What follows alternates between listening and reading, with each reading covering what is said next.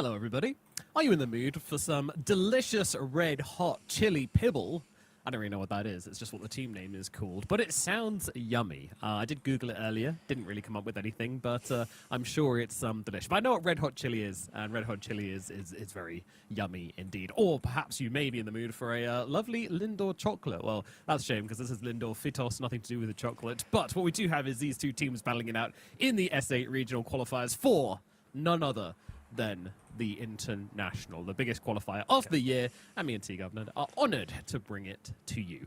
T-Governor, what are we expecting today? Who is going to go forward out of the two teams which we are covering? Honestly, mate, I don't know. I really don't. Like, at some point, we'll probably show you the bracket, and I look at the teams that we have down here, and it is a bit of a hot mess, these four teams. They are struggling. They are trying to find their footing. They're trying to understand what they are kind of as a team, because when you look towards upper bracket round 3, those four teams, they're looking fiery, they're looking spicy, they're looking hot, they're looking like the chili pibble that's meant to be. You know, they're the strong contenders. They do look yummy. They do, like a tasty snack on a crisp afternoon. But yeah, when you look towards our lads that we're looking at today, Lindor Fitos, Red Hot, Estabax, and Hokori, there's nothing really to say about the lads. It's just they got to turn up, they got to play their game, they've got to improve since yesterday. Because if they play like they did in the previous days, we are looking at teams that will just be eliminated in today or tomorrow. So I am really hoping that one of these four teams in the lower bracket really kind of changes the narrative of this qualifier. Become the underdog that we want to see. Yeah, I think everything's kind of going as expected so far in this region, and I think the results have been very convincing as well in that regard. So we have an extremely clear hierarchy where LGD and PlayTime are your top two, no contest. Then you've got the next two, which are Amaru and Team Nemesis, also looking pretty good. And then we kind of just left with the rest. But, these guys are going to be fighting up pretty hard here to try to prove that the bottom six is capable of threatening those top four positions. And here you go. Lindor Fitos versus Red Hot Chili Pibble is going to be the series we're covering them. We're into Estabax versus Hokori. That's an exciting one. We get to see a little bit of Parker versus... Hokori's carry is Lumia. Parker versus Lumia. Content, that's going to be entertaining. Then it's up to the upper bracket for Amaru versus LGD and Team Nemesis versus Playtime. I'm not going to give you the chance to say what your game of the day is because I'm going to steal it. My game of the day is definitely Team Nemesis versus Playtime. I think this is the first big test for Nemesis here in these qualifiers, and this is a star-studded team. In case you didn't realize, this organization have moved to SA. It's Rubicon, Analog, Jabs, Lelis, Yamsun, and these guys are looking to win. And they could take it off Playtime if they bring their A game, but Playtime very strong indeed. Wrong.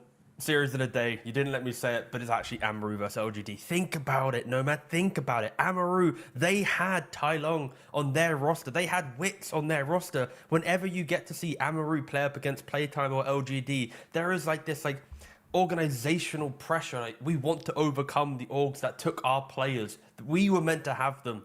So now it's a grudge match. Amaru, LGD. Amaru, of course, wants to push LGD aside.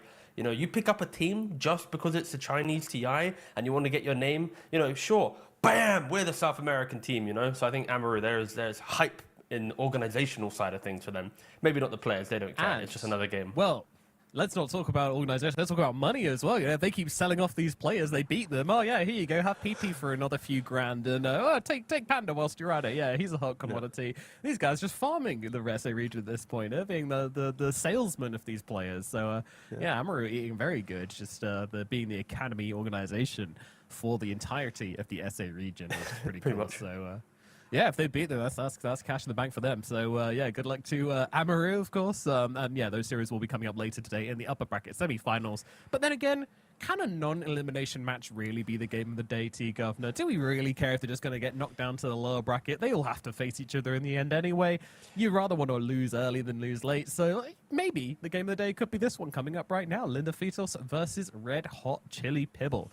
I'm certainly excited for it. Ketoro, I love watching this guy play. I love watching him try to carry these games. It's very exciting. MJZ helping him out as well on the position 4. Two huge names in Red Hot Chili Pibble, leading these sort of newer players. Some names to be made here. Can Lalatroni really prove himself as a mid laner, fitting of the SA new blood new generation coming up here. And all these players, of course, being inspired by LGD's performance on the international stage. They get to see Tai Lung coming up as a new guy who's never really played international Dota before, comes in this year. He's playing in the grand finals already, and he's doing great. He's very, very strong. And I think this is going to encourage so many of these younger players in the SA region to come forward to really grind it out.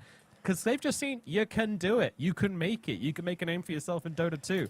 There is still a pipeline to be followed, and SA region is one of the best regions to do that. It's still very open. There's not too much elitism here. You can always field a team, make it to the qualifiers, and show what you're worth. So that's what everybody's going to be fighting for. So talk to me a little bit about the other side of the coin. Talk to me about Lindofitos, because we did manage to cast them on day number 1 against X5.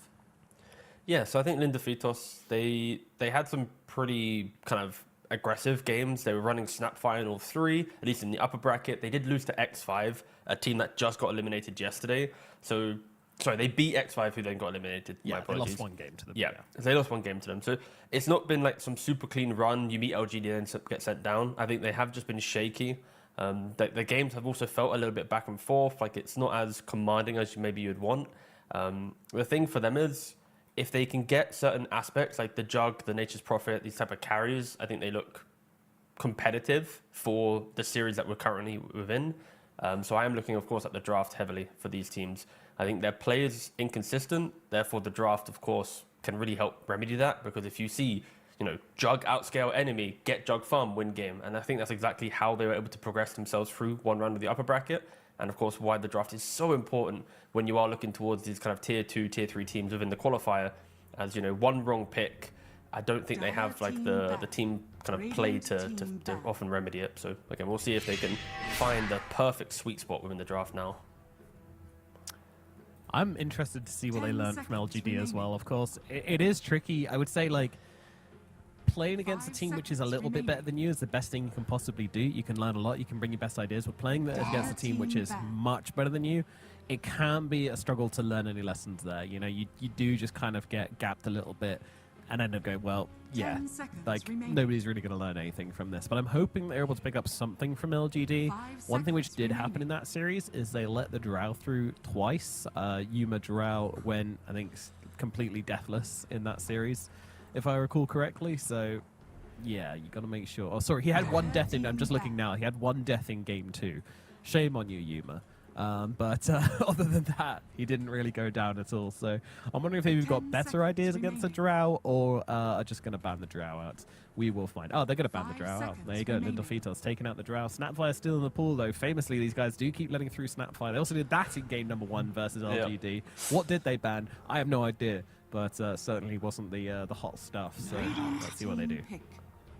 Also, going back to the previous point before the draft started about the kind of Tai Lung and players stepping up in the region, you also have to think about like the future of Dota and how for South America right now, it is the dominant region in Americas. Of course, for the international, you probably won't see a blend of North and South America because of ping. But I could see like other tournaments down the line combining Americas and doing other things, and then it kind of puts more pressure on, North America Gamer Legion. If PlayTime and LGD step up and continue their form, they get invited to events. You're opening up now the +1, the +2 of another region to get that spot. So I feel like even if you aren't qualifying to this TI potentially, if you are to be eliminated now, I think the future of South America Dota is just incredibly strong when you compare it to North America, and you shouldn't be disheartened at all. If we consider EEU and WEU to be the same region in just the Europes, then you're kind of looking at SA being the 3rd strongest region behind China, which is pretty cool. Previously they have trailed behind SEA a little bit. A long time ago they used to trail behind NA, but that's kind of a thing of the past now. But yeah, pretty firmly in that 3rd position, especially having made themselves into a grand final recently. So yeah, I'm very excited to see how this region grows and how that kind of echoes through the region. Again, like, it's been a long road for SA, but they have never stopped playing. They have never stopped grinding. They've never had qualifiers which haven't been just full of players looking to kind of do their best and play their hardest and give it their all. So there's always been the passion in the region. You can never for sure. that. No, they have kind of stuck through it. I think that the main thing for South America is kind of the flow of like where the players are from. Like South America was like Brazilian dominated, then it was Peruvian dominated, then it was a hybrid domination, and now we're kind of we then went back to Peru. Now we're kind of in hybrid because LGD, of course, having 2 Brazilians, Peruvian, Bolivian, and then Yuma, who has like more passports than I have, like fingers on my hand. I feel like my guy's just connected. But there's is the beauty of different countries of the regionals for stepping up. But alas, we do have the draft. First pick Keeper of Light, again, very potent in the 4 role. Sure, Chakra is a very good spell to buff up other heroes' ability to use spells. But the healing is what people I think talk about a lot more nowadays. Having the Holy Locket Illuminate heal just buffs up certain fights. So I don't mind the Nyx Assassin response. It's a very classic response. I press Carapace on your Illuminate. I stun you, then I chase you down with Vendetta and get the kill. But it's okay. I just don't know if Keeper of Light really cares when you're playing more towards heal and amp. Yeah, I was thinking the same thing. I'm like, okay, you're in the back of the team fight, you use your Illuminate, and then you're waiting for Illuminate to be off cooldown, and they're like, oh, I'm stunned. Okay, I was just going to stand here really. Maybe I'll cast a Solar Bind or something, but there wasn't going to be much more coming out from me there, so whatever. Yeah. I don't think it's like a hard counter unless the Coddle's mid, which it won't be. But yeah, I do love the Holy Locket Shard build. I think it's really cool. Disruptor going to come out next for Red Hot Chili Pibble. Their adorable logo. Shout out. The banana, the strawberry, and the pug.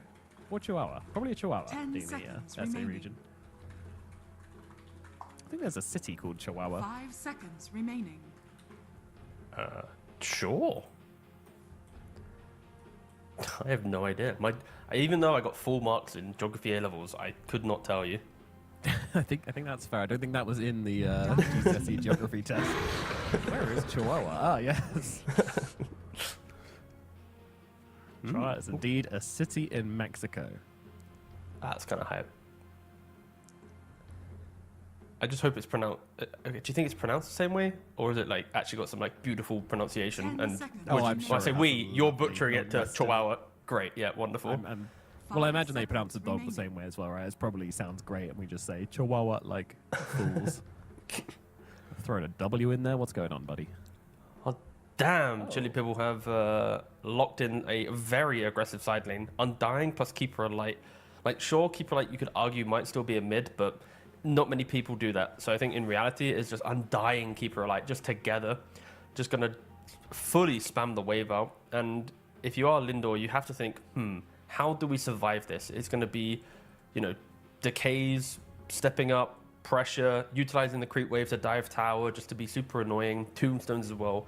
So like you might opt for a carry that can just wave shove, like a gyrocopter or something. We don't see it too often. Or a position 5 that has like an immense amount of healing. So then you can just kind of kite and bait and just survive yourself through what is going to be a really annoying lane. But yeah, wave shove or survivability. They have to pick one direction for this type of lane. Which direction do they go in? Probably depends on the carry they're against. Snapfire does get grabbed by Linda Fitos. They're pretty late into the draft as well. And being able to grab the Nyx, there's not like that classic Snapfire counter is always pretty nice, of course. Nyx has definitely fallen down the estimations when it comes to Snapfire counters because this hero is no longer all about kisses. Yeah, kisses are a big part of it, but also you just get in there with the Blink Dagger and mess people up. Ench going to be the pickup here on the POS 5. So if they are to pick the carry right now, knowing they're playing into Undying Coddle, most likely, it does mean Snap can be flexed between offlane to mid to the very end of the draft. So it's kind of a cool little flex to play on. But with the Enchantress pickup, they do have the healing aspect. I am expecting Enchantress to max second and third spell, take over creeps, have the heal, try and find wins to play, and they aren't going for wave shove. It is sustainability is the approach that they've gone for. Of course, Faceless Void against Keeper of Light, you get hit by the Illuminate, then you press Time Walk, guess what, you're full HP. But if you are wasting your Time Walk for the Illuminate, and there's a Tombstone down, there's still a lot of kill threat, especially if Disruptor comes through the Twin Gate. So I don't mind the pick for like the first 3-4 minutes of the laning. I am just potentially worried of as levels come into play when Disruptor also gets thrown into the mix, the pick might not feel as good in laning phase at least. In the game, sure, very good. time dilation is incredible against the first 3 picks. Like, I cannot understate how OP this spell will feel like pre-Lotus Orbs and Dispels that maybe these guys can pick up. Yeah, you know, I'm a big noob and I always forget about time dilation when playing like Coddle or something. I'm just like, why are none of my spells up? What is happening? Oh yeah, time dilation. Right, yeah, that's a thing. It hurts. And very annoying against any hero with multiple low cooldowns, so yeah. What a pick. And of course synergizes beautifully with their team as well. I love it. Radiant team back. Taylor's all this time. You throw down a Chronosphere, you throw down some kisses, you're gonna have a bad day. Doesn't matter who you are. Doesn't matter if you're tiny, you're not dying, and dying with Ags with 12,000 HP. Yeah, then you could probably survive it. Fair enough. But anything else, you are dropping like a rock. But they do have quite nice anti-Chronosphere measures. I mean, you've got at least the glimpse to mess up the void a little bit. More importantly, you've got Tombstone save, which is great. You've got Blinding Light, which can be annoying. This has been a lot of point of contention with Coddle players where generally people have been moving towards a -2-second Illuminate cooldown at 10. Just because you are playing off those heals, you're getting the Shard, which increases your heals, you're getting the Holy Locket, like you said, which increases your heals, which is also going to be good into Chrono. However, some people do go for the Blinding Light in certain matchups when it is really, really value. It's rare, but it's not unseen.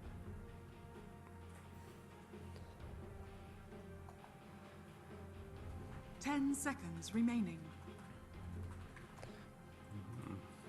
Just trying to think if the Tiny Pickle's good or not. Just still pondering on it.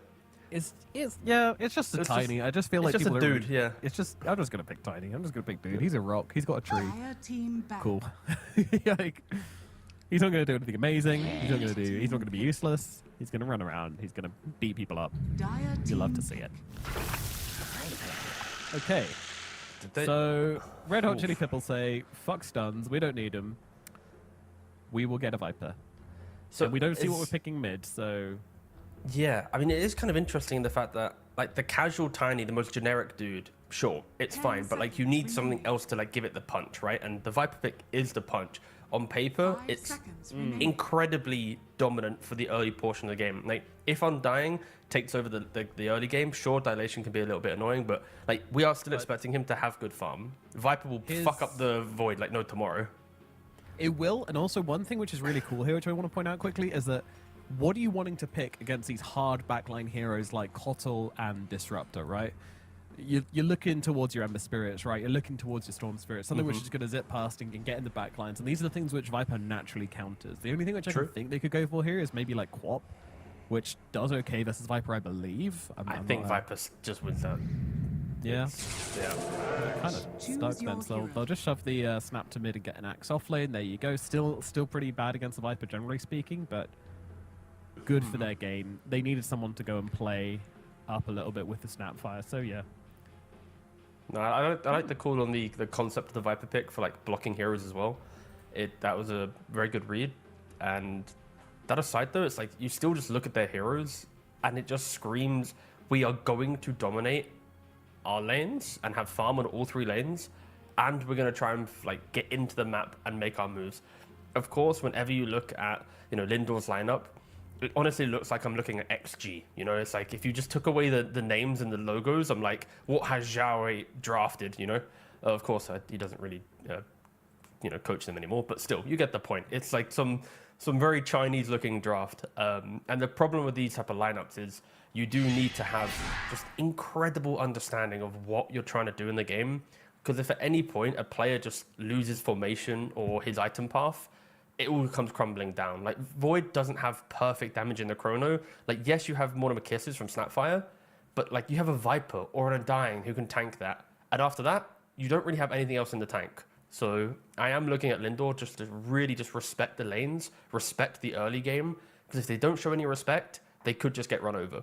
But if they do show that respect, they have that scaling, all the cores are getting like 1, 2, 3 items at the same time and getting pickoffs, their draft will get into the late game. But I am really worried it just won't get to the late game for them if, you know, the Chili Pibble can execute their heroes correctly. Yeah, which, you know, you would imagine they'll be able to. It's not a hard to execute draft in that many ways, right? Like, I think Coddle is the great simplifier. he is just so forgiving. You go in a little too deep. Oh no, up, Illuminate heal comes through. Up, I'm in Chakra Magic, so I get my cooldowns back. He really is like, with a good coddle on your team, you're able to make so many mistakes and overextend and not really be punished too much for it. And there's not a ton of burst on this team either. You know, beyond the Snapfire, it's a little bit... Okay, Snapfire Nyx, they can just blow somebody up, right? But once that's used, there is a lot of forgiveness there, so we'll see. I really like what Red Hot Chili Pibble have done in this draft, though. I think... Yeah. Like, if you were to say, like, what At the draft same would you time, want- I don't think they're going to win. Well, you don't believe in the constant... No, I believe in them. I believe. No, at some point they have to go high ground, T-Gum. That's my fear. They can go high ground with the Viper Shard and the tree with the tiny. Like, that. They got options. They got options. Honestly, it's like... Okay. I feel like if I'm you on were board. to ask I'm on me... board. I believe in the Like- Pibble. Like, ask blind without any logic of like their position in the tournament or this. Like, which draft would you rather see? Like, I think the left draft, it has everything you want to win a Dota game through the timings.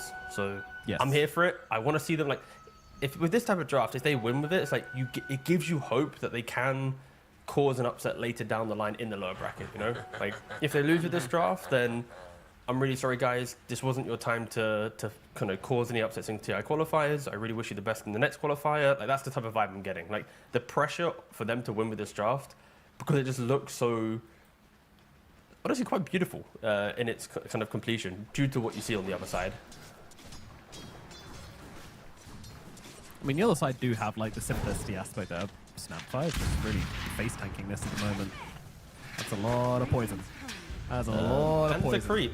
He's That's dead. a lot of poison. That's a lot of poison, T, Governor. Yeah, no, 100%. No, he got absolutely bodied by Latalatroni. Well, I am upset though, because we didn't even get to cast these guys yesterday, because the opponent saw Red Hot Chili Pibble, and then they were so scared about this team they didn't even turn up, aka just the mid lane. So that alone. The boy did not show up. Yeah, we still Yeah. don't know why. We don't have that information. But look at their banner. I mean, can we just appreciate this for a second? It's absolutely beautiful. Again, no AI slop here. This is some handmade, beautiful. Look at that. It's just perfect. Yeah, Void's getting a little bit flustered here. He's got the time walk away. Little Dude, if you strawberry baited- chihuahua thing. It's so good. If you baited Obs away from watching the Void die, I'd have been Loki just mauled for the rest of the game. I don't know why, but I'd have been giving you sassy answers for every question. Oh, no, not sassy to Governor. I know I've upset him when he starts giving me the. Yep.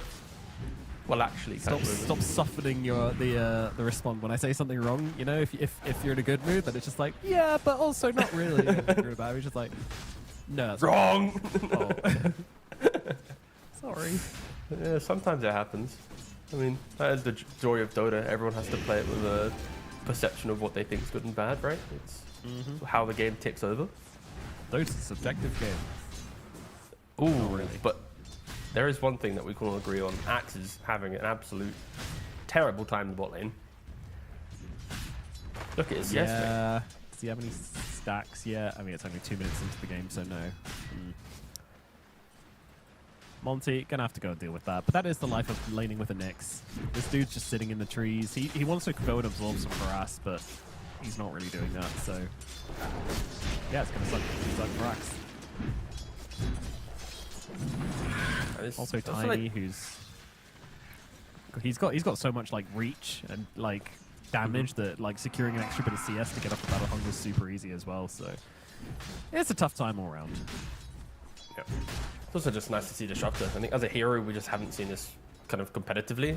And Yo, that was I think with Prada and even Panda, two South American players, like they kind of keep the hero a bit more alive.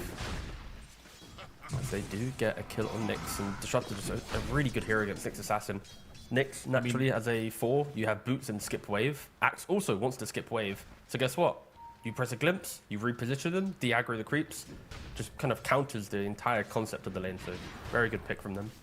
It was also very specialist because he used electromagnetic repulsion to body block the Lotus pool. So first someone got knocked back, then when they tried to come in again, he went for the manual body blocks to make sure they couldn't contest the Lotus. He gets the Lotus, he doesn't die either.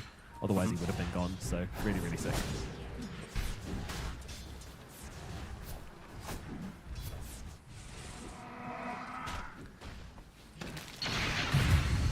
building up a very good net worth lead, even if the disruptor dies, which is a bit of a blunder from how well the laning phase was going.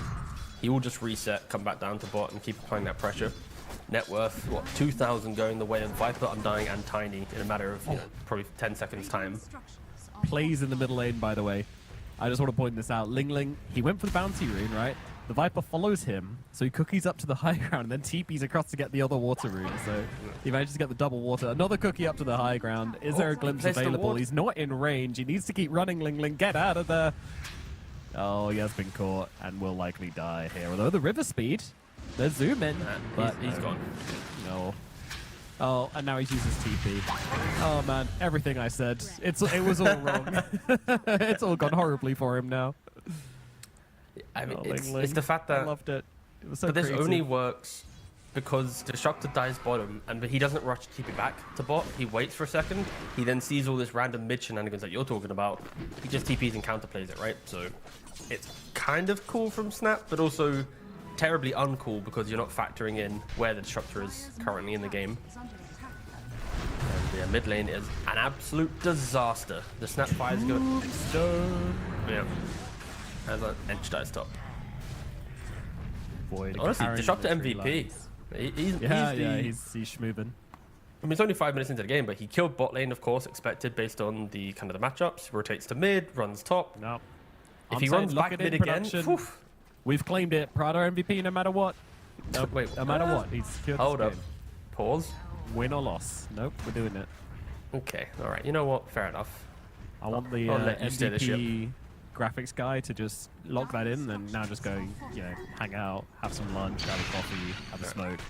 Enjoy the rest of your day. You're off the clock for an hour. Prada is getting low, but gets out, glimpse away, but the Snapfire gonna TP back and does go to the fountain. Whew, I was worried that Ling Ling was going somewhere else there and they would just die to the poisons, but no. Goes to the fountain, does survive. But surviving is about all he's doing on this Snapfire at the moment.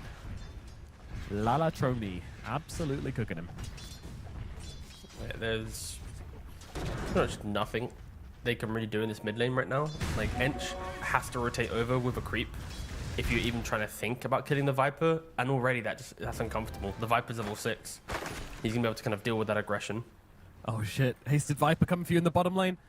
Prada though, doesn't quite set his eyes on NYW. Of course it's nighttime, so he doesn't quite see him yet. NYW seems to know something is up here. Burying himself deep into the tree line. Oh, he had a ward down, so he knows exactly what's going on. He'll try and farm the safest camp he possibly can. And he's going to be able to survive.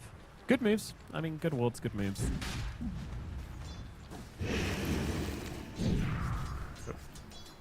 Kind of luckily that they're opting to go for the chase, right? Because 7-minute mark, they're going to go for the Wisdom. Monkey's going to take it. The next Assassin, Keeper Light taking the top side of the map.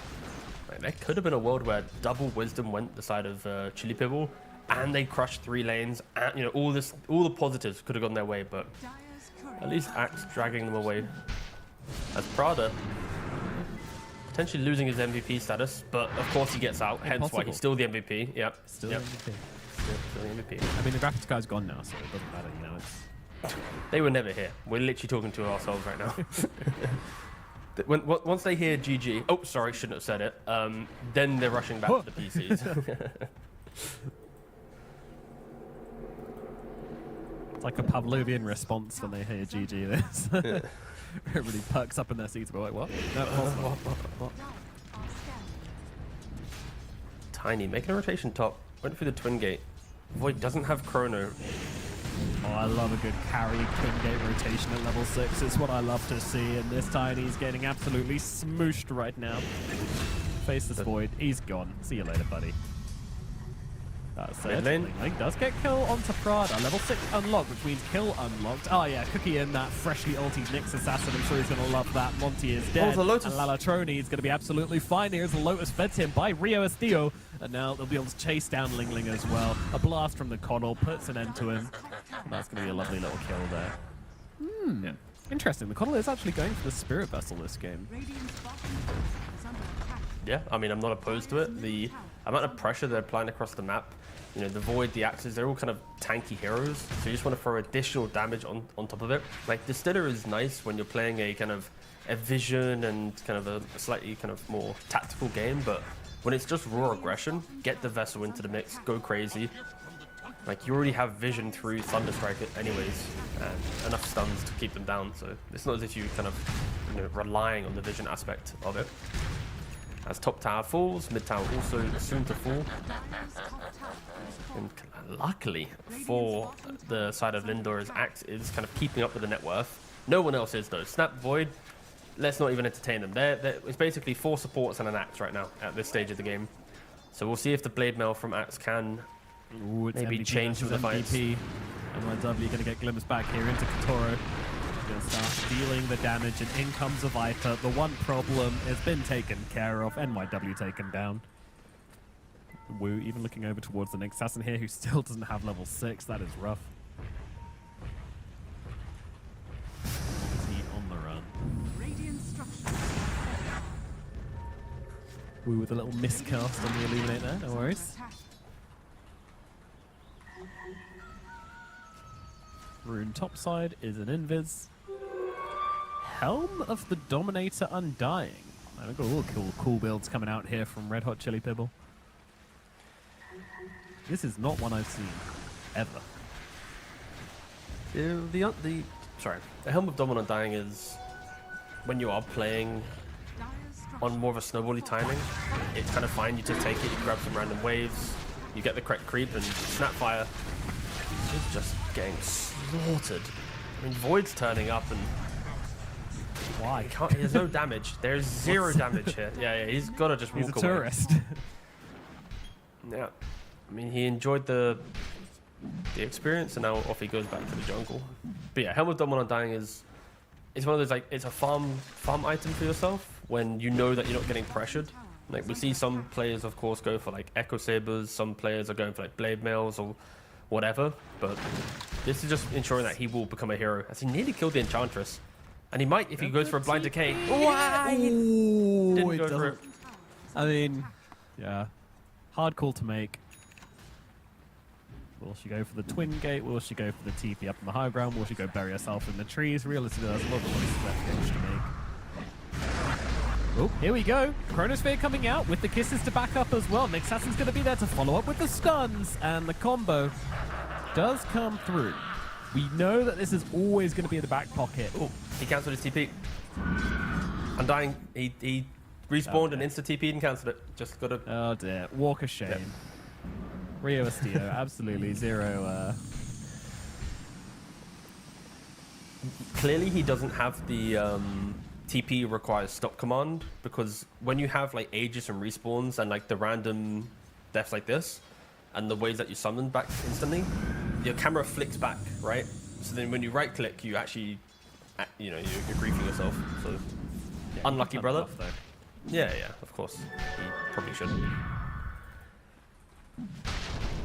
The game has stabilized a tad for Lindor, mainly because Red Hot Chili Pibble haven't been bringing like overwhelming numbers to try and kind of take over areas. They're kind of going for like the little poke move and then the reset, and that is enabling the kind of the net worth to be stabilized. Of course, Red Hot Chili Pibble, they need to understand the fact that stopping Void and Battle Fury is the key thing. Like, when you look at this guy's inventory, if he can have this amount of despair for like another 7 minutes of the game, maybe 10, you know the game's completely in your favor. But you leave him uncontested, you give him like another kill where he's assisted by Snapfire, Nyx, and kills off an Undying or whatever, he's going to suddenly get Battle Fury, and then he's going to be top net worth. And you know, when you take a Void versus a Tiny scaling to the late game with items, of course you're going to want the Void. But he does actually walk into the Time walk. Oh, he doesn't get it off. Katoro coming in from behind the tree lines there. Avalanche stun. Catches him out. And now, well, they're just going to keep the pressure going. They've got the Coddle to heal them all up, to slow down the enemies as well. A double kill for Rio Castillo as he goes in for more. Monty in the tree line will not be able to escape this. He's burying his head in the trees. Beautiful spiked carapace, but only delaying the inevitable. Monty to full. Rio with the triple. Absolutely dominating this game on Red Hot Chili Pibble. Yeah, they're powered up. They didn't get to play yesterday, so they're just overplaying today. Yeah, this is exactly what you want to see, right, from this type of lineup. Just they hadn't really done it, and I was just critiquing why the 4,000 gold lead was only 4,000 was because of the lack of bringing 5 heroes. And as soon as I finished saying that, boom, 5 heroes, killing heroes, taking tier 2. The Void, of course, did make a mistake. He went from farming jungle, and then he time walked into the creep wave underneath the tier 2. So there was, again, what, 4 seconds of post time walk that he was unable to, you know, cast it again. And then he is being pressured. But as they died top, they just mass appeared bottom to then kill Axe. You show on a wave, you are going to die. That is the value of Disruptor. And just the speed in which they're playing. The Tiny also opting to go for a Blink Dagger as his second item. Big fan of it. Anytime you hear me talk about Tiny, it's always this discussion about Silver Edge versus Blink. I really feel like Blink should just be the default in these type of games when you have just raw aggression on everyone else. Middle tower is under attack.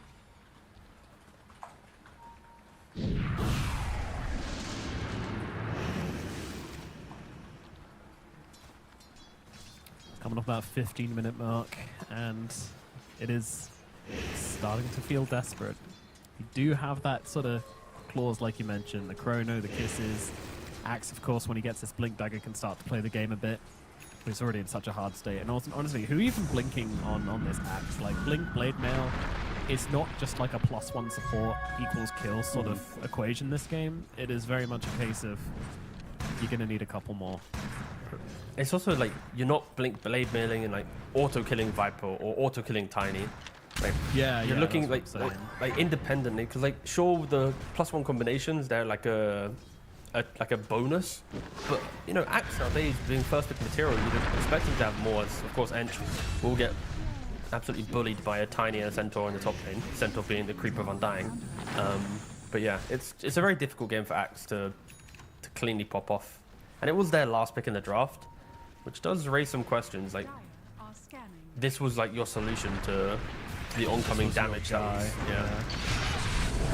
good opportunity here to go in onto the Tiny, and it's a decent target, but look at the Coddle heals just coming through onto Katoro. It's keeping him alive for now, but the Scatterglass will find him, and they do get the kill. It's a triple for Katoro, but he does pay the price, and you won't be escaping Ling Ling, as the glimpse is going to be there, and Rio just still completely uncontested on this Undying. Dire's top tower is under They are attack. getting absolutely slaughtered, and I'm really happy for Red Hot Chili Pebble. Like when you asked about the drafts, which one I preferred, like I was envisioning we this wanted to style. see. Yeah, this is the gameplay. This is the momentum, the damage, the laning, like everything that they gave themselves. They are currently kind of acting on. They're operating on, you know, full cylinders, ensuring that none of their heroes are feeling like a problem or a weakness. They are truly thriving, and I'm happy to see it. I feel like we have seen some games, especially on our coverage of kind of the lower bracket run, where the drafts haven't really been kind of treated with the respect they deserve, because the drafts, some of them were good, just the execution didn't match. But here it is, like I said, extremely refreshing to see this, as Prado is just running into the, oh my golly gosh. That's the thing. Not sure that needed to happen, but sometimes, you know, you just want to go and get that ward in the high ground. The team says, we want to go fight in the triangle. You say as a support, got it, boss. Ward's going down, no matter what. Is under attack. Got to respect it. 2 kills gained, but yeah, pretty questionable death given away. All good though. Dire's middle Not going to slow them down a whole lot. So just keep the pressure coming.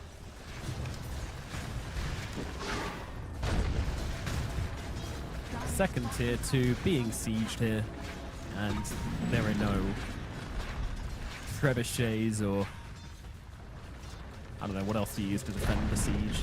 Trebuchets are used for siege. Repair kit. Defending No, a you use siege. repair kit. Repair kit, yeah. The medieval times of people whipping out their repair kits mid-siege. Getting in through the wall. I'll just repair it real quick. No worries. Oh, okay. NYW being run down. Axe having one of the sad Axe games I've seen in a while. Horrible lane, recovered nicely into horrible mid game. And it's a tough Axe game. There's no sugarcoating it. Radiant's middle tower has fallen. Yeah, it's just immense greed within the draft. I think individually you can make a case that certain heroes made sense, but once you put them all together as a complete draft, it really just didn't function. in the first 20 minutes. And unfortunately, in competitive Dota, especially as you progress deeper into qualifiers, these type of drafts won't survive. Like you're not gonna get a free pass to 25 minutes, because when you look at late game in Dota nowadays, it's like you're not talking about 40 minutes, whatever. It's like 25 minutes after the first kind of Tormentor Roshan. Aegis has expired. Kind of that's the entry to kind of like the mid to late game, like when draft should be getting online if you are a slower draft. And yeah, this one, it needs way longer than that. And Chili Pebble are not giving you any room other than Disruptor dying. So it's kind of Disruptor running into these crazy ward missions. They're trying to get more here. The kisses are coming down, but unfortunately, Lingling's just dying in the process. Chrono's going to be there. It is late, but maybe it can get them a kill onto the. Oh my God, he's not even close. He's got absolutely 0 damage. The Battle Fury faceless void is not what you want to see. Oh, that was just tragic for everybody involved. It's sad when you see these heroes, they all want to do something in this fight, all right? Like, the Nyx wants to go in the backlines, pick somebody up and kill them off, can't do it. Snapfire wants to go kill a couple of heroes with Mortimer's Kisses, can't do it. Faces Boys wants a Chrono Spear and at least kill a low health core towards the end of the fight when you're playing in the late game. Can't do it. And Charge just wants to live for a bit with Nature's Attendants. Not happening. Nothing is happening for this team. It's a complete shutout. Yeah. This is now kind of a test on the mentality, I think, of Lindor. Because as a player inside the game, you can feel the pressure just compounding. Like, you know that this is not a game that is like, it's a simple way back in. Like, you're not looking at your Void going, don't worry guys, he's got Battle Fury +1. He only needs 1 more item. No, he needs 2 items. And also he's getting jumped by a Viper who is just jumping in by himself? Oh? T Governor, this is why I said to this draft, it can't have this kind of mistakes. It's really going to cost. I mean, they're too far ahead now for it to matter too much. So we should be all right. But it's like, if they somehow don't finish this game in the next 10 minutes, then that is the point we're going to be looking at and saying, come on, guys. Learning a little bit too much from Prada. Nah, like, this is unlosable for Red Hot Chili Pepper. Unlosable. I got a guarantee. Clip stamped. Sealed. Clip it. Done. There is no way Red Hot Chili Pepper can lose this game. Even with the Viper mini-map clicking into the enemy base, I'm giving him an excuse. He did it on purpose. Damn. Gabe Neal says only 92%. That is a lot. That's a PMA percentage, that's for sure. That is very much. I'm looking at that if I'm Dire and going, oh, cool, we're still in it. Oh. Didn't realize. Axe going for the TP out. Tiny's going to be there though with the toss, and somehow it's just been a triple kill of chaining kills together for Totoro. Just stumbled across 3 kills whilst wandering around the map. Pretty nice.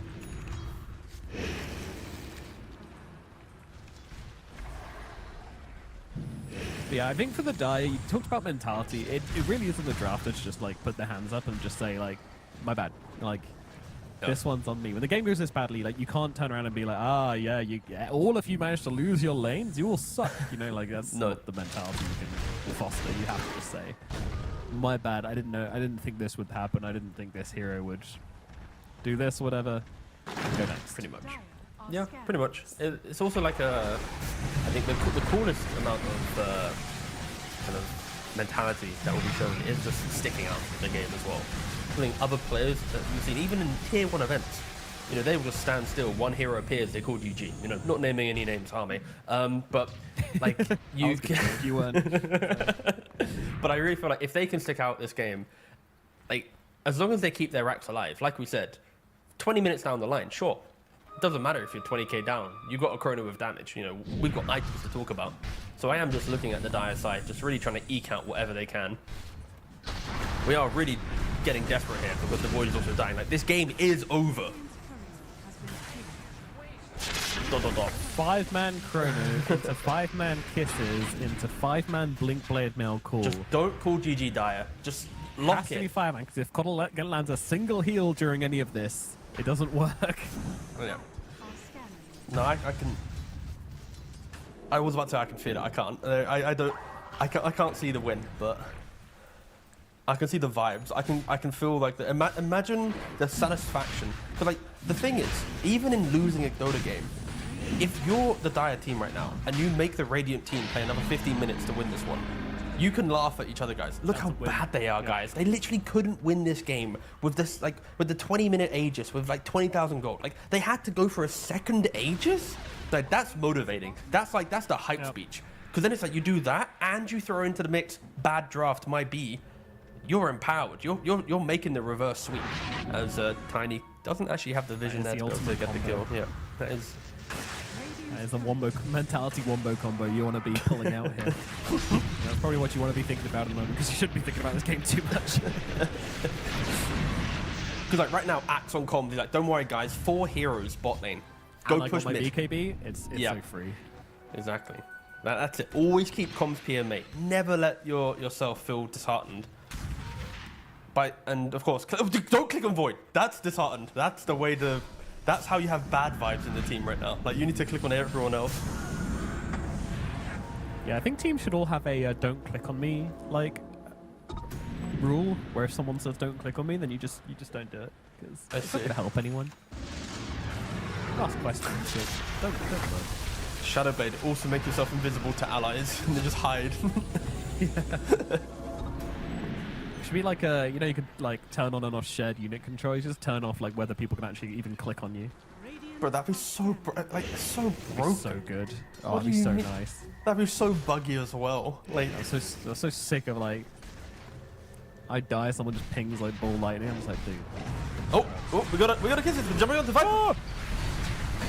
He might die if Coddle stops casting spells. Oh, he didn't stop casting spells. That's Oh, rough. Void's dead. Void's dead instead. He came in for the chrono. Just well, he didn't even manage to do that. Toro was on him already. Don't call GG, Dyer. Lock it in. Might be time. It might be No. time. The true test is knowing. Oh, okay. When to call it. Yeah. When to call it. Yeah. It's time to tap out. No, yeah. Realistically, as maybe you picked up from our kind of analysis on the game, this game kind of was over like 9 to 10 minutes. 40 ago. to 9, T-Governor. 40 to 9 was the scoreline. That's crazy. A 25-minute game. They managed to die 40 times. Yeah, it was. Wow. Yeah. It was an absolute bloodbath. And Look for at Chili Red Hot Pibble, Chili Pepper. Look at the emotion here. These guys just absolutely they're like, yeah, okay. over the moon. Yeah, well, we did it. The good thing, at least for Chili Pibble, is the way in which they won was good draft, understanding their timings. Optimization was nice. Undying going for the Helm of Dom, so whilst he was running around the map with his team, he was still finding that farm. He was maintaining net worth. He wasn't dropping behind like we've seen some off-lane Undyings do when they don't get the kills. You had Prada on a Disruptor hero that we just don't see in the meta get to showcase his strengths, especially into the double melee lane, breaking that rotating mid going top, and then just kind of the symphony of all heroes enabling this map play aggression. If it was Viper TPing for a setup, Disruptor would follow. If it was Disruptor going for a setup, Tiny would be there. Like, it was just a full, set of just harmony of all 5 players. So big respect to Chili Pibble in this game 1. Exactly how this draft was meant to be played. So props to them. And I am looking for them just to, again, run it back in the next game. I want to see any lower bracket team, if they go 2-1 and they progress, I'm expecting them to lose to whoever goes in the next round.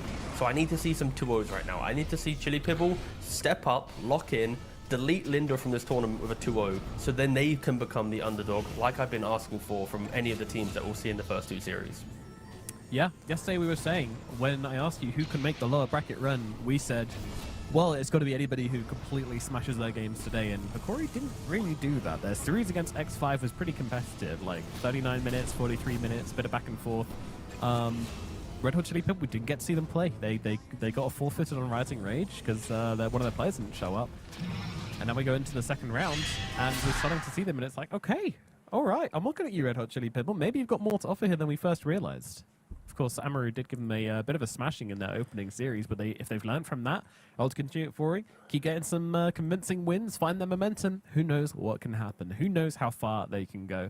Of course, nowhere near entertaining the idea of them threatening for that top spot, the singular spot to TI at this point, but the dream could start here for this team. If they really start to believe, then who knows how far they can take it. But of course, one step at a time. They've got a game 2 to go as of yet, so let's just keep it simple. But I'm most excited to find out who our MVP is going to be. Were production paying attention the first 10 minutes of the cast? Or is it going to go in Don't. another What do you direction? do? Why are you? This is, What do you do? Why are you calling them out like that? What come on. Like, yeah, I don't blame them. There's no, come on. Show not us the much MVP. happening in the first 10 minutes Come on. to really worry about. Let's see. Who's the MVP? Who's it going to be? Yes! Goats. There it is. Let's They're just built different. They're just built different over here. They just watch the games. It's actually crazy. they like Dota 2. Maybe they like our casting. Who knows? No, that's let's not take it too far. No, Let's not chill, get silly chill. here. That's a terrible idea. But yeah, Prada in the early game. I mean, just for that Lotus play alone, I love that. People using these like kind of underrated facets, or used to be facets, now innates, the electromagnetic repulsion, blasting them away from Lotus, and then just being all over the map, securing the early game. He really was the puzzle piece which locked this all together. And Disruptor is such a high skill ceiling hero. Man, if you make this hero work, when you get aggressive, when you go around the map, getting these glimpses off, being annoying, it just enables your heroes. And with a draft like this guy needed to play really, really well. He was the only one, I think, which needed to play like exceptionally well, and he did. So full shout out to Prada. Yes, I fully agree. I have nothing else to say, Nomad, about this beautiful game because the game spoke for itself. The players did their thing, the draft did their thing, and I just want to see it again in a game 2. Well, you've just been hit by a silver edge because it's time for a break. The human body was built to move. Not trapped at a desk in one singular posture for 12 hours a day. It's time your chair evolved. This is Secret Lab Titan Evo. Ergonomically engineered for you. Gamers, hybrid workers, artists. Backing your every move.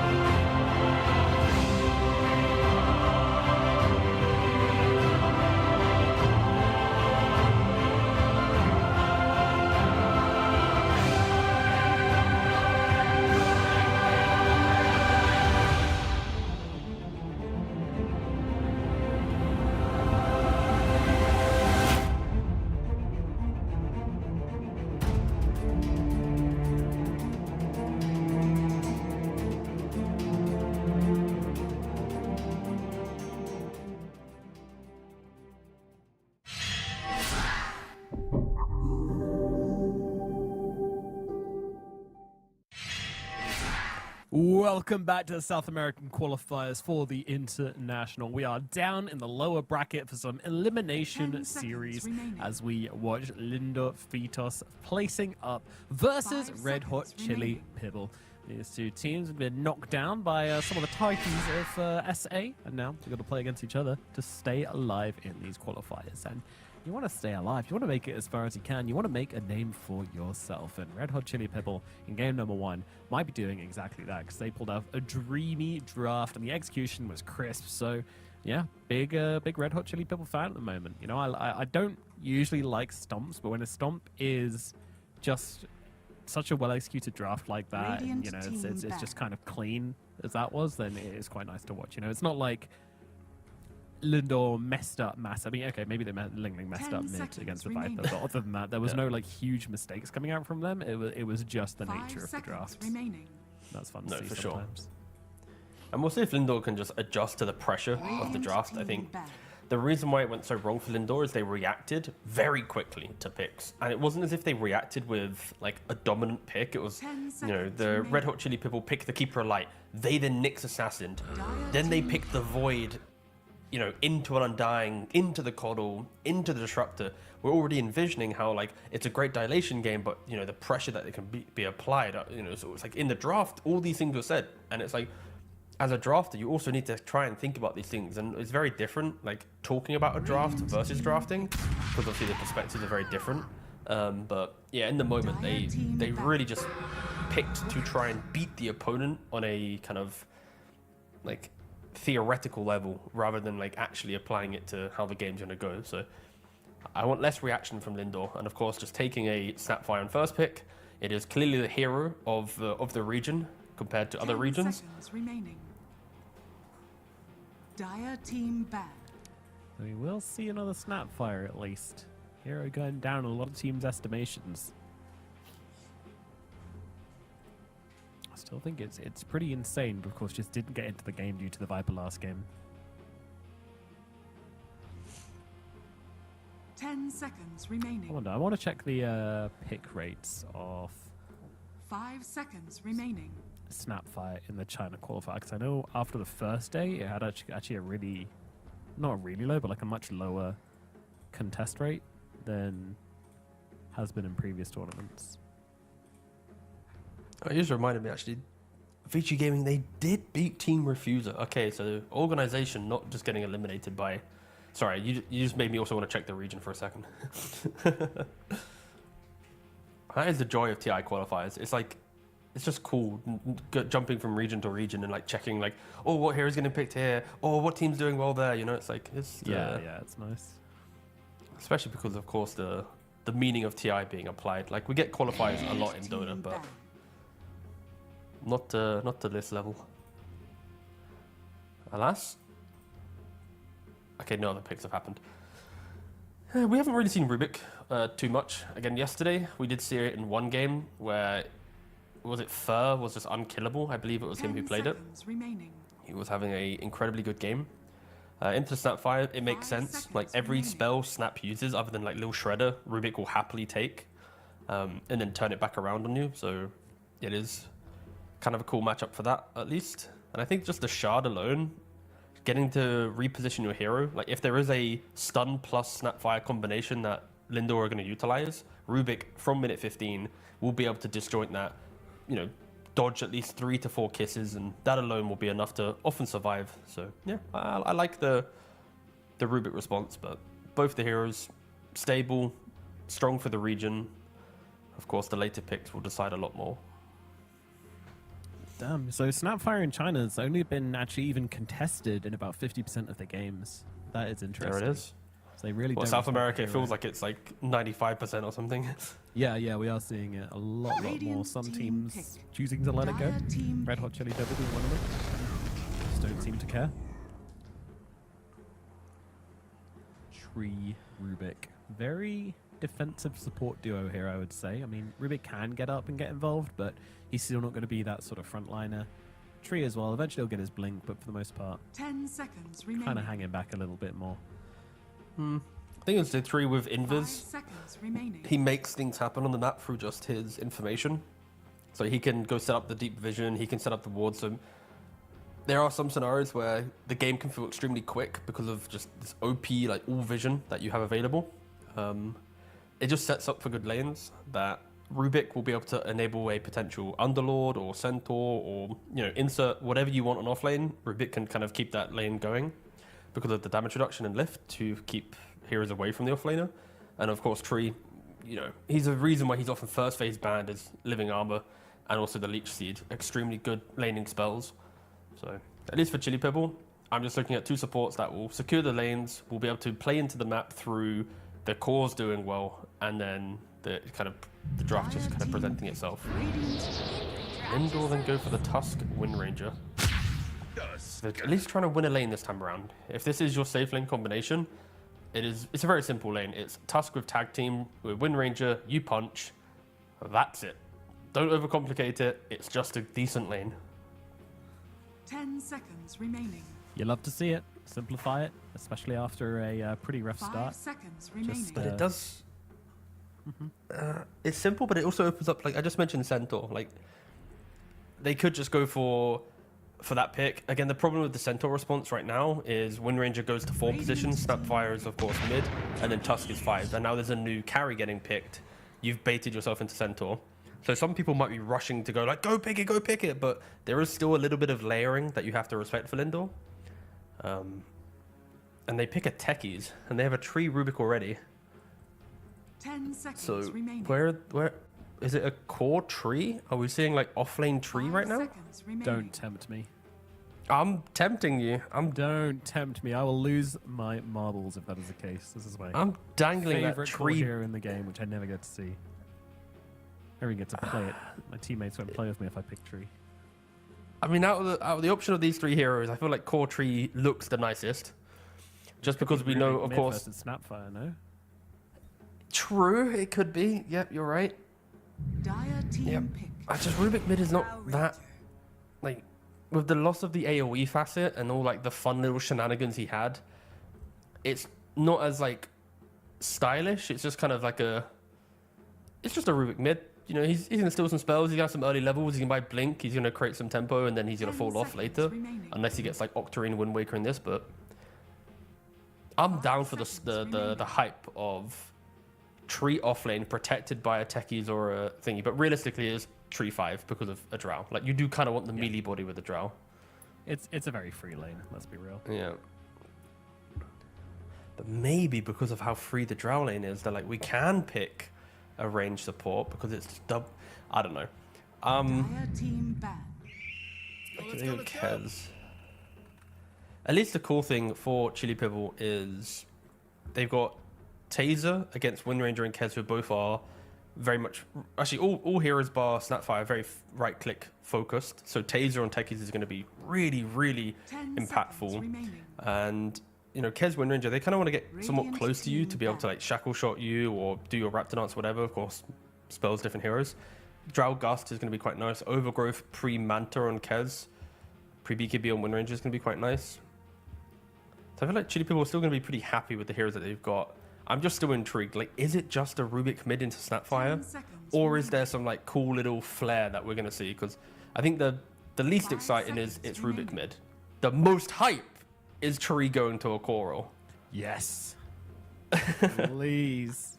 I beg of you, Red Hot Chili Pibble. I already like you. I will love you if you run it. Yeah, I Oh, mean, I you can can see from the dream. bans from Lindor, they are going for the Tide.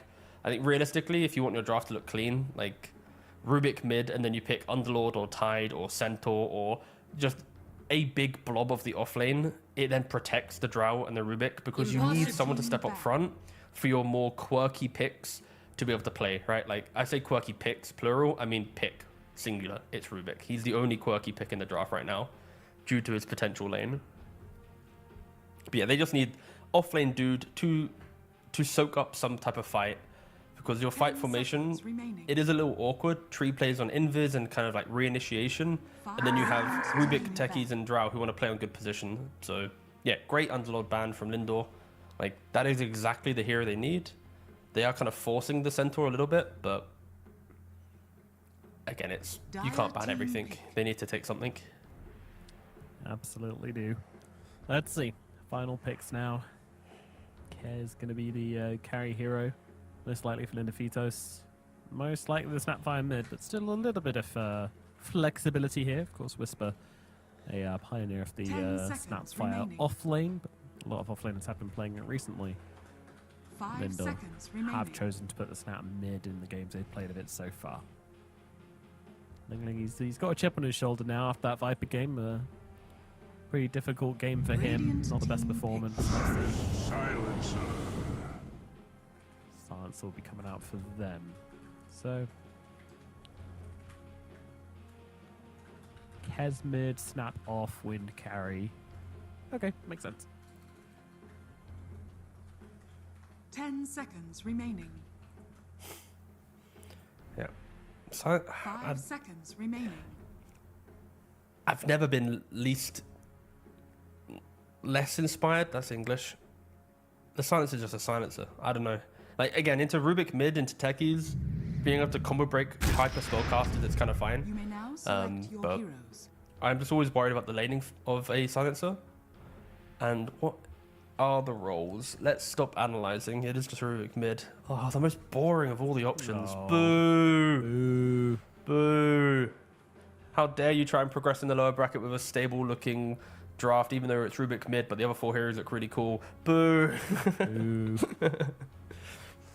I'll be interested I to really see his build though. I think Phylactery might be dead. That's my my hot take as of recent.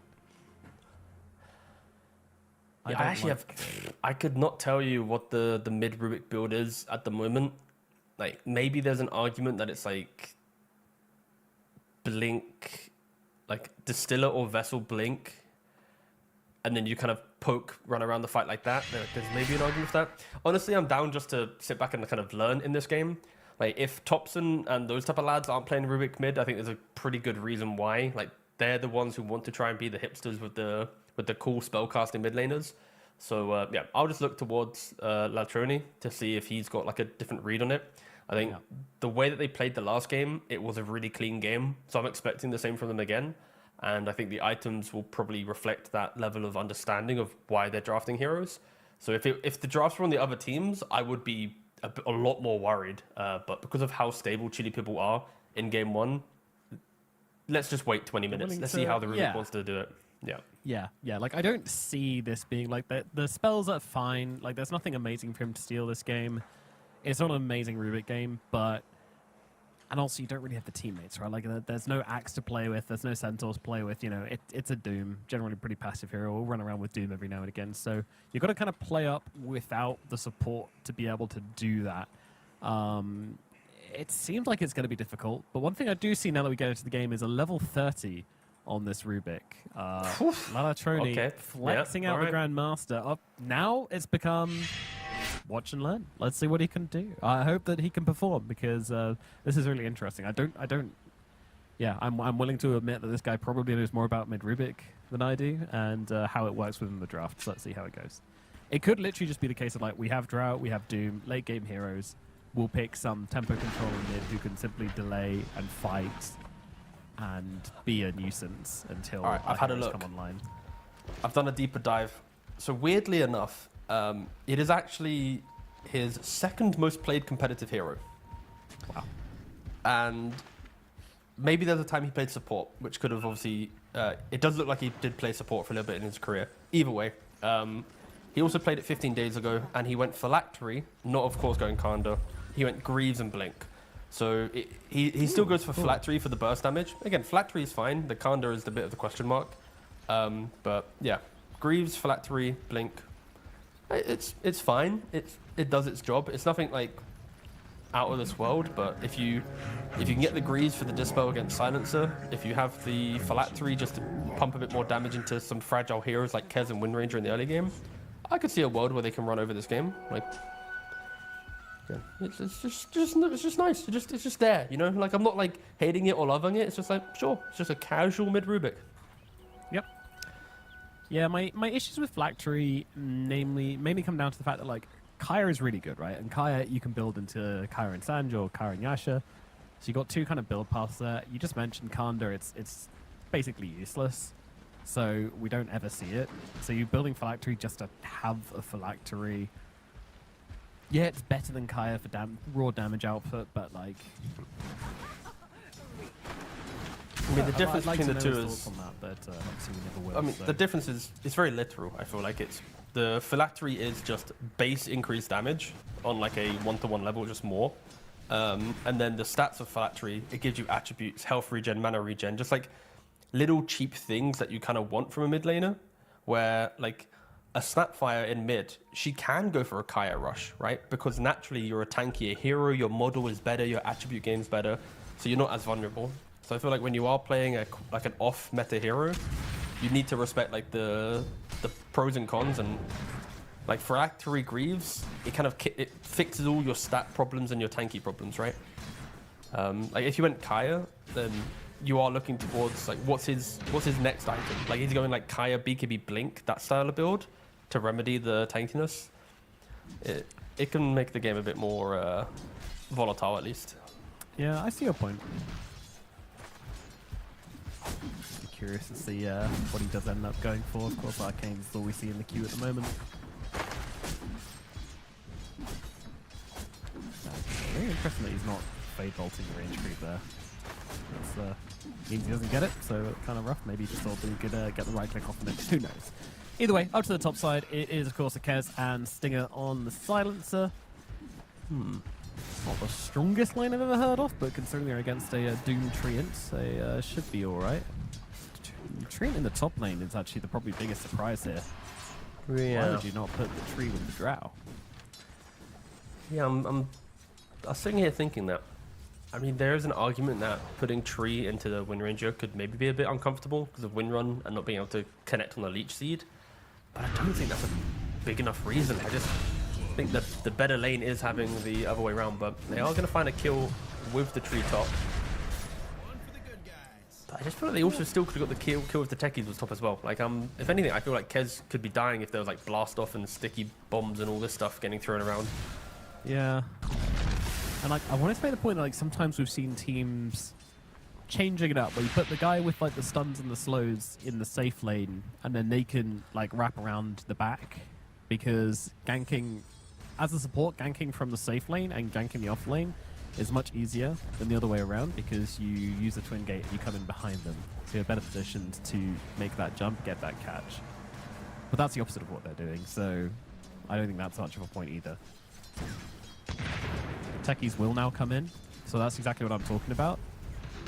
And in fairness, Stinger has dived so far that it has ended up working, so I guess... Sure, why not? I am still yet to see a silencer in the region like actually get through laning phase and not feel like you're a bit of a burden to your team. Like, it is such a weak hero for that, as Monty tries to go into the drow. Monty gets under tower though, tanks the entirety of the multi-shot. He's filled with used Wind arrows Run right now. MYW might just be dead here. That is a really bad death. Oh, Lotus comes through. Okay. So because the techies went for the gank, they get the Lotus, and that allows the Wind to survive there. I mean, it's still an absolute disaster for the disaster class for the combo. Yeah. I mean, MYW and Monty, I think that was our critique of the upper bracket series on day one. These two lads, their laning phase, they were so aggressive, but then they used all their resources for kills that they didn't get. So then they were losing out on net worth, and it's still a problem throughout the lower bracket. You can see it still here. Nice shards into Katora there. This might be a kill. They're TPing in with the silencer. Beautiful blaster from Prada, though, turning things around and getting the kill onto Monty. Still low from the previous engagement. Prada getting low. Stinger manning up here, going aggressively. There's a Fairy Fire coming out. Kota Rose not going to fall to the glaive. He's going to live. 50 HP, survives it all. NYW, of course, also surviving through it, but it's two supports dead. Power shot comes through, doesn't cancel the salve either. Not even that going their way. Rough stuff down in the bottom lane for Lindafitos. Yeah, they keep trying to push the limits, just trying to get more, but I mean, Drow the entire time is just kind of uncontested in that regard. Like, sure, she lives on a sliver of HP, but like, if the Tusk was level 3, if the Wind Ranger was level 4, if they didn't dive to tier 1 earlier to have those levels, these kills would be occurring, right? So I think that the logic of the aggression is fine. It's just like, when the lane is going to in a negative way, that you have to adjust slightly, and they just keep playing like they're in an even or winning lane, and they're not. They're in a losing lane now. Monty just forcing so much aggression that is just hurting the lane. Poor old Silencer. He tried to help, but it's a level 2. He just rocks up, throws some glaives at you. It's pretty adorable, unfortunately. Kez and Rio just kind of going at it here. Rio uses that stick. Silencer still chasing. Can Silencer do something in the lanes? No, he can't get the kill. Oh dear. I mean, they're both understanding how strong they are, right? The Doom has stick, 10 charges. Here comes the Techies. The Hello. Techies, hold up. Okay, yeah, this portal rotations coming out from Red Hot Chili Pibble have just absolutely gotten the better of Linda Fitos.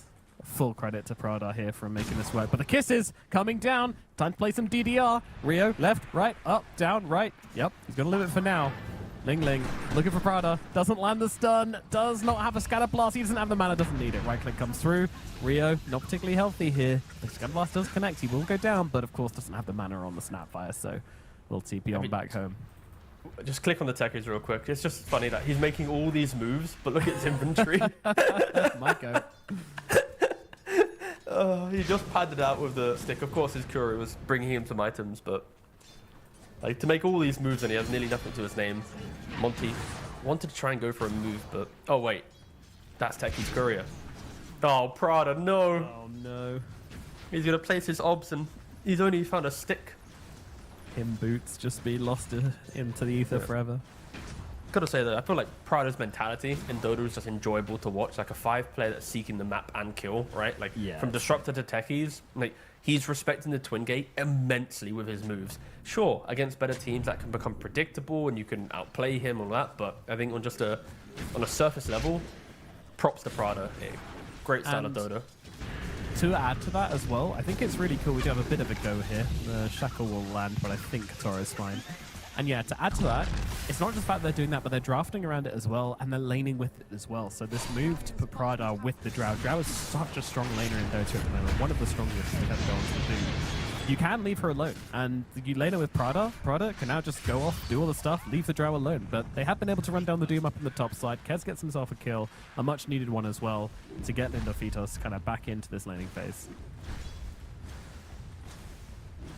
Yeah, they need to find something because we've kind of moved away from the Rubik discussion for a little bit, but he is top net worth right now. Of course, you just steal the spell from Snapfire, you continue to farm up, you can utilize the camps really nicely. He is looking at that phylactery in the quick buy, so there is no kind of random new invention of the Rubik mid. It is just still the same as when facets were in play, at least from how Lalatroni is going to look at it. Again, with the mana boots already, we have to assume that is a Greaves. It feels like a no-brainer into the Silencer. As a Monty is walking into the triangle. Level 4 Tusk. Stinger's here as well. Red Hot Chili's here. They're just going to blow up Stinger. Monty is going to go, and the kisses are giving him cover, but I mean, what can he really do here? Snowball is available. He's going to try and min-max it a bit here. Wu getting low. Maybe the Treant goes down. He does, but Monty trades fly for it. Haste Rune Ling Ling flying in with the backlines here. Kisses stolen from Lalatroni, though. That's going to sting. Now they've got this to work with for the next fight. Got to be so careful now not to give Lalatroni anything with these empowered kisses. I kind of want to see him like shove mid-wave and just TP to a side lane and just full send it into your opponent, right? Like, you have to just identify the fact that Rubik is, you either got to kill him or just run away from him. Like, yeah. Mortimer Kisses in the early game is one of the best spells for Rubik, as he does just TPs to the top lane. 16% spell amp, by the way. With, yeah, he's about to send it into Kez. Look at this. He's gonna hold. Regurgitate on this Kez. Alright, Kez is running away. It has been communicated. I think he TP'd in Vision, though, to be fair. There was a ward on the mid lane, so this wasn't like a blind TP. Oh, and he's also not showing on the wave. Yeah, that's perfectly fine. Probably will take the tower as a response to this. I say probably. There is not a catapult wave, so I retract that. It's only 9 minutes. A wasted rotation from the Rubik. It was exciting in the moment, but... Yes. Uh-oh, Stinger. Oh no, the glob's there for you! Oh, he's okay. busy. Well, there we go. He's caught enough of them. What a beautiful animation. Just props to that Arcana. Do love cubes. Underrated shape. Monty, mate, what are we doing, Chief? He's getting a courier, that's what he's doing. And feeding. Well, he's not dead yet, Nomad. He's not. No. Now you can say the line. He's feet. Thank you. Not realizing that there was a Doom in the neighborhood as well. Maybe there are just two heroes who would have got away with that. As you saw, it's still a little bit close, but alas, 'twas not to be the case.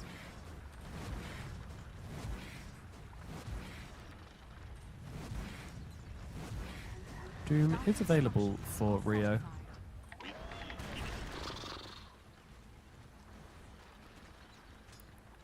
It's not really that easy target to get on top of for him. Maybe a gate rotation if they choose to dive Katara here down the bottom side. The kisses are coming through. The snowball does land as well. It's a nice attempt on Katara, but really it's actually going for Prada instead. But they're going to be able to get both. So really nicely done from Lindor Fitos. Looked greedy, but the commitment was good. Now I jump in. Rubik, he's going to get blown up as well. Nice moves, utilizing the Snapfire this game much, much better. Ling Ling opens up on the bottom lane and lands them 3 good kills and a tower. Yeah, and it's just a much nicer move, right? The idea that you rotate through, use the catapult, get the kill. Like, you saw how Rubik went top. It was like away from the catapult cycle. So even though he rotated and scared the Kez away, like, there was no map pressure.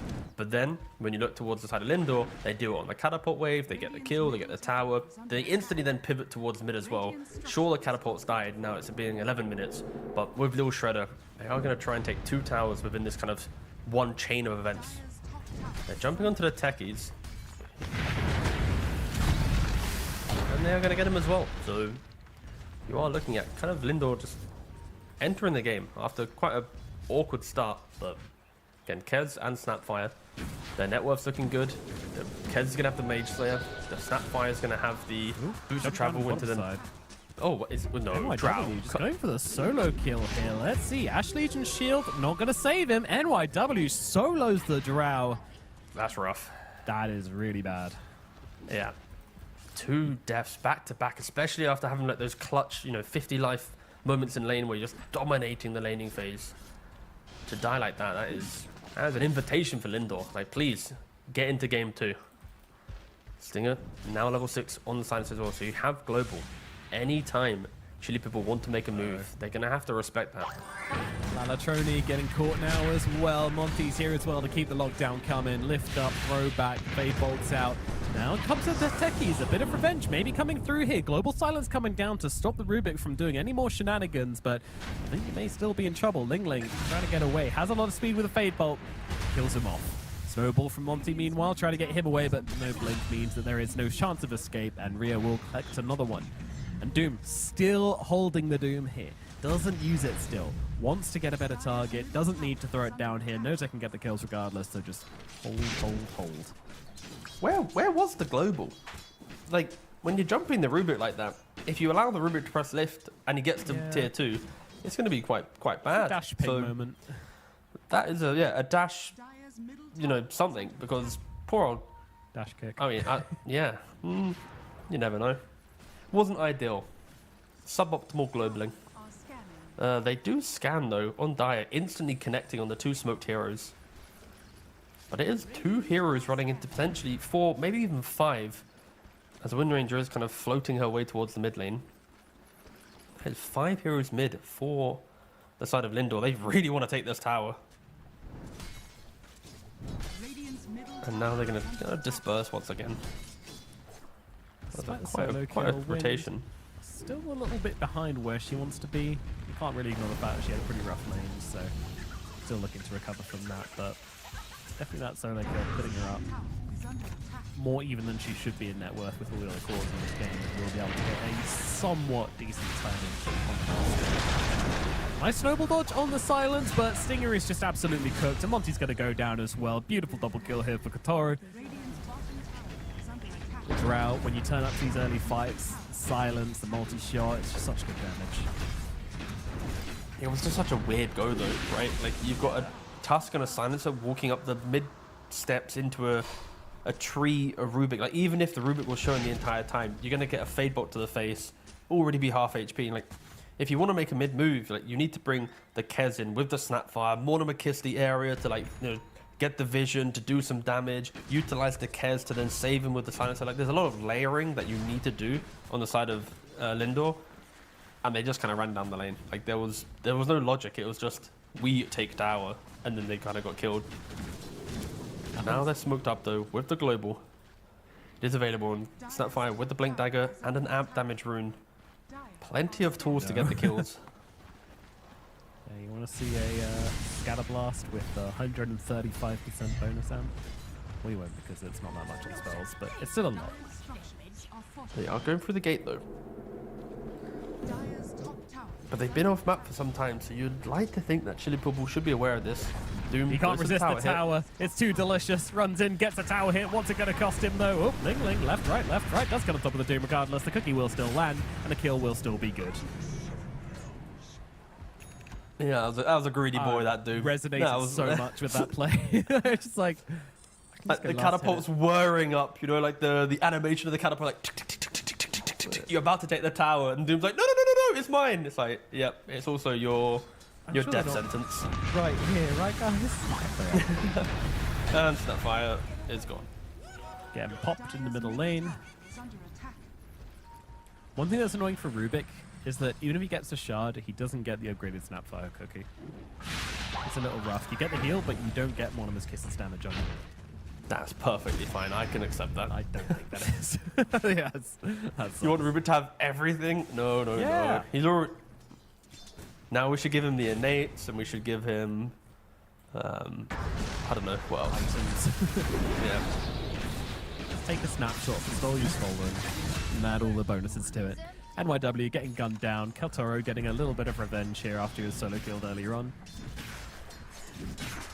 Mid lane, they're looking at Monty. Doom is finally going to be used here onto a Sansa of all heroes, and probably not going to get the kill if Sansa can run away with it, which is looking like he can. Monty going to be the next target, but in comes a Kez looking to get involved in the fight here, and with the kisses coming out over the top as well. Might be enough to kill off Wu. Yeah, Wu will go down. Rio. Pretty sure that was the first Doom of the game, and not the greatest. Less than ideal. It feels like the move where it's like, if the tree was already in position, and then it's like Doom into instant root on Silencer, sure, you're going to get the kill, but they just were a little bit out of position, as now Kez is getting jumped. 4 seconds for the Ravens fail. 1. Invis is out, no detection is going to be available, so the Kez can just run away. The Kez is going for a very aggressive build as well, right? Of course, Mage Slayer, it's a standard item for him, but going straight for the Manta, like not going back for Deso, not trying to go for the damage. He understands the importance of getting rid of the overgrowth of the tree, the silence of the drow. When Kez plays this matchup, you will always try to get on melee range. As Stinger is trying to juke his way away. He doesn't have the 4 stuff, so it's just a matter of him walking into his own demise. But yeah, I kind of respect the Kez going straight for the Manta. It does really give a mentality of like, I need to be ready to fight, and I can't just get killed by a single gust. As Monty was trying to farm his Blink Dagger in the mid lane, and once again, this mid lane is just... Yeah, if you go here, you are going to die. That is one thing that Chili Purple have done exceptionally well of in this game, is just assassinating the mid-wave pusher.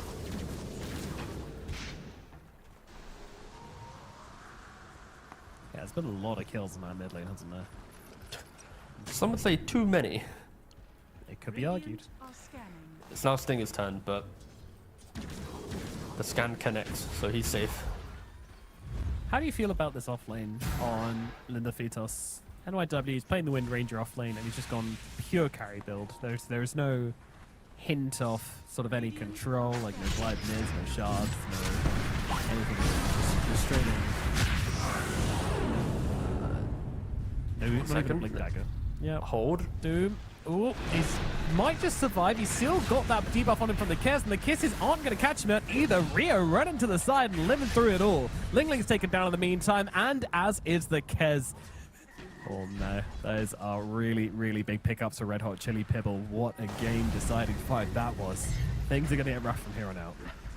Yeah, I mean, to your question as well, I personally just despise Wind Ranger offlane. It's like, I rarely will see a draft in which it makes drafting sense. Like when you look at Doom right now on screen, right? You've got the drum, you've got Consecrated Wraps, he's looking at BKB. Like everything he does pushes his team to go, guys, play around me, utilize your toolkit.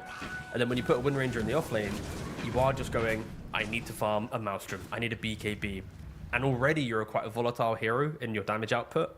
So if you get hurt in laning phase, if you have to play comeback, you are just constantly just a hindrance to your team making moves.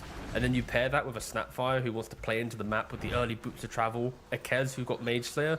It's just dysfunctional, in my opinion. And sure, it might win this game if you fast forward to 30, 35 minutes and everyone's got items and, the trajectory there was not punished. But, yeah, I just kind of hate the hero in the offlane.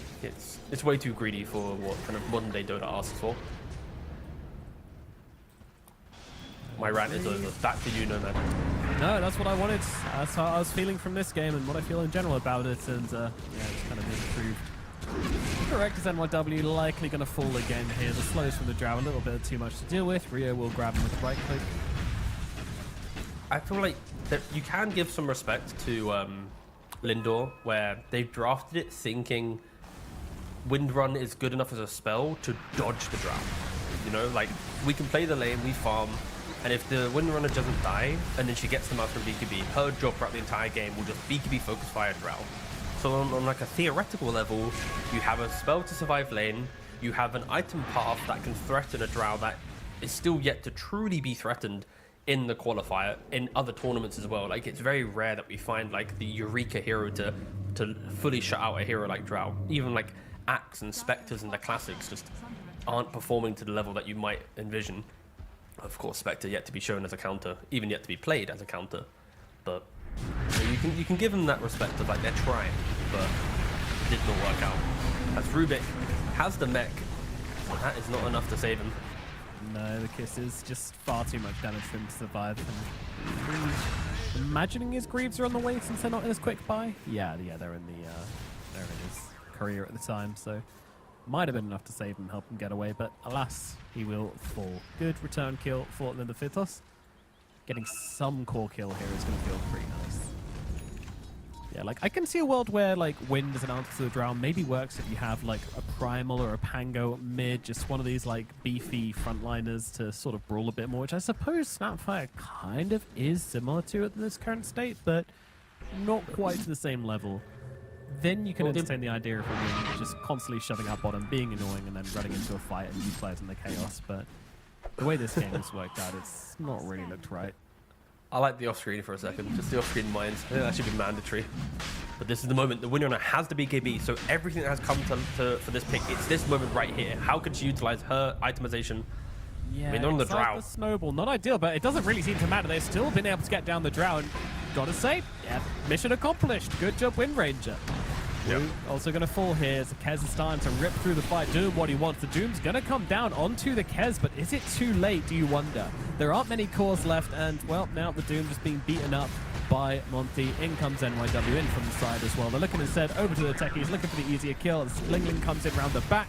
Techies is gone, and now Rio, he's trying to get the deny to Roche. Not going to happen. He's going to fall. Triple kill for the Wind Ranger, and Linda Phytos are back in the game, and then some. Yeah, I mean, pretty much the one thing that the Wind Ranger can do in the game, right, is buy Maelstrom BKB and kill the Drow, as we just said. And luckily for Lindor, I don't think Chile people were respecting that at all. And then they just identified this Roshan. They scanned it, they made the move, and they just killed the Drow straight away. Like, there was no fight position. Like, if you look at the replay, you got Drow tanking the Roshan by herself. Monty jumps in, and the Wind Ranger instantly goes, this is my target. No messing around. The quietness from her, she finds her target. So now Chile people, they need to be aware of this. Like, the entire game is built on, will Wind Ranger get onto our Drow? Can she get the kill? Of course, there are multiple 4-stars through Tree and Drow. There's ways to kite this out. Like, this is not, it's not as easy as you would expect. Like, I think Chile people just underperformed greatly in this engagement. But at least for the side of Lindor, they know exactly how to fight now. It's very simple. Like, all the problems that they've been facing before, it is just, please get on top of Drow. Can they do it again, though? I feel like Chile people, as already mentioned, like, they kind of gifted that one. They kind of went to Roshan, but they didn't have any formation. They weren't breaking the smoke. They weren't setting up mines to pop. It was just kind of a Drow hit Rosh, and we've lost the fight. It was quite an awkward move from Chile people. It was. And I'm still unsure about what this Rubik sort of purpose or objectives is in these fights. At least with the wind, you can say, like, well, this is clearly what she's meant to do. Rubik, like, he doesn't have the huge ultis to steal. You know, he doesn't really have that very clear... Luckily for... As I said, it's not, like, clear because, of course, like, Rubik's not like, wow, still Black Hole. But there's a lot of cool things he can do. Like, stealing a shackle shot is going to be game-changing. Stealing a cookie to help displace and save your drow from the kite of the Windrunner. Like, there's a lot of novel things Rubik can do in the fight that might not be as, like, kind of memorable as I've stole the big spell, but all the cheap things he'll be doing, if done correctly, can turn around these engagements. I'd like to see him pick up the shard, because even a shard save there on Drow would have been a game changer. Just pushing the Drow back to the high ground, knowing Windrunner had wasted her BKB to not get the kill. These are the factors that we have to talk about now, and I think Rubik, he can play a massive part in that. Bottom tower being pressured here. Kez now with Manta and with the Aegis, and now moving in with the Eagle Song as well. It's a lot. Radiant's bottom tower is under attack. Dire's middle tower is under attack. Dad has just been quietly farming up pretty much through the entire game on the Kez. Dire's top tower is under attack. I say quietly, he's 6-2 and 4, so well, a lot of those did come from the last fight. Yeah, again, like, his kills itemization has been nice. Like, I think he's realized that the game got awkward, right? The snap died, the Windrunner was being super greedy, like the game become difficult for him. So he just sat back and hit creeps as the supports are to go down again on the side of Lindor. That is unfortunate. Somewhat constant in this game. Yeah, the Techie's jump is a little too much damage for them to sort of make any sort of escape attempt afterwards. Playing away from your cause is going to give away a bit too much.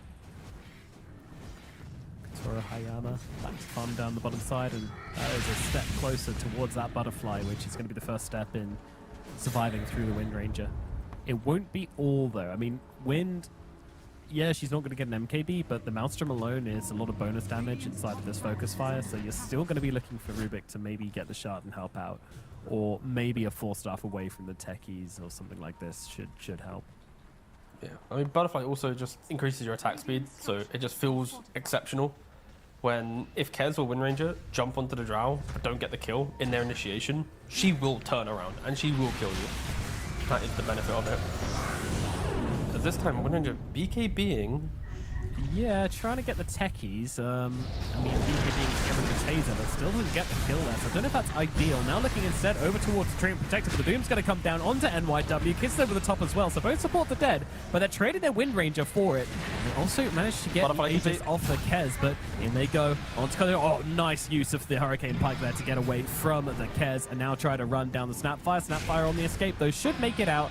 Poor old Stinger will be left behind. Uses the global, stolen global, sorry, from Rubik there, just to finish off the fight. Not too sure it was quiet there, but still pretty cool. It's the problem that you will face on Dire. I think there was, again, the best example of Wind Ranger was at the Roche fight. It looked amazing. But as soon as she wasted her BKB, not going onto the Drow, when there's that hesitation of that initiation, you can see Chili Pibble playing a lot better in this engagement. Utilizing the tier 1 tower, kiting back, kind of inviting the misplay after misplay to occur.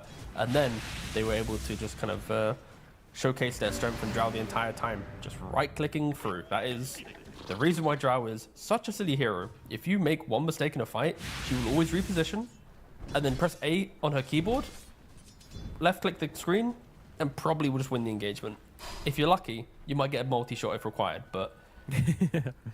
if she's feeling in a high APM sort of mood. Yeah, no. No, Drow is going to be the most reliable carry in the game at the moment. So hard to get on top of. Kind of feels like Sniper in a way where it's kind of this bait of like, oh, if we can get on top of him, it's over. But then Sniper's, of course, got Hurricane Pike plus the concussive grenade to get away. Drow pretty much the same, just with the extra little bonus of the shard as well. She's got 3 ways to disengage. Hurricane and move speed from Gust. Yeah, don't forget that. Yeah, and moving speed later on as well, which we see taken every single time. Hot take: if you're using a spell for a benefit that doesn't actually use the main spell, probably shouldn't be a thing. Like, Drow using silence on the ground for move speed, but you're not actively trying to silence someone, is a little cringe. That's my hot take of the day. Yeah. It should be like 10% per hero for Gust or something like Yeah, that. exactly. Have some like concept that enables like actually using it for the spell. Because like you'll see here probably in a second after this kill, Drow potentially might just randomly gust the ground as she runs towards her team. We'll see if she does or not, but it's kind of what like your Toro and some of like the bigger carries will do. Like when the game slows down, it is just like a farming tool. Like tread switch to in, gust, run around, tread switch back, go fight.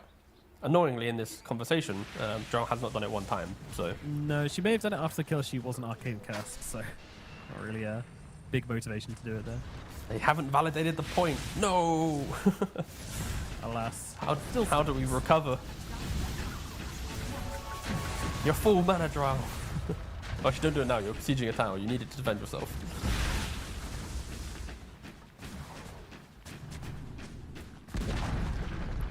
Tower gone. Huge damage from the Drow Ranger.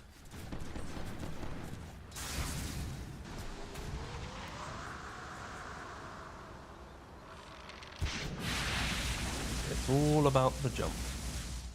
For Dire, you are looking towards probably... Once your Kez gets BKB, that might open up another window of the game for you. Because until then, you're really putting Monty on like this immense amount of pressure. And they are smoked up now. The Tusk, the Wind Ranger, going as two, they're wrapping around. But they're just smoking into the bombs. Such a value aspect of techies is proximity mines, just always being able to find out these smoke rotations. You put the mines and the bombs, on the Twin Gate, sorry, around Rosh, anywhere. Now they smoke in response. Wind using a Mantis. Little Silence coming down to try to get Ling Ling to some form of safety, but Stinger kind of left behind here. Rio doesn't really have a team. Yeah, But look at the Tusk. they're catching up. They're on the back line. They are indeed. Tusk and NYW looking for the Drow here. Snowball is going to connect, so Katoro at least going to be controlled up for now as Yules comes out as well. And Katoro held still for the time being. NYW instead looking for Lalatroni instead. But NYW realizing that this fight isn't looking quite so hot and will try to leave, but being chased and now Windrun stolen by Lalatroni as well. Throwing the Doom on top of her head as well for good measure, and that will put an end to NYW. Yeah, they tried to do this like big elaborate wraparound and they just didn't get the connection. They didn't find the initiation. A little contrived, that play. Like, yeah, okay, in some universe you get on top of the Drow, you can just run into 5 heroes and kill her off. Genuinely able to do that with BKB on the wind, but it needs to be quick and it needs to be concise, and you need to make sure that this Drow's not being thrown away with the Shard as well. Doom comes out though onto Kez, another great target here, of course. No Aegis left anymore for the Kez, had gone a long time ago, so he can now be killed off by Rio Estio. Back into the driving seat thoroughly for Red Hot Chili Pipple, and it's not done yet though, as in the middle lane they do get return kill onto Prada, so Lindor get themselves something at least, but it's not a huge payoff. Yeah. And now Roshan's up, and this time with Kez being dead, you'd like to think that Chili People will not blunder this Roshan like they did the last time. As Lalatroni gets a Tusk kill with the assistance of techies. Actually, no, with cute. 0 assistance. No. Actually, just by himself. Nice. Yeah, he was pretty low after the middle engagement, but Lalatroni tried to throw him into the mines, but actually just did straight up enough damage to not need it. Would have been cool. Ah, yes, because he took the 20 talent. I see, yeah. 300 more damage on lift. Dire are scanning.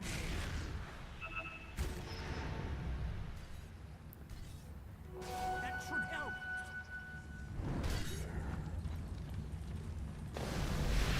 Does Telekinesis Landing deal 300 damage just to the target, or to anybody hit by the target as well? I couldn't tell you off the top of my head. I believe it's going to be just the target. Does it say on the shard? It does not. On the tooltip, does it say? No, Alt Sex doesn't say either. It doesn't say, yep. Who knows? I will Google it. Help us, AI. Dire's bottom tower No, not using AI for that one. Do not fear. Tier 1 tower on the bottom side goes down. So, you're wanting to learn about Rubik telekinesis. That's great. It's important to keep up esports as a hobby, especially you're interested in the current game of Red Hot Chili Pibble versus Lindo Ooh. Fetus. I got an update. It does hit. It does damage. So when you pick up something and throw the thing on the ground, it does. It got changed recently. Yeah. Rubik having some fun now, running in with a Walrus Punch, has a Wind Run available as well. Stinger trying to fight up, trying to cast themselves into Lalatroni, of course. Not loving having all of these silencer spells on it, but of course, Walrus Punch being auto-cast doesn't trigger on it. He's just going to keep on going. 3 punches in a row for Lalatroni and 3 kills in a row for him. Well, no, the Tusk got away, but still looking pretty damn cool on this Rubik, running around, having fun, utilizing the spells he's been able to steal. Yeah. Again, it's like I think them going for the Rubik mid was complemented by how stable the side lanes are. It's like having Doom in one lane and then Rubik in another. With those, like, with the supports of techies and trees, like everything made sense that it got, like, this Rubik wasn't suddenly a problem from the mid lane. It just felt like it complemented everything, and it just, again, fair play to Chili Pibble. Honestly, just the way they've been playing these games, sure there's been a couple blunders like the first Roshan, but on a general level, I feel like they are playing maybe the strongest out of the lower bracket teams we have right now. Of course, Yep. other teams will be joining them in the future, but they've had the most impressive Dota of the Coreys, of the X5s, all the other lower bracket teams that we've got down here. Totally So props to them. The drafts are just really cool as well. I've been liking what they've been putting down in this series. Here we go. Wind Run doing absolutely 0 damage to Rio Estio here. He doesn't care. He's just going to run at the wind. And yeah, okay, Global comes down, but Drow ain't going to stop shooting you just because she's silenced. Nothing can stop her bow. Nothing gets past her bow. As Echo Slash comes out. Toro Heyama doesn't really care. Cares just as all or nothing here, and at the moment it's looking like nothing. Raventail's going to come out, realizing he needs to turn around and try to fight this, but there's nothing to be done. BKB used, BKB wasted. I mean, they go for end. The tier 2 top protecting Lindor from Mega Creep, so they're just going to play for the end, and yeah, they should. The Wind Runner dead for 60 seconds. No buyback for the specialist array rather than having buyback, so yeah, very much inviting Chili Pibble to get this game to win. Surprised by the specialist array choice. Surely like an MKB just to continue on the anti-drow mission. We've kind of left that mission alone recently. Much to their detriment, Stinger goes in, gets killed off. Snapline trying to go on the backline to bring down Lalatroni. Lalatroni will fall to this, you would imagine. He's very low, still surviving, turning around, gets a win run, gets out, turns around, and they'll kill off everybody. GG is called. Monty is out of here. That's going to do it for Lindo Fetus. They are done in these qualifiers, 2-0'd by Red Hot Chili Pibble in style. Yeah, again, Chili Pibble, the way that they played this game, they just looked to be the better team. I feel like there's some individual players on the side of Lindor that didn't really step up into the game.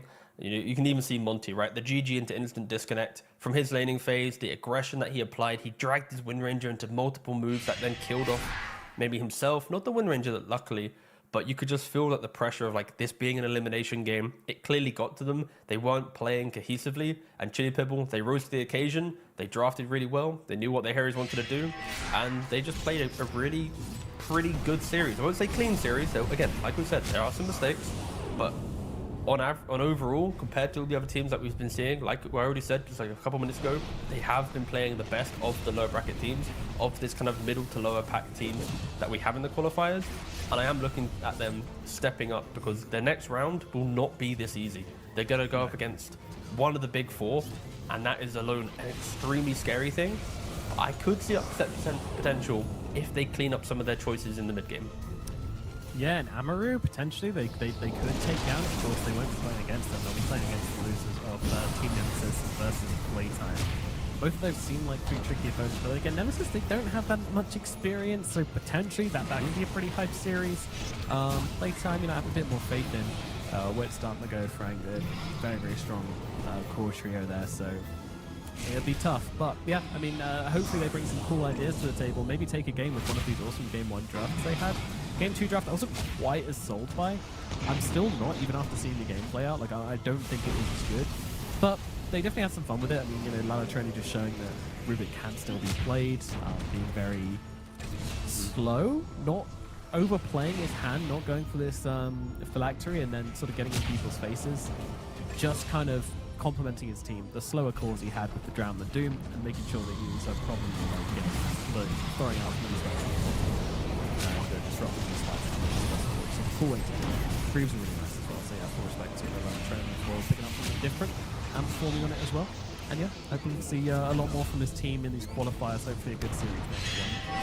It's kind of a shame. I really want to know who's better between them and E-Star Backs, because S-Star Backs are like this sort of Parker team, much more traditional in current Dota style, where you're just like, oh yeah, we've got a Parker. Same way where, if you've got a Satanic, you're just going to throw it all on a Satanic, or, Nightfall, we'll play around Nightfall. That's what S-Star Backs tried to emulate. But they're kind of doing their own thing on Red Hot Chili Pebble, which is cool. So I would definitely like to see how that one matches up. But unless they both beat the upper bracket semifinalists, You're getting carried away, brother. Probably not going to happen. It's a very, very small percentage chance they'll ever get to play against each other in these qualifiers. So maybe another time. But yeah, a really good result here. And our standout player is going to be Lalatroni. Absolutely loving the Rubik. Cool pick, cool plays, running around the map, doing stylish things. Yeah, absolutely. Style points will get you standout play. He stood out from the crowd by picking something different and doing it with so much pizzazz. He was jazz-handing his way through that draft. No, yeah, again, it was really cool in concept. I think the fact that they also kept the draft in a way that the Rubik wasn't forced to mid, it kind of naturally made sense. Like, even though they responded with it, they kind of held the pick position a little bit longer. They understood, like, how's the draft progressing. They see 3 heroes, then they lock it in with, like, picking up the techies and Drow later on. So I think they drafted it in quite a nice way. As you've already mentioned, he played a very kind of disciplined game. He just pushed wave, got his items, played his own game, didn't, like, try to do these big things that maybe other players would have done. And yeah, it was very nice. So again, Red Hot Chili Pebble, solid game. Of course, it only gets scarier. Every day is like X 1 million harder. So tomorrow might feel like it's a TI finals for them. But again, they're the underdogs. I'm excited to see what they can draft. I think they're drafting today compared to what we saw them draft yesterday against, I think they played LGD, right? Yeah. No. Who did they play? Am I tripping? Amaru, was it? No, I'm thinking of they got the finish fast. Again, this forfeit really just ruined everything. There you go, T. Amaru. That's what I'm looking for. Thank you. I said yesterday as if they played yesterday. The forfeit really is screwing my mind. So the day before against Amaru, their drafts were a little bit like too quirky. They had like Venos and Largos and Liches and Huskars and Brewmasters and everything. It's like theoretically just weird. But today it was like very cohesive and very understandable. So Chili Pebble knocked down by Amaru, progressing their way through Lindor. I just hope that they take today's kind of positives to become a contender later on in the bracket, maybe. Lindor, Fetos are done. Red Hot Chili Pebble move on and will face the losers of Team Nemesis versus PlayTime. But up next, we've got S-Star Backs versus Hikori in the lower bracket for another elimination series. We'll see you for that one in a short amount of time.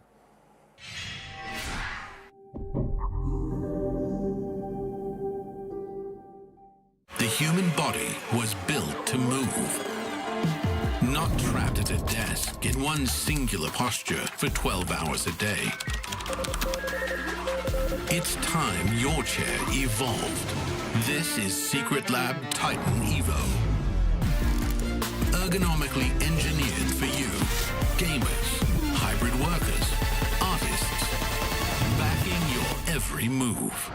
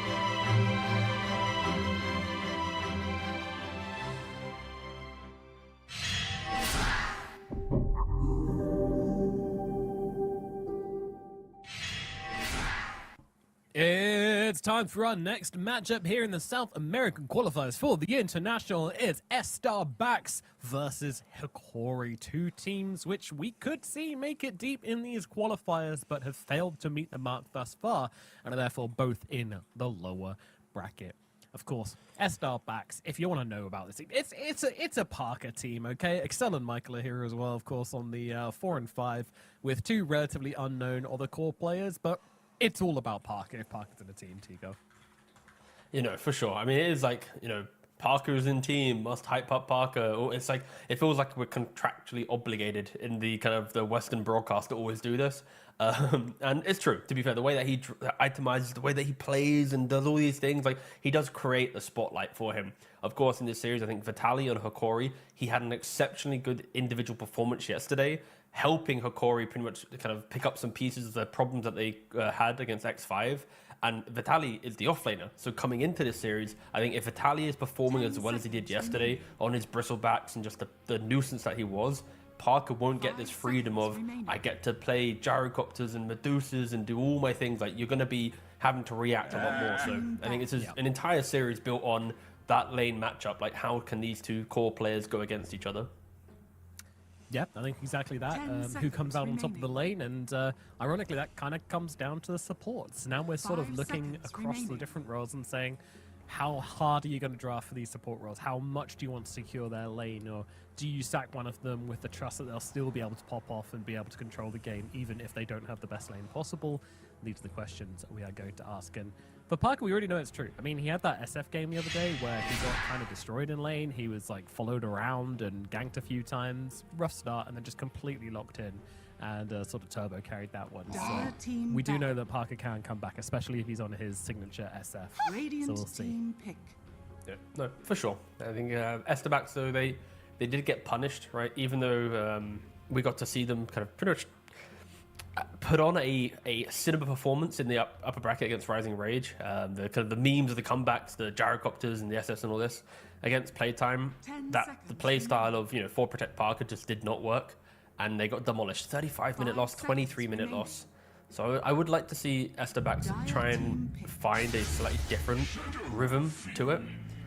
But as we say that, it is a Shadow Fiend first pick. It's predictable if let through the pool. Classic. But I don't mind it if Hikori respects the Shadow Fiend. Now, it's like, you know, it's going to have a clock, a tree, a melee bro to try and, you know, put pressure in the lane. So if Hikori can get like an Enigma and strong offlaners that fight into the Shadow Fiend, overtake the tower, push him to the jungle, I think they're going to be in a pretty decent spot to pressure them. A Doom. Okay. Well, we talked about it being the carry versus the offlaner. Then we have a carry picking up the SF and the offlaner first facing the anti-carry offlaner in the Doom. So Parker's got to watch his back because Vitaly is coming for him. 10 seconds remaining. Yeah, like the Doom's an interesting one where it's like, 5 seconds remaining. I think there is an argument that Doom is one of the better melee heroes at playing into Shadow Fiend potentially, because like you get a certain creep, you can apply pressure through whatever creep you pick up, and on top of that, Doom naturally gets paired with really defensive supports like Lion and Rubik, like Shadow Demon, Ringmaster historically are the combos, and that could just be enough to get the Doom through the game. But I would have liked to see a little bit more kill threat on the SF. But again, as you already said earlier, the supports mean so much in this matchup.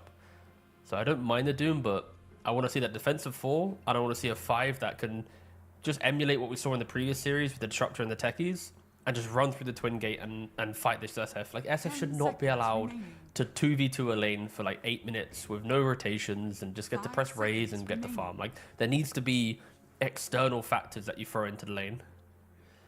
Yeah, and I think one way to do that is to grab yourself a carry which has one of those ultimates which can allow you to make that gate rotation. I think this is an adjustment which some teams have actually made, where if you have like a Luna, for example, a Juggernaut, something along those lines, you take that portal, you come down, and you open up onto the SF. Of course, the easier way to do it is to make sure your position 5 can make those rotations, but sometimes I really do like to see carries, more aggressive carry coming out and then being able to shut down the enemy carry. It's a more creative way to go about it. Of course, you don't base your entire draft around it, but it is a nice extra bonus to pick up if you want to play that more aggressive style of Dota, 10 seconds especially remaining. when you're looking towards a safe lane. So we'll see which angle they do go for here. 5 seconds What remaining. is still in the pool? Well, Snapfire is still available. Neither team have touched it so far. Could see it coming out here for Hikori if it's a hero they want to play with. I'm also happy for that hero to be ignored. Like, I understand the hero is good, but Radiant I think there's a lot of team other cool things to build your draft on. And yeah, I think South America is a little bit too attached to the hero. We've been seeing like the highs and the lows of it throughout our kind of qualifier coverage. And it is honestly, it's a volatile hero. Even though the numbers are good on it, still volatile in 10 competitive seconds play. remaining. Hikori, they take the Bane though. This is a block pick. You don't want to give seconds Estebax remaining. the Bane plus SF combo. Simplifies the laning really nicely. If Doom ever wants to go behind tower with Scorched Earth, or even try and run down the SF with Scorched Earth into Infernal Blade, Bane will just press Nightmare and full reset. And then of course you can then Nightmare into triple raise. So yeah, Bane would have been an exceptionally strong pick for Estebax. So very good for Hikori to take it. And Estebax, they then take the Snapfire. Sure. Sure. Hero's hero. I still think it's too good. I think it underperformed in the last series we watched, and now our estimations have gone down a little 10 bit. seconds remaining. But I'm still a big Snapfire fan. I think the hero is still 5 busted. seconds remaining. The innate is just way too good. Yeah, the numbers are very good. Like, it is insane amount of damage. I think the problem I have is Dire team pick. when you first pick it, it opens up for like the Viper counter picks, and like we can see Snapfire lose lanes. So it's like, I think the hero is very good. I just think that you have to be able to like move it around roles and put it into different positions and itemize slightly differently based on the game. And certain weaker teams don't do that, 10 therefore I seconds have remaining. less care to see it. But like a strong team picking it, where they can do all these 5 things, for seconds sure. remaining. Again, no one's questioning the numbers are insane. But they go for the Nyx, so they're going to do Nyx into Snap. So again, they are keeping the Snapfire alive between position 3 to mid lane. They're going to force Hikori to reveal 2 heroes before they put the Snapfire in position. Again, this style of draft is good. It just depends on, does Hikori want to lock in, like, do they want to preemptively Viper to force the draft in their way? Because it's like, if you pick Viper +1 now, Snapfire then kind of wants to go to off lane. You then get your matchup, but they don't. They're going to go for the Darkseer.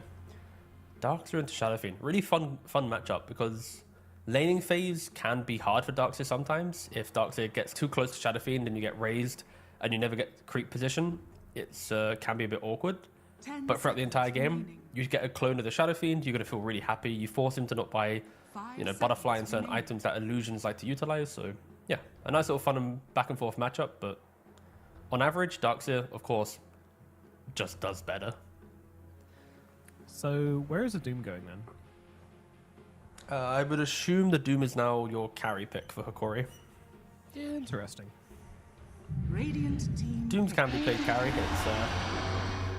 It's a thing that I believe at least Na'Vi, we've got the juice, they do the most. Nightfall Yes. used to do it and was kind of like the guy who tried to, I guess, quote unquote, invent it in top level, but it 10 happens now and seconds again. remaining.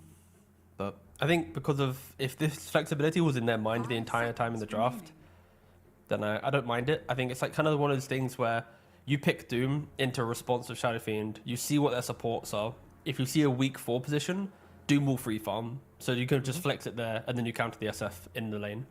And also, what did I say about wanting a carry which has a strong ultimate, which can take the gate and doom the enemy carry? That's exactly Yep, what they have. that- It's a great way to counter these sort of carry-focused teams. Radiant team back. And now a tiny. Are they running a mid tiny? Where it's snap? 10 seconds So remaining. it's Nyx for snap. The thing with Five tiny. seconds remaining. The reason why I'm stuttering is not because I'm confused on like where they're going. It's because I just don't like where they could be going. You know, Yeah, there's like, I no don't want to good attach answer my that name to the question. flex. Yeah, I want to distance myself from it. I agree with Yeah, you. like if we could just like move the entire draft HUD to the left, so we only see Hikori's draft, I'll be a lot happier. It might look a little bit scuffed for TI, but just wiggle that bad boy, like 200 pixels to the left. Maybe like 1800, but still. Yeah, okay, so with Esterbacks at least, the good thing that they have, as much as we meme the roles and where they're going, is they are looking at a lot of counter aggression in their toolkit. Like Hikori, it's 3 melee bros that just get clumped up into the middle of awkward fights, right? Like Darkseer, Spirit Breaker, Doom. Like Doom will probably have a harpoon jumping in. You know, Spirit Breaker, Darkseer, they speak for themselves. And if you're running into a Carapace Nyx who will be stunning the Doom from Scorched Earth, or the charge of a Spirit Breaker, the Iron Shell of a Darkseer, then you've got Impale, and Tiny's got Avalanche, and there's a multi-hero cookie from Snapfire, maybe a multi-hero Requiem from the Shadow Fiend, right? There's a lot of like anti-clumped aggression that Hikori has. So on paper, it makes sense. It is just the roles, and that is kind of the debate that they have, where it's like, I think Tiny to mid probably looks the nicest, in which Nyx is forward position and Snapfire is off lane. That, to me, is probably the best version of this draft. Just so Tiny gets levels, he can get like Yule's Blink Dagger from the mid lane into Octarine. He doesn't need to play on right click, and then you're just like kind of the conductor of the aggression. You see Spirit Breaker Darkseer, you have a Yule's, you just reset them. You can then like toss people towards the Shadow Fiend, make some epic, you know, YouTube highlights for Parker's YouTube channel that he may or may not have. Like, I think that setup, I like the draft, and we can bring it back on screen. I'm still, I mean, I think it's okay. It still just feels overcomplicated and overflexing. I feel like they're trying to smoke and mirrors this a bit too much and sacrificing a little bit of draft quality because of that. But yeah, if they do come out on top of all these lanes, then of course I'll change my mind and sing the praises of Esterbacks and their drafting style to the ends of the earth. I mean, with the Cop and Ember ban, they also are kind of respecting how fragile their lineup can be, because if the Tiny doesn't step up into the game, if the Snapfire loses out his pressure, you know, there is no front line to protect Parker. It's just a lot of skirmish dudes who are chasing their items, and that's not really a good way to kind of prolong games for like a big carry. 5 seconds remaining. It also helps that Parker likes to go Shadowblade on SF carry. That's also an item that Darkseer doesn't really like to counter. Like, he is just a Darkseer. He wants to play into butterflies and mantas and all these random stats that get buffed into your illusion. So I think Parker's natural itemization and comfort is pretty decent against Darkseer. 4 seconds of reserve time. Esterbacks, what did they go for? Shadow. That is a naughty pick. All right, that's very good. Yeah. That is disrupt into the grip. Bane's gone. Disrupt to eat up some Doom time. Pretty good. Demonic Purge against Darkseer Spirit Breaker. Darkseer. Yeah. All those buffs 10 removed. seconds remaining. And you have a setup for the Shadow Fiend for lane, at least. If it is your 5 position SD, you are going to just disrupt the Spirit Breaker or Darkseer. SF's going to walk over level 3 and then just like double, triple raise them. Again, I think Esterbacks draft, it looks a little weird, but it's built on the players will perform and find ways to win their lanes to then catapult the pacing of the game. You may now select That's a naughty Zeus pick. We're gonna take a late pick if I haven't seen it. Oh, okay, no, never mind. It is gonna be the mid Zeus coming out, so yeah, of course. Also, the mid Shadow Fiend. Hold up, my brain was not even operating on Shadow Fiend maybe going mid. Right. Okay. Mid SF, which then makes it a. Angel is the. It's the carry, Tiny.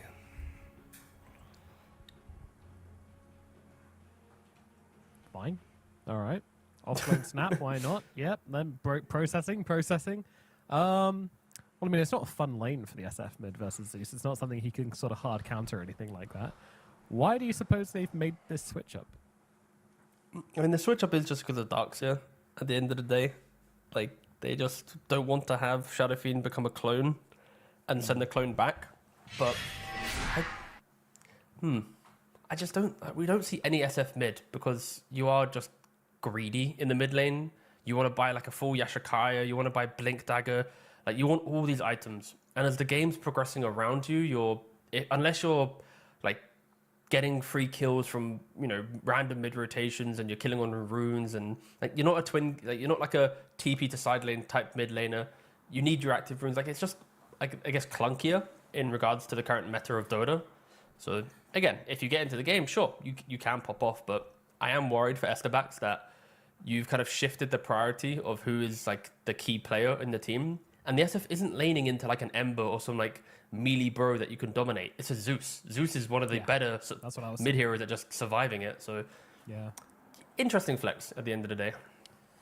It is, yeah. Necessary? Well, maybe, if you don't want an SF fighting against his demons, quite literally, his demons on the enemy team, and the Darkseer with the Wall of Replica. So, some pretty heavy camps on the board. They decide to switch it up. Let's see how it works for them. This would explain why they've been so keen to first phase the Shadow Fiend so often on S-Star backs, because they did have this flex in their pocket.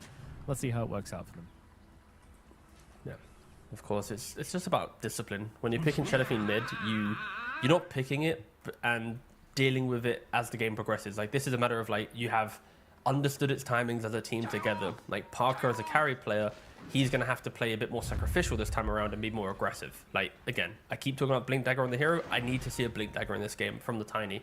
That's just type of game plan that you want, where it's like he can blink in, toss people to the Requiem of the Shadow Fiend, like get the game moving a lot quicker on your pacing. Because like once you get online, this draft will look very good. It's just how much of an impact can Shadow Fiend make in the early game. Yeah, you've also got the kisses, so I think the blink also gains value there as well. Being able to just jump in, have a toss as the kisses come through should be really nice. Smoke out, nothing found. Parker does recognize that and actually has a blink queued up as his third item, which is cool. So, treads into blink with the echo in between. Really weird way of reading out that item progression, but we got there in the end. Alright, well, let's see how it goes down. Seen a lot of this Darkseer Spirit Breaker combo coming back. It can be annoying, for sure. Definitely never feels like crazy broken or anything. In fact, a lot of the time it does seem to end up with a Spirit Breaker overextending due to getting overconfident with the Iron Shell upon it, but yeah, overall, we always know what this combo is going to do. Double Iron Shell on the first wave. Break it down as quickly as possible. Parker with the double deny, though. That is going to hurt. Stun's going to be out. Now you just need to stay away from the Iron Shell creeps. I mean, the fact that they're diving the tower this early on, it's... Oh, and a pause. Yeah. I feel like we just got to instantly skirt down the bot lane. That is the... This is quite a make or break moment, honestly, for the Darkseer Spirit Breaker. Like, when you're diving this early on, if you accidentally aggro tower, you take a couple tower hits, all these things, it can then compound into, uh-oh, the lane's not going our way. And of course, mid, 4 CS to Zeus, 3 to Shadow Fiend. I am expecting this just to be a very classic mid-shove situation. And as Darkseer Spirit Breaker, they do just grab the wave. So no weird shenanigans of trying to stupidly overplay your hand. Like, there is no need. It is level 1. Maybe level 3. Woof. Then we're talking. Oh yeah, we're talking then. Yeah, just going to grab the wave, bring it behind the tower. Easy peasy. Reset. Don't have to play into the Tiny anymore. Grabs half the wave, but they've actually pulled across from... Is this a Sao? No, it's Parker who made this pull happen, so... He can farm the creeps as well. Sends another wave into the Darkseer, but I think that's okay. It should secure Parker a decent amount of farm. I mean, the wave is not being found by Darkseer. Darkseer is still aggroing the wave because he was half killing, so Darkseer is actually losing XP from this. It's a bit of a misplay. Yeah, that is 2 creeps gone. We'll come back for the 3rd and 4th on the Spirit Breaker, but yeah, you're absolutely right. It's going to hurt Italy in the long run. He has been able to take away 2 melee and 2 range, though, from Parker, so there is still kind of like a net positive to think about, but or a positive, sorry, not a net positive. That's terrible English, but you get the point. I do like how with every hero they kind of chose one facet. Sometimes you get like half value of the facet to go in, absorbed into the hero. With Darkseer they just couldn't decide. They were like, yeah, it's great. He gets both the attack speed and the level up, restoring, or the innate he used to have got just merged with the facet he had. It's kind of funny.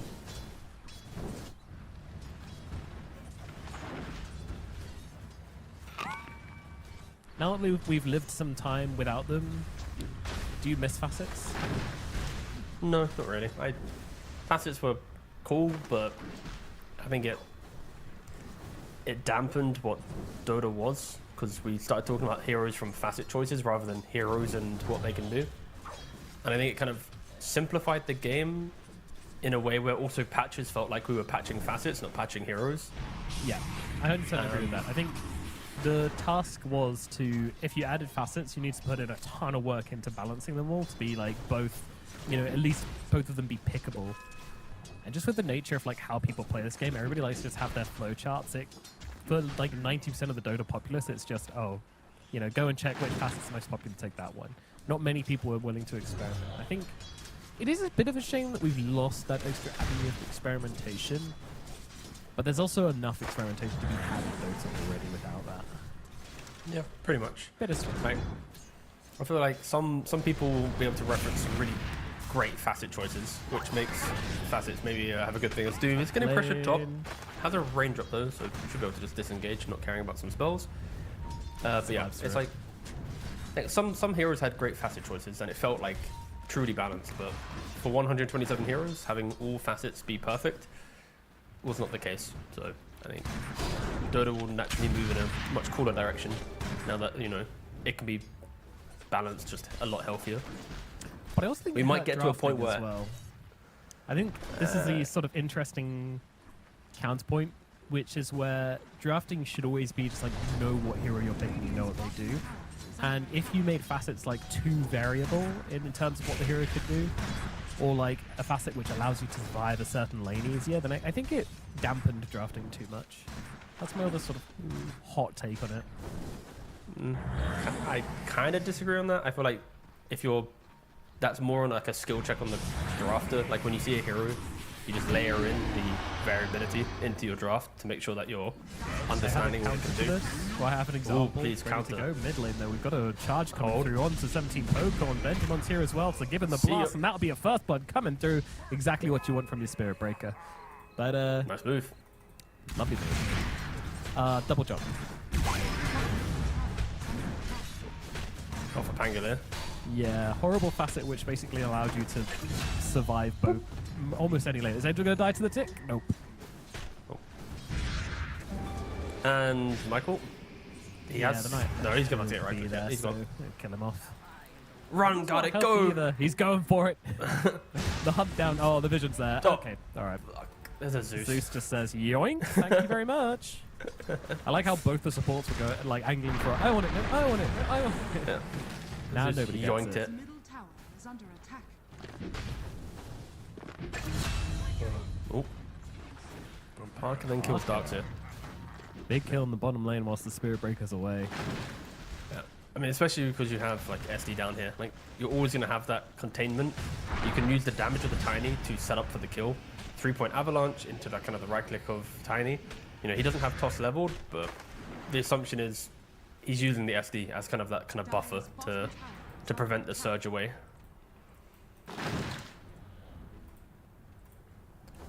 And so we are looking at a Tiny who is complete free farm. And it's, again, maybe one of the reasons why Parker wanted to do the swap up.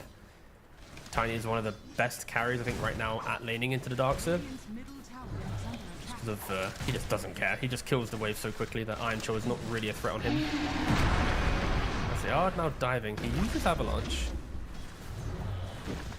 Will anyone save him? I don't think they No. can. It's too much damage coming through. Ooh, nice tree placement. Not going to change it though. The surge is there from mid lane. Meanwhile, Cool top little as move well. through the Whew. trees. Yeah, top lane Michael's killed off by Lumiere. Dire's middle tower is under attack. Yeah, the problem for Tiny there was like he drifted away from the tower, and the lane was going so well for him because he was always shoving very quickly, and then he let the creeps obviously get onto tower. Spirit Breaker charges in, and there's no SD, so top lane SF gets cookied in to be able to kill off the Doom, but yeah, kind of Parker making a bit of a misplay, not respecting the turnaround potential. Nice rotation in from the Shadow Fiend as well. Getting himself a kill to get himself back on the board after his death at mid. But other than the death at mid, he's doing fantastically. His CS is absolutely gapping the Zeus. The net worth is still the same. Of course, the Zeus getting the kind of the kills through Thunder Gods is kind of fixing that. As they are identical, pretty much, on the economy.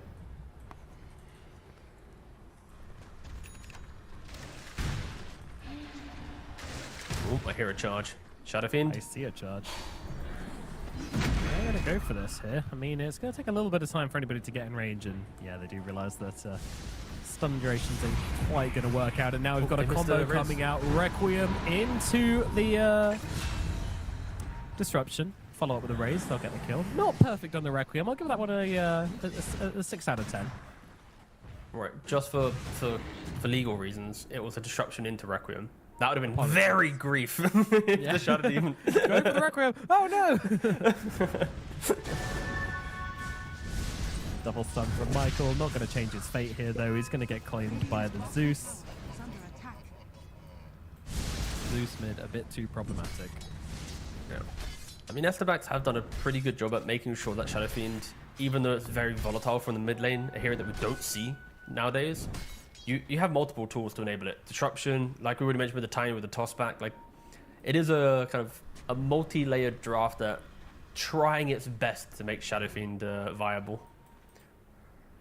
from the mid lane again, specifically.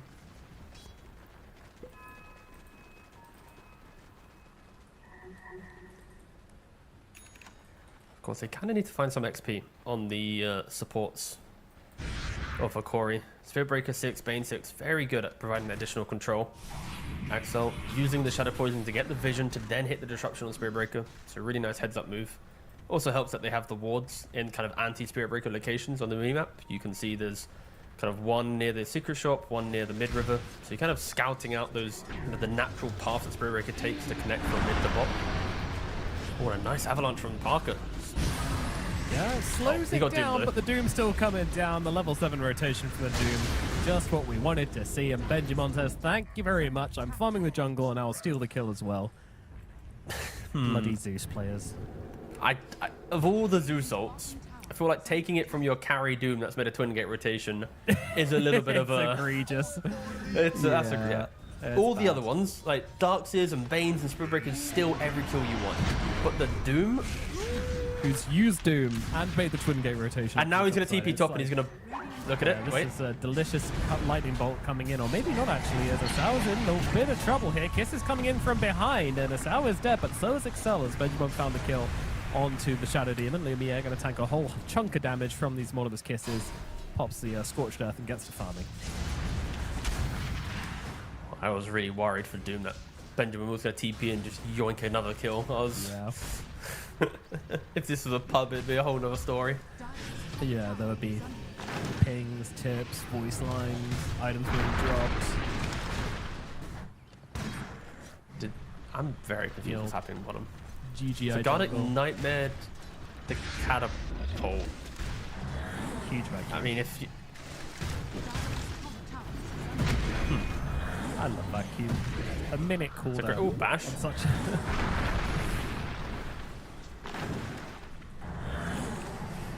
So much, but so little is happening in the bot lane. Like, sure, that was...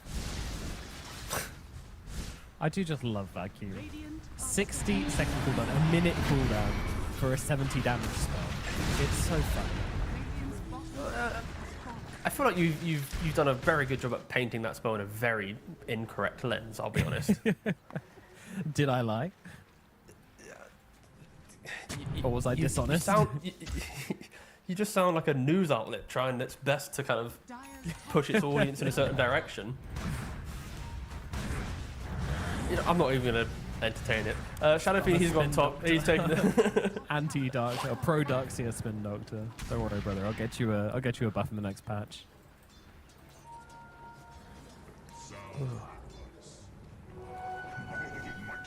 See, this is what we should be like. Dire are scanning. You know, I want to have a sweepstake for which heroes get nerfed and which heroes get buffed in the next patch. That would be fun. You mean number patch or letter patch? They're Level wildly patch, different whatever things. comes next. Okay, whatever. I see. Okay. Because if it's a letter patch, then it really is the Wild West good heroes can often just be untouched, but if it's a number patch, then That's why it's fun. yeah.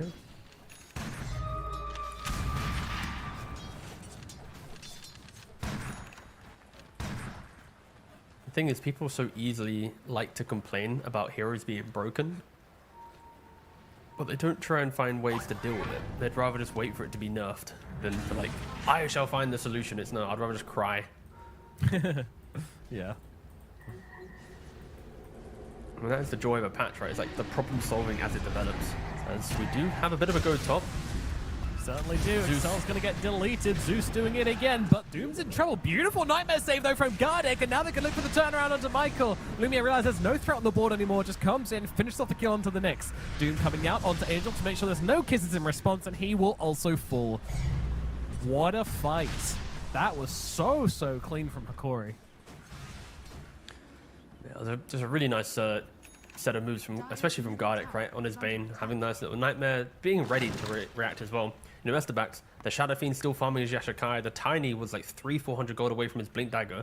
So both of the, the biggest cores on Estebax, they didn't want to fight right there. So the fact that the 3 other players on the team kind of ran across to the dire side of the map making these moves, you are inviting a 5-on-3 engagement into a heroes like Zeus and Spiritbreaker that can very quickly, globally add a response to that pickoff. So for late Estebax, they gotta just tone it down a little bit. I know you've got a Nyx Assassin and a Snapfire, you got good pickoff, but you don't want to make the game harder, especially when Yashakaya and Blink, these type of items, they can really add a lot of momentum to your draft if you get them at the right time. Angel trying to go for the Gardic kill. Taking a step back, throwing out some globs. Blah, blah. They're desperately trying to run to the Snapfire. Embrace me. Let me live. But no. We'll get some revenge for that outplay Quick charge.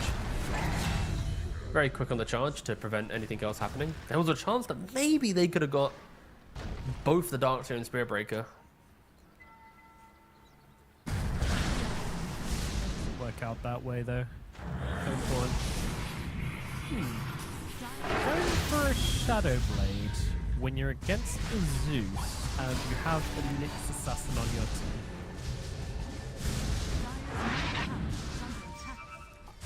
I'm not a fan personally. I'm always a believer that Yashakaya Blink just feels better. It's more explosive. Initiation isn't a problem for Estebax. You have Nyx Assassin and Tiny to do the job for you. Of course, certain players enjoy the idea of Shadow Blade.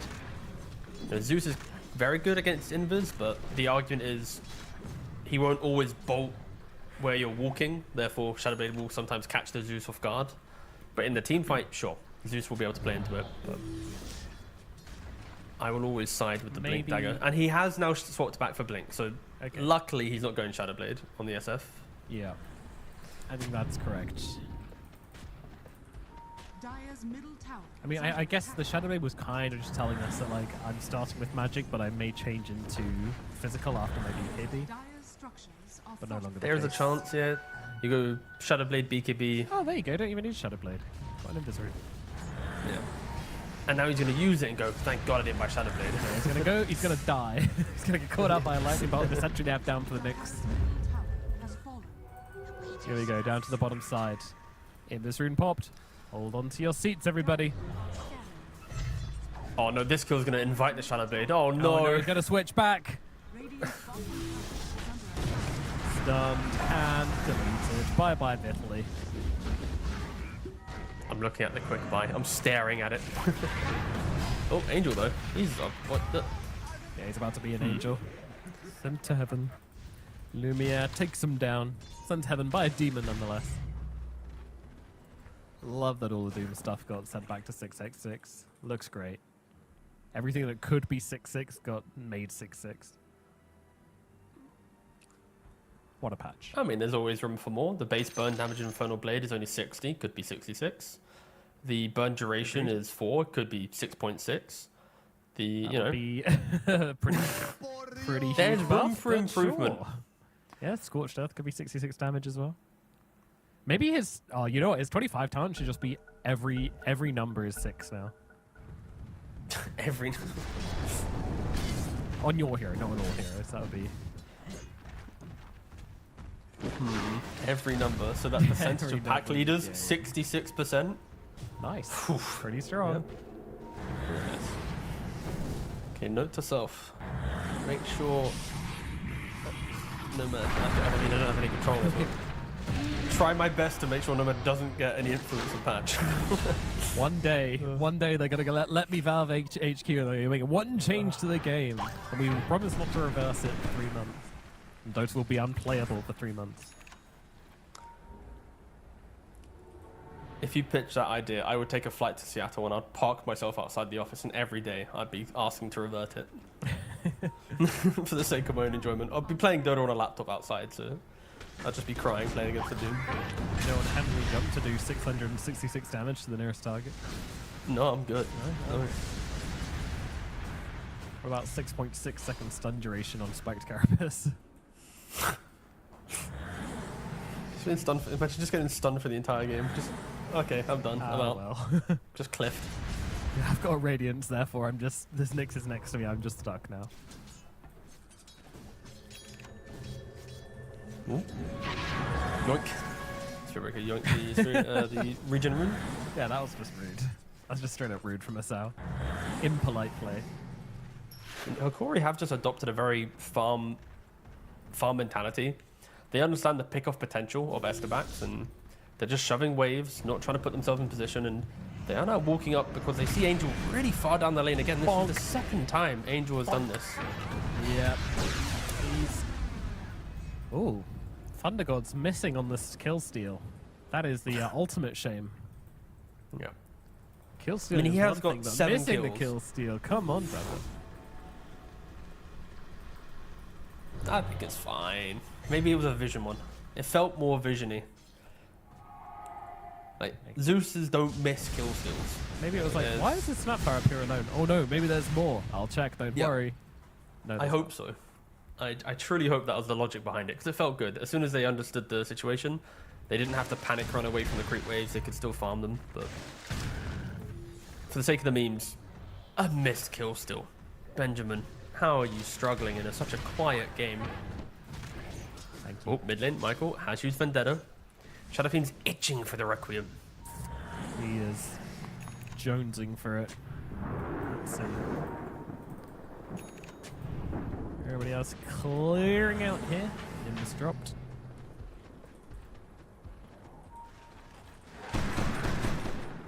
I've read it nicely, got themselves away. Although I saw it's still in the neighborhood, but... Is he farming this ancient camp? Oh, Parker comes in, gets himself stunned up though, tries to get on top of the Spirit Breaker. With Michael here to help out, Parker will be able to secure the kill. Nimbus going to time out before 17 Pokemon can take it. Much to his chagrin. Now start running it down the bottom lane. It's been some time since we've seen Esterbacks like bring all heroes together. It kind of has felt like it's SF +1 or Tiny +1, or you know, Angel dying. But between these events, it is nice to see that they've now kind of grouped back up again. Like even pre-BKB on the Shadowfiend, they have the tools to be able to find room to get kills. Going for Dementor, not even bringing Tiny. That's how you get GPM on a carry. That's how you do it. Yeah.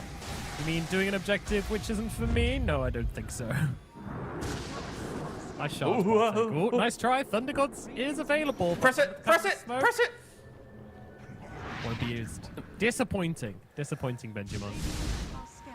How does he not have the vision we have? That is... I know. Really. Gardic tries to go for a TP out, but does get seen by Pokorn, but Pokorn doesn't quite have the damage, but Angel probably should. There comes the Fire Snap Cookie, and down goes the Bane. Could have gripped there, but then he just would have given the kill to the Shadow Fiend, so I think just letting yourself die. Yeah, he should just die. Yep. I'm surprised that just... I don't mind the defensive mindset of Hokori, but it feels like they should have at least poked in for at least one engagement. Like, remind that, guys, we have Doom, let's get a kill, then you go back to farm. Like, the fact that they are just playing entirely on shove wave, like, Doom has picked up the BKB, which is probably an indicator of we're going to make a move. Yeah, they do smoke up now. It feels like they maybe could have just done a little bit more in the last, like, 6 minutes of the game. They spoke up as well on the side of Estebax. Shadowfiend still no BKB, so you have to be mindful. You can't really get the Requiem off if there's a Nimbus. But It's a great target. Michael's on him. Should be able to bring him down here. Don't really see too many ways out of it. I mean, missing the stun there is pretty illegal, but they will still bring him down. So, fair play. Good reactions on the heavily jump. Stun. Gonna land onto Angel. Lumiere. Is this your Doom target? I mean, if you want to get the kill easily. Probably. Now Parker comes in. Have a toss onto Lumiere. Lumiere turning around. BKB Doom out onto Parker, but XL is there to throw down the Demonic Purge. But Fiddly still chasing, still staying on top of the Tiny. And Spirit Breaker coming through as well, trying to commit onto Parker, but now the Doom runs out. And, well, Asao has to run away. Pokemon's here as well, and they will take down the Spirit Breaker. oh, SD's down to an illusion. Oh no, run down by the Tiny Illusion with the Iron Shell. Well Bit done like from Dark Souls as Fiddly well. at least, as he tries to TP out, but realizing that's not going to be an option. Parker's here, as is Pokon. Pokon, he's got the Requiem, but does not have the control to get on top of Fiddly. But Fiddly, with the Surge running out, could be in trouble. 1 second left, Vacuum back, Surge away. It's a long chase though, with the double blinks now available. They will be able to get on top of Fiddly and take him down. You can see how Hokoro, they have all the tools to take the fight, but with Zeus being the one caught first, there is no Nimbus, there's no Thunder Gods, there's no way to cancel Requiem. It didn't even need to use it on the Shadow Fiend, but just a nice heads-up play from Estebax, kind of identifying how slow Hokori are playing, just to go, you know, go deep for a move, find a pick-off. Do feel that if you are Estebax, you probably need to respect all the tools that Hokori have, because even when BKB's in play for Shadow Fiend, Nimbus, not as important. But what if Gardic's in position with the Fiend's Grip? What if Spirit Breaker's in position with a Never Strike or even a Charge just to get a bash through that BKB? Even the Doom, of course, can be applied. So there are still layering that Hokori can bring to the fight to stop the Shadow Fiend feeling like he's continuing to have impact. Again, very impressive performance so far. The Estebax, they've done their job. They've got their items. The problems that these heroes can sometimes bring to a Dota game, and why we don't see them, specifically SF, I think they've solved it through being just patient and waiting for the items to come into play. But now both teams, they need to make a move. They have to do more. They can't just sit back and hit creeps forever. Dire's top tower is under attack. You would think so, right? But you've got to wait for the next Doom at least. It is coming off cooldown in just a second. Nimbus and Thunder Gods coming down. Not really captivating at the block. Ooh, nice try onto the Zeus there, but Zeus gets off the heavenly jump once again, always quick to back himself away and keep himself alive. I just hate heavenly jump. Oh, wow, wait, what? Why? I just don't think Zeus should have an escape. I love my damage dealers just to be, you know, punishable or forced to buy a blink or something. I don't think it's that big of, like, it's a good jump, but it's not, like, It always catches me off. it's manageable. Okay, I see, sure. It's like, it's manageable. Bye, Spirit Breaker. See you later, buddy. Burgers for Excel. So they kill off the cow.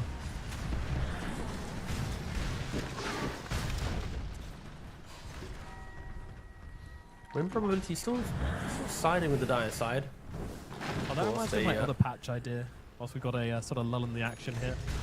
I think to nerf the new version of Lone Druid that if you kill the bear, then you should drop bear meat. Radiant are scanning. So you can then And pick what up does and bear eat. meat do? Dire's top tower is under Whatever you attack. want. You can decide that part of it. Maybe like a bit of permanent bonus HP. Maybe like some don't think this temporary is- regen. Tower is under attack. It would have to be some insane numbers, like 1,000 HP or something. Like, it'd need to be some, like, actual game-changing. Like, if it's the Tide Hunter fish level, then that's Oh, not no, enough. it's got to be a good chunk of meat. Yeah. But once you get addicted to the bear meat, and if you don't keep eating more bear meat, then you start taking periodic damage. Get bear meat withdrawals because it's just so good. Scanning. No, man, I think that's a great idea. You should write that Thank on you. a notepad and then save it on your desktop and then forget to send it. Down we go, Mr. Spirit Breaker. Caught again. It's a tough life playing behind as a Spirit Breaker. You are just sort of food every time you get caught. It also doesn't help. His team doesn't want to do anything. No, they don't. We are just watching Estebax kind of like progress the map state, do their thing, find Oh, pickoffs. hold on. Smoke That's up. okay. This is pretty cool. They walked to I mean- Roshan, baited the scan, and then smoked away. So, Oh, pretty good. and they're doing a deep wraparound to kind of leave the Roshan and get to. Benjamin. Oh, he ulties, immediately sees them right in front of him and then backs away. Under attack. Still chasing though. Michael wants to find him, but they are going to get on top of the Zeus after all, so see you later, Benjamin. Big commitment from Pokorn there with the BKB, but I do not mind it at all. Yeah, it's a very, very good kill. Radiant's middle tower has fallen. Especially because of like the move made by Estebax, right? The idea of like baiting a scan, smoking for the move, understanding that they might run into 5, but they're ready for the fight because of their timings. And if they don't run into 5, Dire's bottom tower. who cares? You just run back to Roshan. So it really just felt like a win-win move for them. So yeah, really good. And also for Parker, we haven't really spoke about his itemization. He has gone for a very skirmishing build, kind of completing it now with a Satanic. He's ready to step up into these fights. Like, he doesn't care if he gets caught off guard. Sure, if he gets doomed, but he has so much HP that he can just walk off a Doom and then get back into the fight. As long as it's not like Doom plus Zeus plus Fiend's Grip, you know the kitchen sink thrown at him. Yeah. Radiant's I'm middle just really tower shocked at is how under Hokori attack. have Dire's really just... bottom tower is under attack. It feels like they're playing with no damage, no pick-off, no nothing. But they have everything. As Dude, Doom, just- what a stun what- from Michael there. That is perfect. And Gardic, well, can't save his mate and probably can't save himself. Nimbus gets thrown out just as a... Gosh, maybe this will help, but there is really nothing to be done. Yeah, I completely agree. Like, I think Hokori just feel very lost in this game. And S-Star backs have kind of been Dire's free to really do what they want on this map. Well, pretty much. It's honestly quite baffling. Maybe just the Doom pledge isn't comfortable in Doom. But I feel like you're meant to be a lot more forward thinking. There's many different factors coming into it. And Spearbreaker, Gone again. Pokon now 10-1 on this mid lane SF, looking real good. yeah, the thing though in the back of my mind is like, does this game happen in the same way if you're against any of the upper bracket teams? Dire's bottom tower. I just don't think it happens. I don't think the pacing will be the same. I don't think like as much as we're gonna praise the Shadow Fiend and his performance and like the 10-1-5, there's still like a major 50-minute window of the game that Estebax should have been losing, should have been like having to recover. So When we thought this SF was going to be carried, we talked about all the problems with the SF could face this game. And those never really changed just because he went to mid. So the fact they haven't been able to take him down, it does just kind of highlight the lack of motivation from Hokori to do anything. And I'm not sure what it is their read was as to why they felt so unable to commit to anything in this game. It would be interesting to find out. We never will, though. right, Tiny has 5,000 life. All right, my guy is Didn't they feels call like unkillable. Yeah. it? Won't pretend he's not. He has gone for the biggest boy build possible. Yeah. Spectling, Sanjin Yasha, Satanic, Heart queued up next. Wow, he really does just want to be a blob. What a build from Parker. Yeah, bye-bye, Gardic. I don't think I've seen a grip this game. No, he gripped killed Nyx behind the tier 2 when there was a fight happening. Okay. Oh, they're going in, Doxy! It's pretty good. It's pretty good, but I don't know if it's going to be good enough. In goes the Doom. They're able to take down a Sal, but they need a core kill, and they're not going to get one as the SF TPs himself away. Snapfire is staying and throwing out some kisses just to try to cover Parker's retreat. Parker, of course, still having the Aegis. He'll be okay. And all in all, it is just supports. Every support in the game is dead now. Good job. It's what we were waiting for from Vitaly. Hey, kind of didn't deliver. Just BKB TP away from the SF. Not enough damage to take him down. Definitely not enough to stop him TPing. So, yep, see you later. Yes, the reality is you are hitting the vac walls when... But now we Yes, start to 3,000 wonder, why It's didn't they too do late. this earlier?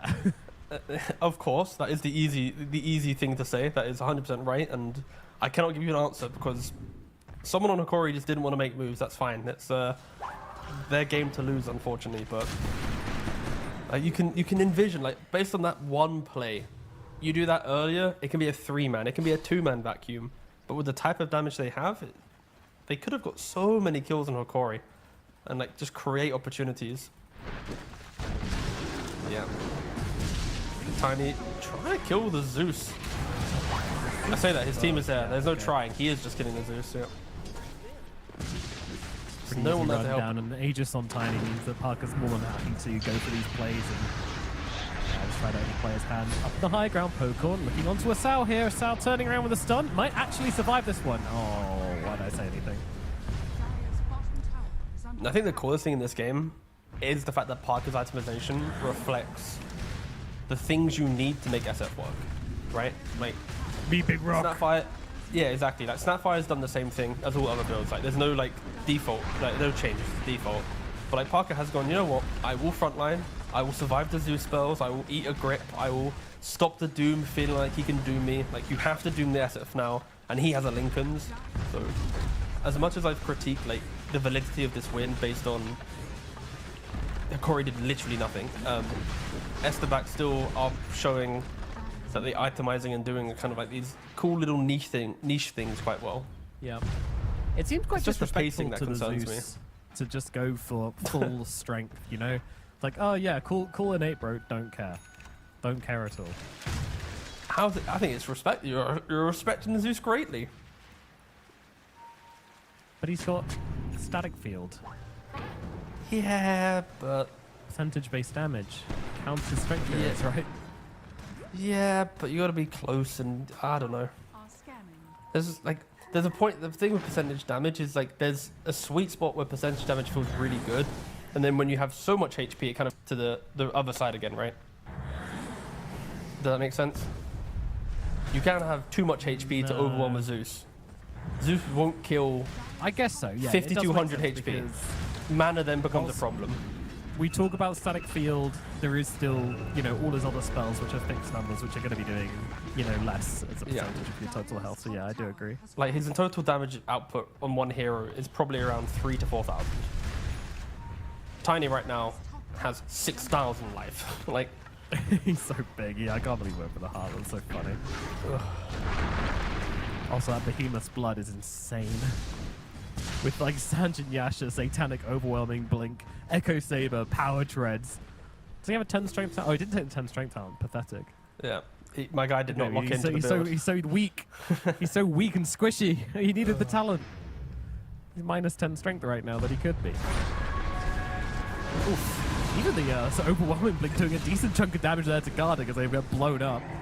Asao doesn't really have a way out of this one. The blinks are on top of him. The damage is going to be there, and they will grab the kill. It's a bit Jova. Clicking on Tiny is still so funny. Like, imagine being on Dire right now, and like, imagine being the Dark Sis. Like, guys, what do I do to him? Like, my hero does nothing to this hero. The Doom as well. It's like I can't Doom him. What a chill game from Estebax. They just like played some lane, bought some items, got to play a game out, hit some. Like, it was just such a weird game. Yep. Oh, Tiny also has like a million. Wait, what's the stage for this? Let me check. Yeah, 40% stage resist with the Sanjin Yasha and Insurmountable. Mm-hmm. Just to go on top of all of that as well. Yep. 40. That's crazy. Yeah, my guy's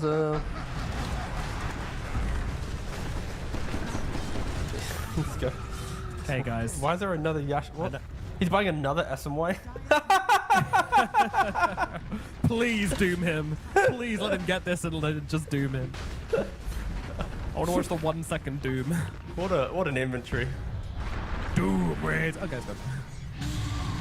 It will take a lot of damage really quickly though, because Doom is a fixed amount of damage as they run in on a Sao. Ooh, nice dodge on Thundergor's Wrath and AoE Doom coming out from Lumiere. They're getting on top of the SF. SF has been taken down. The Ancient is fine, in case you're wondering, as the Doom looking in for more. As a buyback coming out from Excel.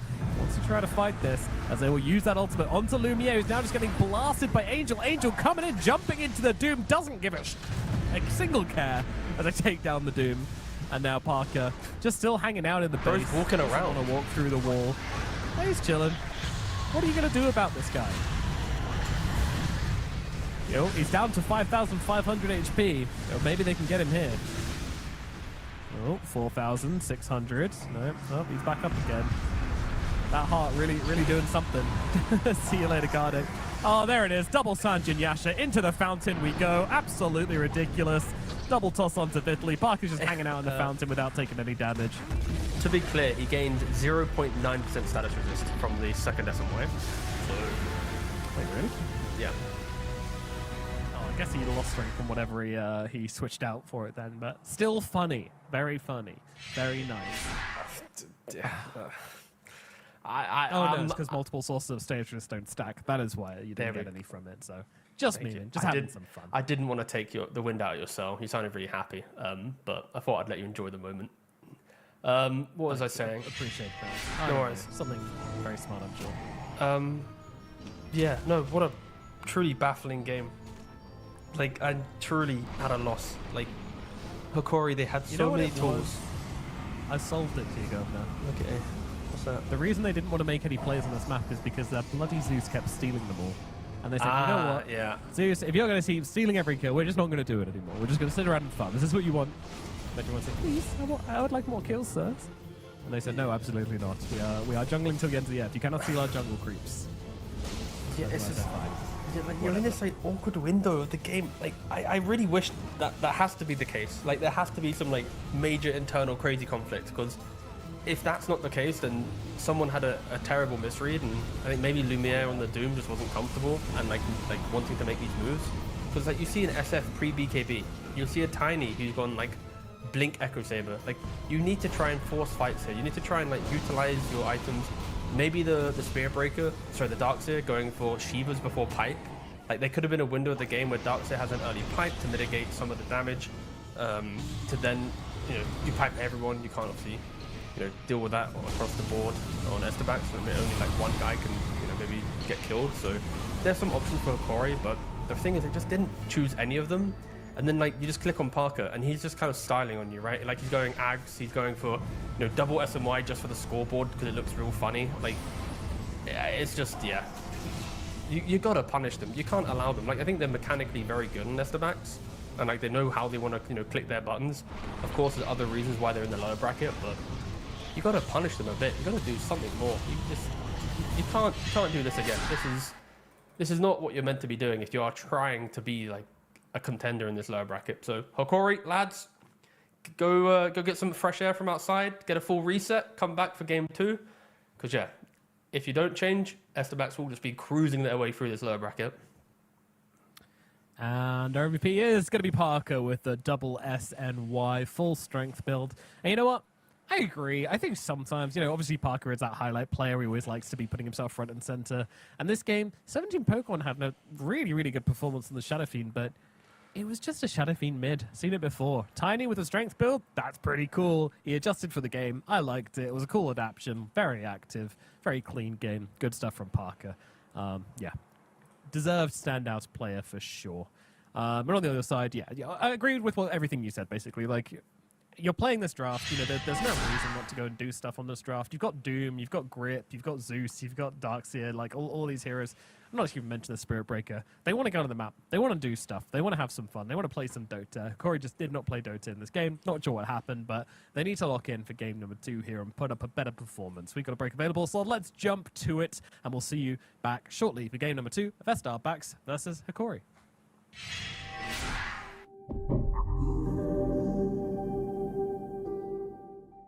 The human body was built to move. Not trapped at a desk in one singular posture for 12 hours a day.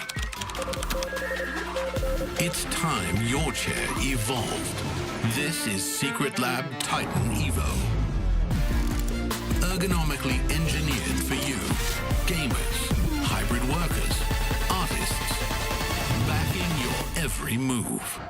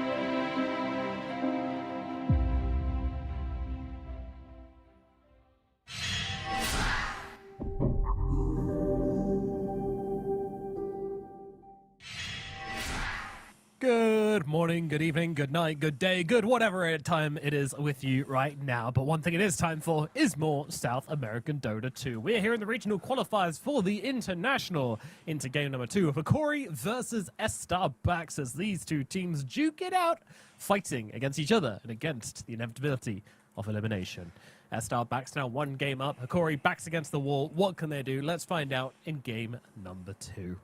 We had it to earlier today, T-Governor. Are you feeling like it's a little bit similar to the last series where one team just clearly outclassing the other?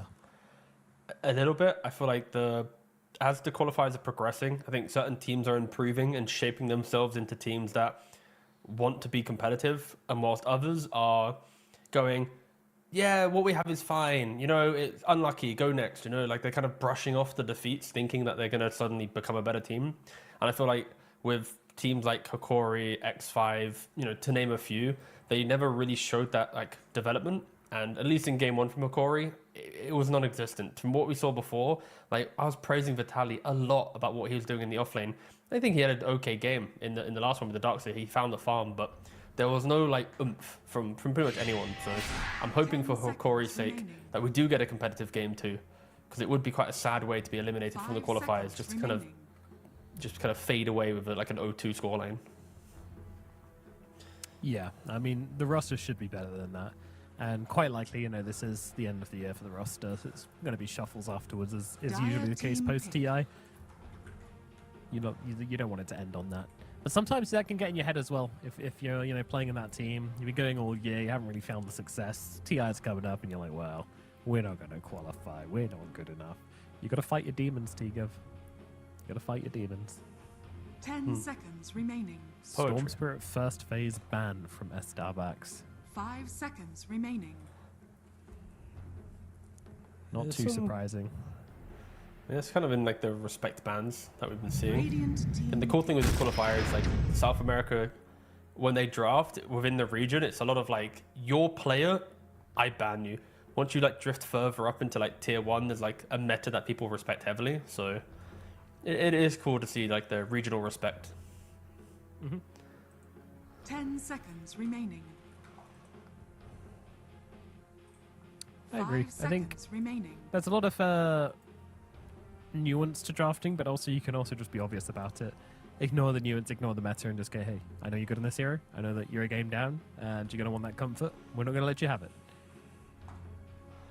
There's definitely something valuable in that, because sometimes when teams fall back on comfort, that's when they're at their strongest. They realize a lot about how they've been playing the game and how to improve. And problems can ensue. Dire team Kind of cool. back. I like this. They banned Tiny. Ah, damn, we can't get our 6,000 HP Tiny. All right, pick the Doom. Yeah. Lock it in.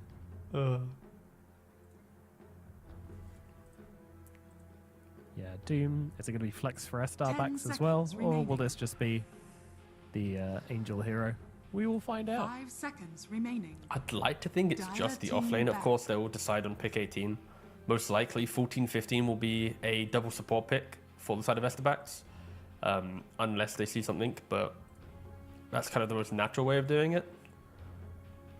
Again, it really depends on if they are even trying to flex it. Not many teams flex the Doom to carry. 10 seconds remaining. We haven't seen it many times in the South American qualifying. I think the last game was like the first for us at least. 5 seconds remaining. I mean, in this position, I feel like it's more of a Hikori problem, I think, in the draft. Because like Hoodwink's very generic as a hero.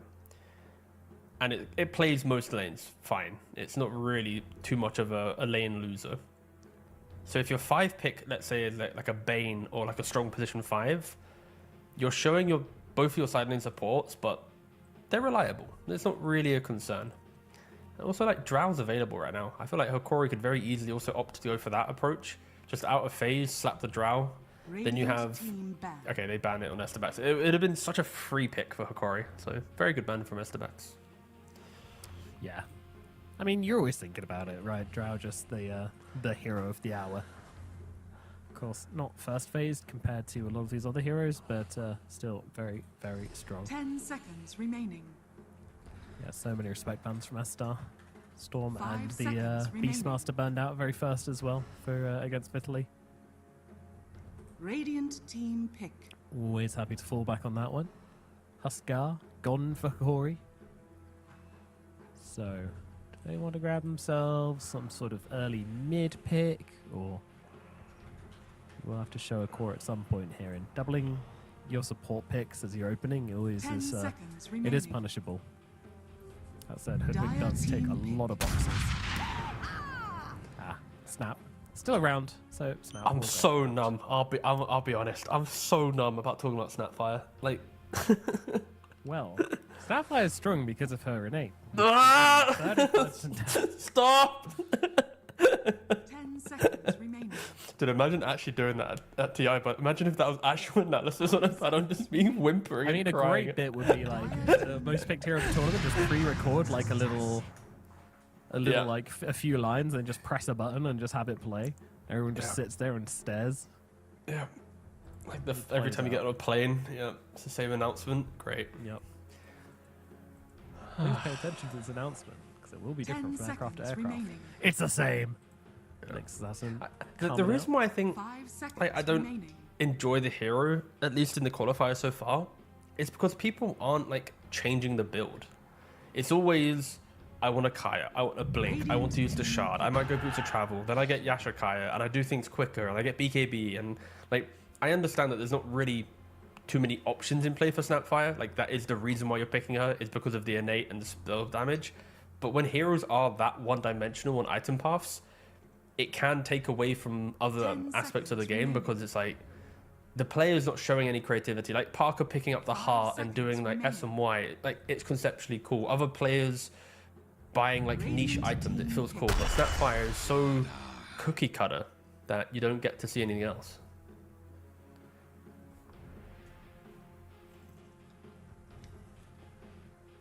Yeah, that is true. And I think there should be flexibility. Like, I really don't mind, especially from the off lane, 10 going for the Aghanim seconds Scepter on Snapfire. You can draft into it as well. There's quite a few heroes which really love 5 being shot seconds in. remaining. If you can land it, you know, you land a multi-hero stun on top of it as well. I think the Ags on Snapfire is Dire viciously team underrated. I'd love to see more of it, if it is buildable. Not a hero you want to shoot in, though, Luna. No. She Yeah, would the hate problem that. is But, oh no, here's a play. You're shooting the Okay. Slardar, you buy the Ags on Luna, you use the Ags on the Slardar as he's flying through the air. All of a sudden, there's a Slardar double stunning you at the front lines with the 10 Aghanim seconds Scepter remaining. Eclipse coming down. Oh my goodness, it's an orbital strike cannon right there, 5 guys. Get it seconds done. remaining. that feels more like a short content play. And what else are you playing for at this point, Corey? Come on, at least get some social media content out of this game. that is yeah. If Imagine they're your lo- manager if they're just comes in and says that. I Guys, would we're fire gonna that need you to manager help us so out in quickly. marketing. You're not gonna win, so just give us some content, please. I mean, how based of a social media person would that be if they like mid tournament, like OG social media just walked up to OG mid Valahir and goes, lads, we're 0-2 in the Swiss stage. We're gonna need to get something from like how damning would that be? Fuck, that'd be Very awful. sick. Thank God that doesn't happen because people have respect for each other. Down.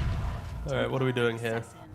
Okay, the Parker TA. That is a thing of legend. That's a spooky thing. So, of course, for Hikori, they tried to opt for the like keeping things a bit more open and having mixed damage. Because when you pick Snapfire Slardar, they are diversifying quite heavily. Of course, through the magic of Snapfire. Again, why we see the hero in every game in South America is the burst. Slardar can kind of pivot that. So some of the kind of scaling problems that Snapfire has later on is remedied. Luna, extremely generic carry that can just play lane into Doom, like you are just going to farm. My fear is it's a carry that doesn't match the pacing of Slardar Snap, where it's like you buy Blink on Slardar Snap around, let's say, 13, 15, depending on like if you buy some cheaper items before. And you kind of want your carry to also look at the game and go, yeah, I can poke into it. And Luna, back in the day, sure, she could, but nowadays it's, you know, Mask of Madnesses, Mantas, you want items and a lot more seconds remaining. things. You don't really break the map down. So I already can see an 5 awkward seconds remaining. scenario that Hikori might face. And then for rest of the backs, the Parker TA, as already mentioned, Dire farm should be team pretty back. good in the lane. You are going to just chill and free farm. I don't envision you having too many problems unless you like really step up too far because of Bane. Bane is really good at just stopping that aggression. And TA versus Luna, I think TA does perfectly fine at scaling into the Luna, so I think Parker has no 10 problems seconds playing the game remaining. as it progresses. 5 seconds. No, I wouldn't have remaining. thought so. TA, I mean, you always want that single target hero versus the Luna. You know, just take her out of the equation, threaten her, stop being able to sit at the middle part of the fights, and just getting off her eclipses, getting off her bouncing glaives. It's always sounds like an easy hero to fight. Of course, Radiant team ban. in practice, the heroes had a lot of changes to make her better against that, especially with the glaives. Spinning glaives are really, really strong. So, yeah. We'll see what the Luna chooses to build as well. That's one thing I like about Luna, though, is the adaptability of the item build. You can go 10 for an earlier seconds Ags remaining. if you want to give your team that extra bit of magic damage and team fight. Or you 5 can just go seconds straight into the remaining. right clicks, you know, keep farming, be the mega carry. Always you farm a little bit faster than your normal carry. You hit your timings a little bit faster, but you also fall off a little bit faster. So Yep. I would say I don't mind. I think Ags in this game's conceptually kind of cool, right? When you see TAs, they can sometimes push the limit on their hero by going BKB like slightly later. They'll try and slot in another item beforehand, and then it's like, oh, I wish I bought the BKB. So in this game, I can see it. It makes sense. There's also the argument of Manta Butterfly is just really good against TA. So we'll see what type of game plan they're going to be going for. Estabax, though, their mid lane, because of how farm intensive TA and Doom are in side lanes, you pretty much want your mid to be very simple hero. It's get an active rune, go play make, go do something on the map. Sure, they take a puck, that's perfectly fine. It's like you shove mid, you get your farm. There is actually a slight damage problem for Estabax where in lane these heroes are good, but they don't break out of lanes and like take over the entire pacing of the game. So there is a window that Hikori, if they're 10 proactive, seconds they will remaining. be able to deal with that punishment of that greed. But if you don't punish the greed, Yeah. the Estabax draft is like, it's insane as it scales. yeah, they scale extremely well into the late game. I think I want to see a bit more from Nyx this time around. Last time we saw Nyx, it just didn't really burst anybody down at any point, which is a big problem. You need that Nyx and Puck to be finding stuff together. It is a problem with Nyx as well. It's like, he doesn't push out lanes very well. Yes! He doesn't farm jungle at all. Oh, Viper coming out again. I was legitimately, I was going Viper. I wanted to say Viper. Like, this is... Sorry, can you finish your point first? My apologies, but I was excited by Viper. No. No, Oh. it's ruined now. You ruined it. And I Okay, forgot, fine. but most of you ruined it. that's a phased answer. Yeah, sorry, might be. No, the reason why I'm like hyping Viper is like, you need to find a way to just Ooh. change up the pacing of the game. Offlane And it's like- Viper, though. Yeah, but that's fine, right? Because it's like Slardar into mid puck is a net win for the Slardar. Like you're going to be able to punish him there. So Slardar, number one, win. Viper into TA. It can be back and forth. If Bane and Nyx both start bottom and Parker starts with like Mel Strike level 1, maybe the Viper dies. But on theory, on paper, Viper also wins. And then we already said that Luna is generic carry, will farm into Doom, it's fine. So Luna is go even lane. Slardar is a net worth win lane. And Viper, unless some weird things happen, also net worth win lane. So for Corey, to punish the greed, win the lanes. And they're going to do that on paper. In the game, sure, another argument. But I'm really happy that they have pushed Snapfire to support. Because if Snapfire was a core, I was so ready to talk about how Estabax are just going to inevitably win this game. I don't think they have enough tempo to like consistently break the game. They'll have moments. So the Viper pick, it's hype. It's exciting. Like, Hikori should be able to go to game 3 with this draft. Should. I would theory. agree. Yeah, I would 100% agree. I mean, Viper is just so good versus TA as a counter matchup. And yeah, like the mid lane matchup's good as well. So good kind of shift. Maybe that's what they were always planning, but good pickup. And yeah, I think they can definitely snowball this one. But again, no throws allowed. You need to just win the lanes, you know, not throw any of these lanes with some overextensions on silly deaths. And then squeeze that map, get your Luna into a good position, and Luna can end games quickly, and that is what they need. It's not like the hardest timer of all time, but there is a point in this game where Estabax will start to come back and take over. But it's a while away. No, it's just, I think just the Hikori last week really just made this game so much more exciting. Of course, so Estabax, we already mentioned it, but like the idea that maybe Bane Nyx, if they do, they've already used their first smoke of the game, so They're probably not going to want to use another one. But there is an argument that you set yourselves up top lane, you play for the top 2 runes, then you smoke, not showing the Nyx at any point. Like, there is a world that the Viper can die, but normally when you pick heroes that are so dominant on the first 30 wave, seconds to battle. those players think about it, like Huskar mids, they step back on the high ground. Vipers in the off lanes, they just wait to see information. Where are the supports? But I am really looking at top in the first like 30 seconds of the laning phase. Like that is, to me, going to dictate a lot of the kind of the narrative of this early game. As you are seeing Hikori step up, trying to kill off the trees on the side of Estebax to stop the Hoodwink having fun, but Yeah, Excel is actually going to get brought down here. This is a great first blood coming out for Hikori. Probably does have to stick his hand on the tower a little bit to suffer. Look at Parker. Yeah, he's chilling. Now, some people are wondering, is he ever going to leave this, or is this just going to be where he spends the rest of the game? That's a great question, actually. I don't think I have the answer. I'm sorry. I don't. Luckily, my mind does not work the same way as Parker's. Ah, he stood up. Ah, Crazy. The jig's up. I thought he was going to just insta-kill the range creep, but nope. Sounds like he does want to keep lane aggro. But if you do meld there, it is kind of a cool position to be in, because like the Viper walks in, you meld strike the Viper, Bane can walk and right click you. Like you set yourself up to fight without the Nyx. But alas, nothing crazy happens. Estebax, they opt just to go for a very classic 2-1-2 lane. No weird tri lane for the first wave. And now it's just a matter of like, how does Parker survive the Viper pick? With inner peace. He's gonna... Ooh, nice dodge. Turn around. Fifth Lee, not that healthy. Could be in trouble. Parker's low as well, though, but uses the Fairy Fire and keeps himself alive and gets the kill. Will go down immediately afterwards to a cell, but staying alive long enough to get the kill and, most importantly, get that sweet XP. Really, really good trade for Estebax there. This is not a lane they should be winning, so coming out on top there is huge.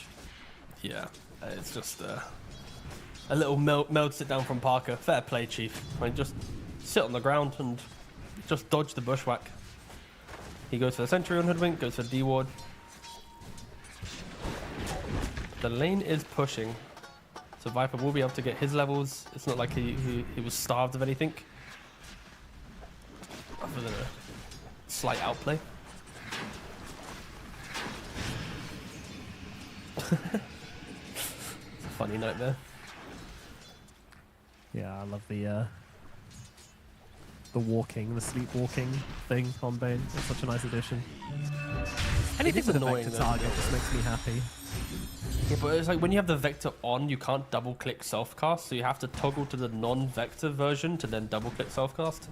That's annoying. That sounds annoying. Yeah, but everything else, love it. Conceptually, very cool. As you see in the middle lane as well, like Pokorn, he's doing a really good job of just playing around the Slardar, getting good damage off, and then he just goes, oh, too close for just a second, tries to contest the CS. Benjamin gets it off him. One hit, Slithering Crush, Bash of the Deep, and all of a sudden the puck's below half health, so completely swings back the trade the other way.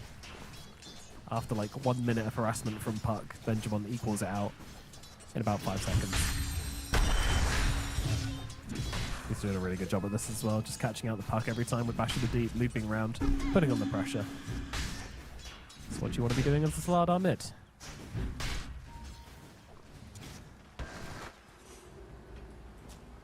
So far, other than the Viper death, everything's kind of going to plan, I would argue.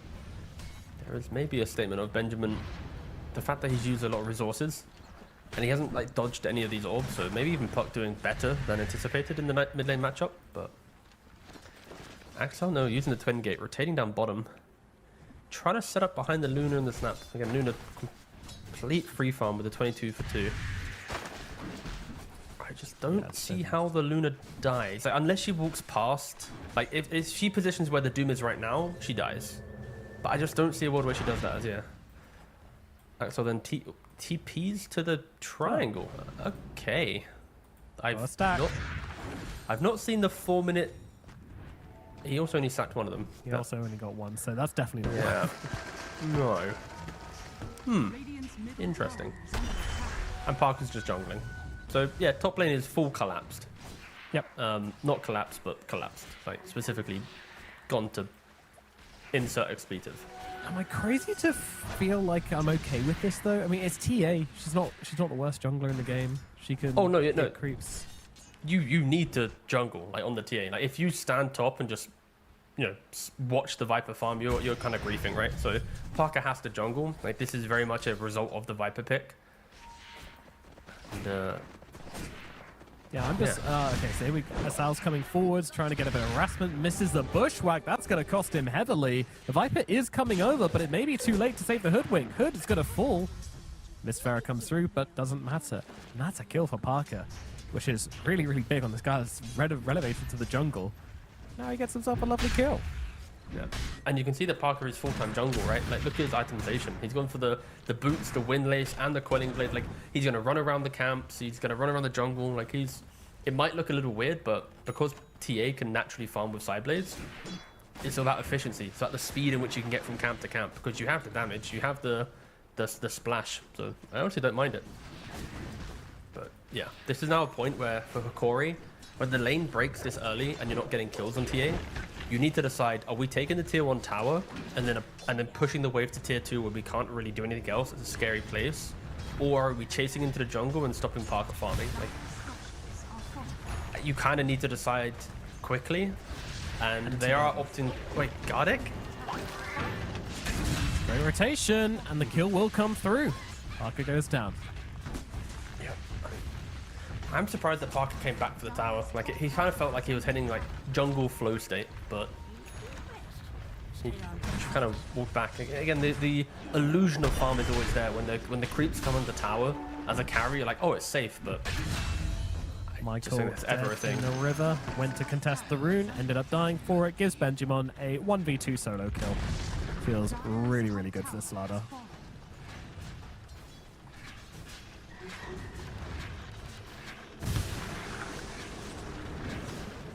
2,000 gold lead for Hikori.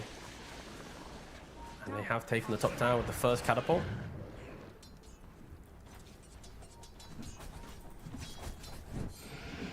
Yeah, it's really good.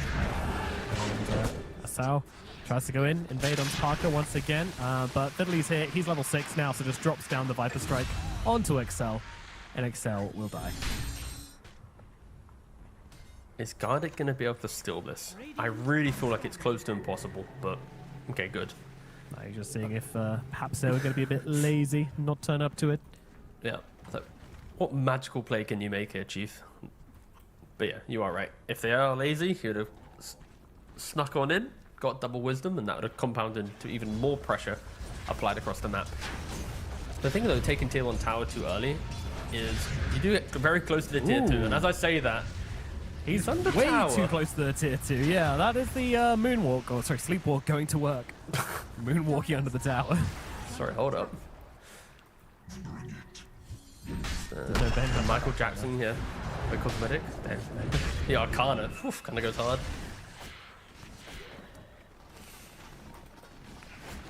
Yeah, it's like people always talk about how important taking tier 1 towers is, but there's also like a window of the game where like stabilizing the creeps and denying them and not taking the tower can be more efficient.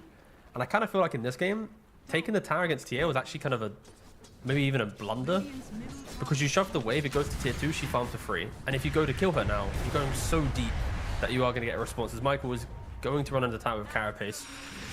Meanwhile, Puck's getting Viper struck. There's chaos happening everywhere. Got a regen rune though, so he's kind of chilling, ready to go back in whenever. Yeah. And he'll just use it to farm, but... Oh yeah. Oh, some juicy stacks. Yeah, sorry to harp on it, but you can just see how Parker you can feel the freedom now. Like, you can feel the comfort, like the way that he's like clicking the buttons, moving through the jungle. Like, there's no pressure on him anymore. So yeah, I mean, also, it hasn't really gone well. The attempts to pressure him have also resulted in him getting multiple kills. He got 2 kills from the Hoodwink trying to find him in the jungle.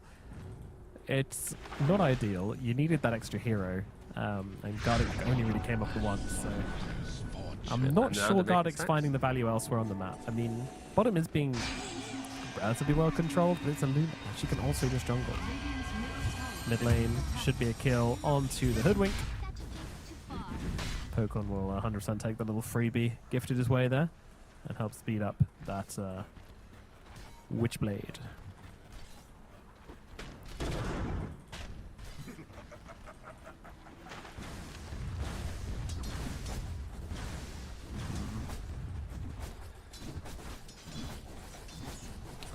So they are also going for just the standard items. Vitaly trying to look for Parker here. Goes for the Viper Strike. He doesn't have any detection. And Parker decides just to TV back to base. Yep, we'll survive. Yeah. He actually considered going for getting a Fairy Fire there, but then realized he was going to survive, so didn't purchase it. You can tell because he moved the Orb of Light out of his inventory, and it was like, actually, I'm fine. Yeah, that was nice. Very heads up. But yeah, you can see from like Estebax, it's like the puck's just going Witchblade. He's not feeling any pressure. He's like, you know what, I'm just going to do my normal build. Doom has opted for the Phase Drum, which I respect. I think in this game, if he tried going for like the offlane Radiance, it would have been extremely greedy and kind of the wrong build. So at least for the sake of them, it's like, it's stable. And like when you look at the net worth, you see on the left hand side of your screen, like there was moments of Slardar kind of putting pressure on Puck. There was moments of Viper putting pressure on TA, but all the kind of those moments have now disappeared. I feel like we're now back into a very even game. It's more on, I think, Hokori. Like they need to get their Viper a bit more into the game. Like he's I agree. The whole point of this pick is fading. I also think they had the opportunity to win mid and win top really hard, but instead they chose to just do sort of well enough in all of their lanes. And that can be a trap sometimes in Dota. You know, if you draft too well, you get yourself like what could be 3 winning lanes, but a couple of things don't go to plan. You know, Parker gets a kill at top before dying, which is great for him. You know, also your Viper died during that. There's a Doom coming down on the bottom side right now. There's Angel trying to finish off the kill onto Luna, but Luna just turns it around and then pops a Mask of Madness even to try to pressure the Doom. Still has to be careful. Doesn't have the most amount of health.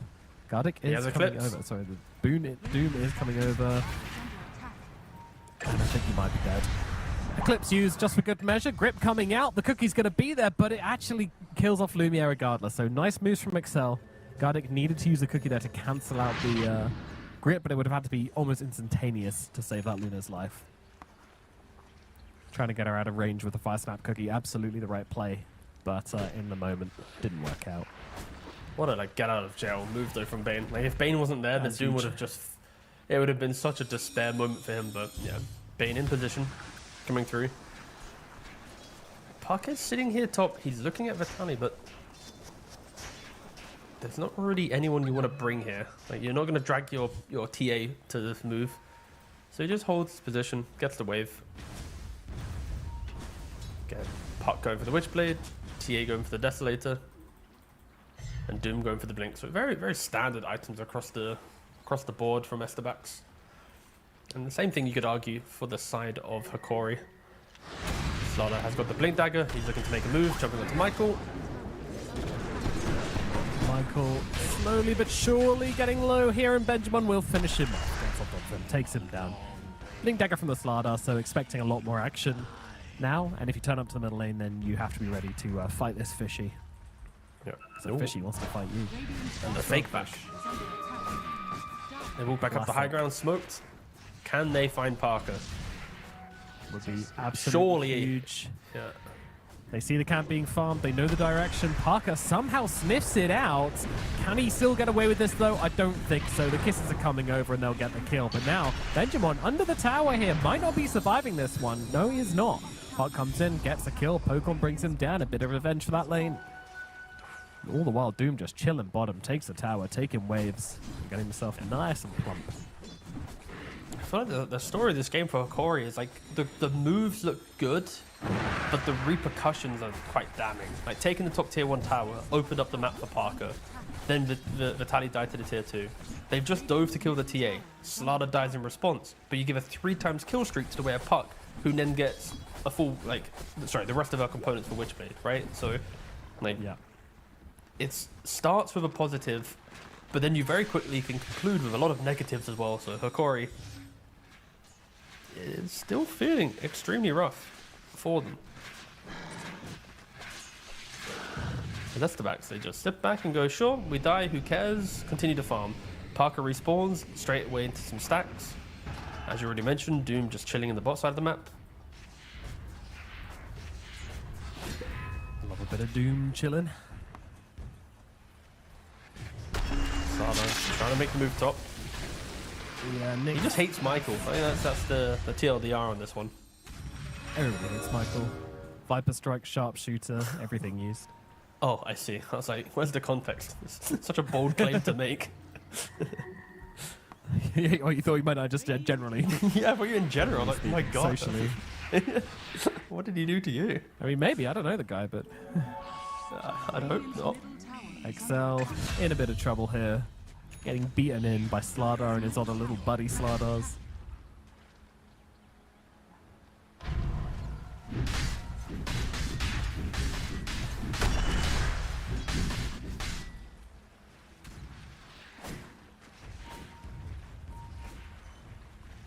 Slardar can be such a problem.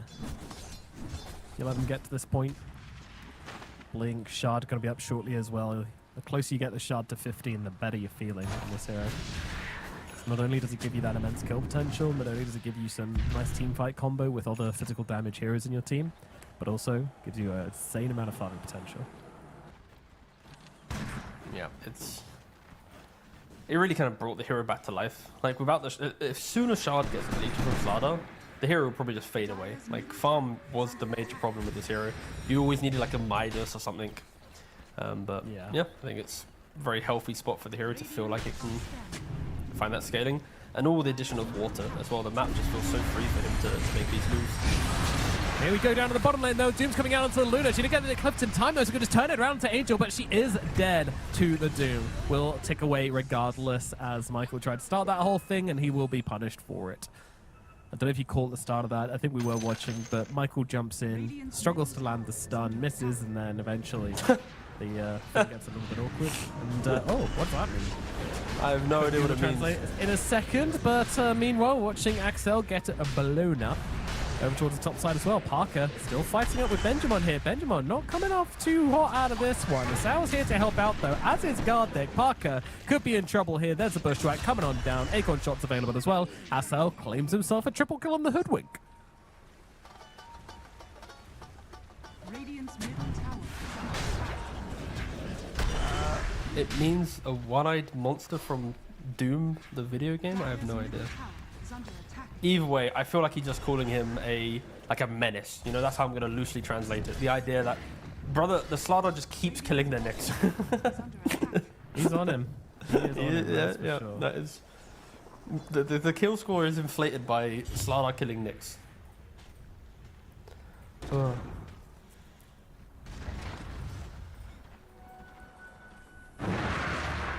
Well, of course, does go down whilst I was googling the whatever that meant in all chat.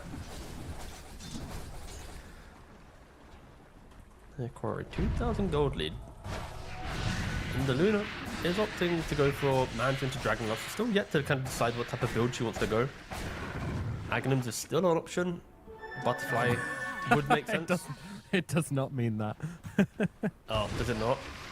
Oh, He's, oh, I missed. Okay, I missed. Just see it. I've added a. I forgot to add the H. Without the H. Yeah. No, it means he's very interested in him, shall we say. Oh, I see. I mean, Yeah. that's really nice to hear. Again, very different congratulations. meaning, but, Okay. oh, there we go. Jump onto the Luna. Luna, gonna die. As is. That's actually pretty funny. Gardeck's okay, actually. Michael's one in trouble. In we go onto Michael once again, and all that poison, gonna kill him off. Tries to dig up. Oh no, he's given the toadstool to Gardeck. What a fatal mistake. That changes everything. Puck gonna come back in and grab himself another kill. Very cheeky move from the Puck there. Never actually left the triangle. Stuck around, seeing if anybody would come back in, and did indeed find him. Nice moves. I've sent you what I saw when I googled it to see how I missed it. Right. See, it's very close, but also clearly also very correct, different in gotcha. height. Yeah. Oh well, Hoodwink's dead. Yeah, Hood is gone. That is a big kill streak. I mean, Pokemon's just flying over the map right now, to be fair, Pokemon. Blasting everybody. Double kill now. Wait, what? That was a 5 streak on the Hoodwink. Dude, Puck is just collecting the streaks. Yeah, he's just gone round and got out the bat and hit all the pinatas across the map. Yeah, start back, start back. I get one. Sure, you're allowed. I mean, I can't undo it. That's not an option. Radiant's top tower has Delete it, scrub it from the VODs. You know, Corey, they just... I'm just going to speak very honestly. It's just a little uninspiring. Like, they get into a stride and something happens in the team and they step down. And they just, I'm like... saying it. If Red Hot Chili Pepper were playing this draft, I think they'd be like 6k up now if they had a Corey's draft. I could see some... Yeah, that's true. Yeah. We saw them do a very similar thing, and it looked so much better in their hands. It is unfortunate, but again, when you are in TI qualifiers, when you are trying to get to, you know, the best event of the year, you are going to see teams level up, and unfortunately, it's not happening up yet. As Angel throws down a Doom. Pretty good one at that as well. He's kind of kiting out the Slardar perfectly, and Slardar, he's sort of swimming in circles because he's got nothing to do but die. Passes the gem over to Asao at least. Don't know if they saw that he had that, but either way, will not be going into the hands of the enemy at least. The Astabax, they are just playing with a lot of patience, and they got the gem. Well, that's They had a ward behind tower, so when the Hoodwink ran to the left, he didn't walk up the steps straight away, so he kind of just gave time for them to click on him, identify the gem, and then they were like, oh, turn around, guys, get the Hoodwink. Shift into reverse. But this is the Nyx assassin I've been waiting to see. And in fairness, now that I've seen it, it's not so much about the Nyx assassin, but more about the puck, right? Like, Nyx is empowered by having someone to go and just kill everybody with. Puck, he picks up this Switchblade, he picks up the Blink Dagger, just gets on the map, starts fighting around and gets on top of everyone. And now, looking for more. Sees the Viper here. There's going to be a crit coming out. And all Pokecorn has to do is fire an orb his way, get the right punch coming through. Quickly turns around, gives a Viper Strike over towards the Bane. The Bane will be absolutely fine, especially with the Nightmare coming through.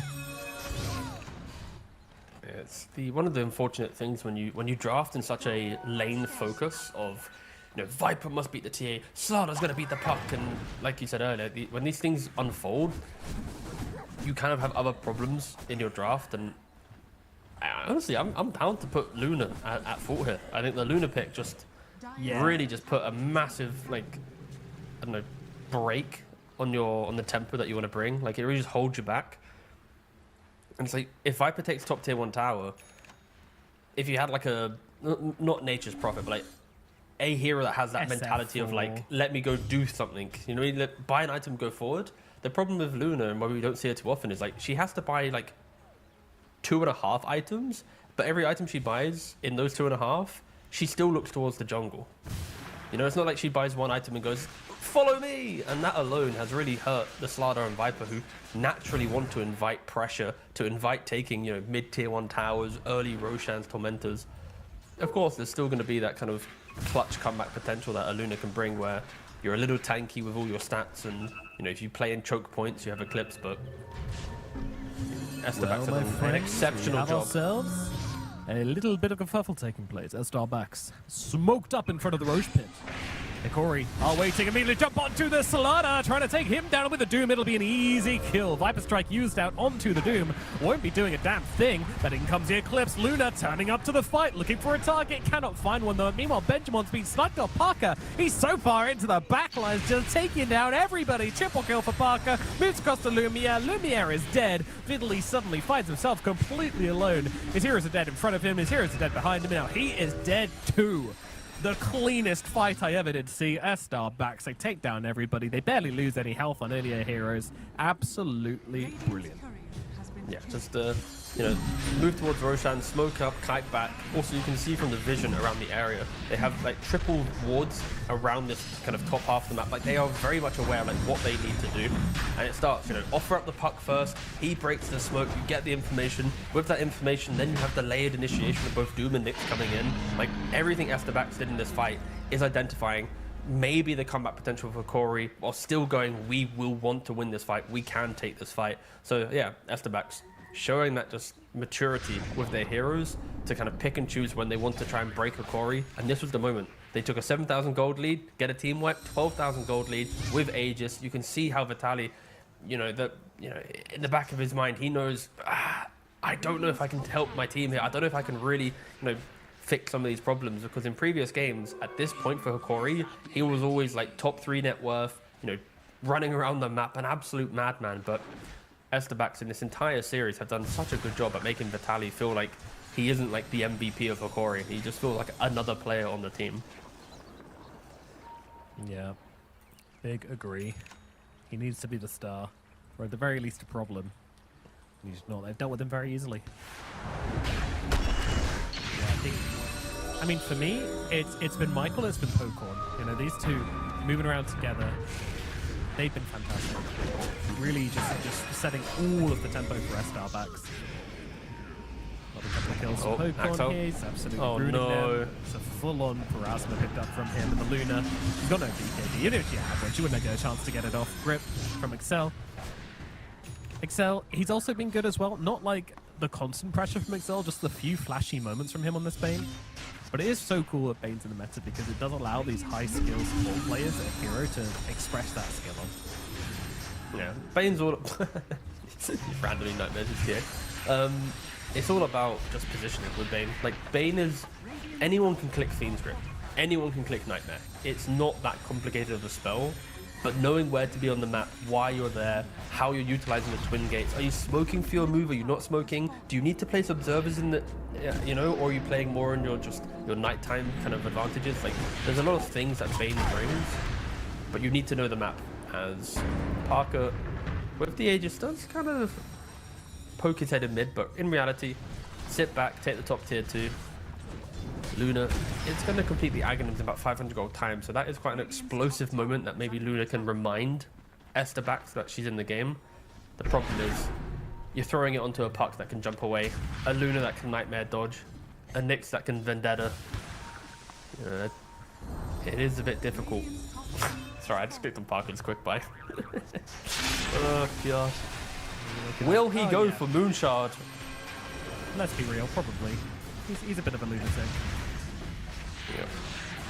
Italy bites the dust in the bottom lane. Parker blows him up. I think firstly he did the least damage out of anybody jumping in there, but Dire's courier has been singular hit with the Meld Strike, 139 damage to secure the kill. That's what you like to see.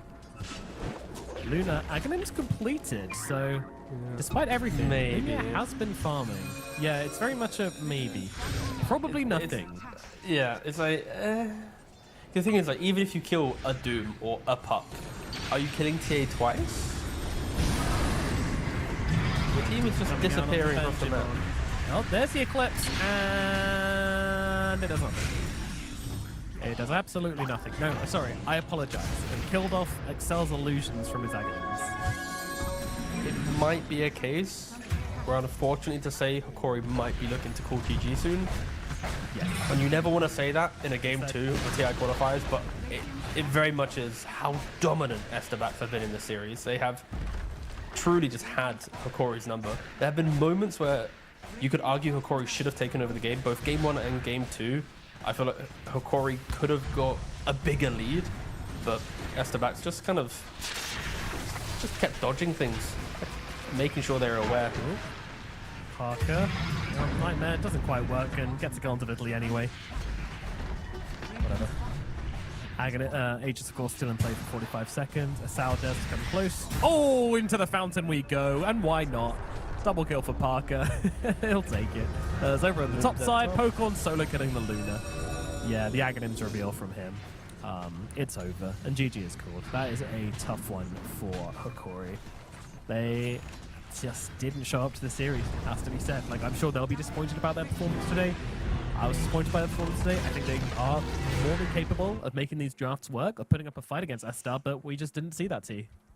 Yeah, pretty much. I think in this game they had a cool little Viper swap up, which, again, it worked really well for the first 7 minutes, but I think between the Slada and how he chose to play the game and the Luna pick in general, they just didn't continue enabling this Viper. So that's just a major blunder from them.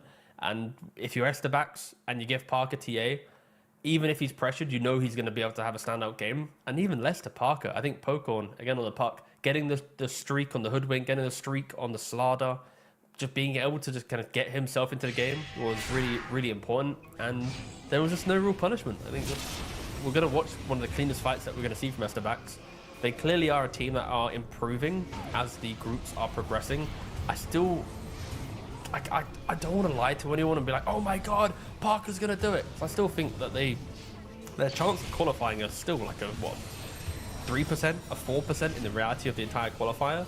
But at least we can say with confidence that they are improving as a team, and that is all you can ask for a team that is always going to be the underdog. Like again, Red Hot Chili Pibble and Estabax, they are the two teams that are looking up towards the other 4 teams in the upper bracket, going, whew, that's going to be a tough one. But again, both teams, we can say with confidence, have improved since day one.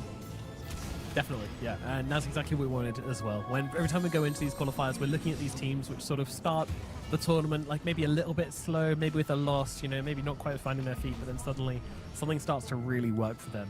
And if they can keep that momentum flying, if they can keep, you know, finding this strategy and refining it throughout the qualifiers, that's when we get the upsets. That's when your big teams start to get knocked out of these qualifiers and their dreams of TI get smashed on the rocks. That's why we end up so often going to the qualifiers saying, oh my god, X team got destroyed in the qualifiers for this region? That wasn't supposed to happen. And these are the teams which can make it happen. You can see how if S-Star do manage to find their form in a series against anyone, they could take a game. I mean, it's replicating that consistently, which is obviously going to be the issue for an open qualifier team, or even a closed qualifier team. But yeah, on the right day, with the right set of heroes, and with the right mentality, these guys are very scary indeed. And Akori did not stand a chance today. I still think Akori underperformed. I think this draft was good from them.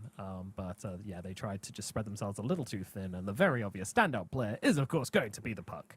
I think it also could have gone to Michael, but I mean, Puck just 10-0, 12. You can't really not give it to him with a scoreline like that. No, for sure. I think, again, like Out the of way that Slaughter Puck... lane. Yeah, like against Slaughter's meant to maybe get a slightly more CS, but I think Pokorn kept playing for the pressure, kept keeping Slaughter at like lower HP, so Slaughter couldn't play on that style, and he identified the matchup. He also identified when to TP. His movement on the map just felt clean, it felt good. He itemized, again, you can't really fault it because it's just the default build. Some random ags at the end, I think he's just kind of having fun based on the game progressing. The main 2 items were, of course, Blink and the Parasma. So, yeah, Puck played very well. I'm just intrigued to know how Estabax are going to face up against some of the bigger names. Because the last time we saw them, they got absolutely dominated by PlayTime in the upper bracket. So my only hope is that was kind of like a one-off. You know, we see some random drafts, whatever, go next. Because... and it was fun. Like the way that Parker itemizes, the way that the team plays around it as well. It's like we keep saying Parker, but like the team itself is playing quite well and doing these things. So it might just be a matter of like the pacing of the top teams is too much for them to handle. But if they can find a way to kind of like make it a slower game, it truly can be anyone's game for Estabax versus, you know, the Nemesis and the Amarus. LGD playtime, that's another story. But still, we shall see in the next round. Yeah, I'm looking forward to seeing more from this Pokorn guy as well. I mean, I've never seen this player before. Red name on Liquipedia, so not many people have, I'm guessing, but really dominant performance on the Puck today. So let's see what more we can get from this guy. You know, maybe one of the new up-and-coming players from the SA region. Eyes on Estabax going forwards, and eyes on Red Hot Chili Pibble as well, as they also impressed us earlier today. 2 impressive performances, 2 clean games. That's what we like to see. I mean, sure, we love the dirty Dota where we're going to 60 minutes with throws taking places, but later in the qualifiers, you know, it's good to see these little teams cleaning up and then maybe putting in a shift against some of the stronger opponents and pulling off an upset. That's also the fun of these qualifiers. So we are all done extremely early for us, my goodness, which means we are getting into the meat of it. We are getting into our upper bracket games, Cap and SVG, where we're bringing you the action. We've got Amaru Gaming versus LGD coming up, and then after that, you've got yourself Team Nemesis versus Playtime. 2 absolutely banging series. We're going to say goodbye. Thanks for watching, and enjoy the rest of the broadcast.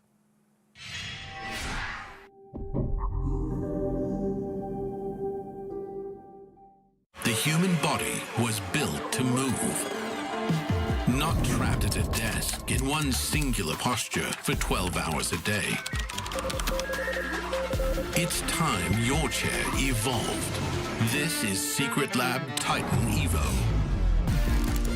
Ergonomically engineered for you, gamers, hybrid workers, artists, backing your every move.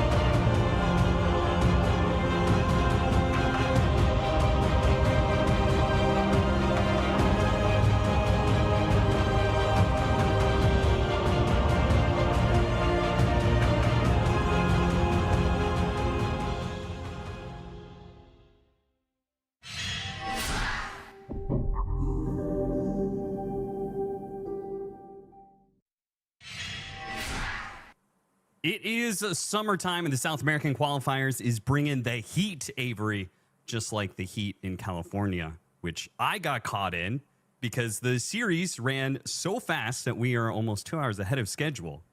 And I had to race back in time in order to get here for this excellent match of LGD versus Amaro Gaming. We got some exciting names. I think, once again, the first series of ours today is definitely LGD favored. But how good is Amaro? Like, are they capable of taking a game? Are they capable of taking a series, Avery?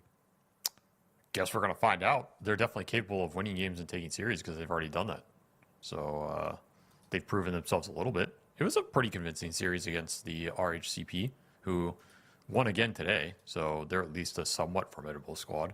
I think K1 can always win you a game. I'm not ever going to count K1 out when it comes to TI season. I wasn't asking if Amaro was capable of winning any Dota game ever. I was asking if they're capable of beating LGD in a game. That's a very different question, Austin. That's a very different question. I think they are. I think it kind of requires LGD to be off their game and Amaro to be on point. All right, it's going to have to swing that way. I think if LGD is on their game, they're not going to drop a game here. But you never know. Pressure can get to you. Game starts getting weird. Hector is one of those players that can put the screws into you with some pressure. You know, he has some ultra carry and he's farming on that Terrorblade or his Lifesteal or something. You're just like, oh no, he's going to 1v5. I think it's less true now than when he was in his prime. I think back then you could really like 1v5 a game with a hard carry. Yeah. Now it's a lot harder. So I think that hurts his chances here, just playstyle wise. But hey, you never know, man. They can put some stuff together if PP can replicate some of his games on the Storm, particularly. He gets that hero again. It's a Siggy. He looks quite good on it. And a first pick Spirit. Where the hell did that come from? Yeah, I mean, again, this must be some scrim data stuff because we had an early Spirit pick before for a player that had not played more than 20 matches of Spirit. It did not work. And I don't really know. Like, I actually think it's better than Void Spirit. Like, I feel like Void Spirit is trash right now. But, like, is Spirit really that good against what's being played in the meta? Doesn't seem like it. The hero, I still think the hero's very strong, but he doesn't really win mid against anything. So you're giving a free lane away for some team fight and scale upside if you can get to it. I don't doubt those aspects of the hero. I think Void Spirit's a better hero on average. I'm not going to hate on that hero as much as you do. But this Earth Spirit can definitely suffer really hard. Like, his floor is really low if he gets abused. And they're just going to instantly take Puck to try and make his life miserable with Coil and Silence. Very annoying spells for him. You do have a Silence versus the Puck. You can kind of swing it both ways, but it's generally Puck favored. I guess you can always swap this Earth Spirit to support. There is that potential. We saw... I mean, it's kind of one of those things like, yeah, you're not going to play Earth Spirit support, but we did see Boxy play it, and he was quite successful with it, even with the terrible laning phase it offers. So that option is available. Yeah, once again, it seems like you really need to have a specialist on the hero. So I'm not with it as a flex, just because I assume you don't have a specialist mid and a specialist support Earth Spirit player. You know, probably like not. I feel like most teams probably only have one, and it means they're probably locked into one spot or the other from the get-go. But who knows? Maybe they do. I do not know PP's pool. I've never seen him play Earth Spirit, but he is a Spirits player. I don't know if Genek plays it. So this is a big question mark for this squad. Maybe Hector will play it. Radiance first, Earth Spirit carry. Yeah, okay. That'd be pretty dank. That's not a Hector hero. Actually, wait. I mean, if you think about it, how fast it rotates from camp to camp, that is a K1 Hector specialty. That's what I'm saying. Don't count it out. Okay, maybe you've convinced me there. Rubik to be the counter pick against Puck and Bane. Very nice pickup. I like this a lot. I was also thinking Silencer could have used these two heroes pretty well, and it's good with the Earth Spirit. Earth Spirit likes heroes that buy 10 seconds time remaining. in fights. Like if the fight just goes long and everybody's alive, he's generally pretty happy 5 because seconds Magnetize remaining. will win you that fight eventually. I think Silencer is one of those heroes. Like you roll in, you go on some dude, you global, he gets another 5 seconds. That's an entire extra round of spells, right? I think that kind of concept's nice with the hero. Enchantress can also do that. I don't mind this combination either. She's a hero that can run in and just tank and be annoying. And if you're staying alive, that means Earth Spirit's getting more spells off. It's also a pretty good matchup here against the Bane in terms of supports on the map. So 10 this Enchantress seconds has been doing work in this qualifier so far. It's looked pretty good for these 5 teams. seconds remaining. So I kind of like So- I like these picks. PP is a bit of an Earth Spirit specialist. He has 59 games on the hero, which is, I would say, a pretty good amount. It's maybe like 10th or 11th of his most Okay. played, professionally speaking. So that's pretty good for one. And for another thing, I thought of something kind of funny. So Earth Spirit, it can be okay 10 versus the puck seconds because he remaining. has a near instant silence. But if you 5 think about it, seconds remaining. Avery, Earth Spirit does not have a projectile that puck can phase shift. Yes, he can phase shift the boulder and he can phase shift the roll in, but he's not going to get the health or mana by dodging that the is ability because it's not An a projectile. incredibly minor point that I do not think is relevant here, but thank you for your analysis, Austin. Grim Doom for the double Tell me Doom I'm wrong. combo. Tell me I'm wrong, though. Tell me You're I'm not wrong. Technically, you're not wrong. But it is irrelevant. So I will ignore that. Okay. 10 seconds remaining. Double Doom. I feel like they're really committing on 5 making this Earth seconds Spirits game remaining. impossible. Okay. Because I don't think Grim Doom is. I mean, we have seen LGD just kind of playing carry Doom / the flex Doom a bit, so they're probably just aiming for a side lane flex hero here. That's fine. The Grim combo with it's nice, but Grim is pretty bad against Enchantress. It's another Earth Spirit counter, but you already have a lot going into that hero. And yeah, I think this was like the risk. You're opening your draft up to some nice picks here on the 18th slot that you're not going to have a lot of response available to. You're getting zooed pretty hard, and you don't have a lot of anti-zoo right now. Your two supports are terrible against the zoo. What is the best anti-zoo carry in Dota? Terrorblade is generally pretty good because you can just usually, like against the Lycan 10 specifically, seconds it remaining. is one of the best carry matchups. Sven used to be good. 5 seconds remaining. Bristleback is generally pretty good. Okay. What else? The We saw carry some shaker. bristleback carry, right? That was that the SA qualifiers? I think it was. Yeah, we did see it a couple times. Generally, like strength carries are better against Zoo than the Agi carries. Like even Alchemist can do okay. Just anything that's a big bruiser with some stun or can dominate the lane. Terrorblade and Naga are kind of the two exceptions. Naga is also a good ban. That is a very strong pick against Lycan, especially if you don't have other illusion clear. It's also a Always good forget about reset this against now. Earth Spirit, right? Yes, very annoying hero for their draft. So that was a very on-point ban. It's the kind of hero LGD needs, something that is going to maintain formation against all of the summons and Earth Spirit rolling in and kind of just hold the ground, take the fight. Doom can do that a little bit if it's a carry Doom. Team bad. It's not the worst matchup. And then you can get it off lane or like Underlord or something, but you're not going to pick Underlord because there's Rubik here. But a hero archetype like that, the Mars, the Tide, whatever. The Meepo ban, you got to remember that Yuma Meepo. That is another anti-zoo hero. I mean, very good last two bans here from Amaru. I think those were on point.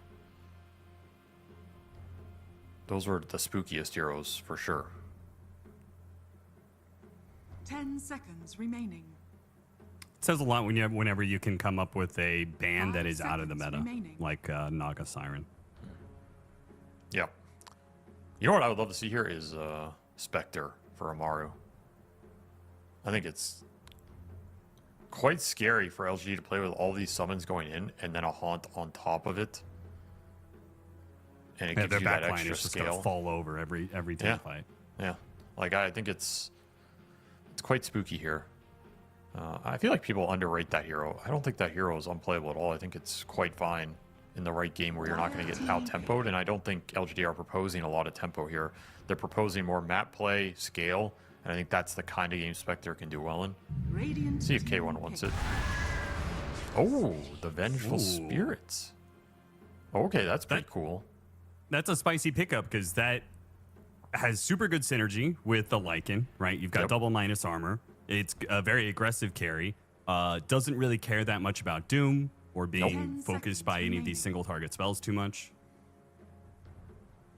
Swap 5 save could be seconds good remaining. against like a coil grip or something. You get It's one of yeah, the like only you said, ways you get could 2 break lives. Soulbind. Yeah, I kind of like it. It looks, and your lanes are very strong on paper here. A very cool pick. I think this hero's also pretty underrated. Specialist array helps this hero a lot. You're basically getting range / melee cleave on a ranged hero, plus all the scale. She scales really hard. Oh my god, the Broodmother! What the? Back to back, kind of cheesy picks. Like Venge is not the cheesiest, but Broodmother is definitely still some cheese, especially running from the safe lane. So we're gonna have wolves versus spiders in that Radiant safe lane. Spiders win. It's not close. Yeah, Brood, no doubt. Brood can absolutely tear the Lycan apart. It is one of his worst matchups when played to perfection. If you really know how to abuse Brood, get snowballing, get a faster 6 in him, you can absolutely just remove him from the game. So this is a really scary pick for Amaru here. They banned 2 cheese heroes and they still got cheese. That usually means your draft is missing some flexibility or robustness. So it's Or you're it's just tough. playing against kind of a cheesy team, which Yuma is. little They bit, had yeah. to ban the Meepo for in the first place, and they still got Broodmother. So A little bit, but I think there's a lot of picks there that would have been annoying for them, and I think that's usually a draft issue. I will say it does require execution from the Brood, so there is some pressure on Yuma to play this well, have a lot of impact in the first 10 to 15 minutes, and kind of take this game over, not let K1 do his thing and scale in this game, because I do think the Brood can run out of scale eventually as a 1 against this Venge, but it's a long time to get there. So they do have a pretty good window to just win this game, and I think it's a pretty good route to go. This Brood can do some work. yeah. Well, we'll see if Yuma. When you say play to perfection, the matchup, like is it? I feel like you're making it sound complex when I don't think it is. Right? Don't you just hit the Lycan over and over again with your lifesteal? I don't think the one-on-one in the lane is that difficult to play, but I think it's more about accelerating the lane, pushing his tower, taking his tower, invading their space, playing in their triangle, not letting this Lycan get ganks or don't have a bad early death on Brood or something like this, because there is some roam potential in this game. I think those are the more important things. Like I wouldn't even mind warding to protect this Brood a little bit from either gate rotations on edge or the Earth Spirit rotations. You don't want to play overly aggressive into Lycan and then just die to like Earth Spirit TP, right? These kind of small things are what you need to be on point with. But you're right, like mechanically, yeah, it's not too complicated. You're gonna hit Lycan, he can't really trade against you, and then the second you get 6, he's screwed. So hopefully Yuma's on point today and can make this pick work. Pretty scary last pick. Though they don't have a lot of AoE. That's maybe the one downside for LGD here. They have effectively like 5 single target heroes. I mean, Puck's a little AoE, but if the actual clash happens, Earth Spirit is king here in terms of dominating the 5-on-5. Maybe they run into a little issues there. Maybe they opt to go like auras on the Whisper of Doom here. That could be an option because it is a very good Crimson Greaves style game for LGD when I look at this Amaru lineup. So that is an option to consider as well. I feel like LGD would have a much bigger problem if this was the old Lycan with the old Shard, with the wolf that spawned every wave, right? Like that just kind of constant presence, I feel like would build up because you would just rapidly not be able to make moves with Doom and Puck because you're constantly dealing with the waves being shoved in. 2 different waves all the time by Lycan, one with him and his wolves and one with the wolf that spawns. the wolf within all of us, perhaps. Mm. And they took it away because Valve hates fun, Austin. If there's one thing Valve hates, There was nothing fun about that it's chart. they hate fun. Completely. There was no interaction. Number two, It they just hate automatically making went money. off. They hate making money, Austin, and that shard was a I agree moneymaker. with that. So can't do it. What? How is that a moneymaker? I mean, you saw the news today, right? Gabe Newell bought a $70 million mansion in Florida. Big I did purchases. not Where'd see you that. think? Where'd you think all that Congratulations, came from? Gabe Where'd you think all that came from? That's Dota 2, baby. What, wolf Real pelts? estate. He was selling wolf That's pelts? right. Dota 2 Arcana real estate. I'm surprised he even has a house, to be honest. I thought he just like lives on the ocean or something. But It does seem like he spends most of his time out there on his yachts, but I guess that's why he got a yacht or a mansion rather in Florida. Does I'm sure it's right next to some sort of a cove where he can it's a pull pirate up cove. to his yacht and a pirate cove. It's just filled with gold. I mean, every guy needs a pirate cove, you know. That's the dream in life. He got there. There's a dream here, though. It's a dream. Instead of a man cave, it's a man cove. Yeah, when you're rich enough, it becomes an actual cove with a physical cave. That's the real dream. Where did I go? Well, we're gonna have a little bit of pause here. What did you do this morning, Avery? That's a Walk bit of a us through personal your question, morning Austin. schedule to get ready it's a for little these personal. South American qualifiers. I watched the games. Okay. And I did some cleaning and mentally prepared for what is ahead of us. Yeah, it's gonna be such a trial facing us. I think anytime you are casting PP Dota, you must prepare yourself as a caster for what I is see. ahead of you. You're reading your lines for today's Yes. matches. You I know, see. I see. you only get a few opportunities in life to cast PP Dota as a caster, and you got to take advantage of it. You can't throw it away. You can't waste it. I go. And I will I will deliver what the people want because I am a man of the It is. people. It is Austin, a shame as we you don't get to see him in like any sort of land environment or anything like that. It would be nice. We could all use a little bit more PP in our lives, but I agree. Being able to scream PP goes in hard at TI would be a dream come true. But it really would. It really would. maybe he'll make it. Maybe he'll make it. Still available here. That's true. This is the upper bracket semifinals of the South American qualifier. We have this is the first of the upper bracket semifinals. Our other matchup is going to be a rather spicy one. It is the one that we've been kind of waiting for. Everybody knows LGD and PlayTime are the two best teams in South America right now. They're two teams that have routinely gone to international events and recently have done very well for themselves. But the third team, there is a team on the rise. The question is, how good are they actually? And that is Team Nemesis, led by Coach Astini. They'll be playing later today against PlayTime. And that'll be the first real test for PlayTime. And we'll see whether or not Amaru can put a test up to LGD, as we're going to have a late smoke on both sides. Both teams trying to pivot themselves to the other side of the map and steal away some extra bounty runes.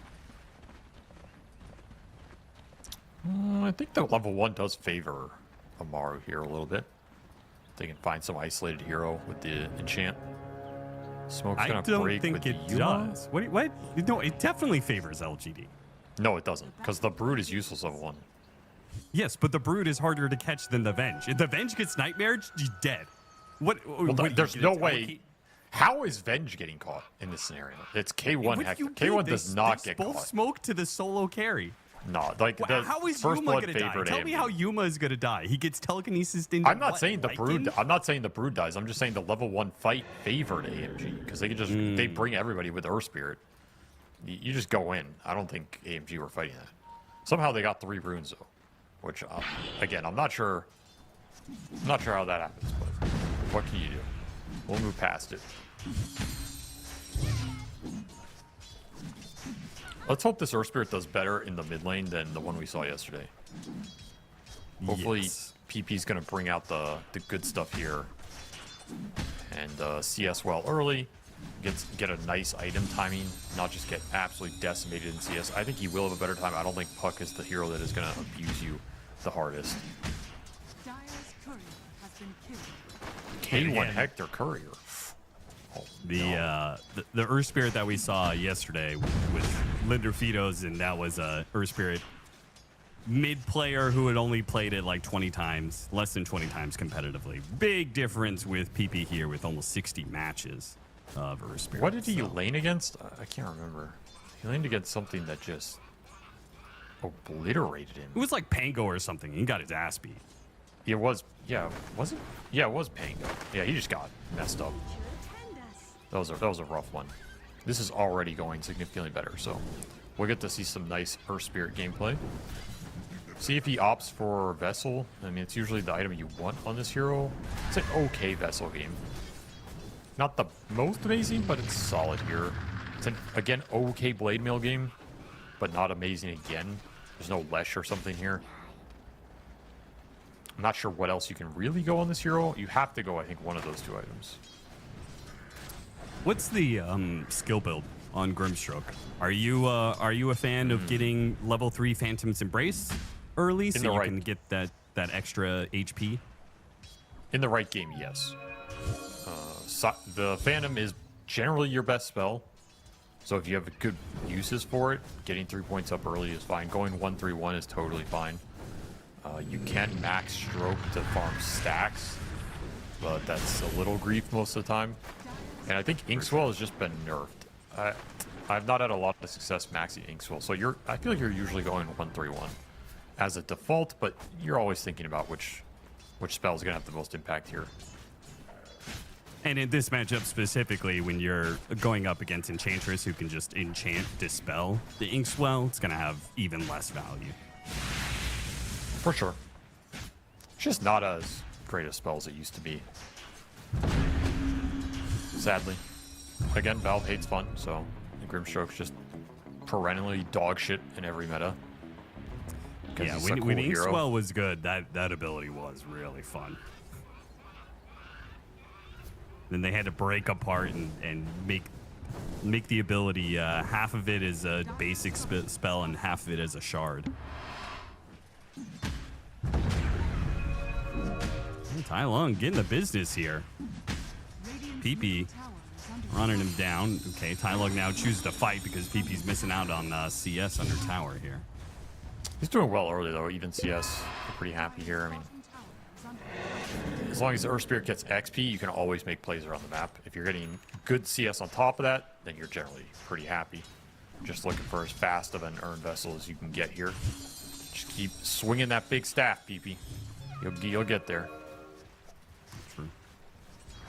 Speak softly and carry a big stick. How's Yuma doing? Is Yuma playing his Broodmother to perfection here? He's 20-4 right now, doing very well in CS. Lycan, he's just chilling. A little bit behind. He's chilling. It's gonna ramp up here as we approach levels 5 and 6. That's where you can start walking this guy down. Lycan does have a lot of regen on lane though, so these early waves are not as bad for him. Just about who gets more XP in this window. If you can gank the Lycan, they are gonna bring the Grim into this level 2 Inkswell.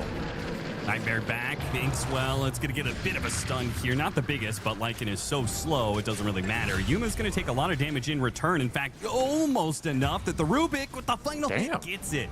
It's going to be a 2-for-1 exchange to the favor of LGD. The setup of the fight favored LGD, but the fact that they got that kill on the Broodmother at all is pretty good for Amaro. I feel like they did not miss off the incapacitating bite at all. That was a little lucky. But they do get the big return kill. That's something. Like, you're going to take that if you're Amaro every time. Slow this Brood down. He does get to finish treads and come back instantly in CS, whereas Lycan is going to continue to have to play on the defensive. But it's something out of pretty this far lane. Forward here. Janik going to try and catch a blood grenade. Rolls past him. Tai Lung goes back into the Earth Spirit, though. Hit him with the silence, and he's dead. Big pickup. So as LGD struck first on the support rotations, Amaro, they maybe got the last laugh there. Getting the pick off in the mid lane is definitely way more valuable. okay when Hector, though, is left alone as the Enchantress was also making a play to mid and gets overwhelmed by this very powerful lane. If there's no Enchantress, this Doom Grimstroke is a scary duo. Is under attack. I'm gonna try and make something else happen in the river. Do you have Magnetize available? Actually, you don't. You didn't take it. Okay. Yeah, second level of silence. Maybe feels like it's better for the kill, Is under attack. which He had that does still before, work. though. He put the third point into Smash, which I just... Yeah, it's faster farm and everything, but I feel like Magnetize is a almost always skill. That spell's so powerful. If your plan is to not rotate to side lanes but put pressure on mid, I think this is a better build to threaten Puck specifically, right? It's a better farming build, more wave shove. Yeah, I don't mind this build if you aren't planning to do anything, but I also feel like Earth Spirit's a hero you pick to do something with. To me, it's just a little counterintuitive. Sure. We'll Like see if it you ends up wanted to hurting make a him. rotation to play for the enemy Wisdom Shrine, like Magnetize is the ability that. Oh owns yeah, you're not area. doing that. This says he just wants to sit mid and farm up and play this game a little slower. Or maybe that the moves aren't there. It is going to be a little tough to rotate into these side lanes. You're looking at a very tanky Doom and a Broodmother who's almost impossible to latch onto and kill at this point. He's already level 6. Radiant A full level and a half ahead of this Lycan, so the pressure has now arrived for the AMG off lane. See if they can deal with these spiders. Mother comes.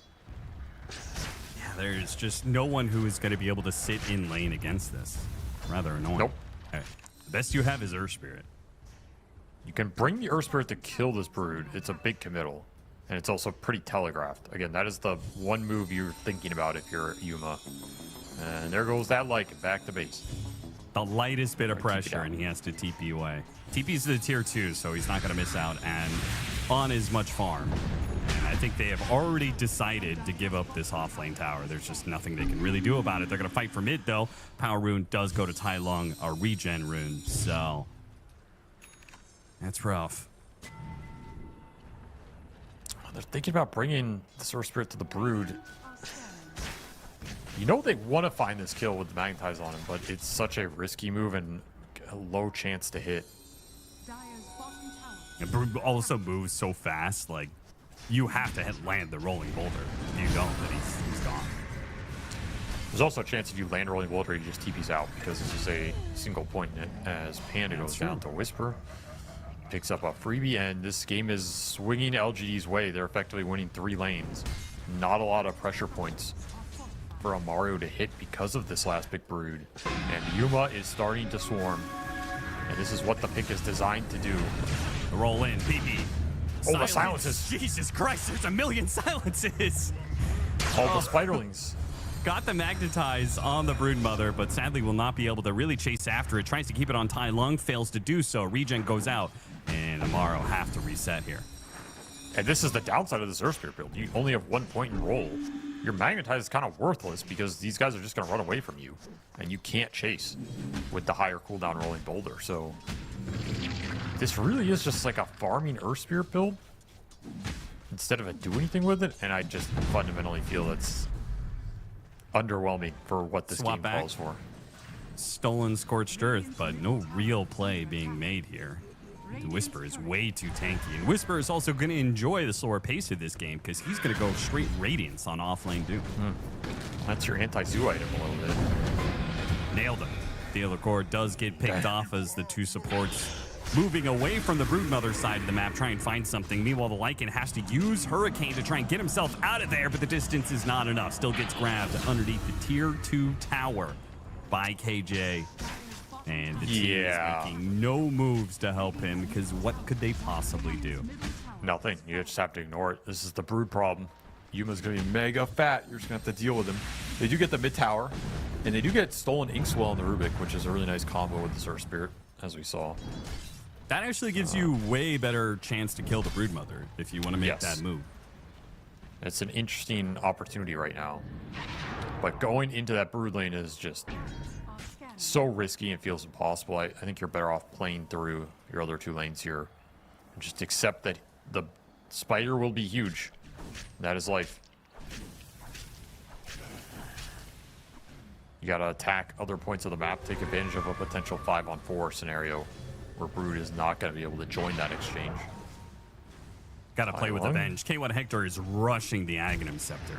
We've seen Specialist Array usually be the go-to for the Vengeful Spirits at Blast and Dream League, but not here. And I don't blame K1 Hector. Like, this is I feel like a very rough game, and he needs to come online with the Aghanim Scepter as quick as possible.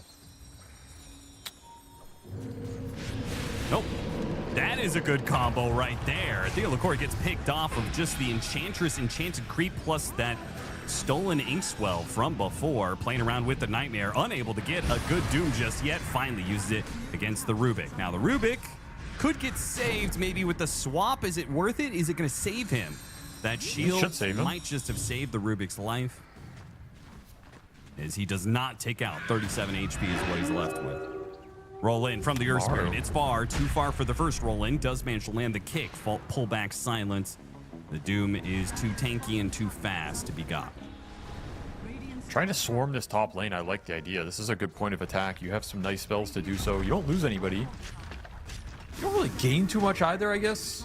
Yeah, you're losing at tier 2. It just feels like desperation with Amaro. I think it's the right play, but LGD is playing against it just well enough, you know? They understand the map situation. They're going to feed KJ here. You have to just play defensive around this Doom and understand your Brood is extracting a huge amount right now. Kind of sad there. K1 Hector does not get the last hit on the tower because he's so close to the Aghanim Scepter. There's also so much action in this top lane. Like, he really can't afford to die when he's this close to it. I don't know if I don't like Specialist Array. I think it's your best farming item on this hero. Because now you're going to have to go this older build of Ags into Manta, and you're going to skip this array. And I just think it's... I guess he just repopped it, so maybe he will go it. But then I argue if you're going to go Ags into Array, why not go Array into Ags? It's just better. It's better for... And it's Hector.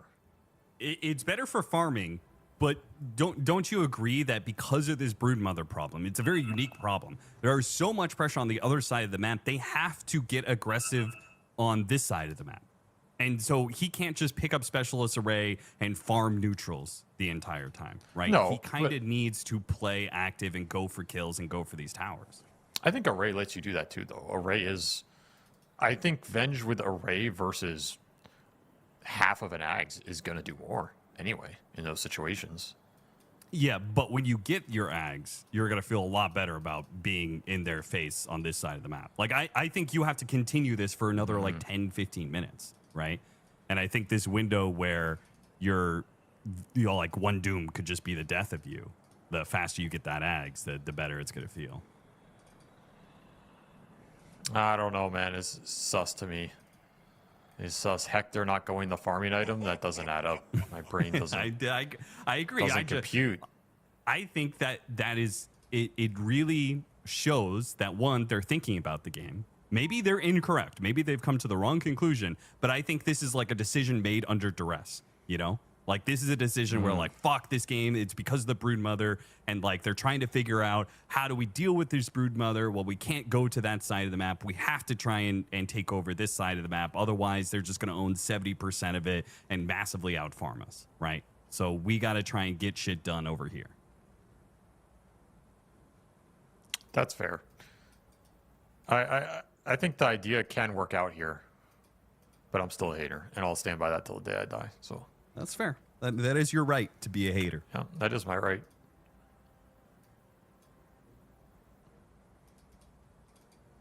How's your Spanish, Avery? It's okay. You know, I can get like 50 or 60%, Yeah, but it's not perfect. because you chose to learn Latin. So you've got some baseline there, but Well, yeah. not really as useful as Spanish. I mean, they're talking about the internet's dog because they have communist country, which I think is pretty funny. But That's fine.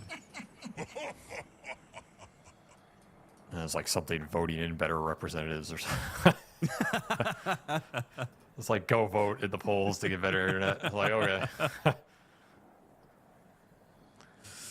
I wish that worked in America. I wish I had like a problem in America that I could actually fix by voting. But apparently that doesn't really work.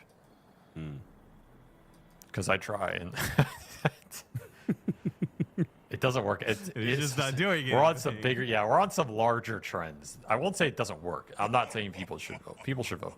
Get out there and vote. No matter where you are in the world, you should be politically active. But I do think we're on some large trends in the world, you know, and it's quite dismaying. Anyway, and that ends the political discussion. Let's go back to Dota, Austin. Why did you start this? Nobody wants to hear your political ramblings. We didn't start this. The players started it. The players started it. All right, not our fault.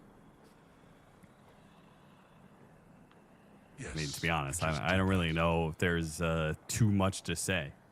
It's Amaru have a bug problem, or well, I guess spiders aren't actually bugs, but they got a spider problem, you know.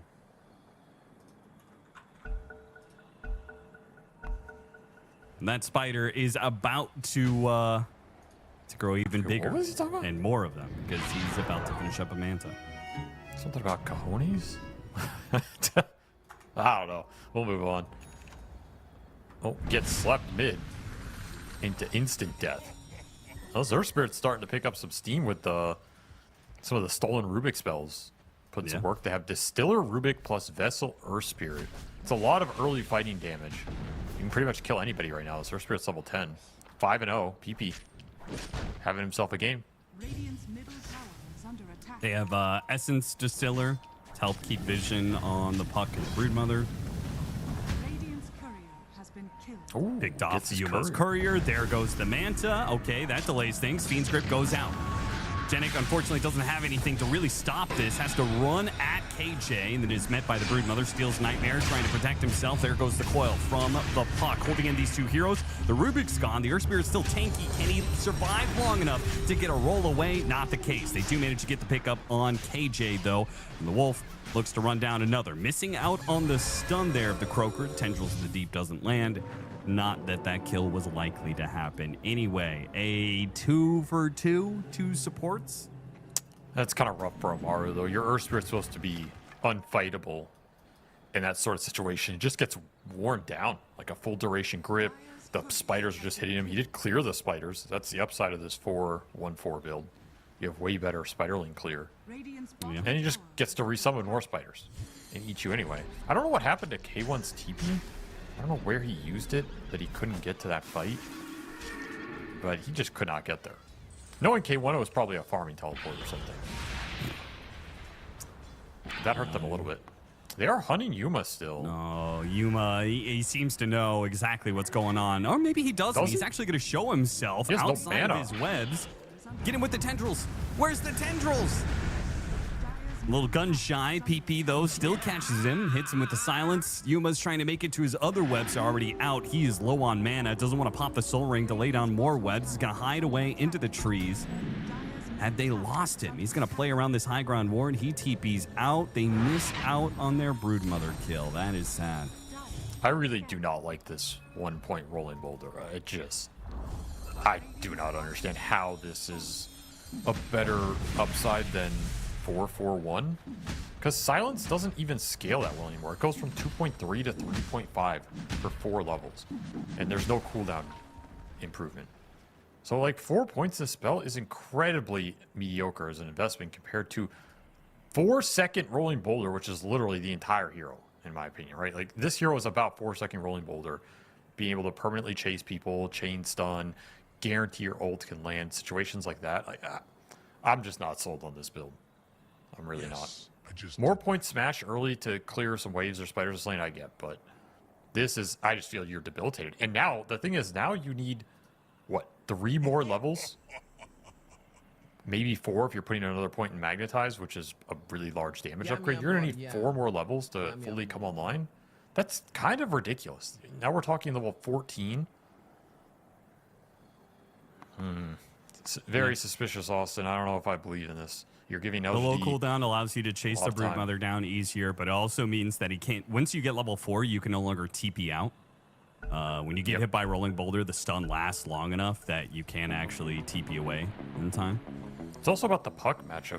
Being able to consistently roll on this puck, I feel like you have a better chance of killing Tai Lung with more points rolled for silence than an extra second of silence.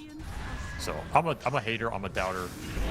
But Going the after man is Hector here. 5-1. Hector with the Zaghanim Scepter, he might just die twice here. There is no help nearby. It's like no man's He's land. just going to be double silenced up and he's dead. How are you approaching the tier 2 with nobody behind you? Either the support's got to be there or you can't be there. One or the other. And they got the puck in return plus an amp damage for PP. So honestly, that was a good sequence for Amaru if Hector realized where he was after that pause. I think he just lost track of what the hell was going on. Lost himself a little bit. Lost in the sauce. We've all been there. Kaya done. Earth Spirit is getting there. Long TP to top. Did not get scouted. They'll have a chance to go on Whisper, but he's out of there. Radiant's already done. He's farming up a storm. These teams have done a pretty good job of mirroring each other. Like, they try to make a play bottom, Earth Spirit TP's out of it. They try and make a play top, Doom TP's out of it. We saw I mean, even at the start of the game, they made a similar smoke move on both sides. Wait, did you know if you hold Alt, it changes players' quick buy to the full item they want? I never knew. Has that always been a thing? Yeah. I never knew that. I mean, I don't know if it's actually useful, but Yeah, it's always kind of weird because it, like, doubles up. yeah, it shows it for each one. Yeah. I never knew that was a thing. All right, well, that's kind of cool.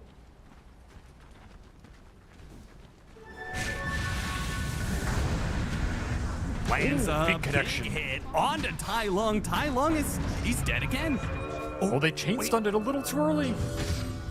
Okay, Okay, yeah. they got him. All right. No blink. PP No coming blink. up big here with another amp damage hit on the puck. Now he's going to catch KJ in the mid lane, it looks like, as they spotted him, rolls after him. Oh, perfect. He is an absolute sniper. Lets him burn out. Think about his sins. He's going to get another power rune, another great power rune. 8-1 now. PP, he's growing, Austin. He's growing in strength.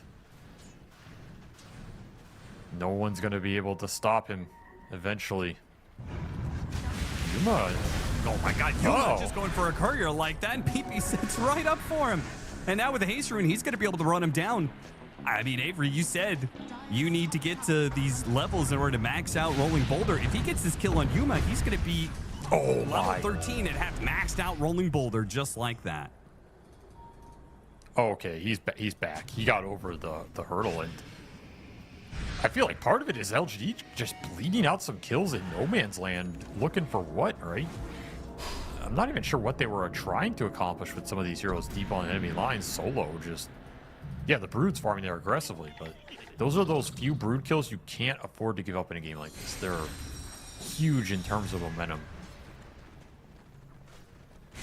Great nightmare from KJ.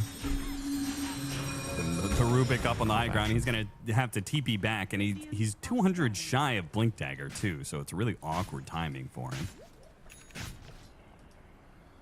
Man, if Amaru can get Roche here, it's huge for their lineup. Very good Aegis game for them against the big ults. As we have another lag pause. Definitely some internet issues going on today, but that's just some time to have a nice conversation, Austin. Never mind, we go when ready. Good conversation, Avery. Yeah, I'm always bringing something to the table. Short, sweet, and to the point. That's how I like it.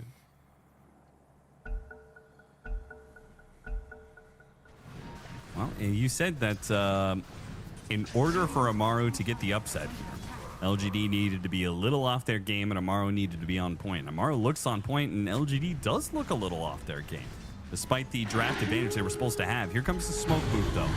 They've got Shiva's Radiance. This is a very strong Doom leading the charge out. And Avenge has already died the one time and is really not going to get anything off on the second life either. Again, the silence has just come out. He gets no spells off despite the extra life. The Doom Fiend's Grip goes down. That Poker Rabbit. Good interruption. A good Doom steal there from Genic. This just might save some of the fight. it's still going to be a terrible fight. The puck's dead. But the puck Died to is the just going Wolves. to tick out with the Wolves chasing him down alongside the Doom. The Rubik dies, but it ends up being a 2-for-4 when it could have been a team wipe. I think Amaru are lucky to get anything out of that because they just gave that fight to LG on a silver platter, man. Like, you're just showing Venge under tier 2. That is one of the worst places to fight in the history of Dota, I think, for Dire, is that Radiant bottom tier 2.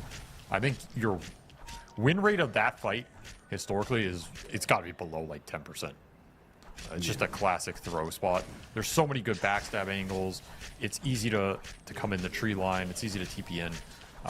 A good Doom gets you the puck, but honestly, that's a disaster of a team fight for Amaru. And I don't think Hector is respecting how fast this Brood just kills him. Like, it's one thing if you die twice on Venge, but you win the fight. He's just kind of dying and doing nothing with either life. So I think Hector needs to respect the consistent damage out from this lineup a little bit more. And they need to get a fight around PP. That's the biggest factor there. Is the Earth Spirit getting doomed is worst case scenario. Like, you're going to doom that Earth Spirit 100% of the time if you're Whisper. It's the best target to find. So you need to protect him or start on LGD in a way where the Earth Spirit gets a lot of impact early. One of those things needs to happen here. They'll try and take a Tormentor though. Abuse the cooldowns. Yeah, I feel like this is just lack of experience with Venge. Like, some games, it's fine to be gone on because you have Ags. This is not one of those games. Like, Grimstroke is a problem for you too, right? Like, you get silenced up, you die without being able to cast any spells, without getting swap off or anything, which is pretty big. And then when you die, the ghost goes right back to the Grimstroke and you recast it. So you just spent both lives silenced up. Lycan, silence, and then orchided into Inkswell. LGD striking back. I mean, they're always ahead in this game, but it felt like Amaru was actually making something happen thanks to the strong performance from the Earth Spirit. And that is being ripped away now that Whisper is online with his Shiva's Radiance, and they're just rampaging through the map. Doom was the real X factor here in the end, right? He's making the big difference. The insane network impact from Whisper. He's just so far ahead. Nobody's touching this Doom. And because he went the Radiance, he's scaling mega hard. Find KJ again. That's a consolation prize as they try and finish the Earth Spirit BKB here. Amaru hanging on. They're not getting slaughtered, though, and we have seen some slaughters in this qualifier, so Yeah, no doubt. it counts for something, you know. I mean, even if they lose this game, I'm going to look at it and be like, you know what? I think you guys played great. You just, unfortunately got last pick broodmothered, and it created like a weird game that you don't have any practice dealing with this, I agree. It throws everything off. Your Lycan's just getting sacked. The Venge has a terrible matchup. It was a really nasty pick. And even if the Brood isn't the one running the game over, it creates so much space and annoyance that you have heroes like this Doom that are just out of control as an indirect result. And they're going to smoke up now, trying to aggressively take the fight, everything available.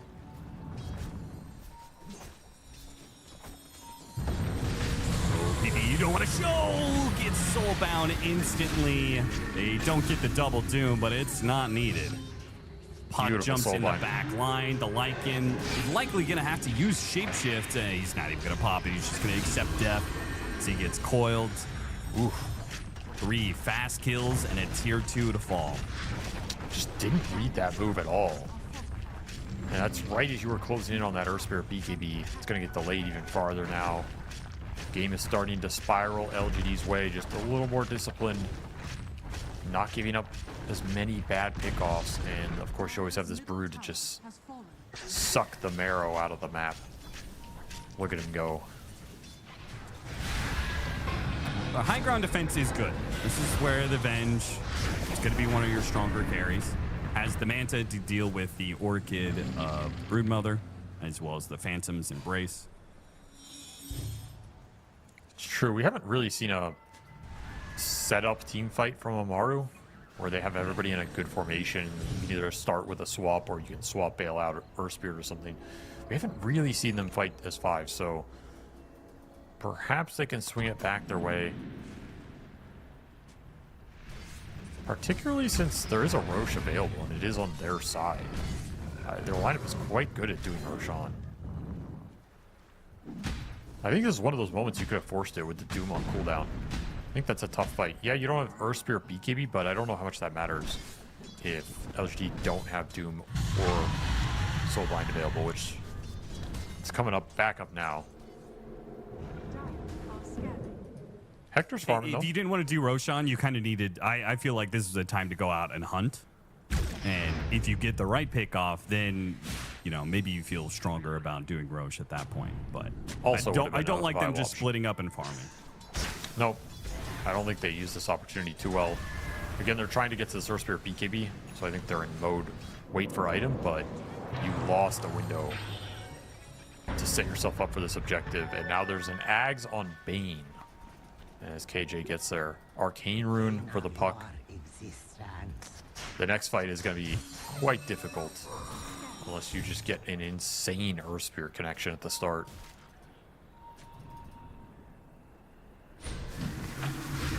Gonna need something good out of PP, and he's got a BKB. So he's got the protection when he goes in. But it's gonna be LGD doing Roche, and it's falling fast. And Whisper is making sure that you really can't get close to the pit. It's gonna be a swap back onto Whisper. See if they can burst him down. Not really a chance, still at half HP, while the Soulbind entrance from both the Grimstroke puck just demolishes Amaru. Earth Spirit gets nothing off. It's gonna be a team wipe. Maybe the Lycan is gonna run away in wolf form, but it's gonna be the Venge dying twice, 4 heroes dead in total, and a Roshan taken for LGD with ease. That Bloodthorn absolutely destroyed the Earth Spirit. He just got wrecked by Spiderlings going in, decimated in the BKB duration. It's like a second, just shredded. The puck also had arcane amp damage, I believe. So that's not the easiest thing to fight into there. That's a rough one. Yeah, that's a rough fight to take. You swap Doom, which in theory is not a bad way to start the fight if you get 100 to 0 him, but you're not even close to 100 to 0 him. You don't have the burst damage. And then I think in that situation, it's just a good initiation for LGD. You swap their tank in, he doesn't even die. Everybody else gets a free fight.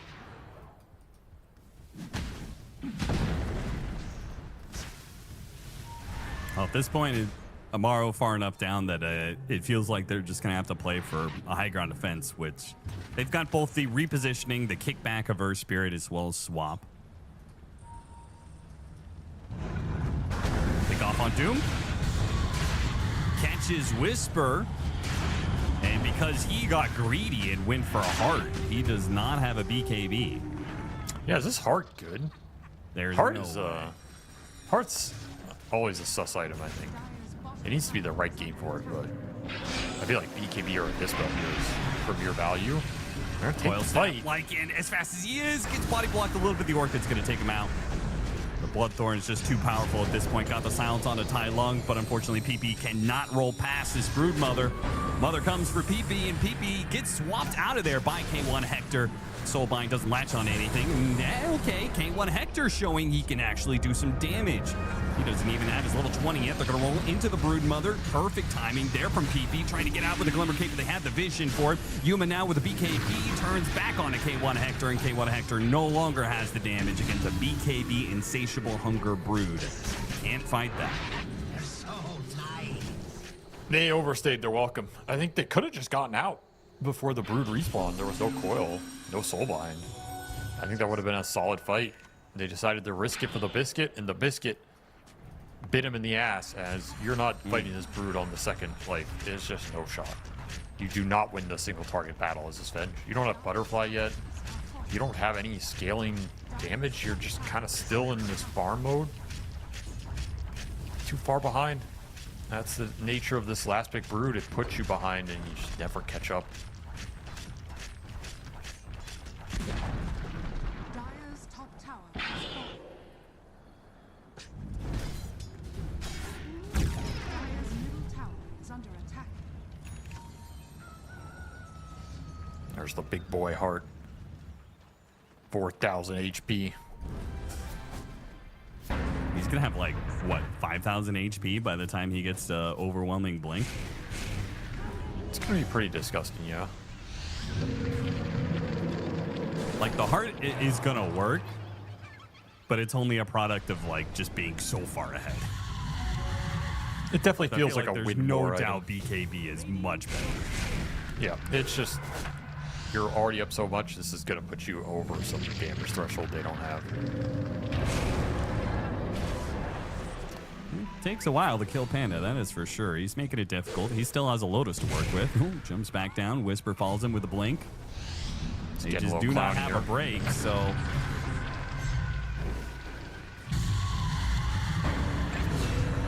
By They got God, they got him. Give him the chat wheel too. Very nice. Oh. Okay. TP. Got him. They killed this Bane a lot in this game, I will say, KJ.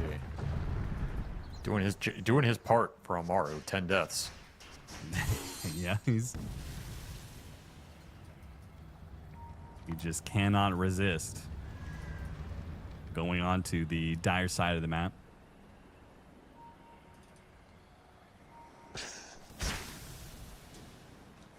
Getting caught by PP every time.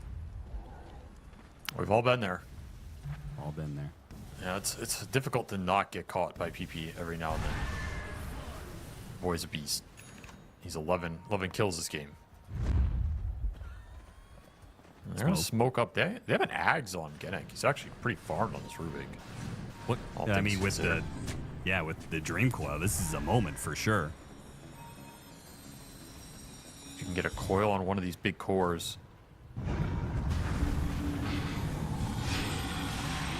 Caught the Broodmother. Brood? Telekinesis up. Doom immediately put on the Rubik. Well, there goes that Aghanim Scepter. Oof. Grimstroke almost dies. Got up the Ghost Scepter. K1 Hector. He's probably going to die here. Tai Lung could dive into the base if he wants. Got him once. Now with the Bloodthorn, K1 Hector gets off no spells on the second round. This has happened Okay. time and time again for him. Okay. I think this game has run its course when you're getting shredded that fast. Dear Lord. Almost an interesting fight with the coil brood, and then they coil snapped him with the swap, but the swap put him in no man's land, so no one was able to follow up. Just a product of the fight setup. And Yuma is godlike. I've seen this one before. 17-2. It was a great last pick. It was a great last pick. They got him with that one. They were getting zooed, and then they zooed him at the end. The reverse zoo card, as some might say.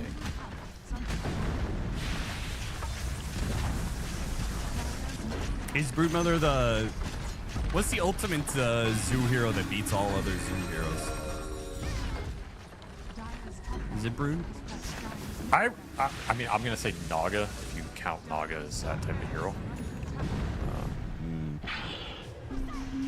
Because Naga basically beats all of these summons-based heroes pretty bad in isolated situations. And she can... I don't know. I don't think illusion heroes are zoo heroes. Okay, well, then it's The probably zoo Brood. requires a menagerie, you know, a host of animals, not just multiple versions of yourself. Swap, probably as they do the roll-in, did not land the combo there. Not like this. One chance there. You had one shot. Mom spaghetti. Internet unsteady. That's a good one.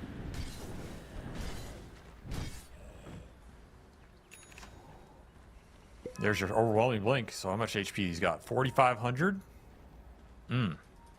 That's pretty juicy right there. Wonderful observer Patrick says his thought is Enchantress is the most anti-zoo hero because of Little Friends. Oh, that's not true. That's This just is a not pretty true. good argument. No. You're telling me Enchantress is going to 1v1 a Broodmother? There's literally no shot. But Little Friends is powerful. Not going to disagree with that. Sometimes little friends turn into big friends, you know? sure. Speaking of PP, he's almost got a Shiva's up next, which would help a lot for him surviving these fights when he goes in. But Oh, yeah. sadly, they are matched up against some big old mega creeps that are going to be heading in, and they're going to be trapped inside their base for the foreseeable future. Is there a world Amaru can somehow outscale LGD here? Let's say this game somehow goes another hour.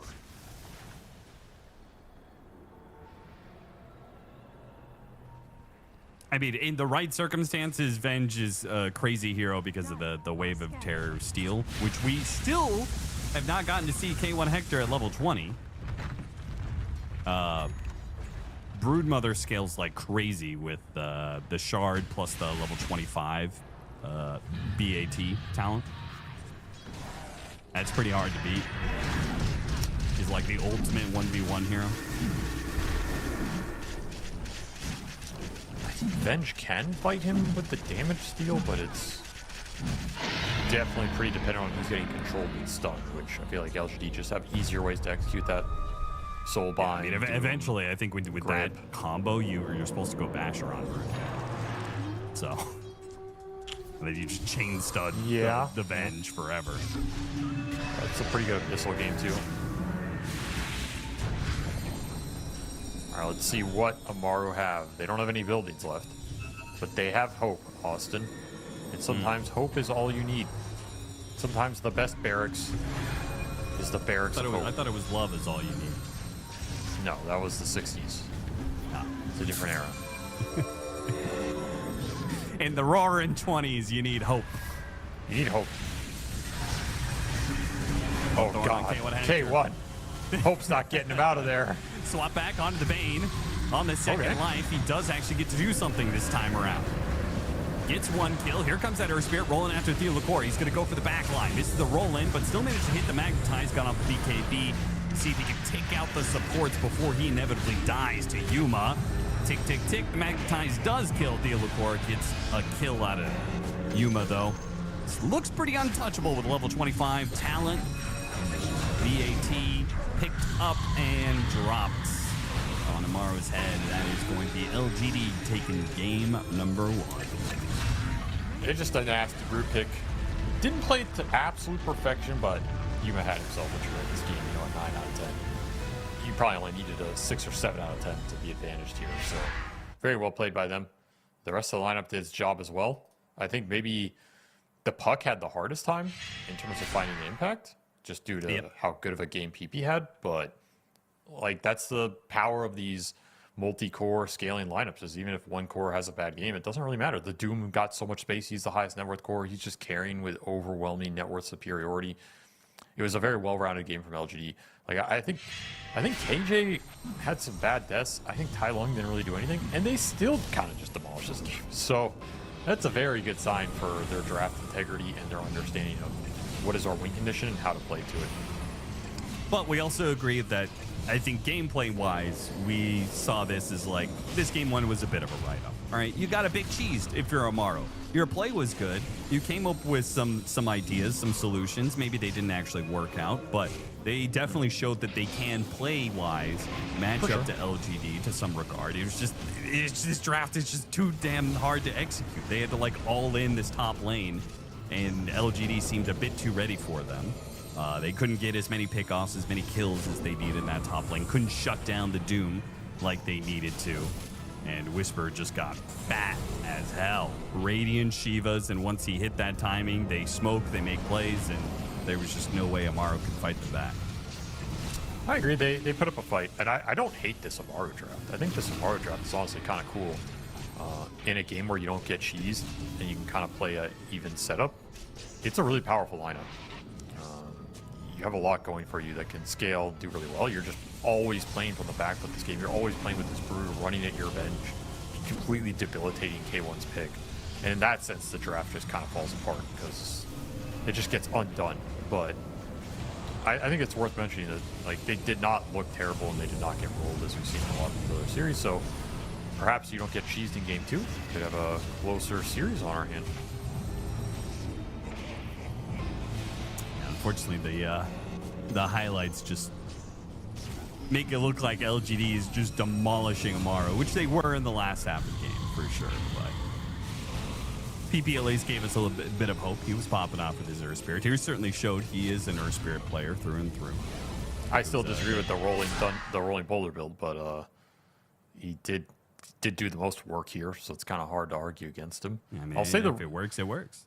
Genek had a pretty good Rubik team too. Like he got early Ags, and again, I can see this Ags doing work in this game, but the game is just already falling apart. You can't maintain a formation, and then there was some nice spell covering from LGD. And the last fight, he ended up stealing Purge off of the Doom instead of anything useful. That was the Tip to Whisper, and then he stole Web from the Brute. So you have like a 10,000 net worth Rubik with stolen Web and neutral creep Purge. Not exactly what you're looking for, you know. So there was some potential here for Amaru, but LGD were just doing a lot of the little things right and took that potential away. What can you do? Got to go to game 2 as Yuma, rightfully the MVP here, 20-2. Ugh. Brood, ew, disgusting. Disgusting. It's funny, all these MVPs that we've had, the kill participation for them is always crazy high. It's always like 90% kill participation.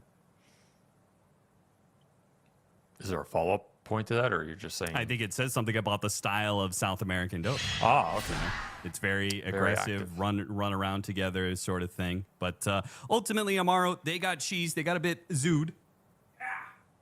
And I am also being zooed right now. Say hello. This is Look at that. This is Moon. This is my animal companion. We are going Vicious. to take a break. Vicious But animal. we will be back with game 2 of Amaro versus LGD.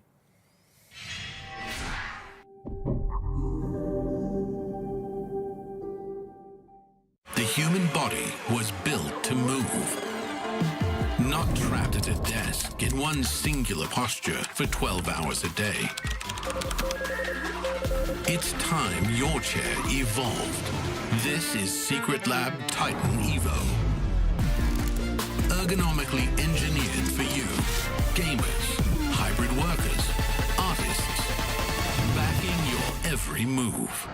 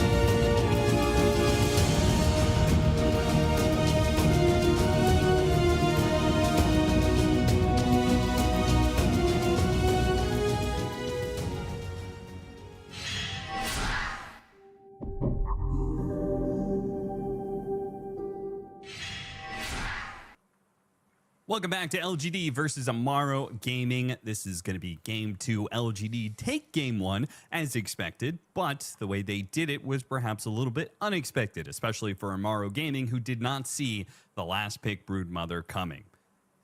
Avery, LGD had to cheese Amaro Gaming. Does that say something?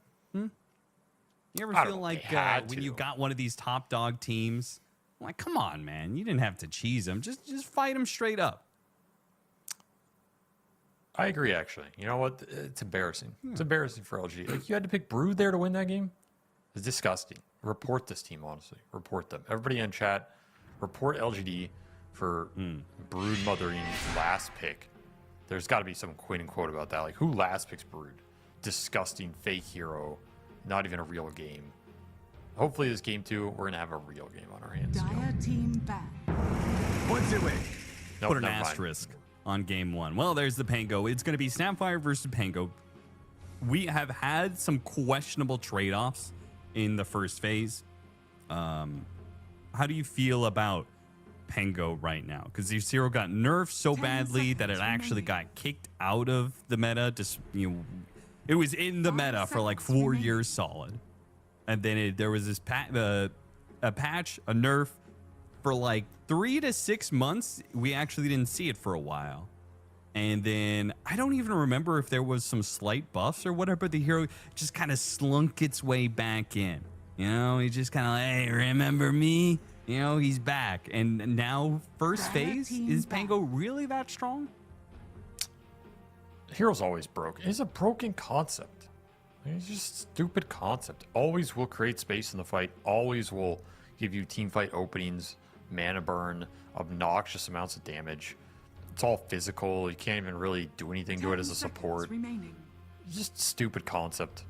Until they change the concept, I think the 5 hero will seconds always be remaining. viable in pro games. Too powerful. Certain heroes are like that. You really gotta nerf them into complete oblivion, or just change So how Rolling they Thunder work. now does 0 damage. Still viable? Honestly, probably, yeah. Like we're not gonna see it early pick, but we'd probably still see some people play it in the free game. Swashbuckle does 0 damage, but it procs Maelstrom or Diffusal Blade or whatever. Still viable? That's too much. You've gone too far, Austin. I would like to see that, but you have gone too far. 10 Well, we'll see seconds whether or not it remaining. matches up against Snapfire, because that we talk about that 5 is a broken seconds hero remaining. for this patch. Maybe Pango Yeah. is just always broken. You can't actually stop this hero from being good, but like Snapfire, this hero ebbs and flows a bit. Right now, it is so damn good. This hero hits like a truck. The chain stun potential of the double cookies. It does physical damage. It does magic damage. It fights up close. It fights from afar. Like, this hero feels like it can do most of everything. It's always been Sapphire strength whenever it's in the meta. It just gives you a little bit of everything. You're never sad to have it on your team. It's not a hero you can really counterpick too hard because she's so flexible. And she's just there. You got to deal with it. Her spells are generally pretty useful in almost any situation. I mean, that's 10 always been the hero's seconds strength. remaining. And it can scale. Can scale pretty well in the right situations. It'll be 5 Amaru taking the seconds Grim this remaining. time. Heroes coming back a little bit in this SA meta. They get a nice little Inkswell hero. They steal the Grim from LG if they wanted it against the Pango. So maybe a little bit of a block pick too. Okay, I mean, it's not Phoenix, but like Grimstroke doesn't like Sapphire. No, not too much, but it's fine. I mean, I don't think you really have to think about that interaction too much here. Okay. 10 seconds remaining. Pick. Ew. It does not look fun to fight into these three heroes, I'll tell you that much. Bane, Clockwork, Snapfire, good luck. Yeah, Pango in particular, right? It's like cogs are going to make it hard for you to roll around. Also, rolling in against Bane is always really 10 bad seconds because you remaining. go in so deep that you oftentimes don't have allies nearby, and you're 5 just a free seconds Fiend's remaining. Grip for Bane, full duration. I mean, what enjoys going into these heroes? I don't know. It's looking a little rough. I mean, you just at this point in time have to, like, if you want to keep it going, you just draft even more heroes that go in, and then Bane is so overwhelmed, right? It's not an isolated Pango, right? It's Pango and Storm Spirit and, you know, like some blinking carry, Anime just getting in there, you know. The issue is if you want to keep this Pango flex, you have to take a carry in this slot, and there's still a counter pick potential for that carry, so you have to pick something that's fairly well rounded and that's likely not going to have fun against Bane Clock anyway. I feel like this pick for Hector is just ass, to put it lightly. Like, he's going to have to take something. It might just be like a Terrorblade or something generic. Spectre. That's the issue. You can't take Spectre here because the counter, like, you're going to get Necroed or something, and the game's just unplayable. The other option is to just throw this Pango somewhere and hold the carry pick. It's very risky, though, and then you're going to have to pick something crazy like the Brood on the last slot. And I just don't think K1's that kind of player, so... See what he opts for. I feel like he's going to pick Wraith King or something. Just... I don't know why. Just get that inkling, you know? It's TI, it's K1. The Wraith King's going to come out. Radiant team pick. That hero does not feel good right now. No, Oh, it's much more standard meta hero. They go Drow. I didn't even realize I was still in the pool because my brain just automatically assumes it's a first phase ban, but they get it in a solid spot here. That's great. That is definitely a carry you can take here blind. That's always going to give you something and proposes a threat. Remaining. So I'm all for that. You get another melee support here, you're kind of chilling. Remaining. Some like Tree and Protector. It's banned. What are the other melee supports that are popular right now? Because Tree, Clock, and what? I haven't seen much Tusk.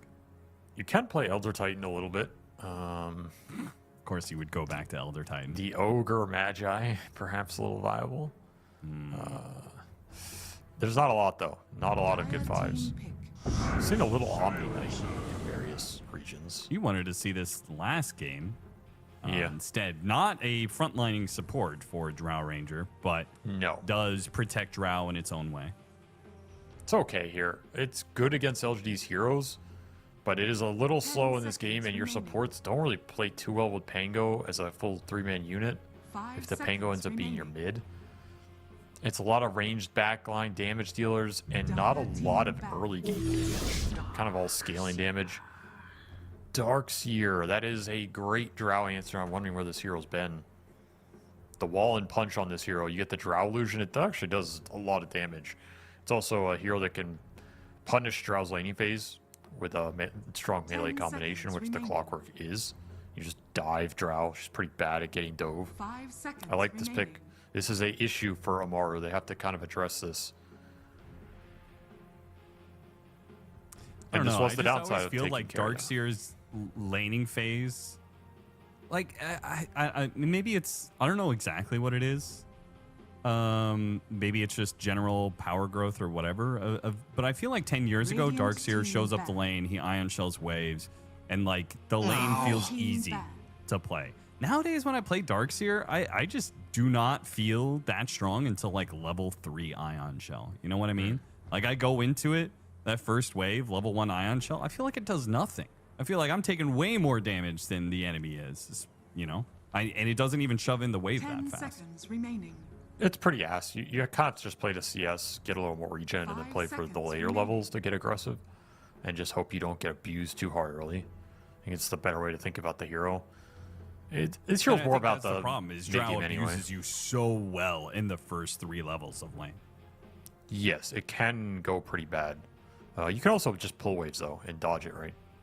And I Sure. think that's also totally viable. And then just play for the mid game where this hero becomes a beast. Radiant team. So I back. still like it here. Whisper's super experienced on this hero and super good at it, so I have faith that he will figure it out.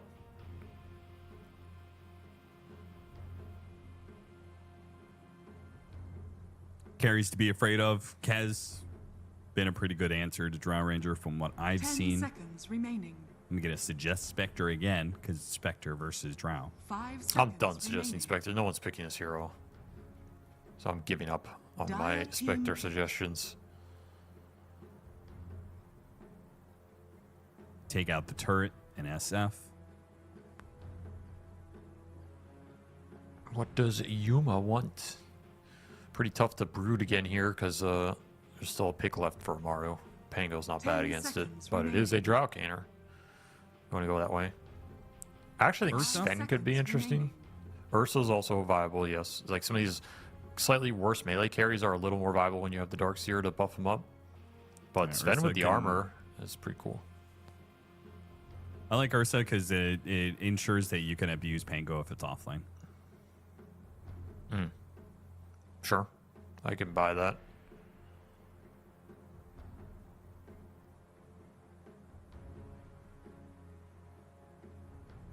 Well, we've got 30 seconds to figure it out.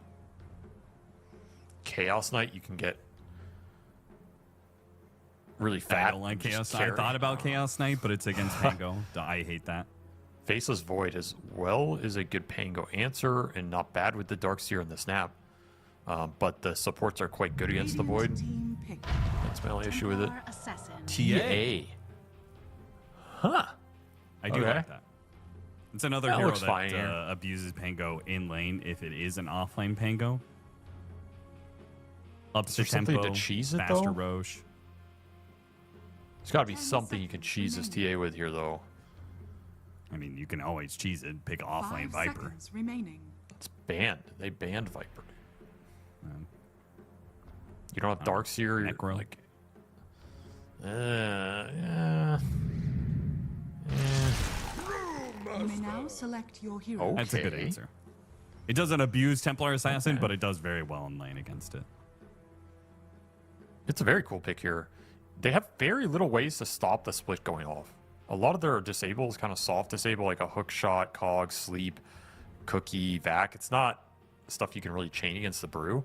So I think it's a very reliable brew ulti game, and the ulti does do a lot here. It's a great hero against Darkseer with the Dispel coming through and Tornado. It's pretty good at just swarming the TA. You can find Snap on the back lines. It's actually a very strong brew pick, and it gives them another frontliner for the Drow, which is always super nice. They needed another hero that went in here. Very cool pick. Yeah, my biggest thing about it is it's a hero that goes in alongside the Pangolier, so the Pangolier isn't isolated, right? You've got these primal splits that are going to be going in. They could stop the Fiend's Grip without a problem. They can just toss up Yuma up in the air.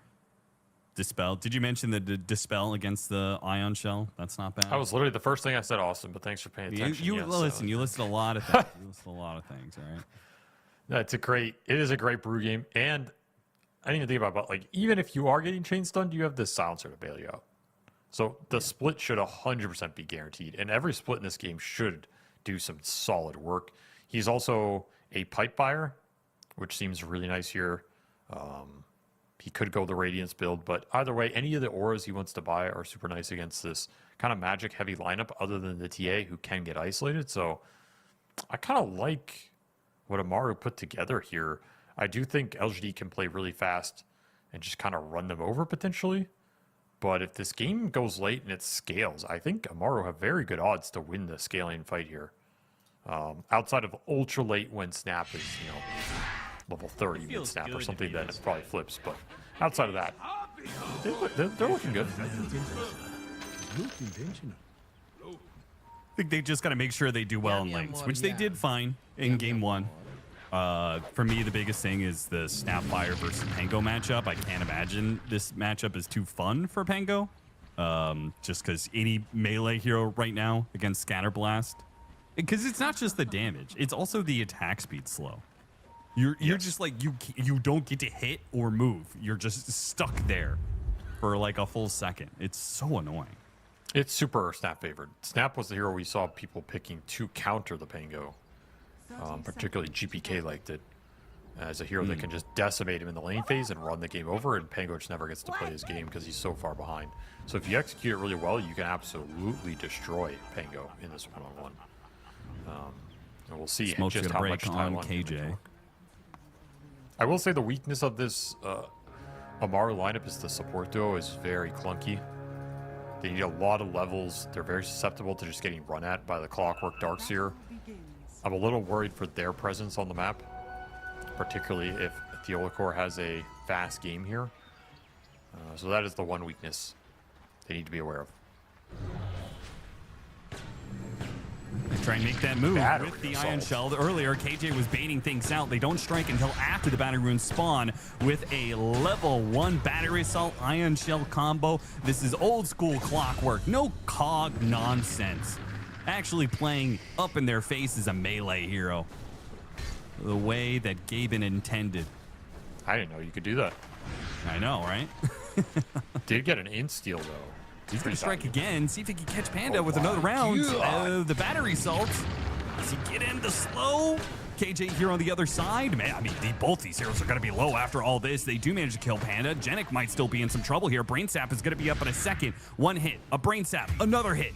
It's enough. Damn. 3 kills to start things off for LGD. God damn, this Bane's already level 2. He's a freaking monster.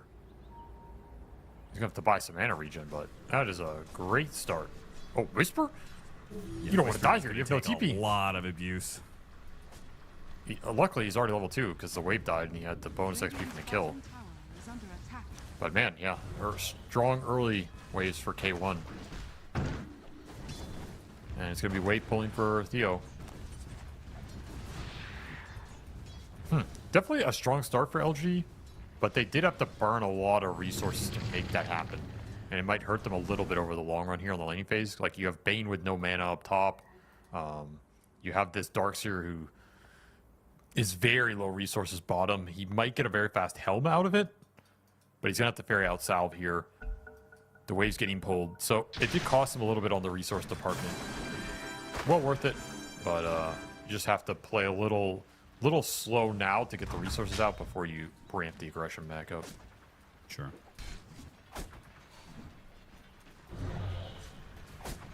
And of course you did lose that int to Panda. Very influential here. Oh, nice swashbuckle there. PP manages to dodge the scatter blast, level 2 scatter blast from Tai Lung. Little plays like that go a long ways in a bad matchup. And he is still going to be down in CS, but at least he's looking pretty healthy right now with full health and a refill on the water room. KJ just going for it top. What? Yeah, KJ just getting run down. This What am I was watching? quite the move. I mean, he pops the fairy fire. I was wondering for a second, like, does he want to die? Like, does Yuma need something that he couldn't get to on a courier or what? What was that? I don't know. That was just... I think KJ's kind of been off today in general compared to what we're used to seeing from him.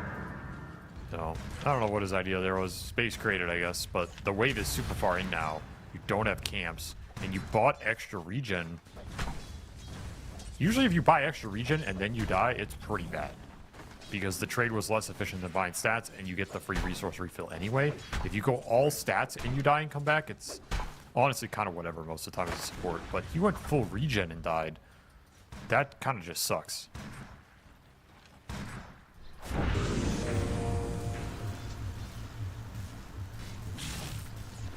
Trying to back lane a little bit. The silencer is going to be a menace, though. As long as he doesn't die. A buildup of damage from every glaive. Unless you miss uphill. There's one. That's true. Does he get another miss? PP getting low in the mid lane. He does pop a shield crash. Tai Lung doesn't throw any damage back at him just yet. But this is getting a close call, and it might just go the way of PP here with a rotation coming out from the Grimstroke. No! Scatter blasted down. PP is the one to fall first. So much damage, man. Even when you think he has nothing, he still gets you. The silence had landed a second Shot earlier. lands. Theo is going to be in some trouble. Surged away. Will not die to the curse, but they're making some effort. Okay, maybe he still dies. Gets up the cog pushback on Brada, or Panda, which keeps him alive for now. On the other side, Genic there with an Inkswell silence on Whisper with no Surge to get away. He's probably just going to get run down while PP makes his first move. Not bad. Finishes off In the end. Theo deep in the jungle. Pango gets something. You get 2 more int out of the exchange, and you shut down this Darkseer. And meanwhile, K1 Hector, free farming. This is not the guy you want to let free farm on a hard carry. I've seen this before.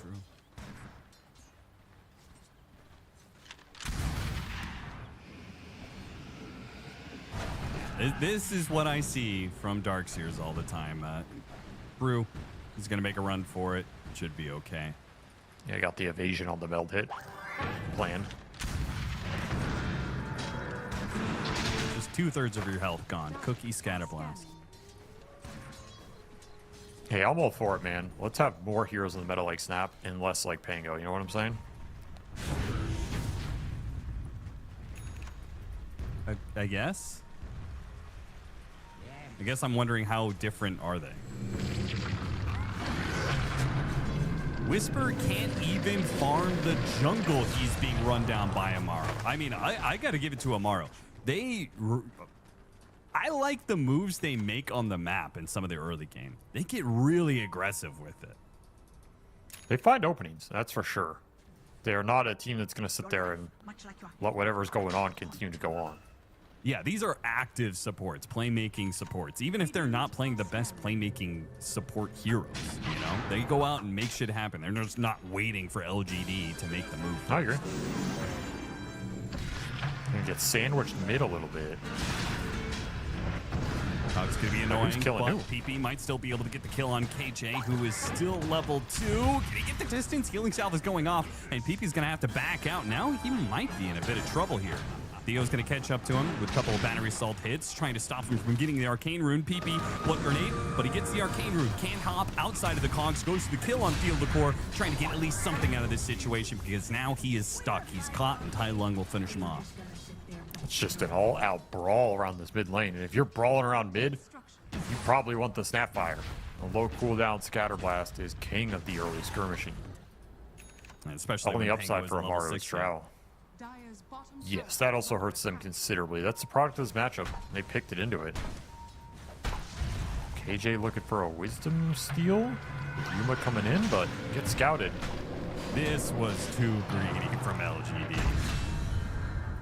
Yuma's still going to stick around. They're going to try with the cogs, try and keep these heroes out of it.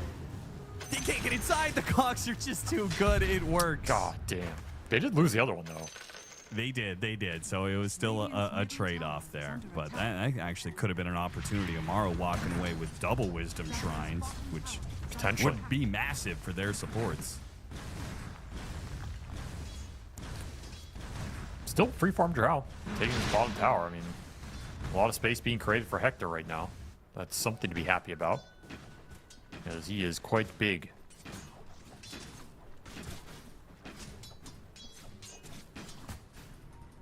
See what style of game they can play with a larger Hector, smaller PP compared to game 1, which was a larger PP, smaller Hector. Didn't carry them over the finish line, though. No, it didn't.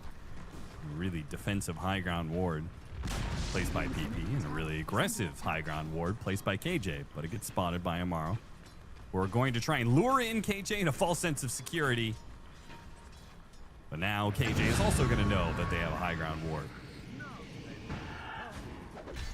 Nice rotation there for the Brewmaster. Rotates over to steal away the power rune while the Pango is back trying to deal with the supports in their jungle. So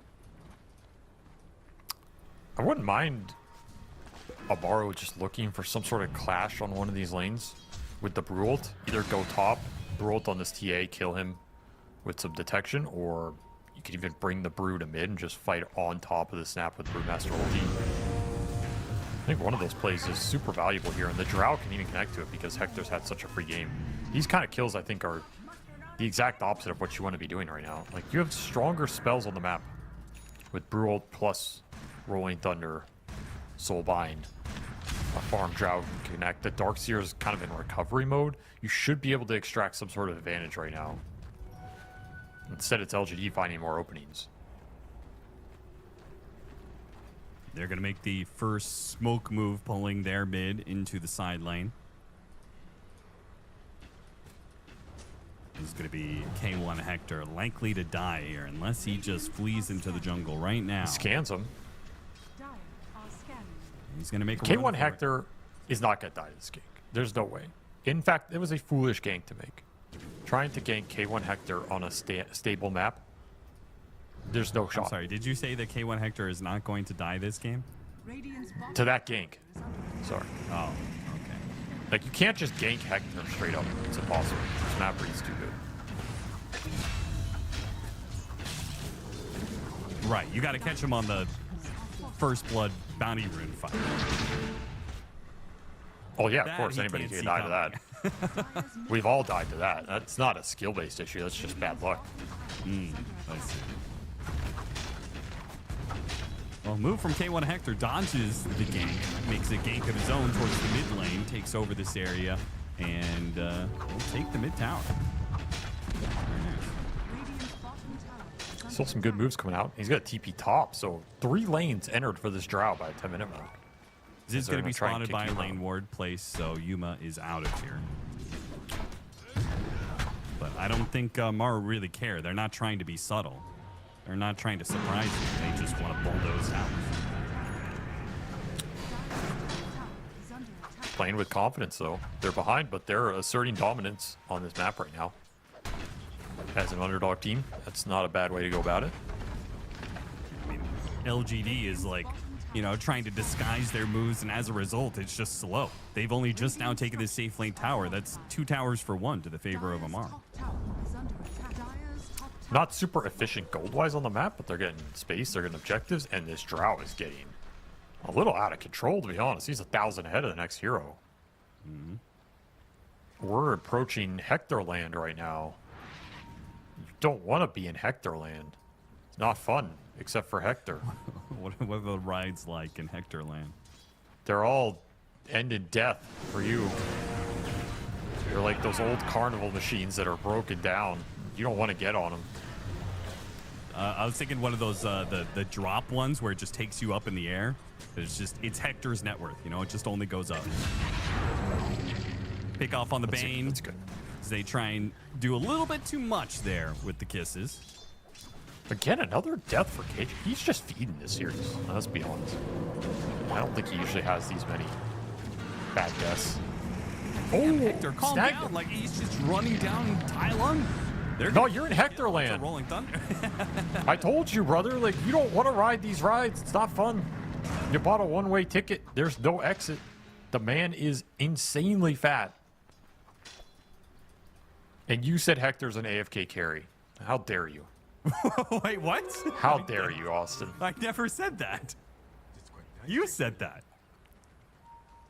Excuse me? When did I say Hector's an AFK carry? You said that Hector is at his best when he's on some carry and he's rotating from camp to camp, farming and knowing that he's got better late game or something. That sounds I definitely didn't say whatever you said. We'll let chat decide. Chat will be on my side, as will history. That's a 4x streak on the group stroke there that Tai Lung's happy to collect. Dire's bottom tower is under attack.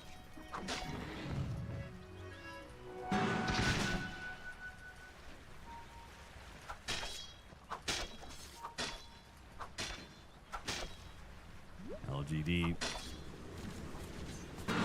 Once again, all their moves being read. Defensive hook shot from Theo over to the Bane, trying to keep alive. KJ does not have Fiend's Grip. Trying to make these moves with a Bane that is still not level 60. He's not even close. He is a very minimum level 5. Radiant's middle tower is under attack. They're gonna get the creep though. They do get the creep. That's 100 gold in K1 Hector's pocket, which is currently K1. overflowing with change. Always finds his mark. It's looking like Mr. Monopoly out there with the bags of gold coins. I think Hector does look like someone who would wear a monocle. He has the expression for it. He always looks pissed off. Yeah, That's he what I looks thought. just a little bit angry, a little bit scornful. Yeah. He has like resting angry face. Probably yells at his supports to stack. Oh yeah, he does that for sure. At least this game he's vibing. He knows he's dead right now. I don't know, their position doesn't seem too bad. They have the Midas Brewmaster kind of going to work. The Drow's mega farmed. It's going to be a Mage Slayer Pango. So no defusal with some early damage, but it is a good Mage Slayer game. You can snap and Darkseer here. The extra magic resist will go a long way. Your Yuma TA is yet to enter this game. That's a big question mark. You know, when does this TA make his presence felt? He is 0-0-0 right now. The Ame scoreline.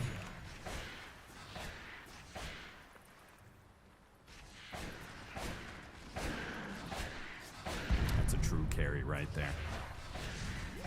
0-0-0. Yeah. Slayer of creeps. That is the carry's job, is to AFK. Whenever you try and do anything on this role, it's disastrous. Unless you're really, really good at it. Like K1 Hector. Yes. Yes, that's true. Unless you're a true He's known for being a grandmaster. very aggressive and active character. That's right. Oh, soul line to the creep. Line to the creep, holding in KJ. I'm beginning to wonder what plan is? KJ is doing today. Making space, I guess. That's the play I call. guess so, but like It doesn't look great. Yeah. I will say this doesn't strike me as a LGD that is. This is on mid lane. Where's the hook shot? It lands. Oh, with no. Yuma showing up with a fresh blink dagger. K1. That's gonna be first Deso charge for him. The aggression of K1 Hector does not pay off. Shows in a little bit too much. And Theo will be the only return kill for Amaro. He must have lagged or something, dude. Like, there's no way K1 gets caught like that. I don't understand. It must have been the communist internet. Time for Amaro because LGD, they have. Oh, their boy. advantage. They have Blink Dagger Deso. They're going to be running at you. If they get enough kills, they're going to take these towers. They get enough space. They're going to take Roshan. You're still waiting for the Midas to pay off in the form of Aghanim Scepter on Brewmaster. You are past the time where the Drow Ranger is really strong and you're reaching to this kind of early mid game where her damage isn't nearly as threatening. It's LGD's time to strike for sure. The snap darks are really strong. Also, Whisper went Orchid, by the way. I don't know why some of these guys really like Orchid, but is this even an Orchid game? There's going to be a lot of dispels in this. He's very good lineup. against Brew.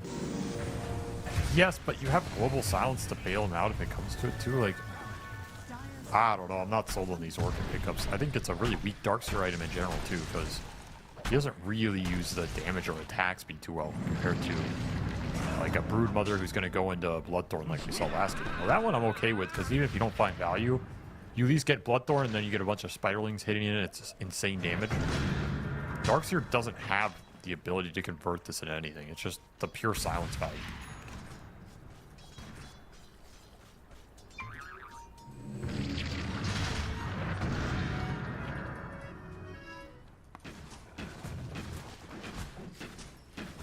For once, KJ went aggressive into the jungle and did not die. Got a Rolling Thunder out of the Pango earlier. That's on cooldown still for another 55 seconds. Runs into Tai Lung in the river. They don't want to be fighting here. There's that Orchid. And put to use perfectly. There goes the Global Silence, though, to bail him out, and it's not enough damage. The Orchid does not burn him out. He's fine. Not so much for the Grimstroke. Theo Damn, he almost died. barely makes it out before that final arrow cuts him down. Morrow getting picked apart right now on the map. A lot of lane pressure from this TA plus Darkseer. Even Snap with the Boots of Travel is just pushing stuff into them. They're getting pulled apart and then picked off. KJ doing his usual scouting. This is normally where Bane can cause a lot of chaos because you're getting all your wave shoved in, you're split up. Bane catches somebody, you have to react. With KJ. God damn it. Wake him up! Better luck next time. Wake up the Pango, man. What? You're supposed to Inkswell, wake up the Pango, he chases down KJ. What was that? I think KJ's out of there anyway. Let him sleep. Catch up on some hours, you know? It's just one of the Brews timings. Level 3 split available with the Ags. Not really seen this split do anything this game. Kind of sad. Makes Yeah. me sad. Why does that make you sad? Because I like pandas and I like drinking. And Brewmasters, those two put together, I like to see him succeed. Technically not a panda. Well, technically he was in the original lore. Yeah, but Yeah, well, you take it up with Blizzard Entertainment. I will take it up with them. Fight that battle. I will fight that battle. Fuck that company. I don't give a shit. Like, who's going to defend that company now? They went off the deep end. Probably their lawyers, if I had to guess. Okay, well, they can come sue me for my in-game Dota 2 cosmetics. They really want to. A big smoke move to the bottom right corner of the map here, trying to play for Tormentor. Not everybody is here for the side of LGD, so if Amaru can get the jump, this would be a favorable fight for them, but it's coming in a little bit too late. The Sapphires now teleporting in, and the Silencer got off the Global Silence, but is already dead to Yuma, and the Drow Ranger does not really get anybody in that hold. Now, this Global Silence is only going to last so long. In fact, the Kiss is already here, and they're raining great soul buy. Amaru with the Fiend's Grip from behind onto the Grimshield. Got off the Silence before he dies, puts it out onto Yuma, but Yuma is too damn strong. He finishes off Hector, now dies to PP, though, with a Brewmaster, and there the Brewmaster, the power of this team fight, Damn. pulls through in the end for Amaru Gaming. He's just so strong. That's the Brewmaster we were expecting to see in this game. You get a guaranteed split off and just run the fight over. And nobody was stopping him. Absolute damage leader. Dice that TA up. Who just full commits onto Hector. Pays a big price. Solid team fight for Amaru here. Didn't get any objectives out of it. That's a little sad. But they do get some big kills. Especially for the Pango trying to recover in this game a little bit.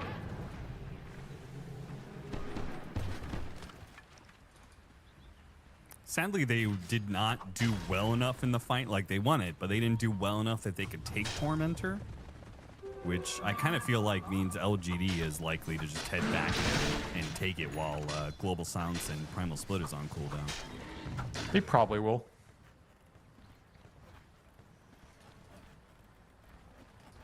I think you want to start bulldozing some of these objectives with your TA. Getting something off the map. There's that casual Chasm Stone, by the way. You talked about that yesterday. Yeah.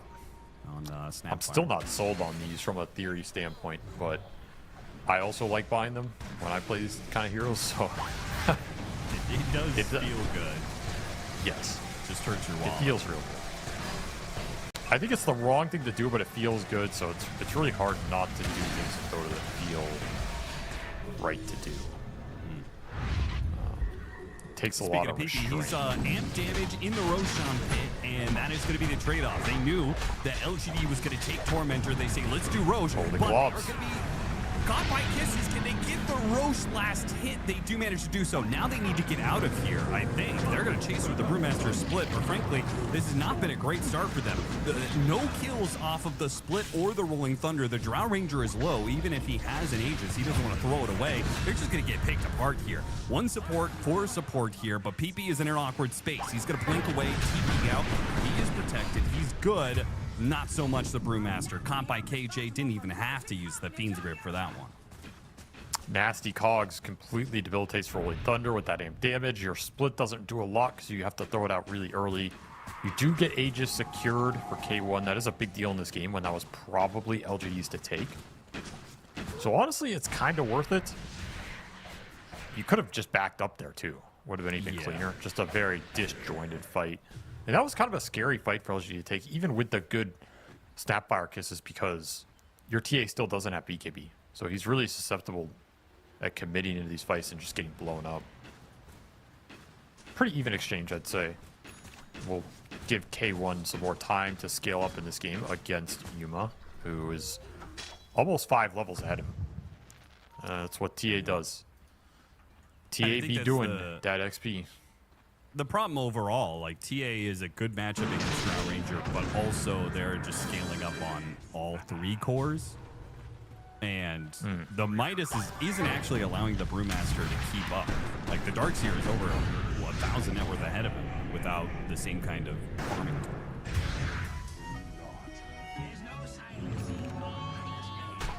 Just faster farming Tricore on the side of LGD. So they'll have a bit more money to play with. But they threw some of that away into the garbage bin with this Orchid and Chasm Stone. So that evens it out a lot. That's has the Orchid gotten a kill for them yet? No. Technically, no. He used it in that one vacuum in the river, but he used it on the Pango and then he didn't do anything in that other fight. Aggressive move from Yuma, but he does have BKB to bail him out. Easy Nightfall. By the way, have you seen these TAs use this innate Radiant's courier very much? has been killed. Like, when you're laning, do they just like stand still for some mana HP? Not regen for a really. little while? No. I don't see anybody ever use it that hard. Yeah. Maybe you're supposed to. I think people just forget it's even there. Move to the triangle. K1 Hector is set up here, spotted by the rocket flare. Radiant No are move from scanning. KJ. KJ, who has been the big winner of these last few fights, because he was level 6 at like 13, 14 minutes in. Now he's level 11. So he Got he the was shard, too. extremely underleveled. He's pretty rich now. Went mech. Looking for the dispel off the Greaves for global. It's going to be pretty nice in this game. And he does have the Greaves completed, so. Okay, they brought the Claymore to K1, but he doesn't have enough for Butterfly yet. He's very close. Can LGD make something happen before that big item is on the battlefield? Here comes Yoga Bruiser. Get Dear some ideas Lord. of what the heroes are doing here. And KJ out of position. Did not back up with his cores. Was looking to make some sort of backstab move and just gets met by the full Amaro Gaming squad. It is space, though. Yuma takes a tier 2 tower already and is pushing into the high ground before K1 Hector really even starts his assault on the tier 2 This top. will finish his Butterfly, though, so this is pretty nice for Hector. This A just kind of did its job, bought him some time, got him to that big item in the TA matchup. And still LGD extracting more advantage off the map, though, as the graphs continue to go their way. 10k lead. Radiant's bottom tower is under attack.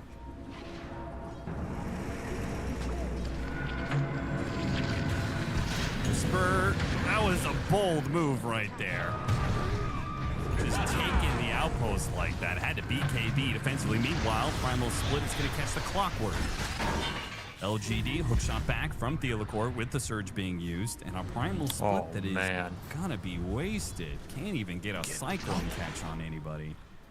That's pretty rough. This is going to be LGD looking to recommit here. Yeah, they don't know it because the Primal Split scouting things out, but the smoke being used allows these heroes to slip past the Primal Split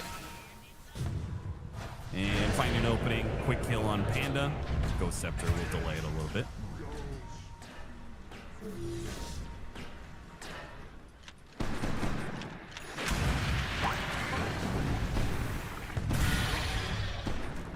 And there's the Orchid. Not that it's needed. The Master's dead either way. Big Orchid value. LG looking for everything right now. Drawing the line to bottom. They want the big prize, the K1 Drow Ranger. He's Couldn't gripped. get off the Manta. Hurricane Pike. There's no global silence. The silencer's dead for a second or two. He does come back, and now K1 Hector is actually kind of fine here. The kisses are going to come in. He still has to back out. Hurricane Pike gets away. The Butterfly lets him live. The Templar Assassin could not do enough damage quick enough. Meanwhile, PP trying to come in from the side. Gets caught there. It does not get off a Rolling Thunder at all. Orchid's too powerful. That'll give him a gem off of that, too. If they see it. They just didn't see it. How did they not see it? It's under a ward. It's on the grass. Green on green. Courier, it got it. Whoa. Courier making a run for it. Oh. Shut down by Snapfire. Rip. Drow was strong in that situation. We see the power of K1's net worth. Unable to do anything with it. Just losing other heroes across the map. A really tough situation for Maru now is you're running out of time to make something happen.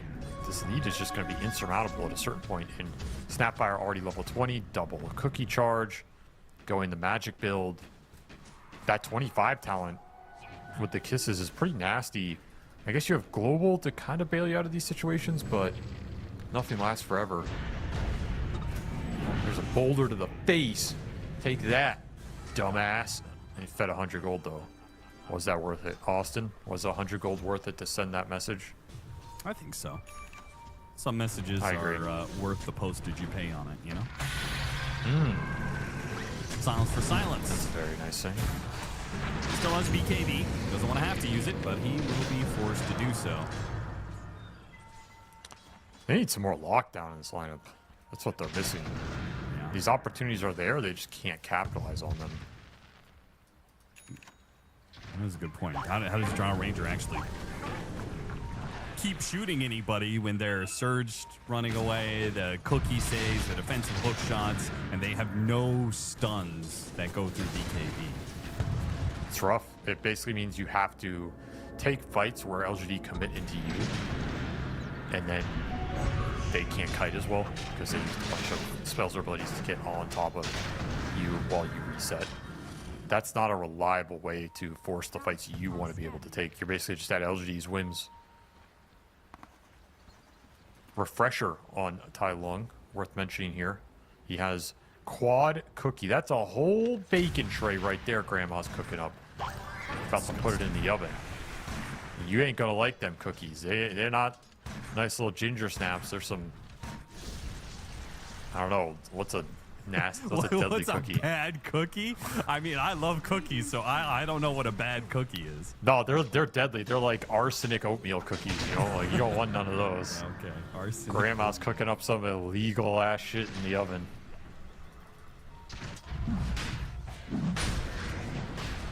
They got Would you eat an arsenic oatmeal cookie?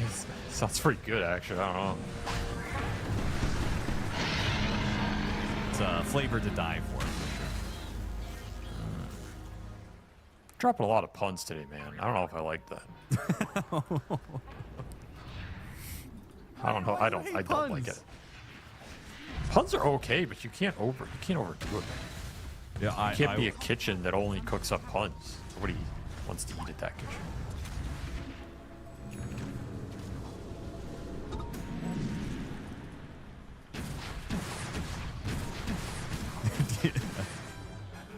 You want to know something? I think I've gotten better at puns over the years. And it's because my wife thinks they're hilarious. Radiant's top tower is under attack.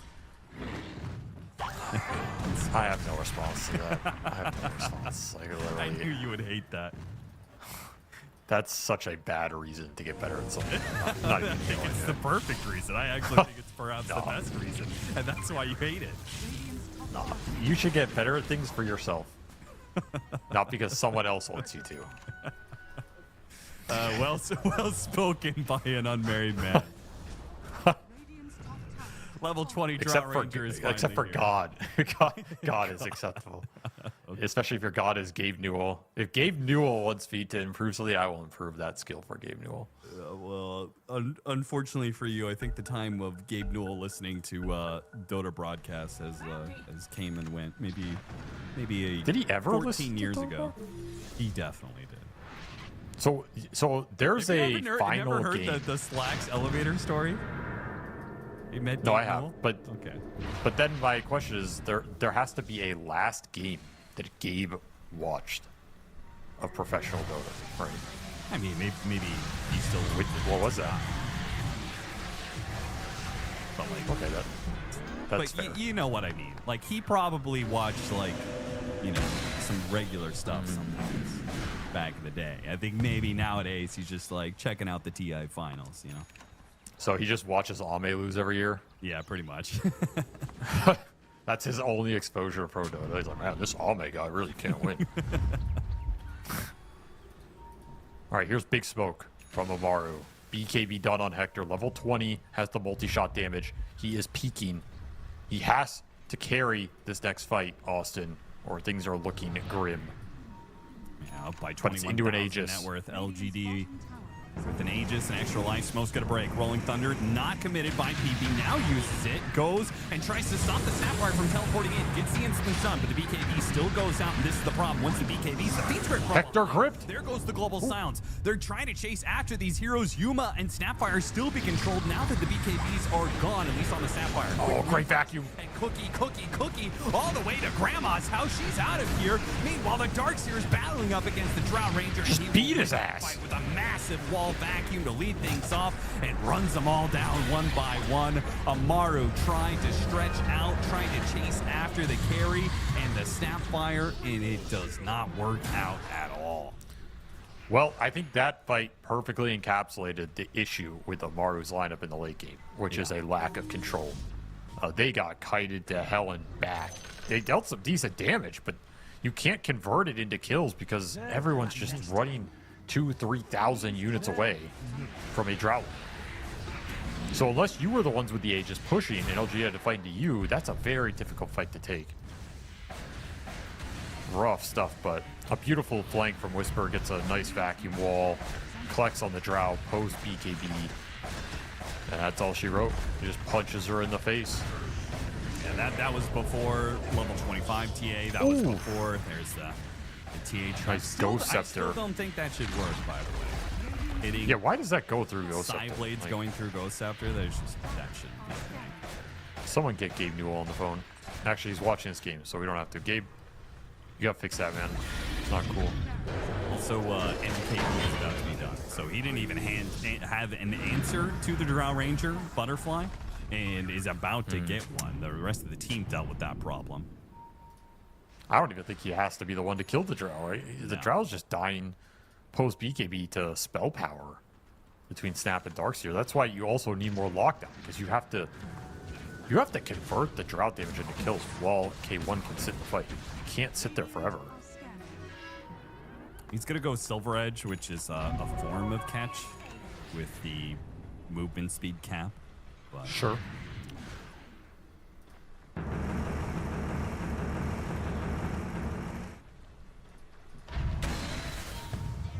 does that cap Refresher Whisper. work against Surge? I assume it does, right?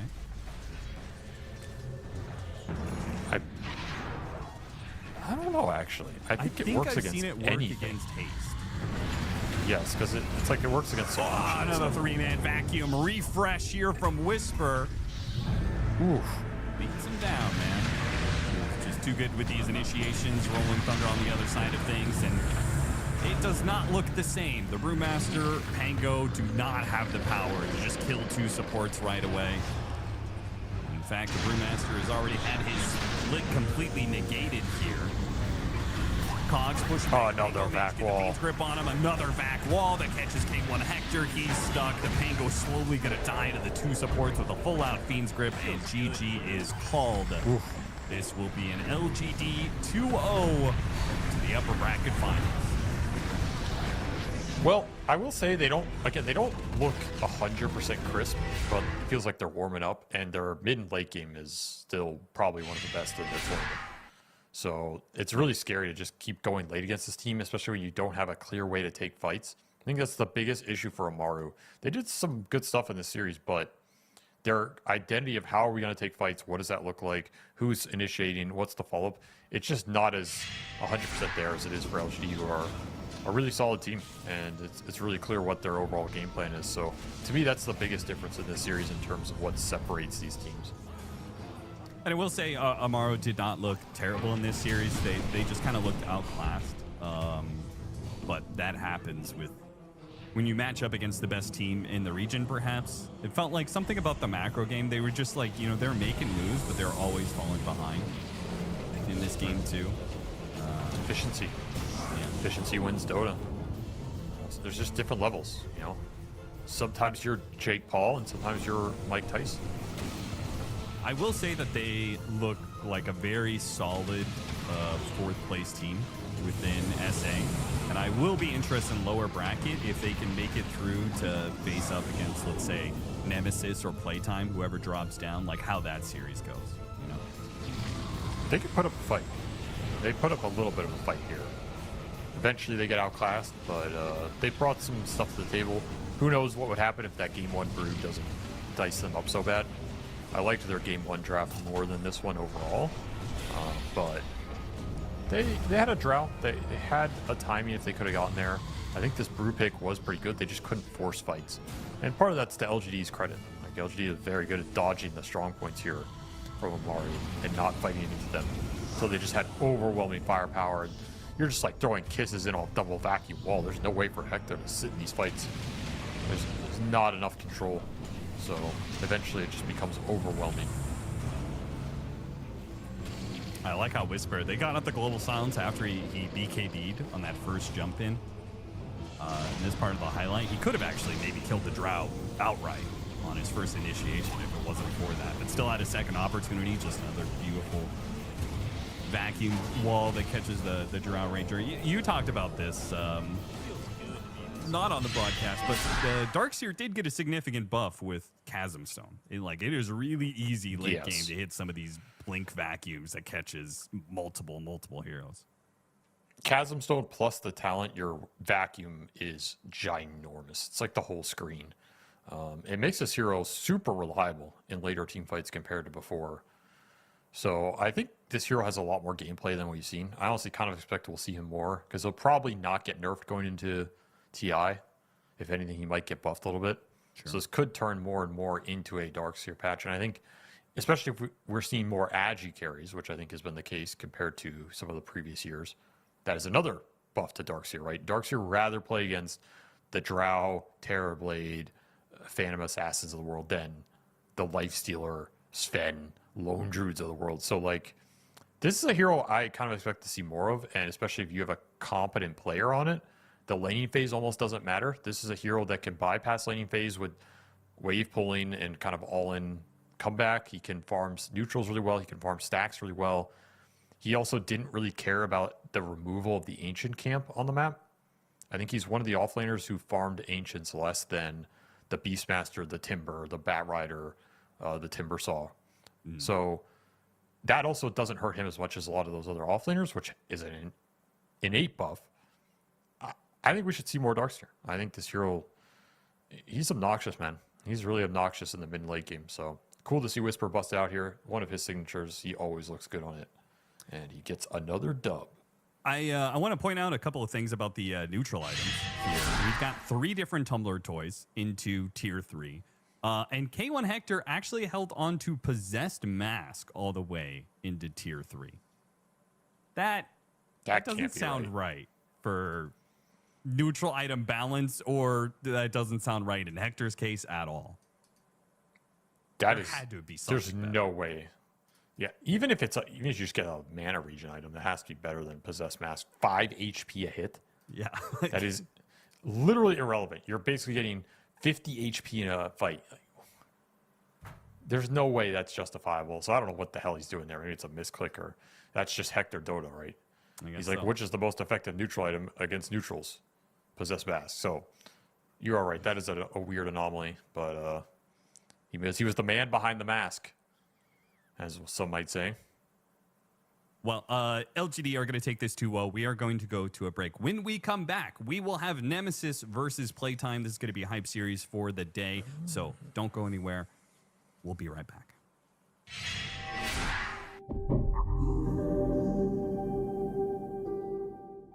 The human body was built to move. Not trapped at a desk in one singular posture for 12 hours a day. It's time your chair evolved. This is Secret Lab Titan Evo. Ergonomically engineered for you, gamers, hybrid workers, artists, backing your every move.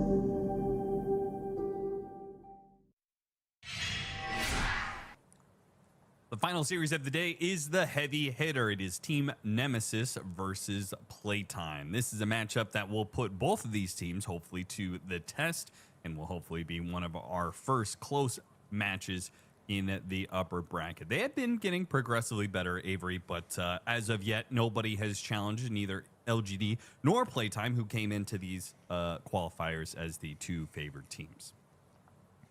This could be the first of those challenges. I think both these teams have looked really good in their own way, and I think both of them have a lot of experience, good leaders, good captains, and the veteranship to bring something to the table here in a stressful situation. And one of these teams is going to receive the first disappointing blow in terms of, like, I think all three of these top teams think they're going to win this qualifier, so someone's going to be very disappointed in the series, and it's going to be a question of how they bounce back from that. What do they learn from it?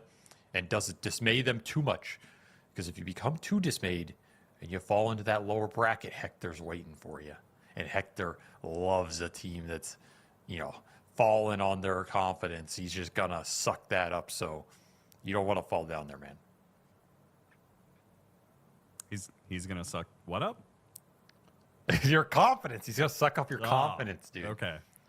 What do you think I'm talking about, Austin? This is a confidence honestly, I couldn't tell. I couldn't tell where that analogy was going exactly, but I get it now. Lower bracket, confidence. Got it. Get your mind out of the gutter. We're not casting any more PP today, unfortunately. So you're going to have to deal with real names. For those of you guys who are maybe just now joining the SA broadcast, haven't actually watched this Team Nemesis and some of the earlier qualifiers, this is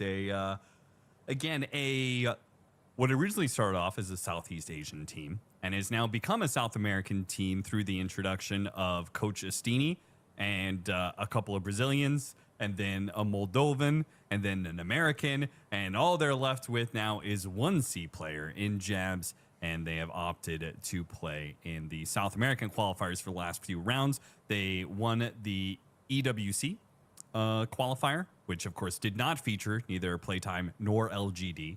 So they didn't have to play up against the big dogs. So they are very clearly the third best team in South America. The question is are they perhaps the second or best team in South America? And this will be a good test for them. Kind of like what I view it anyway, going into the South American qualifiers was LGD was number 1, PlayTime is number 2. So for me, this matchup is number 2 versus number 3. And see if those rankings get upset at all. 10 seconds remaining. I think that's a very reasonable way of looking at it. 5 Estini would seconds probably remaining. disagree. Radiant Estini would probably say, team I'm back. number 1, you fool. Dare doubt me and my significant brain power. Now you're going to witness do you how I actually outdraft think you. Remaining. that this team thinks that? Because this was a Yes. squad that 5 was put seconds together remaining. relatively late Yes. into the season, and it was a squad that was Yes. put together after Estini Team tried to put together a Nemesis, different turn to squad pick. after he got kicked from Parivision as coach. Yes. He put together a Radiant different team team that was just kind of a like, Enchantress. let's just play and see what kind of happens team. That team didn't work out. This is his third option of teams. The man will never be dismayed. We're talking about confidence. This guy has so much confidence. He's got too much confidence. And then some. And then he comes back to normal confidence. Because he's so confident in his overconfidence that it ends up just being good confidence. That's What how if I he view gets this so guy. much confidence that he ends up losing all confidence, like a horseshoe, you know? He 10 seconds He ends up remaining. overdoing it, What? over integers. 5 seconds. Well, that Go back to zero. doesn't make any sense. Team Nemesis. This is turn possible. to ban. Maybe that's what happened to Impossible Sumail. team I don't know. ban. That guy maybe got too confident for his own good. Either way, let's see what his confidence can bring to the table. Enchantress versus Pango trade. This Ench is looked good in the hands of teams that can execute it well. Pango has looked, I think, mediocre 10 seconds on remaining. average. There's a lot more of these like hard counters. People are picking Bane, 5 Grimstroke, seconds remaining. you know, these supports that just make his life hell. The Beastmaster is very viable in this region. So you really have to think about counters to this hero when they're coming out and how much he's going to have to play into. He's still looked like Pango, though. When he gets items and he can roll in the fight and he's just doing stupid things. I also think Clockwork has been really annoying for this hero. I think it's not a hero you want to play Pango against. You get caught in these cogs too many times, or it stops the initiation and resets the fight. So the fact that that's out of the pool also helps. And there is a hero we have not seen, because it's almost always banned Yeah. against these SA squads, a second phase Bat Rider for playtime. Oh boy. Oh boy, Austin. You How already did have this the happen? Pango. 10 Is this seconds okay remaining. to just show your bid and off lane at the very start of your draft? 5 seconds remaining. Well, is it the mid and off lane? I assume it is. I would not assume that. Okay. Do you think? Okay. Would you agree with me that is the most likely outcome? No, I actually wouldn't. I think there's a very high chance this is going to end up a support Bat Rider potentially, depending on what Nemesis commit to shut him down. I think if Nemesis commit big Team cores Nemesis, that are good turn against to Bat, pick. Playtime will happily play it on either Schofield or El Micho and Is get support another good Bat counter. Rider any good? It's don't think it is. playable. It's playable. If you I get think it's like some pretty really trash. good I would clutch actually counter. go far as to say. Okay, well, I think you're pretty trash. How about that? Do you enjoy that? No, 10 you probably didn't seconds enjoy that. remaining. So why I are do you enjoy calling some Bat Rider constructive trash? feedback from time to 5 time. seconds remaining. I will say that Bat Constructive. Rider, to give constructive feedback as a Yeah, support, give him some constructive feedback. they nerf the damage on Firefly. Okay, so you really need levels to actually do damage. You need 1 or 2 levels of sticky napalm. You need maxed out Firefly. Like, you cannot farm jungle without at least level 3 Firefly, if not level 4. Like, it is very slow now compared to what it was before. And I think support preys on that fact that you are going to be remaining low level for a relatively long time. Like, this hero doesn't harass nearly as well as many of the other supports that are meta right now. I think you match up against some Silencer or something, or in this case, Enchantress. I think you're going to get beaten down pretty hard in lane. Radiant team pick. I feel Do like I need to go on? your points were convincing, but you are not Radiant convincing, team and therefore I disregard your argument. Okay. Don't take that personally, though. It has nothing to do with my assessment of you as a person. Okay. Nature's Prophet and Tiny, another round of cores. We know Nemesis are definitely going to be running Nature's Prophet carry. This Tiny 10 could be seconds support. remaining. His Bat Rider, according to Avery, could be support. 5 Team seconds Nemesis, remaining. turn to pick. And there's a real support, Tusk, who is actually the support. There's a lot of flexibility in these drafts right now. I think both teams are trying to force the opponent to show their hand first, and nobody wants to. And it's just turning into this like perma flex weird funhouse where 10 seconds remaining. both teams are going to be confused what the hell's happening, and you're just going to have to trust that your 5 heroes work seconds together remaining. better, however they end up Team laning. Nemesis, turn to pick. Okay. Well, do they? Slaughter Like, who, dog. who has the better synergy within their own lineup, no matter what core support, whatever? I like Nemesis's lineup a little better, but I think Playtime have the slightly stronger seconds remaining. heroes. 5 seconds remaining. This Nemesis lineup is like what we saw them play yesterday. It's a lot of little interactions, high execution, poking in, poking out. You know, some Slardar getting chakra. There's treants on somebody. Someone else is getting Enchantress Zood. But there's no like big punch. It's just a lot of little things that can be really annoying and win the team fight. Whereas Playtime are like, someone's getting lassoed, someone's getting rolling thundered, someone's getting tiny comboed. There's a Tusk punch. It's also some big hitters to just mess somebody up quickly. And I think that ease of execution looks pretty nice right now in a game that is very confusing because there's a lot of flex potential. Like this Furon can still go 3 lanes for Nemesis. They will play this hero on any lane. Jabs will play this hero if they really have some clutch last pick. I think they would prefer carry Furon, but that's what I'm saying. The openness of these lineups is really messing with the perception of how they're going to come together, and these teams need to make sure the last pick brings it into a solid direction. You don't want to end up stuck in Flex Town forever. It's not a good place to be. It's next to Hectorland. You don't want to be in Hectorland. You don't want to be in Flex Town. You want to 10 take the seconds train remaining. towards Qualifier victory, which I guess is in 5 Victoryville or seconds something. remaining. I don't know. Victoryville. There you go. There Yeah. we go. So you got to have a clear direction to get there. You can't just ride trains in a circle. That's my ultimate point. Okay. Well, I do think the Slardar really pulled this lineup together for Team Nemesis. Nemesis, 'Cause turn I to didn't pick. I didn't see any point in the coddle. Coddle Furion is not a thing at all. But now Furion is enabled by Slardar. Coddle enables the Slardar very well. This looks good. Now we just need a solid mid to catch some heroes for you. 10 They seconds ban away remaining. the Ember Spirit and Storm Spirit on the side of Playtime Nemesis. 5 seconds Still a little remaining. sus. They ban away what could be a mid Primal Beast and an off lane Enigma. They opt for Wind Ranger. Is this mid Wind Ranger again? Why are we seeing Wind Ranger not in carry every time? It could be carry win. They could be trying to see where this Bat Rider ends up going. Yeah. Like they have a 10 lineup where they seconds can remaining. send any of these cores kind of anywhere, to be honest, if it really came down to it. 5 Yeah, they could seconds do a remaining. Slardar mid. That's possible, yeah. Yes. It could be Slardar mid, it could be Furion mid, it could be Wind Ranger mid, it could be Furion or Wind Ranger carry. It could be off-lane Furion, mid Slardar carry. Like, it could literally be anything here. So, they are really making this last pick a little difficult for playtime unless they see something that's kind of just good against it all. Like a Broodmother that we saw earlier. Who the hell is dealing with some zoo in this game? It looks a little rough. Does Wits Or an play illusion Broodmother, though? I don't know. He might. He might play Phantom Lancer. It's a very good PL game. Yeah. Like, an insanely good PL game. Naga Terrorblade is also just fine in this game if you want something more solid. But a lot of these require you to sub this Tiny into some other role, which you might not want to do. Like, your lineup looks really awkward if you take a carry here. What are the matchups that Nemesis wants, right?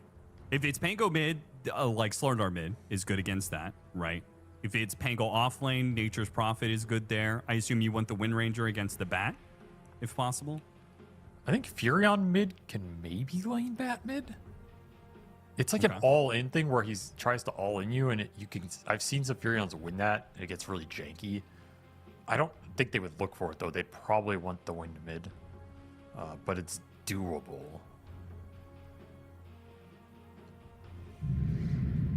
Last pickup, a Centaur. Okay, so it was an off lane open. Mid That's Bat Rider, support presumably Bat. support Pango. No, it Support has to Bat? be support. It has to be support. I told you it was support Bat. Dude, this is you trash. fool. You This don't is listen to me trash. ever, man. I you listened don't to you. ever listen. And just because you are right doesn't mean it was good. I think this is bad. I think this is I didn't trash. say it was good. I never said it was good. I just said it's more likely. I just felt this is what they're gonna do, and I mean now we see was Centaur that. I don't know if I Is like this Centaur Centaur good in this game? I don't think it is. I mean, It is it's a relying Wind against Ranger, Wind Ranger. counter. Yeah, like I think it kind of is good here, but is it really bringing your lineup together? Like, did you need the Centaur here? Were you lacking mobility? Were you lacking a little team fight? I don't think so. I don't think that's what you were lacking at all. So I don't know. I'm not really sold on the Centaur pick. It's solid. You get a good lane matchup. I mean, how did these lanes pan out? You got Centaur against Wind Ranger. You got Pango against Furion mid. And then you got Tiny against Slardar.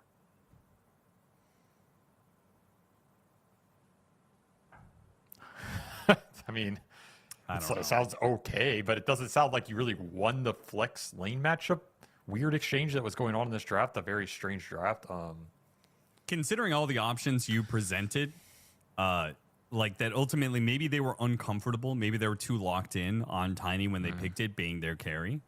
But all the carry options you listed did sound really good. They did sound like the gotcha pick. Yeah. There were multiple of them. So I think they were just in their heads. They were locked in on when they picked up Tiny, that was a carry Tiny. And that was a hero they were not flexing. I agree, and I feel that I would have rather they just take a 5 there and play Pango Bat on 2 core roles. They could swap them between off lane or mid a little bit for better lane, and then they had a last pick core they could have gone into because that draft was so much about flexibility in the cores. It would have been nice to have taken advantage of it. Yeah, so but I ended up overall not really. last pick a 5 position. You could also see why they wouldn't want to do that, right? It's No, like, it that's feels what I'm like saying. You're wasting it. You don't do. No, I'm saying take a 5 where they took Tiny. Oh, Like, I see. I got you. Just take your 2 supports in the second phase. You lock Pango and Bat in as your cores, and then you have a last pick for this carry of all these cheese carries we're talking about. Because to not get a last pick core in a draft that is just being flexed around on all these cores feels bad. Because then the 3 cores that Nemesis are taking there's like no downside to just taking them all, and then you get a last pick, and you effectively last pick a neutral hero in this Centaur. Yeah. It's like, whatever, right? What do they care? So I feel like Nemesis ended up winning this exchange, and they won the draft, and I think they can do some work with this starter. There's not a lot of natural armor other than the tiny, I guess. But the combinations look good. Chakra Slardar going in, and then you have Wind Ranger plus Furion to output some nice ranged physical DPS. I'm kind of digging what Nemesis got here. Well, apparently El Misho is a support Batrider specialist. He's a Grandmaster tier. Yes. That's why I was saying they're going to do it. I don't know why you were doubting it. Like, he loves playing this hero in support. It's probably his signature support hero, if I had to pick one. So, yeah, another Sometimes big, I wonder a big if you L actually for know Cap. these things, or if you just roll with the punches and be like, Another of course, big L that's for right, Cap. because you never said El Misho is a Batrider support specialist in your argument for it. So What? It was assumed. We all know It this, was dude. We've seen him play. I feel like when he made his break, and he was playing a lot of 4-position bat, and he was just running around making stuff happen. And honestly, it didn't look that great. I'm not saying the results were there, but he's very comfortable in the hero, and he likes the hero, and it's his play style. Kind of like a chaotic 5 that can also get a lot of farm and then turn into another hard farm support in the mid game. But either way, another big L for Austin Walsh, another big dub for the analyst. it's, and, we it's get not to a go big into game L one. until We get to Batrider go into actually, game one. 1, wins the game, and 2, does Whatever, man. a good Big L job for in you. the game. You know that Austin's taking a bunch of L's today when he has to bring the cat on stream to try and salvage his public image. Like, that's a low blow, dude. When you bring the cat on stream, like, come on, that's just pandering to an audience. That's free points. That's like if I started showing off anime figurines. Like, I don't have Maybe it. you should do that instead of having your guitars maybe in I the should. background. Maybe I should. It would definitely pander to the Dota audience. Here's my cat. Here's my waifu figurine or whatever from, some triple Japanese name I can't pronounce. And then, like, here we go in game. Aren't I a great caster? It's all about pandering. That's what your lifestyle's all about. That's why you live in LA. Los Angeles it's not the city of angels, Austin. It's the city of pandering. Everybody there is pandering to something. They all got some. It's just a city of grift. It was the city of Beyond the Summit. Which One of the was a biggest pretty good grifts in reason Dota why 2 we history. moved here. So, one of the largest grifts in Dota 2 history. Where are they now? Nowhere. Nowhere to be seen. Well, Everybody asks. now they're making games. So I think they moved on to probably a better avenue of making revenue. That's for sure. I mean, everybody asks, where is Beyond the Summit? Nobody asks, how was Beyond the Summit? It was good. It was really good. Yeah, it was I pretty really chill. liked It was working pretty with chill. them. Did you ever Yeah, it was work fun. I missed any it. Beyond the Summit? I don't think you did. You As went a there talent, the no. summits, yeah, as a player. Yeah, I but went you to a never lot worked. as a player. Yeah. I probably went to like 5 or 6, hung out. That was fun. But usually something bad happens at the summits, to be honest. They weren't that good for competitive teams. I feel like something bad always happened to my team at those tournaments because the atmosphere and vibe is like too weird. Everyone's too relaxed. No one can like fully try hard. That sounds like a you problem. Yeah, I'm not disagreeing with it, but I think it also happened to a lot of other teams. So I wouldn't isolate me in that scenario. Well, then if it happens to everybody, aren't you all on an even field then? No, because it didn't happen to everybody. It just happened to some. But I feel like I was in that some more often than not, I was the bad recipient of the BTS voodoo curse, whereas some teams it did not affect them. Maybe you needed to develop a more hardline style of captaining. Bring the machete. Probably, yes. Yeah, that's probably true. I took a little L on that. Not as big a L as you just took, but I took a little. That's for sure. All right. Let's see if our lanes unfold as they're supposed to unfold. We'll see if there's any more last-minute shenanigans. We are going to have a last-minute smoke. Apologies for the delay, everybody. We had a classic pause at the start of the game, and we'll have another pause. A lot of packet loss on these servers right now. Gabe, if you're listening, to fix the servers for us, please. Thank you. Yes, Gabe Newell from your newly purchased Florida mansion. Can you please save SA Dota It was probably the first thing he did. You know, when you get a new place, one of the first things you want to do is get the internet installed. That's and as true, soon as he yeah. got the internet, he pulled out his phone, said, I need to watch the South American qualifiers because my favorite casters are casting it right now.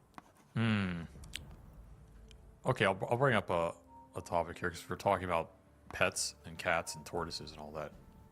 Do you think Gabe Newell has pets? Oh, And if 100%. And what does he have? He's probably got one of those like big old hound dogs, you know, like a Newfoundland or something like that. He's got one of those like big boys. Okay. I could see that. He seems like a big dog, man. Like a Yeah. couple of Great Danes or something just slobbering all over the fucking floor. I mean, when you're on a boat, you kind of gotta have a dog, you know, because then the dog. Whoa. You're putting a Great Dane on a boat? That does not sound humane. I don't I think mean, you're supposed most to do dogs that, dude. love water and swimming, so. I don't know if dogs like boats, though. Dogs get motion sick. You know, just give him some, whatever that medication is. Dramamine? You're going to drug Yeah, your dog to take him on the ocean? Yeah. That doesn't sound good. Another big L for Austin Walsh in the chat. Let's get some big L's for Austin Walsh on these takes. These are Okay, he was massive L pandering takes. now. That is the ultimate pander move, is to tell the chat to type something. Whatever. That's interaction, dude. Tournaments No, love that's pandering. that. That's chat interaction. Inherently, pandering is in interacting. That's not true. That's another L take. Everybody drop more L's in the chat for another Austin Walsh L take. Rage creep being killed. This is a big dub for Frank up here. I range do creep. like this move lately. You gotta always have some trick up your sleeve as off lane, and this is the right. latest one. It's kill the range creep right away and shove the first wave into the tower. Hell yeah. They're aggro pulling it too. Oh, big deny from Rubicon. All right, let's see who wins this early CS battle. Could determine a lot in this series if you're a little more on point. Gain some snowball advantage here. I will say, Frank is definitely going to get a lot of value out of Retaliate, that's for sure. 2 right-clicking heroes in lane, Enchantress and Wind Ranger. I guess that is something we should have talked about is sometimes you're picking heroes for items, not the hero. And the Centaur items are really good in this game. Like late game, the Ags save is pretty nice against those this single target.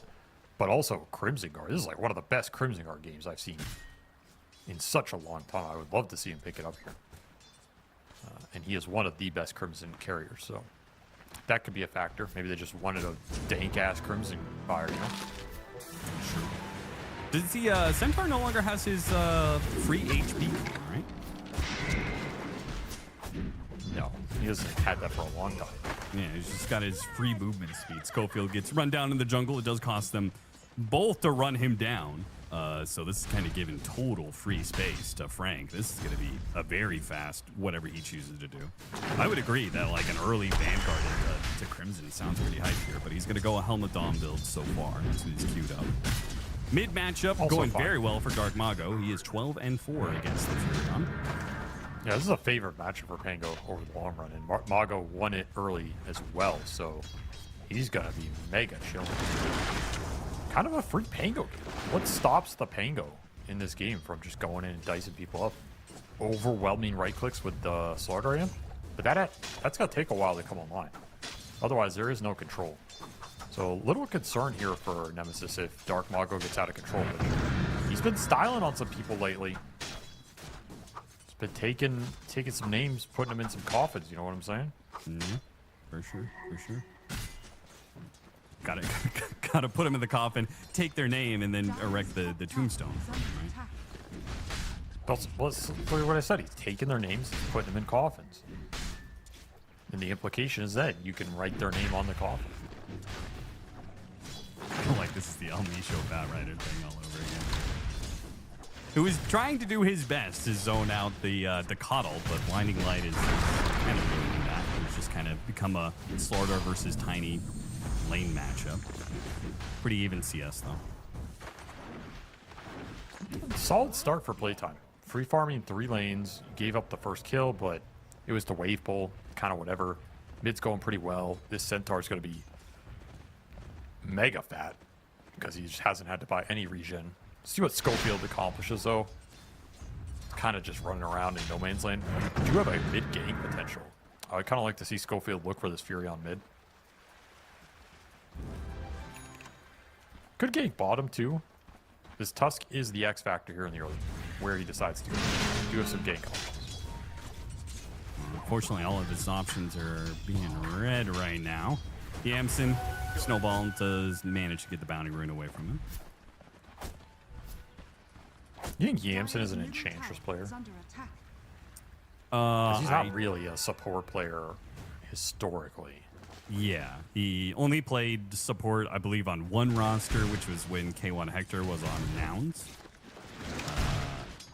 I have no idea if it's an Enchantress player. He is a bronze tier Enchantress, according to Dota Plus, so. But he did get a Harpy Stormcrafter, which automatically makes you one of the best Enchantress players in the game. True that. Doesn't last forever anymore, though. Those were the days. That's true. Still has good mana regen, though, for some reason. Well, it has to. It's a Stormcrafter. It's in the name. Is there inherently a correlation between storms and mana? Yeah.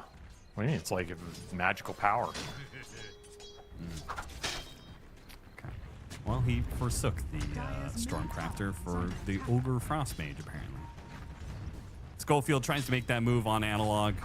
Does not find him. Zones him out of the tower, but it's kind of whatever. Meanwhile, Lelis does end up dying as Witz puts the safe lane Tiny to use.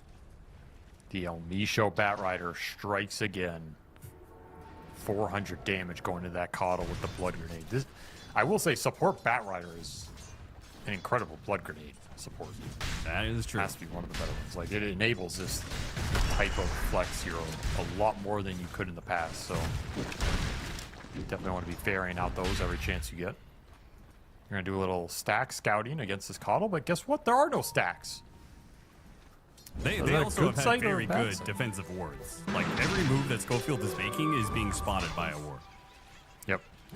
He has not been able to get a lot done aggressively here in the early game, but they are winning the lanes anyway, so True. maybe not too sad. Wits? Wit's in some trouble here. The tanky Tiny, though, is so hard to bring down. Oh, picked up in the snowball. Can they get a hit in or two from Lelis? They cannot. Witz is going to get out. TP in for the Furion. Can't finish him off either. Witz is already healed back up thanks to some stick charges. Now El Misho's on the other side, and Analog is in trouble. He's going to have to...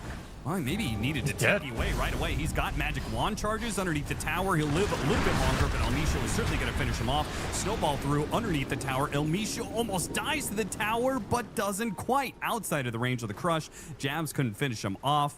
And somehow, some way, they pull through all of that. Now Dark Mago's here with the Furion dead to secure the Wisdom Shrine. There's nothing Nemesis can do about this. They do have a Furion teleport scroll. But he can't get back here in time. Where was the TP earlier on that Tiny go? He needed to be there to convert on that. Instead, you lose that kill. You lose a hero. He dies. You lose Wisdom Shrine. A disaster of an early game now for Nemesis. They're falling behind. Especially this Furion. I'm a little worried for Analog. This is not the hero you're supposed to be behind on. Maybe he was so close to level 6 that maybe he wanted to get level 6 before he made that first rotation, and then he kind of got pulled into a rotation he didn't want to make, sort of thing. Maybe, but that was a big kill. I would have given him 6 if he killed the bottom. Yeah. That was a guaranteed kill if he just TP'd in. The Tiny was one hit.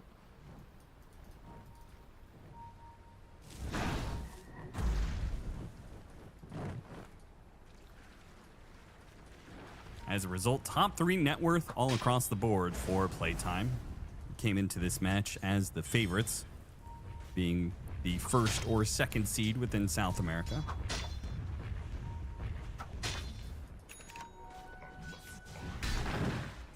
Radiant are scanning.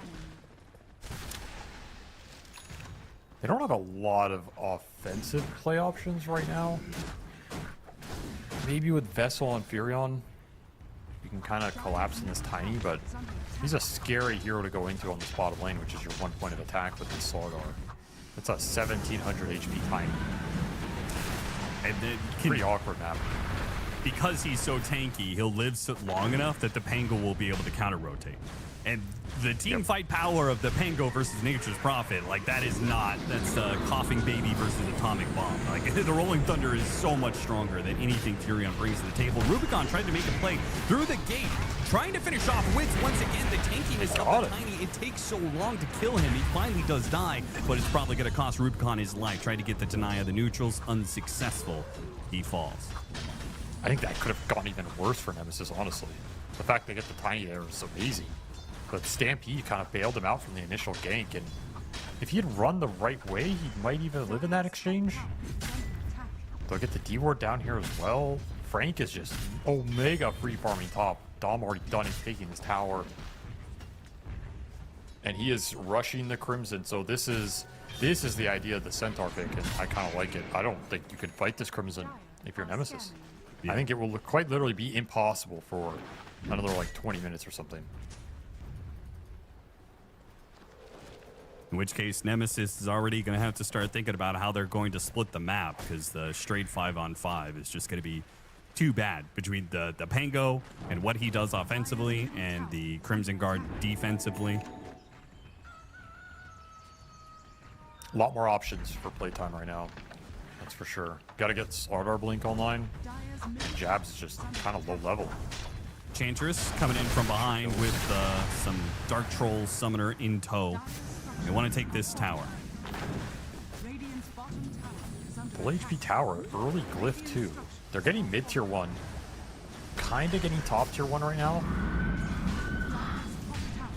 So now the Pango can respond to bot. It's just too hard to force this objective with Tiny sitting here. Tough map to play for Nemesis. Unable to get the action going in the 1 point of attack, and Furion is supposed to be your extra you can bring into this lane, but I think it's too scary to just teleport on top of the Tiny and give Dark Mago a free rebuttal. Oh yeah, chip vest too. That is a beefy ass horse. Beefy ass horseman right there. Look at him go. So if you hit him, you take 75 damage plus another 40% on the strength return. So you're talking about almost 100 damage every single time you hit the Centaur. Good luck. Feels real bad playing carry Wind Ranger when you can't just focus fire soft lane.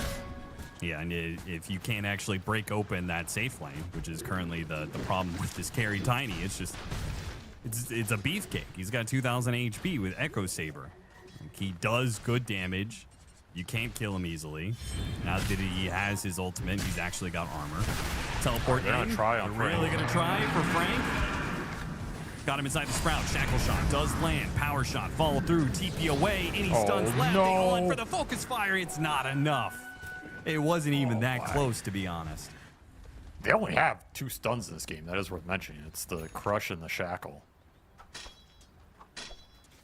That's rough. You committed a lot for that go. And now, playtime, they're going to be feeling it. They're going to start looking for some stuff here. Amp damage on Dark Mago. Diffusal done. He's going in. Look out.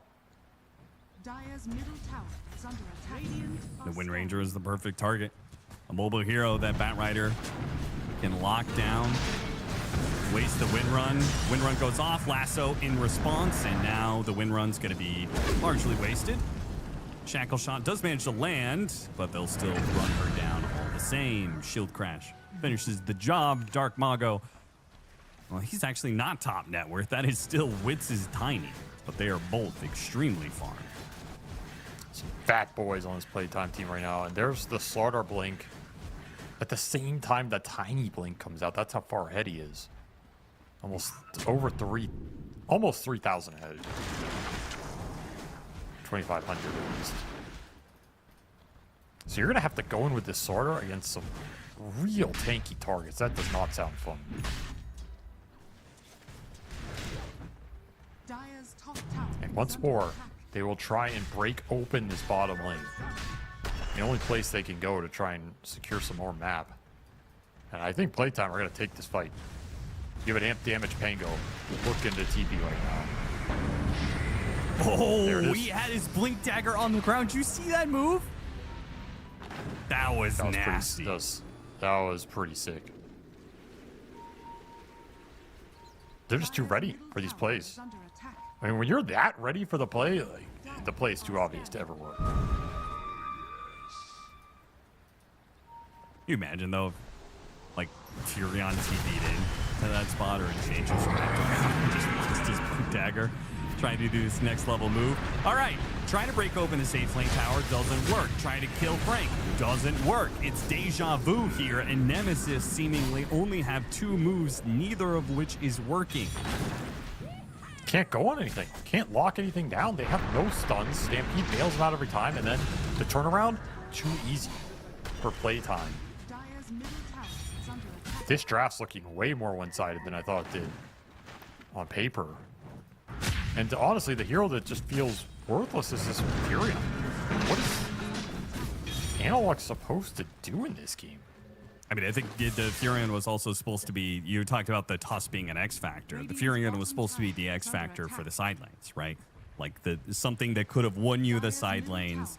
And if you win the side lanes, then you can kind of get some momentum going. But as it was, Centaur free farms so badly that he's untouchable. Tiny free farms so badly that he's untouchable. They're more than untouchable. They're farming out of control. The Centaur is done with Crimson, done with Helm, now thinking about a Lotus. I mean, these are all just debilitating items for the only physical damage in this game. It's too easy to itemize here for playtime. His Centaur brother will join him. What's better than Centaur? 2 Centaur. And Olmisho has managed to just quietly stack up jungle areas until he has a blink dagger at 16 minutes. So he's Classic basically Olmisho a bat. full-on bat rider at this point. Yeah, I told you. That's why his bat's so scary, because he always gets the farm. He doesn't mess around.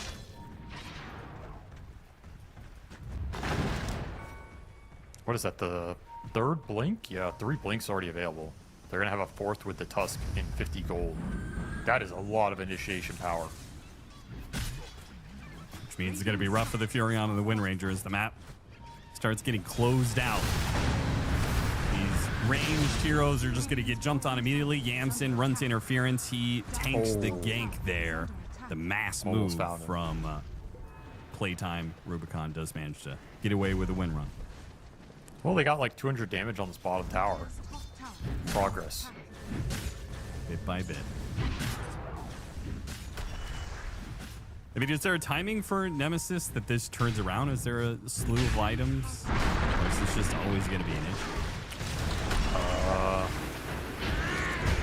Double Mjolnir for Furion Wind Ranger gives you the damage to kind of go in with Sarda Ramp and chunk through one of these guys. That's going to be your best opportunity. It's going to be rough getting there, though. You have very little map to work with, and against 4 blink daggers.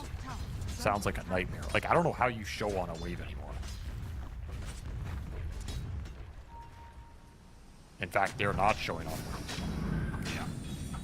Fortunately, they There's do an have inch. Enchantress Coddle, which can kind of clean up waves for them a bit. But yeah, The issue is you fall 3 behind cores. on XP. Even if you're getting gold off the map, your experience is gonna swing super fast because you're just coddle blasting, killing waves with treants, killing waves with entropes. You're not getting full XP out of the map. Lasso, pull him up to the high ground. Yamson. Real focus fire, and Elmisha will actually die here. A move from Playtime that was not very well enforced, I guess is the word to say there. I mean, it was just kind of like a casual 2-hero play into a very deep part of Nemesis territory. Like, you really can't assume you could just play for pickoff next to their tier 2 mid tower like that. It was a little ambitious, but they weren't farming the map. Still traded. They're gonna go back in on the Sardog. Oh, what a toss. Wits tosses them back in. Looks like they might. Yeah, they will kill Dark Okay. Mago. This combination of Sprout plus guaranteed Shackle has paid off 2 different times now. That's a big kill. Something in this game to slow it down. He had a streak as well, so almost 1,000 gold off that. Buys you a little bit of time to get these Mjolnirs up.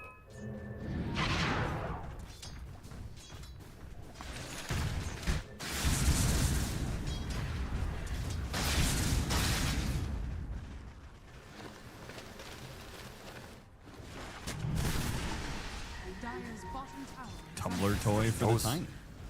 Look at the ward place bottom from Schofield. He knows. Yeah. Analog. He knows where he Oh, wants it's to dead. farm. And it's only really going to require 2 supports. So Wits is going to join in. He wants the bounty for this kill as well. He will have it. Beautiful, beautiful setup from Schofield, eliminating any of the little options that Furion has on the map. Early gem. He from finally there got the as well. tower. They got it. They did get it, yeah. Someone's gonna die for it, It but took they a got lot it. of enchanted creeps to die to make that happen, but he got the safe lane tower. Hey man, that's well worth it right there. Morale boost. Yeah, one of 3 to crack open the map and allow Furion and Coddle to shove in waves. Because that was part of the idea, right, for this lineup. Just Yes. take the early towers, you're able to play map by just shoving in wave after wave. And they have their double Mjolnir now, so they have a bit more damage to take the fight. Unfortunately, you're so far behind, you're going to lose some objectives here.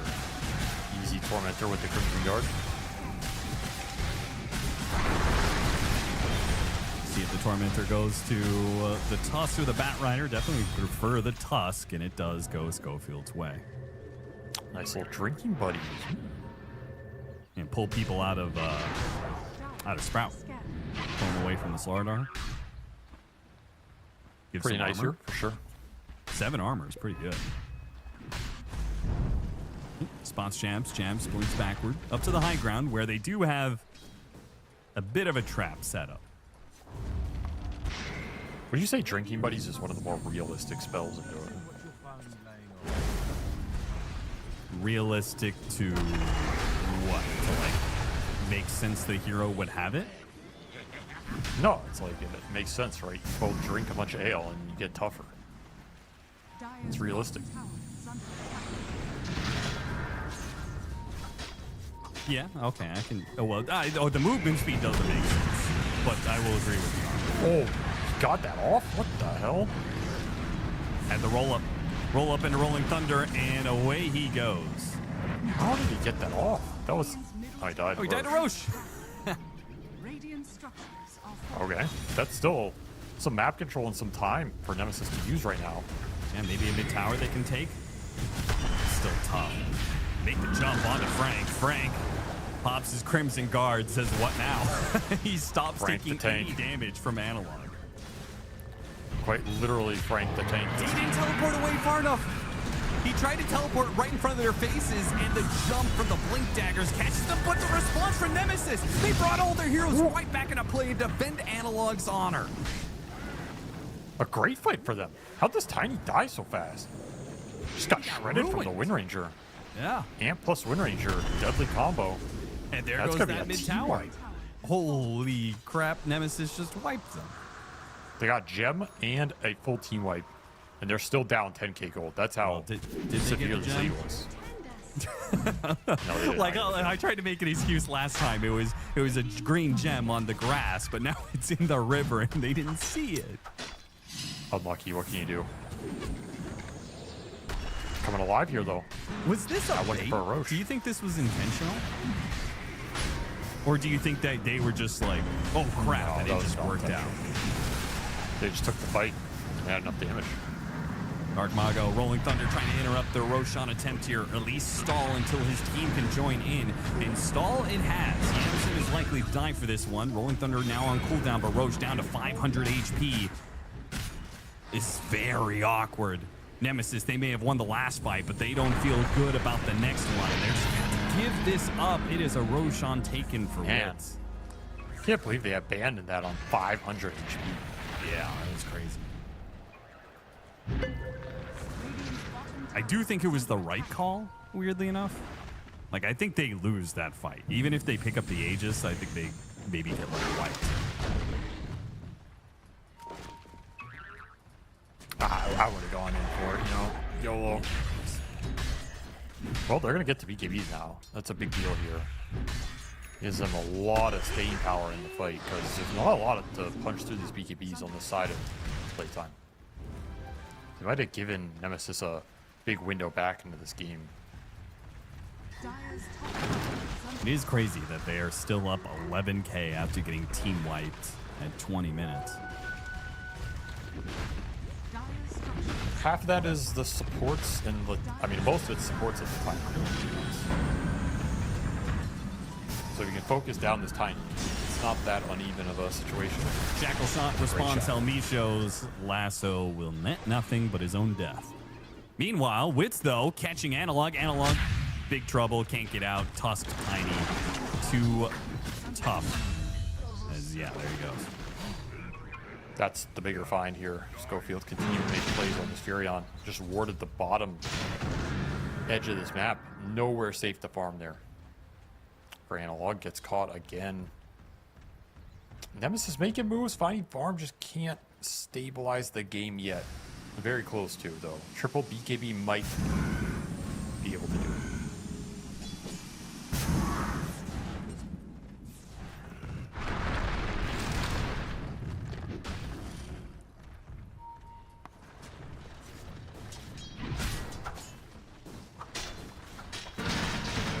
Wit's trying to figure out what his next item is. He's got 2,700. He is a shard queued up and hasn't bought it. Is he thinking maybe it's just better to rush an AC? Would be the other option. Might be a butterfly tiny game, I don't know. Got the lasso initiation on Jabs with the Rolling Thunder follow-up. Dark Mago got stuck here, which is a little awkward because Playtime wanted to keep running for more kills, and they almost found one. BKB goes off from Rubicon. They try to beat him down. They got the kill anyway. Dire's Just sliced him up with the overwhelming physical, even through some of the evasion. And the second Slaughter's out of this game, I think Nemesis have almost no chance of winning the fight. They need Jabs alive, putting the amp slot down on these big core targets so the damage can go to work. So if you can catch him with the start with the bat, that's just a free go.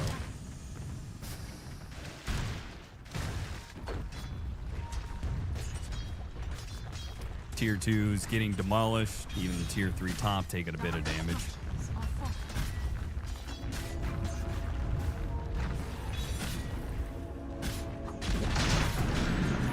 Felt like Nemesis were getting a foothold in this game, and then that Roche sequence, like they did Roche to 500, lost it, and then just couldn't take a good team fight with BKBs. Very weird sequence for them.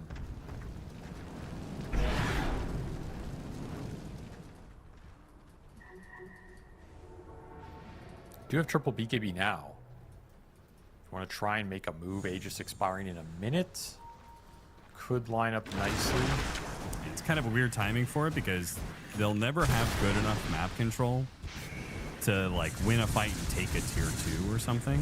There's no Roshan to take. There's no Tormentor. They're fighting into Aegis for another minute. So it kind of feels like they just have to bide their time, which feels rather wasteful. For sure. You want to try and be finding at least a couple pickoffs or something. Like, I'm just going to farm the map here. Like, Schofield doing this is illegal. Yeah, you gotta at least punish this. Schofield, oh, missed the crush and the stampede away. He's out of here. Not like this. Failed ganks while you're losing towers. On the other side of the map, that feels really bad. They're going to try and smoke across the map now. Get some sort of numbers fight. Dire's bottom tower is under attack. Nobody's home. Are scanning. And now you lost another objective. Wisdom Shrine gone. You're just bleeding out objectives while you're looking for something. Running Frank, though. Frank the tank. There he goes. Oh, Low boy. sword, half health. Bouncing back some spells. Unfortunately, he doesn't have Stampede to run himself away. So he They will got it. actually die. Was that worth it, though? you committed so much time to find this one kill. You lost a tier 2, you lost Wisdom Shrine, planted double obs, a smoke for it. I mean, the net worth is still going PlayTime's way. It's just one of those kills where you don't get anything for it. There's no objective to take. Very little map control. Dark Mongols pushing it mid. This is also legal. But can you do anything about it? Roll Somebody up, call the Thunder. police. There you go. If this was a Here, starter that smash. was more farmed, like you could actually threaten Pango in those situations, but just not the case here. By the way, that last fight, or quote-unquote fight, that gank on Frank did 1,500 damage back to them. Nice. Nice. Just purely Lotus Orb and retaliate.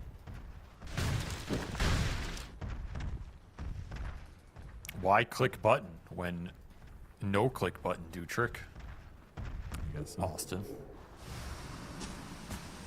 Do you think they should make a Dota hero that is only passives? There were some versions of that in before Dota All Stars. I mean, All there was passives? I don't there know. was Lifestealer, right? Lifestealer didn't have all passives, but he had Rage. That was all he had. Yeah, I'm saying all passives. He just has 4. He has 3 passives and a passive ultimate. It's literally the anti-invoker. No buttons. I feel like he'd be dank ass here for like all this older gentlemen, you know. It's like I want to play Dota. Gentlemen. I want to play Dota, but I don't want to click so many buttons. It's like, all right, play passive hero. Nice. By the way, there's an Ags done on this Tusk. He's got a lot of buttons to press. 6 active abilities. Can he handle it all? It's a lot. It's true. Schofield's not a young man anymore. He's a veteran of the game. Old field. Yamson. It's going to be spotted by Witz here. Witz is probably going to try for the break and then quick kill. Got that.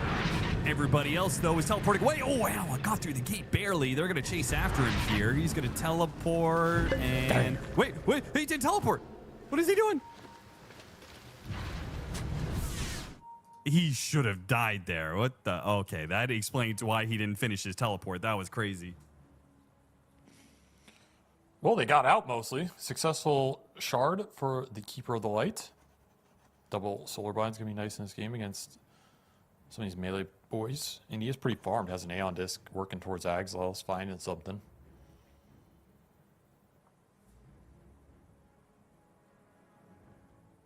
Yeah, somebody's going to interesting have that to tank the gank. I was about to say, the Prophet and the Wind Ranger have the exact same item build up. Literally the exact same 6 slots other than Null/Wraith, which is basically the same item. They're just clones. They're like twins in this game. You know, you They're the always talk same about level, too. draft-wise, What am I like looking- draft integrity. You don't want too many heroes that like do the same thing, right? Yes. This is over. Does that apply if the heroes buy the same items? Yes, kind of. In this case, they're both taking advantage of the Sardar, so it kind of works. But it's definitely some one-dimensionality, right? It means anything you buy that's good against one of them is good against the other.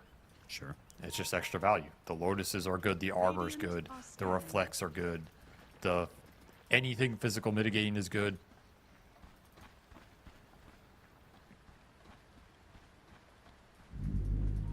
Well, the Silver Edge was the choice for Wits, not Butterfly or AC. We'll go back to AC plus BKB. Pick off on Lelis here. The Aeon Disc will help him get away, but again, another fight the Nemesis really can't take. They just need to try and survive. Teleport out. Lelis does not have that option. Here's the gem. Back into PlayTime's hands after a long hiatus. Radiant's top tower is under attack.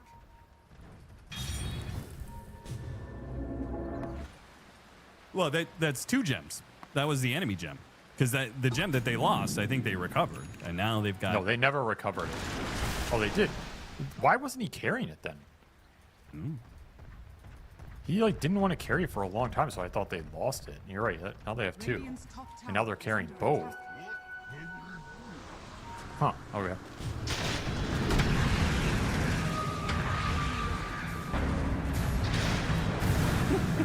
Look at him go. Rolling. He has been very fast on these roll-ups, I will say. Some very nice reaction time from Dark Mago to survive in these gank attempts. Dark Mago has he has definitely done pretty well for himself lately. Maybe he's been on a bit of a training arc after all the hate that Quinn has been thrown his way. There's just a green ball of leaves behind him. You see that shit? Yeah, I do. It's like a green pango ghost. Ghost in the shell, some might say.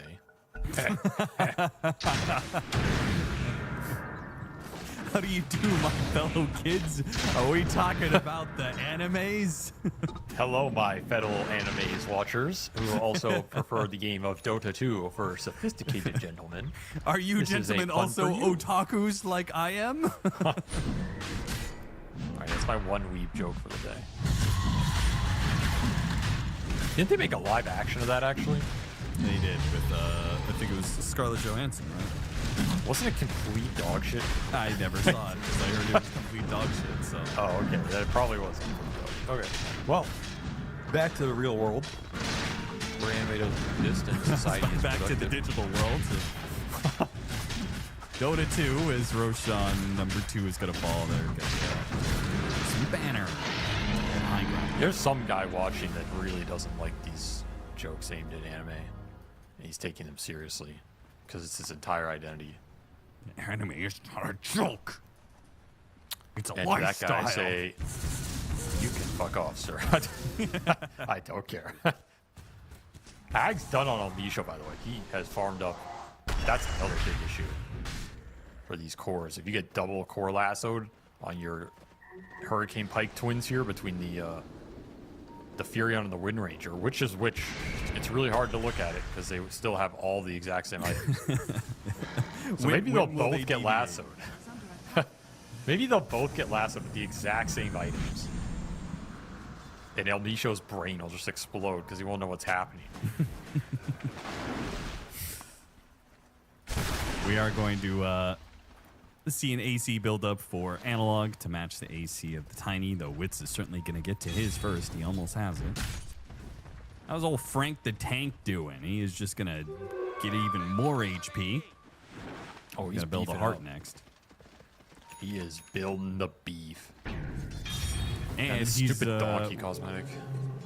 He also kept Tier 3 Tumbler Toy. I wonder what his options were. But Tier 4, there are some good He likes items the for horse. tanks in there. He likes the horse thematic quality too. Which I can't Rocking blame him horse for. with the centaur. Exactly. It's a horse. It's a man on a horse on a horse. Can't beat that.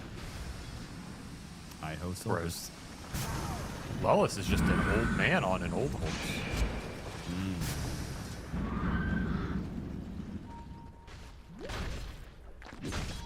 And what is Enchantress? A demon spawn from the netherworld. Evil Bambi. Evil Bambi.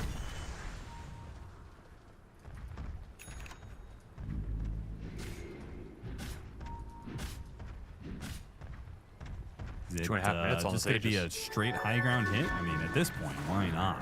They're not going to Yeah. show anywhere. Also, Misho's just in the base. This is Yeah, pretty I see. deadly right here. This is really deadly. They're going to Oh, stagger boy. back one by one. Oh boy. The teleports are coming in, and if anybody gets out of position, spotted by the ward, that's that Aeon Disc, though. The response, though, Tiny's in pretty deep. Has to pop the Manta, Harpoon. There's the lasso initiation for El Misho. Catches jabs. There goes a lot of the setup. damage out the window without that Linus armor, unless he buys back, which he does. Rolling Thunder's going to be put to use here. Forced out, trying to get away from him, and the shards actually blocked out the Pango and bounced him backwards there.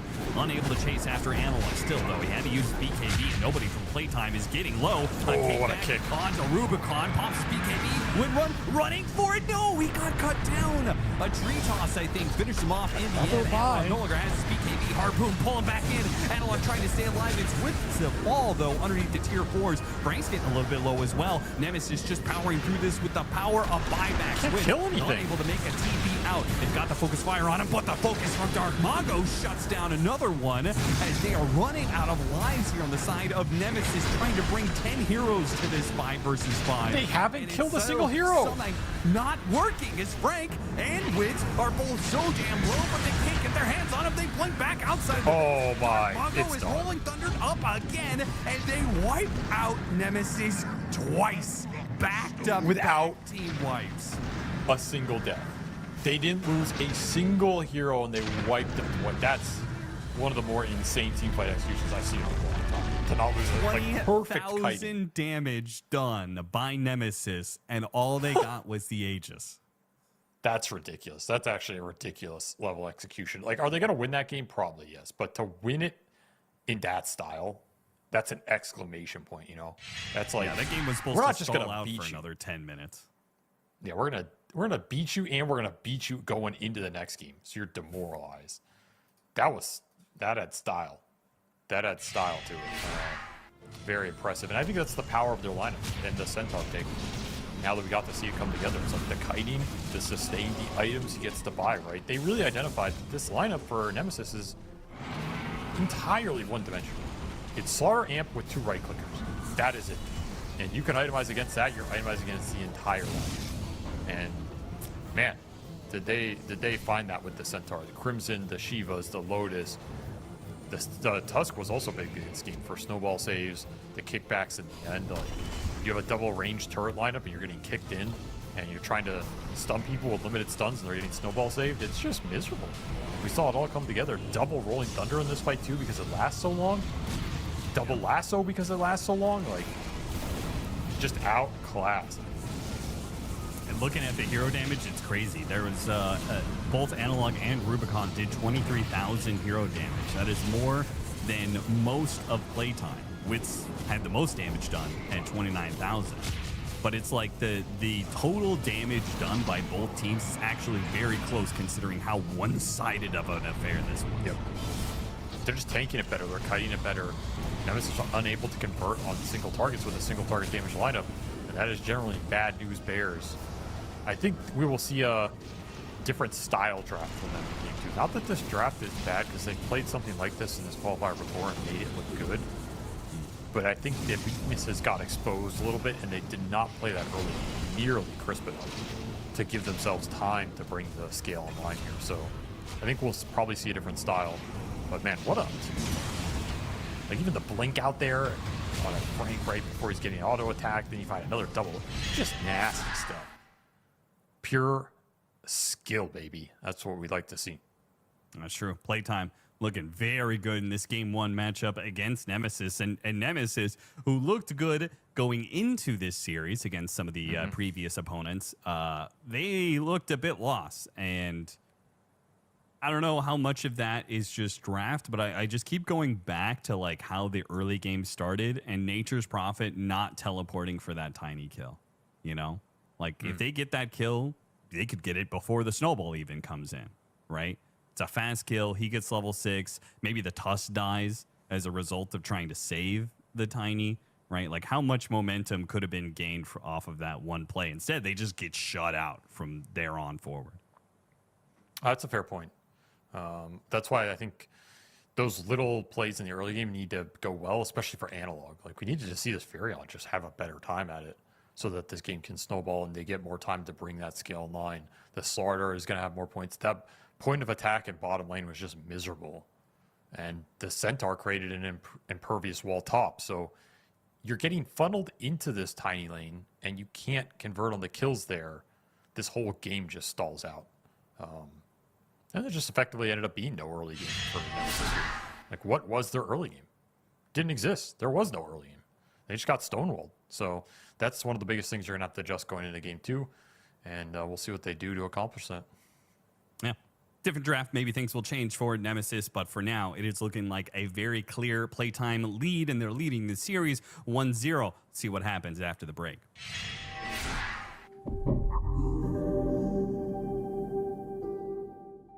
The human body was built to move. Not trapped at a desk in one singular posture for 12 hours a day. It's time your chair evolved. This is Secret Lab Titan Evo. Ergonomically engineered for you. Gamers, hybrid workers, artists. Backing your every move.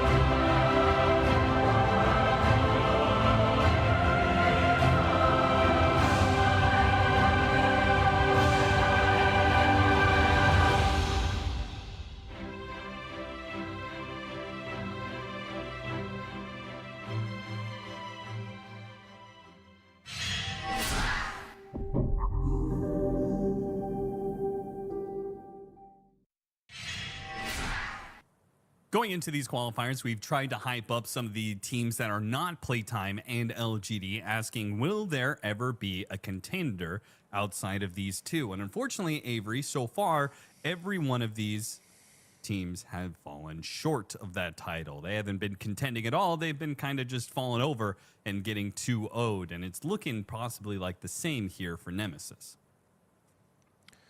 Unfortunately, yeah, the trend continues. We're just not getting close enough drafts, close enough games to where these teams are contesting each other. The two big dogs are unbeatable right now.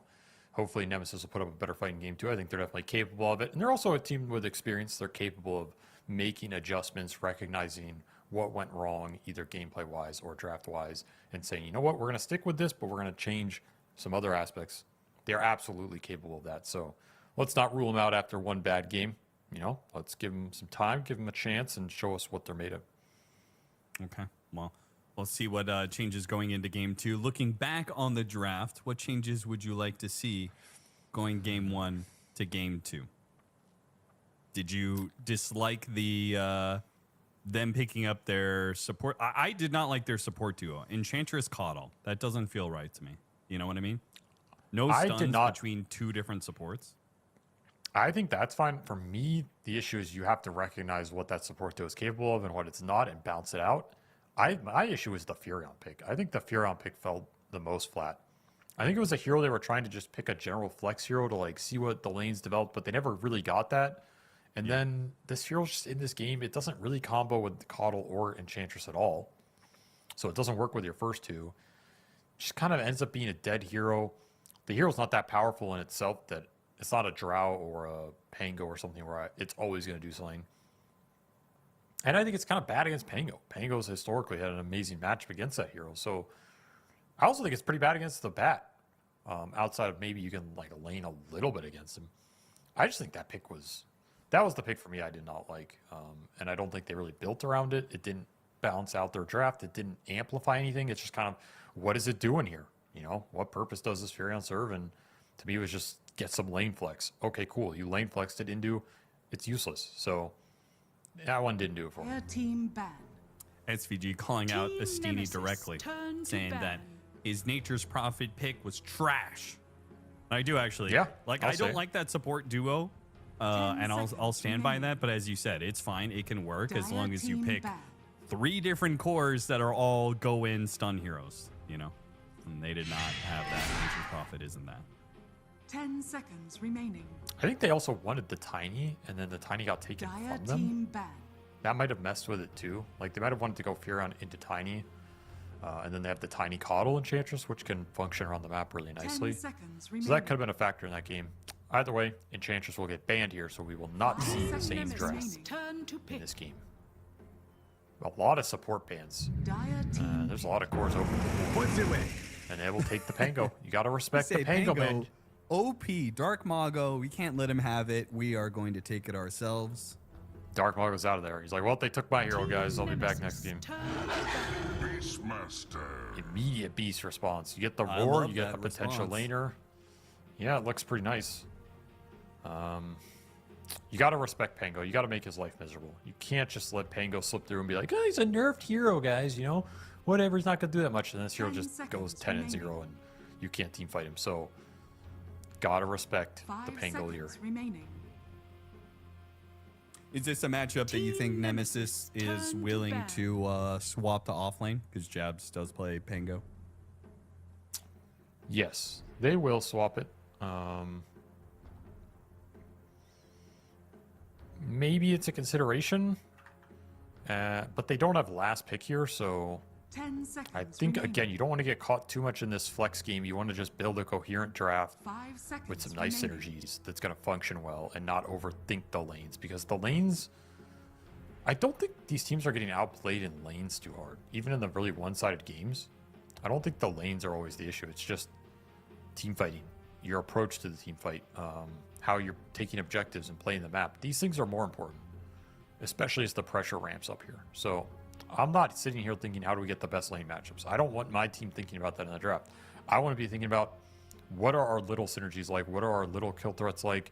How are we going to push lanes? How are we going to farm ancients? How are we going to play the map? These things are what are more important. Dire team ban. Dire team pick. No Drown Ranger, no Slardar. Nemesis actually banned it themselves. They ban away both the minus armor heroes that pretty good with Beastmaster, SF, and Slardar. True. Team Nemesis. Still Bane in the pool. And they will take the Bane in the pool. So they are getting the premier Pango answers here. Pretty hard to Silencer in response to protect him because Beast is pretty good against Silencer in general. Yeah, Silencer, like Beastmaster just goes 10 in. seconds remaining. He's already used all his spells, and so Global Silence doesn't really do anything. 5 Plus, Silencer seconds easily remaining. dies to Beastmaster most of the time, right? The other big protector would be Largo. The old Lotus Orb Encore Largo. It's pretty good against these two. Could come out later, but we haven't really seen a lot of Largo, and that hero's been pretty unsuccessful. So it'd be difficult to go down that route. I'm just trying to think of anything that would help this Pango get protected in the team fight. He needs a little help here, for sure. I mean, there's plenty of save supports that you could take, right? That are good against the Beast, though. That's the issue. I think a lot of them are bad against Beast. They might just take Clockwork here and go for like aggressive interrupts in the fight. That's perfectly viable.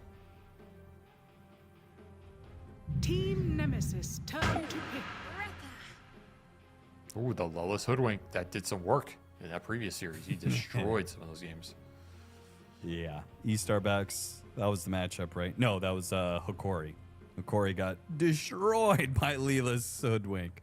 Oh, yeah. He 10 wrecked him. seconds remaining. 5 seconds remaining.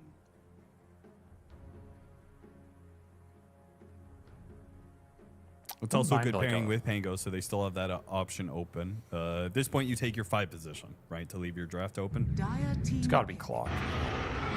Wyvern, a save hero. Yeah. I mean, is it not good against Beastmaster? He roars, you cold embrace. It's just a 1-to-1. 10 seconds remaining. Kind of. I'm not going to say the Wyvern pick is bad here, but this hero is 5 seconds remaining. very high execution, and it does have rough counters. Like, you get stormed here or something, you're not going to feel nearly as confident about his being able to spellcast properly in the fight. The Team Pango Nemesis synergy is also a little hit or miss. The Dark... No, it's not the Dark Mago. It is the Dark Mago Kunkka. It I is. was thinking about what are they going to do lane-wise, but it has to just be Dark Mago Kunkka, because that is his one of his Siggies, if not his Siggy. Damn, that's kind of hype. 10 seconds remaining. This is good for the Wyvern, though. They didn't storm or anything. Yeah. No Why backline did they jump. move the Beastmaster away from mid? I think they always prefer to play it. Like, Mago doesn't really play mid-beast. He doesn't want to. Really? Not one of his It heroes. seems like a hero that would be up his alley, though. He just doesn't like playing it that much. Like, he'll always rather play one of his other heroes, I think. So I think they always rather play it. Like, it's a classic Frank hero. Super comfortable for him. They'd rather play the Summons Beast. It will be offlane Pango. Ember into the Kunkka. It is a free matchup for the Ember. I think Kunkka can win the lane, but Ember is playing against very little stun here. And it is a hero 10 that is seconds remaining. very low cooldown, catching, skirmishing. Nemesis went for a lot more stuns 5 this time around seconds than the remaining. previous game. So they're adjusting that direction. They just want to be able to fight a bit easier and start fights easier. Yeah. And they can absolutely do that here. They've got 3 different heroes that all take advantage of slight chains. The best one being Nemesis, Hoodwink turn with to the battle. ult, but Pango with Swashbuckle can even go in on the hero that gets chained up. I just always like these very easy 1-2 punches with Ember Spirit. It makes the hero feel way more debilitating to play against. It's like every single time I see an Ember, maybe it's a slight 10 chains into seconds some remaining. nuke from a support, and maybe it's a support dead without anything 5 really being seconds remaining. committed. Dire team. And I do like their cores with Wyvern in the sense that I think it's a very good embrace game. Embracing these heroes, it's very rare that any of these cores are going to die under cold embrace this game because there's just not any Nemesis, magic damage to turn put to into it. And then it's resetting all of their low cooldowns. So when they come back out, You're getting another slight chains off. You're getting another swash jump off. Clanks. The Skelly Boy. The Beast Master answer in the Clinks. A spicy pick. Is there any spicy counter pick? Is it time for the elusive Spectre to make an appearance? You could play Wind Ranger Carrier too, obviously, which is perhaps the most likely. Yeah. We could get the Schofield Nyx Assassin. Not a bad Nyx game. Oh, it's banned. It got first phase banned. Never mind. We're not getting that. This might be the Spectre game. I keep calling it, but like this might actually be the Spectre game. What are some Schofield heroes that are high magic damage? You just play a lion or something? I don't think that's good enough for last pick here, is it? Play support Zeus. Kind of a good Phoenix game. Also, you have like Kunkka Beast, Bane. Very good Phoenix lineup if they want to last pick Phoenix here. Yeah, anchor the fight around Roar, X. Yep. Phoenix gives you the team fight power plus a lot of magic damage. It's very good against the Clinks, very good against the Wyvern and the Embrace here. No one's really killing the egg, and if you're going to try and kill it, there's Roar, Grip, Boat, Shackle. There's just a decent amount to protect it. That would be one of the few like last pick supports I wouldn't mind. You may now God. That is high magic damage for sure. High that is a magic damage, Embrace no Punisher. team fight. Yes, that is. To me, this is just worse than the Phoenix. It's more of a Schofield hero, for sure, which is why they went for it. It does have the advantage of creating a lower cooldown damage threat in combination with the Kunkka Beast. But I feel like the AoE of the Phoenix and the Scaling Sun Ray and everything would have been pretty nice to have here in your back pocket. Yeah, you got a silence, though. You're doubling up on something you already have. You already have low cooldown single target pickoff. What you didn't have was 5v5 team fight potential and magic damage. I don't know. But you get an insta silence against Pango and Ember, which is kind of value. You get really cheap follow-up on a Grip or a X Torrent or a Shackle or a Roar. Like, there's a lot of setup for this last pick magic damage support, which is why we were thinking of the Zeus Phoenix category. I would say Sky is the most comfortable for Schofield out of all of those, and that's probably why they're going for it here. And this hero can become a force. Like, if he gets farmed in the late game, he kind of turns into a beast. So it's an interesting pick. I don't know how much I like it, but it is it's very creative. Could just get sliced up here. It's a kind of a rough matchup into all the physical damage. Yeah, that's what I was gonna say. Is that like you have all physical damage on the other side that destroy Skywrath Mage so quickly. The Clinks ever like very early on gets a level 6, finds the Skywrath Mage, he's just gonna die in like 2 or 3 seconds. 100%. I would not want to play Sky in this game, but I am not Schofield. And Schofield is not me. Perhaps Schofield represents a little bit of all of us, though, in terms of what would you pick if this were a pub? Pick Skywrath Mage, you know? And I think Schofield views every game as a pub. There's no difference in his mind. Yeah, okay. I don't know where exactly that was going, but okay. We all have a little bit of Schofield. Yeah. We're all gonna pick a garbage hero from time to time.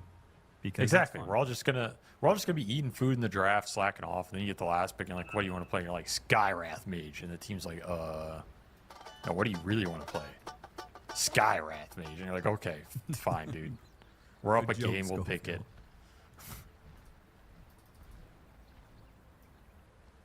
He is going top. Is he gonna play the safe lane? Is it better for him? He is planning to. He went Quelling Blade. You're only going Quelling here if you're playing against the Hoodwink and you want to cut all the trees. I guess you could go cut the trees and then go bottom, but that's super low value. I feel like that actually sounds like the worst lane matchup in a way. Like, Hoodwink does a ton of physical damage. It takes advantage of Skywrath having literally no armor. Yeah, it's rough. It's very rough. I don't know, man. Don't question Schofield. Like, you just go with it. Okay. Go with it's like, what is even this? They're just dying in the river? With the Nightmare. He's dead. You got Schofielded. See, I'm telling you, you don't question it. You just go with it, man. That's why Frank you pick him whenever he manages wants. to nab the bounty rune on the other side of the map. So that is going to be a 2-2 split while getting first blood. Not bad. Huge gold injection for Wits. What's he faring out? He's faring out null, almost null, plus some tangos. Pretty solid. And we'll be Skyroth Mage up here.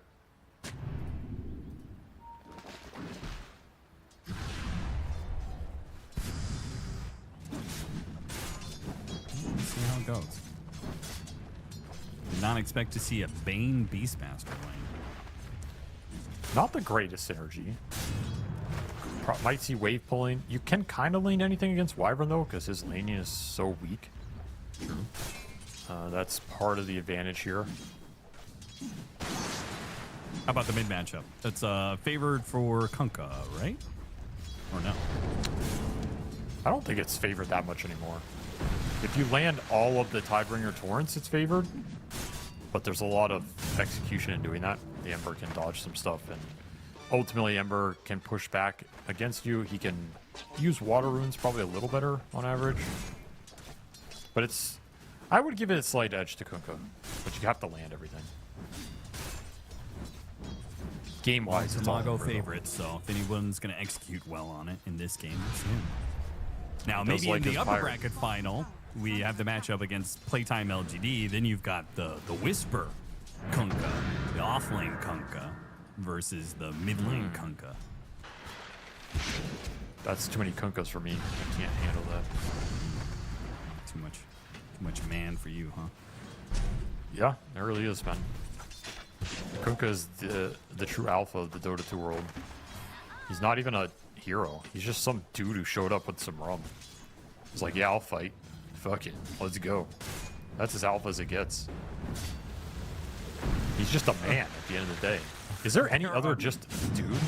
Yes, there are many of them. Kunkka is not one of them, lore-wise. Who? Name another dude in the world of Dota 2. Sniper is just a guy who can shoot really well. That's What? literally his lore. No, he's keen. He's literally not a human. Okay, but That's what I'm saying. Is there the a dwarves actual aren't just people human? now? Is that what you're saying? The Keen aren't really human? Hmm? They're a completely different race with completely different biometrics. So yes, it's a very different situation. We don't know the strength of a Keen per muscle mass. So then It's you're completely going to apply that to the Agloti too. So therefore, Bat Rider is because Yes. Bat Rider he doesn't have any Yes. magical power. He's just a dude who has a pet bat. He's not a dude because he's not a human. That's the thing. Is there any just normal human? I think dude applies to all species. Well, you're not understanding the point of this question. Wallace is dead. He's just getting bamboozled up here, dude. He's getting Schofielded. This is He rough. is. I did not expect this to go as well as it is, but it is going well. Wind Ranger is 18-5. There's really not much Jams can do. He's just kind of hiding in the trees most of the time. Otherwise, he gets right-clicked down by both of these range heroes. I think First Blood on Wind Ranger also skewed this lane considerably. They're just hitting the level timings faster, getting better trades in. Oh, Jabs, you're going all in. He goes all in for the kill on Schofield. It doesn't work. The bushwhack lands, but they do not My have God, the it's a kill. disaster. Yeah. Witz is on a killing spree already at 4 minutes. He is jacked. He has full boots, glove flying out, and another 450 gold. He's so fat. His Pango's so poor. Oh boy.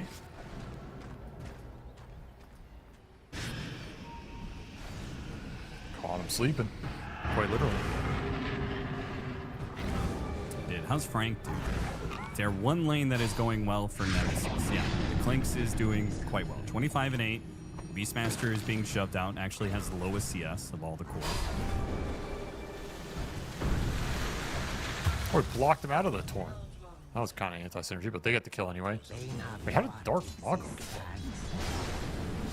that? He killed him with the torrent after effect damage? That's kind of ridiculous. Didn't know it worked that way. Well, because the damage gets applied over the full duration, but you're not bounced up for the full duration. So if you walk into torrent, you still take some damage. That's why Torrent's turn was so broken. Yes. There's like Even if you don't get hit by a torrent, you walk into the AoE of other torrents, you're still taking damage. It's the jacuzzi bubbles at the end. All right, got to move some supports around. Jansen. They will execute Schofield in the top lane. Needed to help him out. And they can do this because Rubicon has this counter matchup against the Beastmaster. It's a totally free lane. He is level 5 on Clinks. The cores for Nemesis are honestly doing fine here. It's just the Wind Ranger extra gold injection and the supports that have been a rough time. But otherwise, they're farming all 3 of their cores fairly well. Even the Pango's getting something now. Radiant's bottom tower is under attack.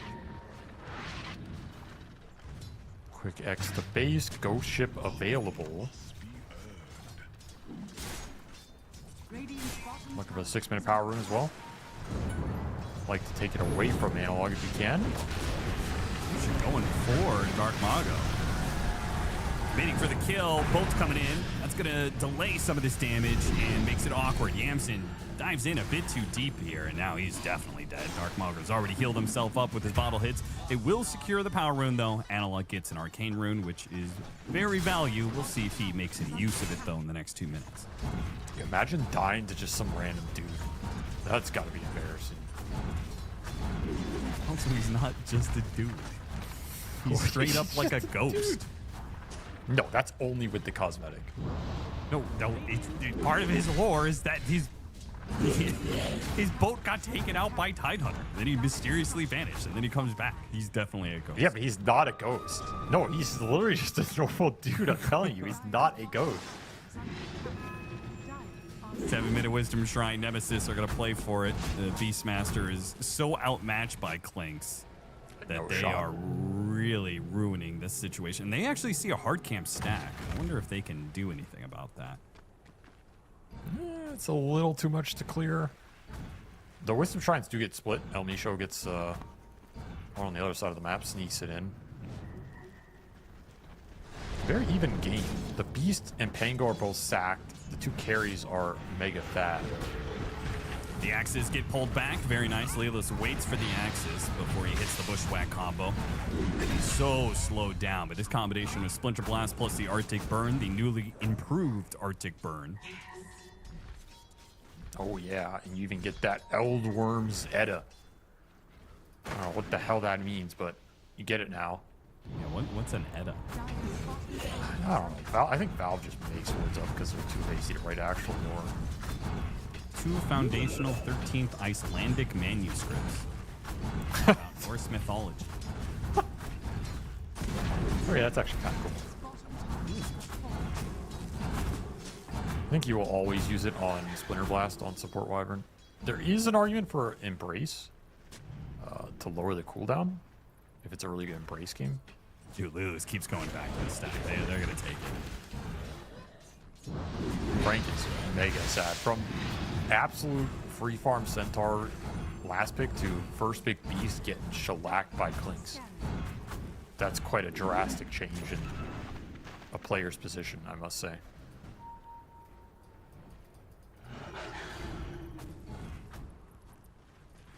We'll see how versatile Frank is.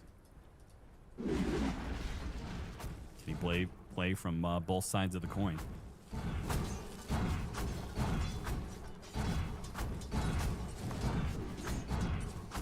Jabs is also not loving his life.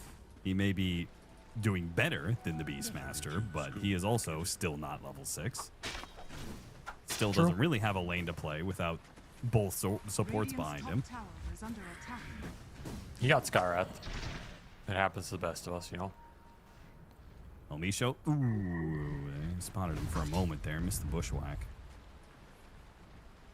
And I keep waiting for Rubicon for this trio in this bottom lane. They already took the off-lane tower. Like, what more do you want out of this lane? I keep expecting them to make a gate rotation.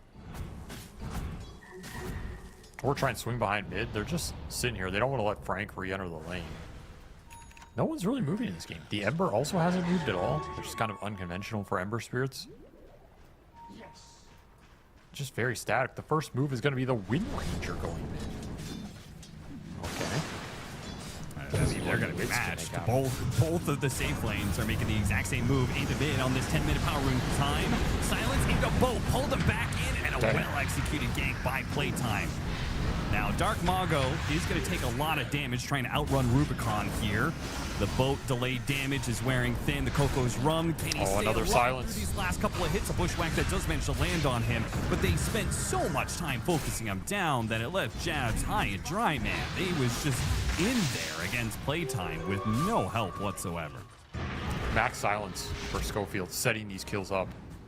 And that's why they picked it here. Really debilitating these cores. And now Invis Bane. Not lingering around, but I don't think you really have the resources to go for another attempt here on the Ember.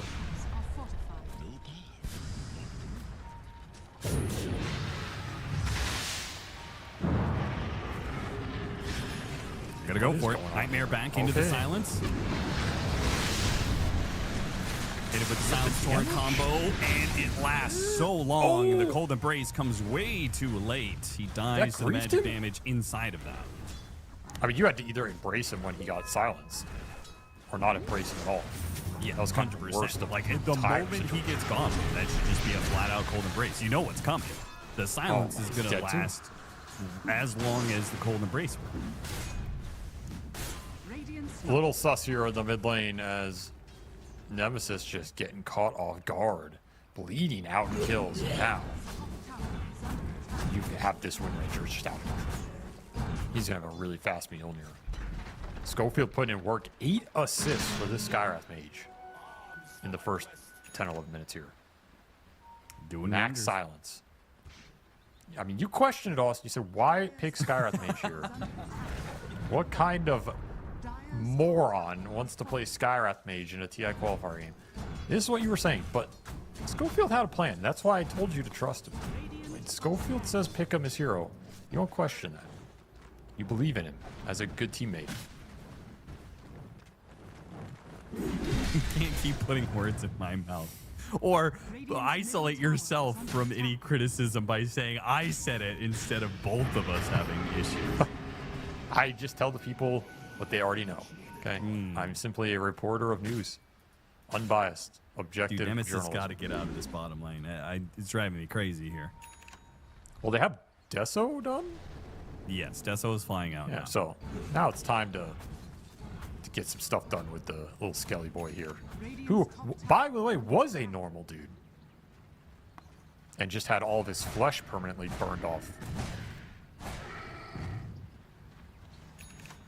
But I think he was a normal dude before that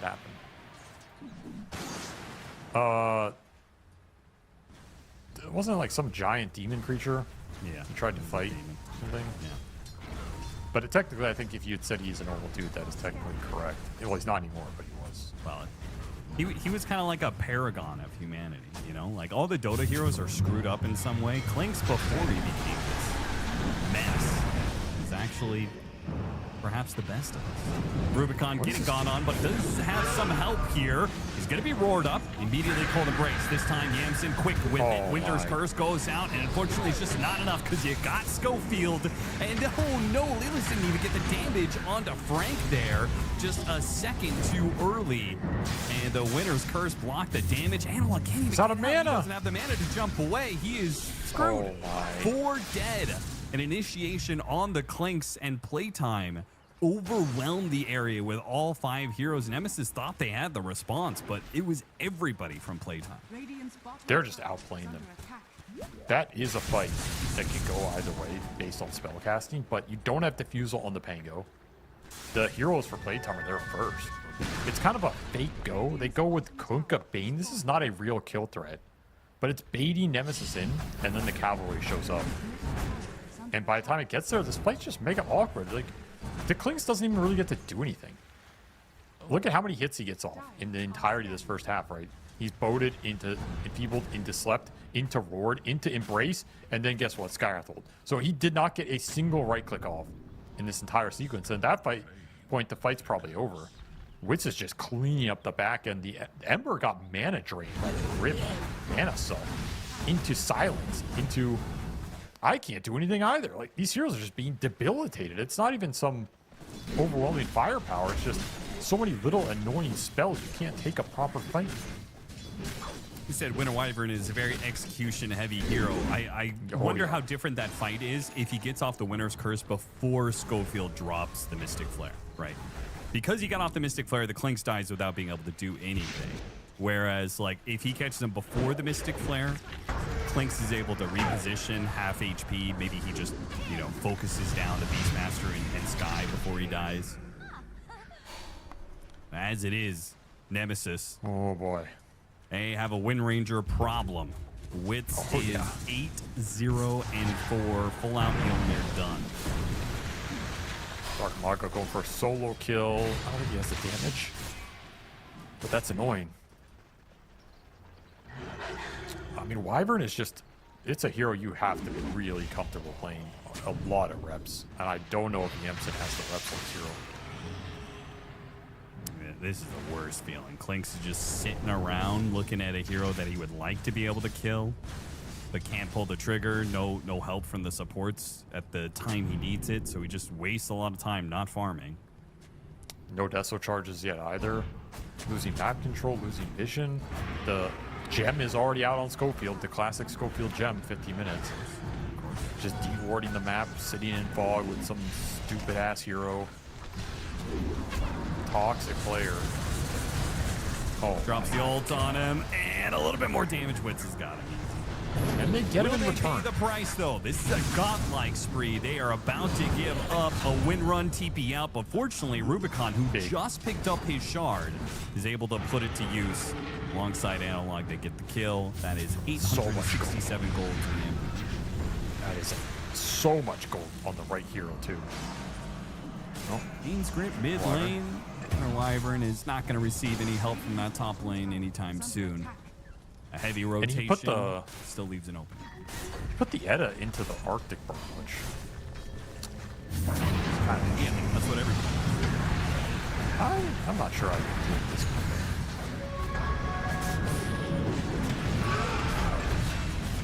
Roar on to Jabs' Pango, but it lasts long enough. He really doesn't take too much damage there.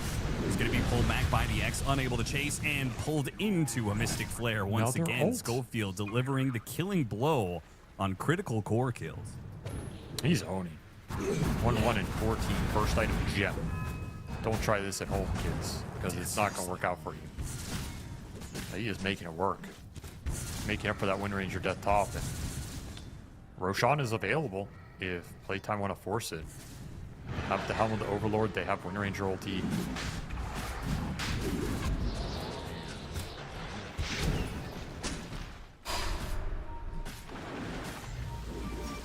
Yamson making a run for it, but he'll probably be run down by the Wind Ranger. Curse, but it doesn't last long because it didn't latch anybody. Poor Dragon, man. Sad life. I mean, you're gonna lose another ward. Oh man, there's just so many obs getting slain on this map. Radiant's bottom tower. Schofield's gonna find this one. He's gonna find this one. They killed almost every ward this game. And Roche for Wits. So, unfortunately, his killing spree has already been claimed, but can still be even more aggressive. Radiant Might try and burn the Aegis. Rubicon setting up for it. It's going to require a perfect execution here for a fast kill. No wind run going off. They can try and reset here. Fiend's Grip getting used. No Winter's Curse, though, to stop it. A Fiend's Grip, they use the Cold Embrace, but this is still going to be a lot of damage. Wits is going to put into Rubicon. Fortunately, the Rolling Thunder interferes, stops the fire, and Dark Mago chasing after them with the Haste Rune. Does not spot the Clinks. So the Clinks gets the TP out. Yamson will be the one left behind. Not bad at all. 2 support kills in exchange for the 1 for the favor of Nemesis. Not bad. I mean, that fight looked a lot more promising. The pick off into kind of baiting them, Playtime in. You find these supports. is under attack. Ults don't have the biggest effect there. The Skywrath ult hit nothing. The kind of fight you're looking for. A little more chaotic, where you can get on the back line. Some potential. We're seeing some potential here.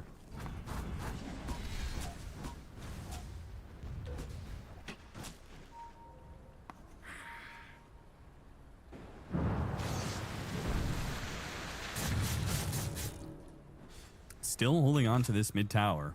20 minutes. You got to give it to Nemesis. It must They be have been done. stubbornly holding on to a tower that has been assaulted time and time again.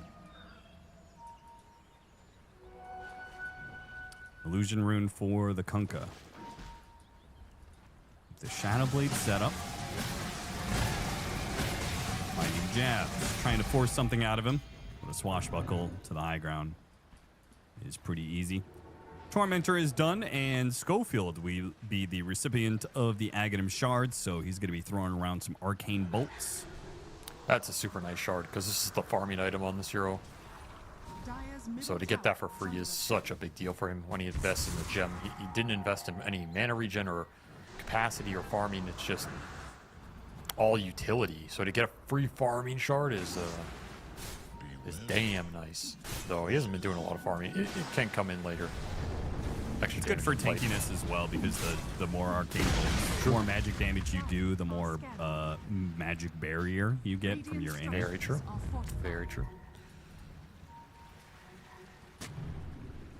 Radiant's bottom tower. Tier 2 is going to be forfeited here. Nemesis will put pressure on the other side of the map here, but this is definitely a situation where PlayTime can respond, and they're going to lead off with a Nightmare. Nobody wakes him up immediately. This is very awkward. The Clint is in a bad position. Curse got used, though. gone. Wind Ranger alongside the Kunkka. Still, though, the Clinks is dead to the Mystic Flare. And without the carry, and a Fiend's Grip stopping the TP away from Jab. Both cores are dead. I mean, What was get it. that? Yamson was trying to set up for a Winner's Curse, but I feel like the absolute must-have play there is you just pop Arctic Burn and wake up your Clinks. There's no way you can just sit Clinks under the tower like that, though. I mean, he is your highest damage dealer with no defensive item, and you can't rely on Embrace because of the overwhelming magic damage. What is the game plan? If he gets roared, gripped, slept, X there, that's just a terrible fight. I think they just got straight caught off guard. Full Yeah, duration it would be a lot different if they were farmed enough that Jabs had a Lotus Orb or something. Yeah, if you have any defensive capability, Radiant's top but tower. They literally have no way to protect Clinks when he's in that spot. that was just a straight throw on that tier 2, and it's gonna put you big time in the hole right now. Already down a game. This series is spiraling quickly. Nemesis need to right the ship, and not the ghost ship, their own ship. The friendship. Right, the friendship. How do you like that pun?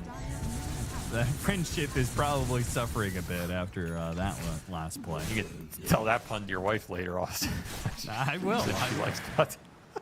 That sounds really weird out of context, but Austin's wife loves puns. That's the context here for anyone who just tuned in. Why are you making this weird, dude? I didn't say anything. Okay, man. Chill, bro. Radiant are scattered. Nemesis Dire's middle tower. set up a smoke play. Did not find anything in the bottom jungle. Did not find anything in mid. They will take a mid tower, but that was really not what they wanted. They wanted something Dire are much, scattered. much Dark more. Mago. Something They much want more the- valuable. The big dude. They Dude missed the stun. himself. There are no other stun. BKB goes out, and there it goes. I mean, even if you hit the bushwhack, I think that kill is unlikely to happen. Well, I think you can get it. You have a lot of magic burst. You can get chain stunned off the roll. It's close, but I think you can kill it there. No bushwhack. No go. More time for playtime. To play. Some might say. The road is endless. Getting a lot of play here. That was a whole AC. pun rhyming sequence for you. How'd you For like that one? Frank. It's a big item. Nice against the Clinks here.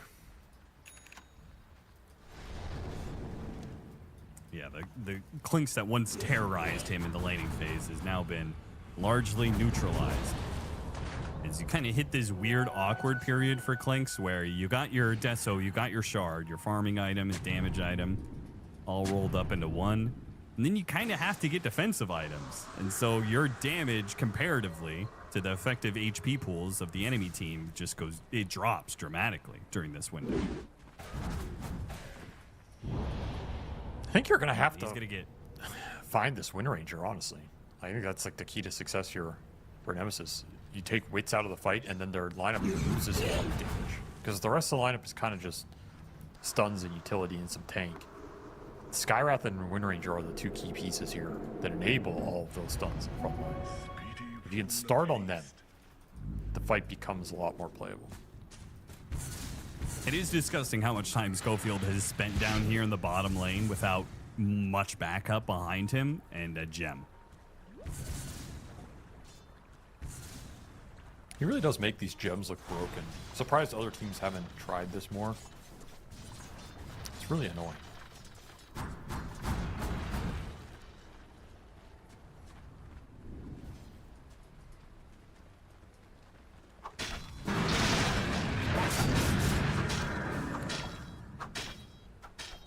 Seems like Nemesis are just kind of settling into our offensive moves aren't really working. We're just going to have to wait for PlayTime to make the move first, which means that PlayTime is likely to be the one setting the tempo for the next round of objectives, Tormentor and Roche, round 2.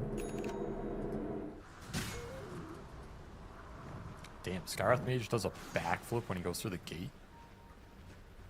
It's kind of hype. Is it backflip that cool though if you can fly? Oh, I guess it's a front flip. Sorry, it's a barrel roll. Well, it's still kind of cool, right? Like if someone does a barrel roll in an airplane, that's pretty cool. Analog silence. Nothing to remove it here. That silence lasts so long. It's going to be pulled into the torrent and the shackle shot. It's too easy. He also went no dispel item. He went Mage Slayer, Kaya. Yeah, that Nothing has defensive. to be a mistake. His next item will be BKB. You're just so susceptible to these little pickoffs. You can't push lanes deep or anything. The lead is just... Look at PlayTime coming back in a force, right? We're bringing multiple heroes back to this to clear out this triangle area, push out. Though maybe a little bit too far here. Shane stunned down. Dark Mago gets out the BKB. The Rum protecting him for as long as it can, but he will still be caught by the swashbuckle. All right, that's an opening. Layla's power shot to finish him off with a brain sap. He dies, but a Kunkka for a Hoodwink. Very good for Nemesis alongside the Helmadon creep that they killed. Yeah, it's another big freebie there. Dark Mago just yeets himself up the hill into oblivion. Not respecting the single target DPS. Radiant are scanning. Could have just been a Roche play too, because the Ember was dead. Instead, you kind of lose that window as well. Thrown away for sure. An opportunity there.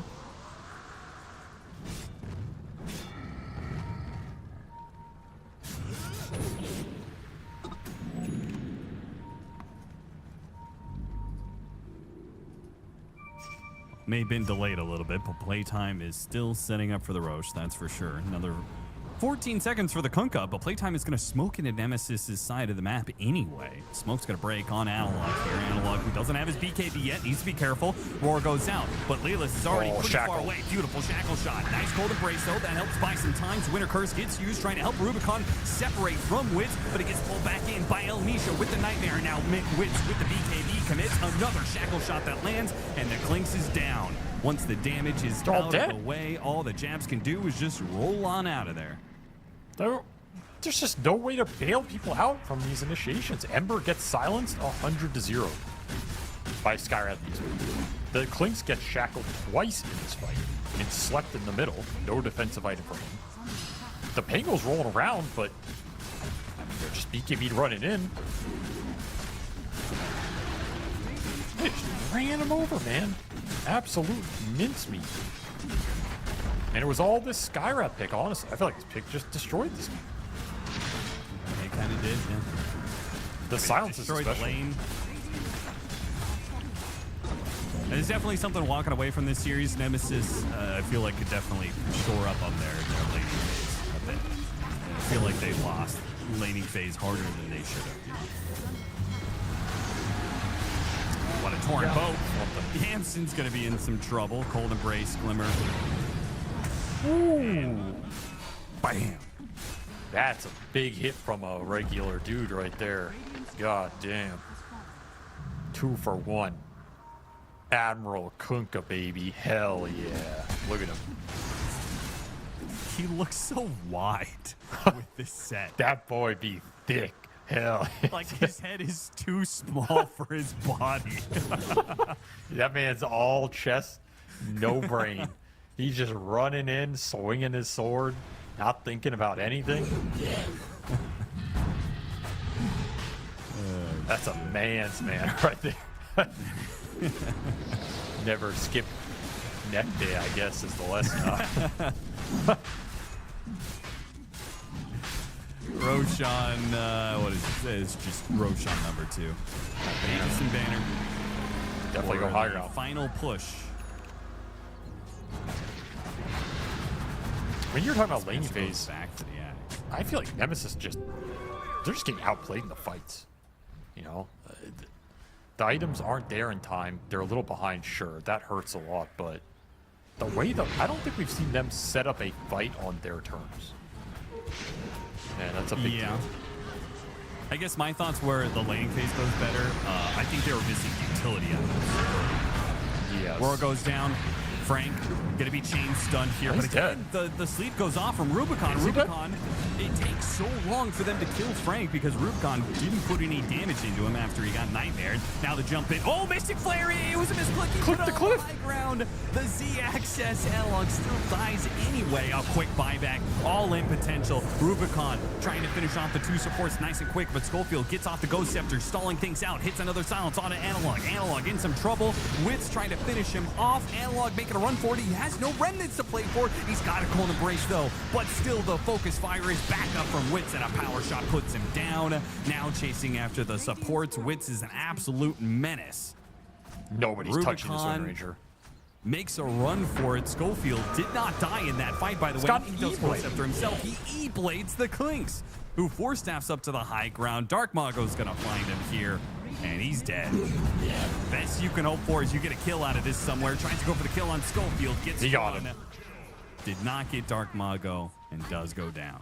Schofield had to run in there for the gem vision, but he will gladly sacrifice his life. Triple buyback for Nemesis, as they can't get any momentum going in this game, especially against this Wind Ranger. I think Wits is the biggest target priority, and he's the guy who has the most freedom. He's just sitting there right-clicking everybody. Gets 4 shackles off 53 tread swaps. That's ridiculous. 2 How can different you beat that? focus fires. So many silences too. Like I think that Ember got silenced 3 times in a row effectively, and he still has no dispel or defensive item. He might never have one in this game. That's a Look at little that crazy Ember to Spirit think death about. summary. That's funny. I mean, it's not funny for him, man. He's struggling out here. You know, the biggest thing against Skyrath lineups is utility. It's 4 stabs, glimmers, especially. They have 1. I just don't think it's good enough. Yeah, you're behind. You need damage items on these cores, but you don't have a pipe. You don't have glimmers. You don't have any 4 staff to bail people out from Shackle or Roar. It's just really hard to play these fights. The second somebody gets gone on, they're just gone. There's nothing to do. Yeah, I don't think it matters too much, but I actually do believe that the Glimmer Cape should have been a 4-staff on Winter Wyvern. Against Skyrath Mage in particular, I think 4-staff just saves you more HP than Glimmer does. I think Glimmer's fine only because Wyvern it's really hard to get in close with Wyvern to use 4-staff. And he's had to use Glimmer to protect himself a lot too. Like, it's just hard. It's hard. I don't really blame itemization here for games, and you need Blink in this game as well to ever be able to land a curse. There is a free gambit Winter's curse. Curse on Witch. Beautiful. That's going to be the Aegis. Rolling Thunder set up off of that winner's curse, looking very pretty. It's going to be Frank dying. Witz almost gets hit immediately. Holds off on using the BKB until now. The Rolling Thunder hitting him. He turns back in, quickly kills the Winter Wyvern. Schofield's in pretty damn deep, and he just dropped with both ultimates on Jabs. Jabs is caught. A Beam's Grip, Mystic Flare. Ember Spirit has no game whatsoever. I mean, the first burst that Nemesis do, it looks good, but they just seemingly have no staying power whatsoever. GG. KBs wear thin, the silences come through, the utility items of Playtime are superior, and yet another 2-0 for the South American qualifier. Yeah, they look good. I honestly think Playtime looks the best of anybody in this qualifier so far. I think they look a little crisper than LGD even. They're just super comfortable. And to me, it's the team fighting. Like, their team fighting is insane right now. It's really hard to outskill these guys on the little things. And they're creative. They're willing to pick weird heroes, play around Dark Mago's hero pool, and balance that out with Schofield's. I think that's some really nice synergy. You have one player that's very defined in his hero pool, but you have another that's willing to play anything. And you can get some of these weird last picks. That's nice. This is one of the examples of what is separating these teams right now. Like, this is just not a position you can be in as Clinks. At this point in the game with no bailout. It's just a straight misplay, and you get punished mega hard in a game that's spiraling a little bit, but not out of reach. You know, if you find a couple pickoffs around the map with the Clinks, you get a utility item up, maybe you win that next fight. This game can look very different. It's just, you're so far behind and you're bleeding out kills.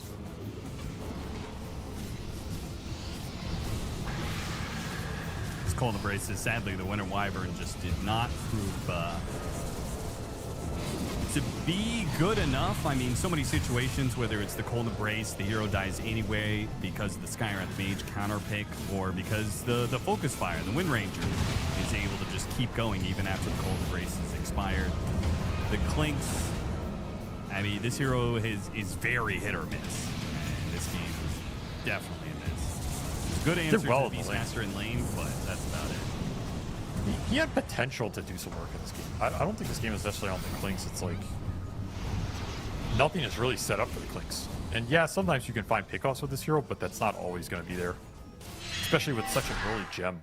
That early gem from the Skywrath really killed their map play, their vision. The Clinks is afraid of running in areas. It's just spooky. And it just lost too much map control early. The Wyvern pick is it's a tricky one. It is really a tricky hero to make work. You need a hero specialist on this hero. You need a team that has confidence to play around it, because you're not always going to be given good curses or good embraces. Like, his spells are really hard to use in pro games because pros are very good at not clumping, not giving you those easy opportunities, you know? It's a tough hero to make work. I'm not saying the pick was bad, but it's a challenge. And meanwhile, Schofield on one of his comforts, boy, did he just decimate this game. 28 assists and only 3 deaths on a Skywrath is a disgusting performance. 10 wards destroyed. Especially with how aggressive Schofield plays. Like, yes. He does not shy away from the front line. That is for sure. He really saw this is where draft is only as good as your vision for the game and your intention with the pick. You know, I think there's a lot of people who would argue, like, Sky is a trash hero, you should never pick him. There's 10 other picks I would rather have last. Like, none of this works. But he saw a use for this hero at every point in the game. He saw a use in the lane phase. He goes top with Quelling, cuts all the trees, kills this squirrel twice, sets the game up for Wind Ranger. He saw a use in the mid game. Chain silencing with max silence first on the Ember and Pango mobility. Decimates him in the fights. He had use against the Wyvern save. Removes their one stain power spell from the fight with ultis onto every embrace target. Early gem pickup, he's not getting killed by Clinks. Like, he saw it all, right? He had the vision. This is Doctor Strange in the multiverse. Like, Dr. Schofield, he knew what was coming. And that's what makes this pick work and shine. And it's a perfect example of intention behind a draft. What works in Pro Dota? It's that right there, baby. Normal dudes. Normal dudes indeed. And that closes out the series for today. We can go ahead and take a look at the results of today as well as the matchups tomorrow, because we have hopefully finally a banger tomorrow. But unfortunately, Nemesis and Playtime did not really play out the way we were hoping to. Nor did E-Star Bax versus Nemesis. That one also didn't really play out. the way we're hoping. It just seems like there are a lot of tiers in South American Dota, and many of these teams are in different levels. Maybe that's a good sign, though. I mean, one way we're looking at it is like, man, we want some closer series and games. That's true. That'd be fun. But I also think it says something about how good the top tier of SA is right now. Like, they're just demolishing teams, right? And I think that's different than how it's been for a lot of the history of this region, where, yeah, you had a top team, but it was like they lose games, or sometimes they throw a qualifier here or there. And like, these two teams, LGD and PlayTime, they look good. They look really good, and we've seen them perform on an international level. So to me, this is just reaffirming how good they are. Like, they're not messing around. They're just showing up and demolishing everybody else. And I think that's kind of cool to see. Once again, tomorrow we'll have the lower bracket matches. You're looking at Team Nemesis versus RHCP and Amaro versus E-Star Backs. Those are going to be the first two matches. And then we'll get to our big upper bracket final. LGD versus PlayTime. Who is going to strike first blood? Because likely these two teams will see each other in the grand finals, at least given the current strength of Nemesis and Amaro. It looks like both LGD and PlayTime are quite far ahead. And then we will see the culmination of the lower bracket to close out tomorrow as well. But that ends day number 3. Is this day number 3? That is correct. Day number 3. The SA qualifier, we have 2 more days to go. Please join us tomorrow, as hopefully we will have some good matches towards the end of this qualifier as things are closing out. But thank you for watching today, and we will see you tomorrow for more South American action for the International.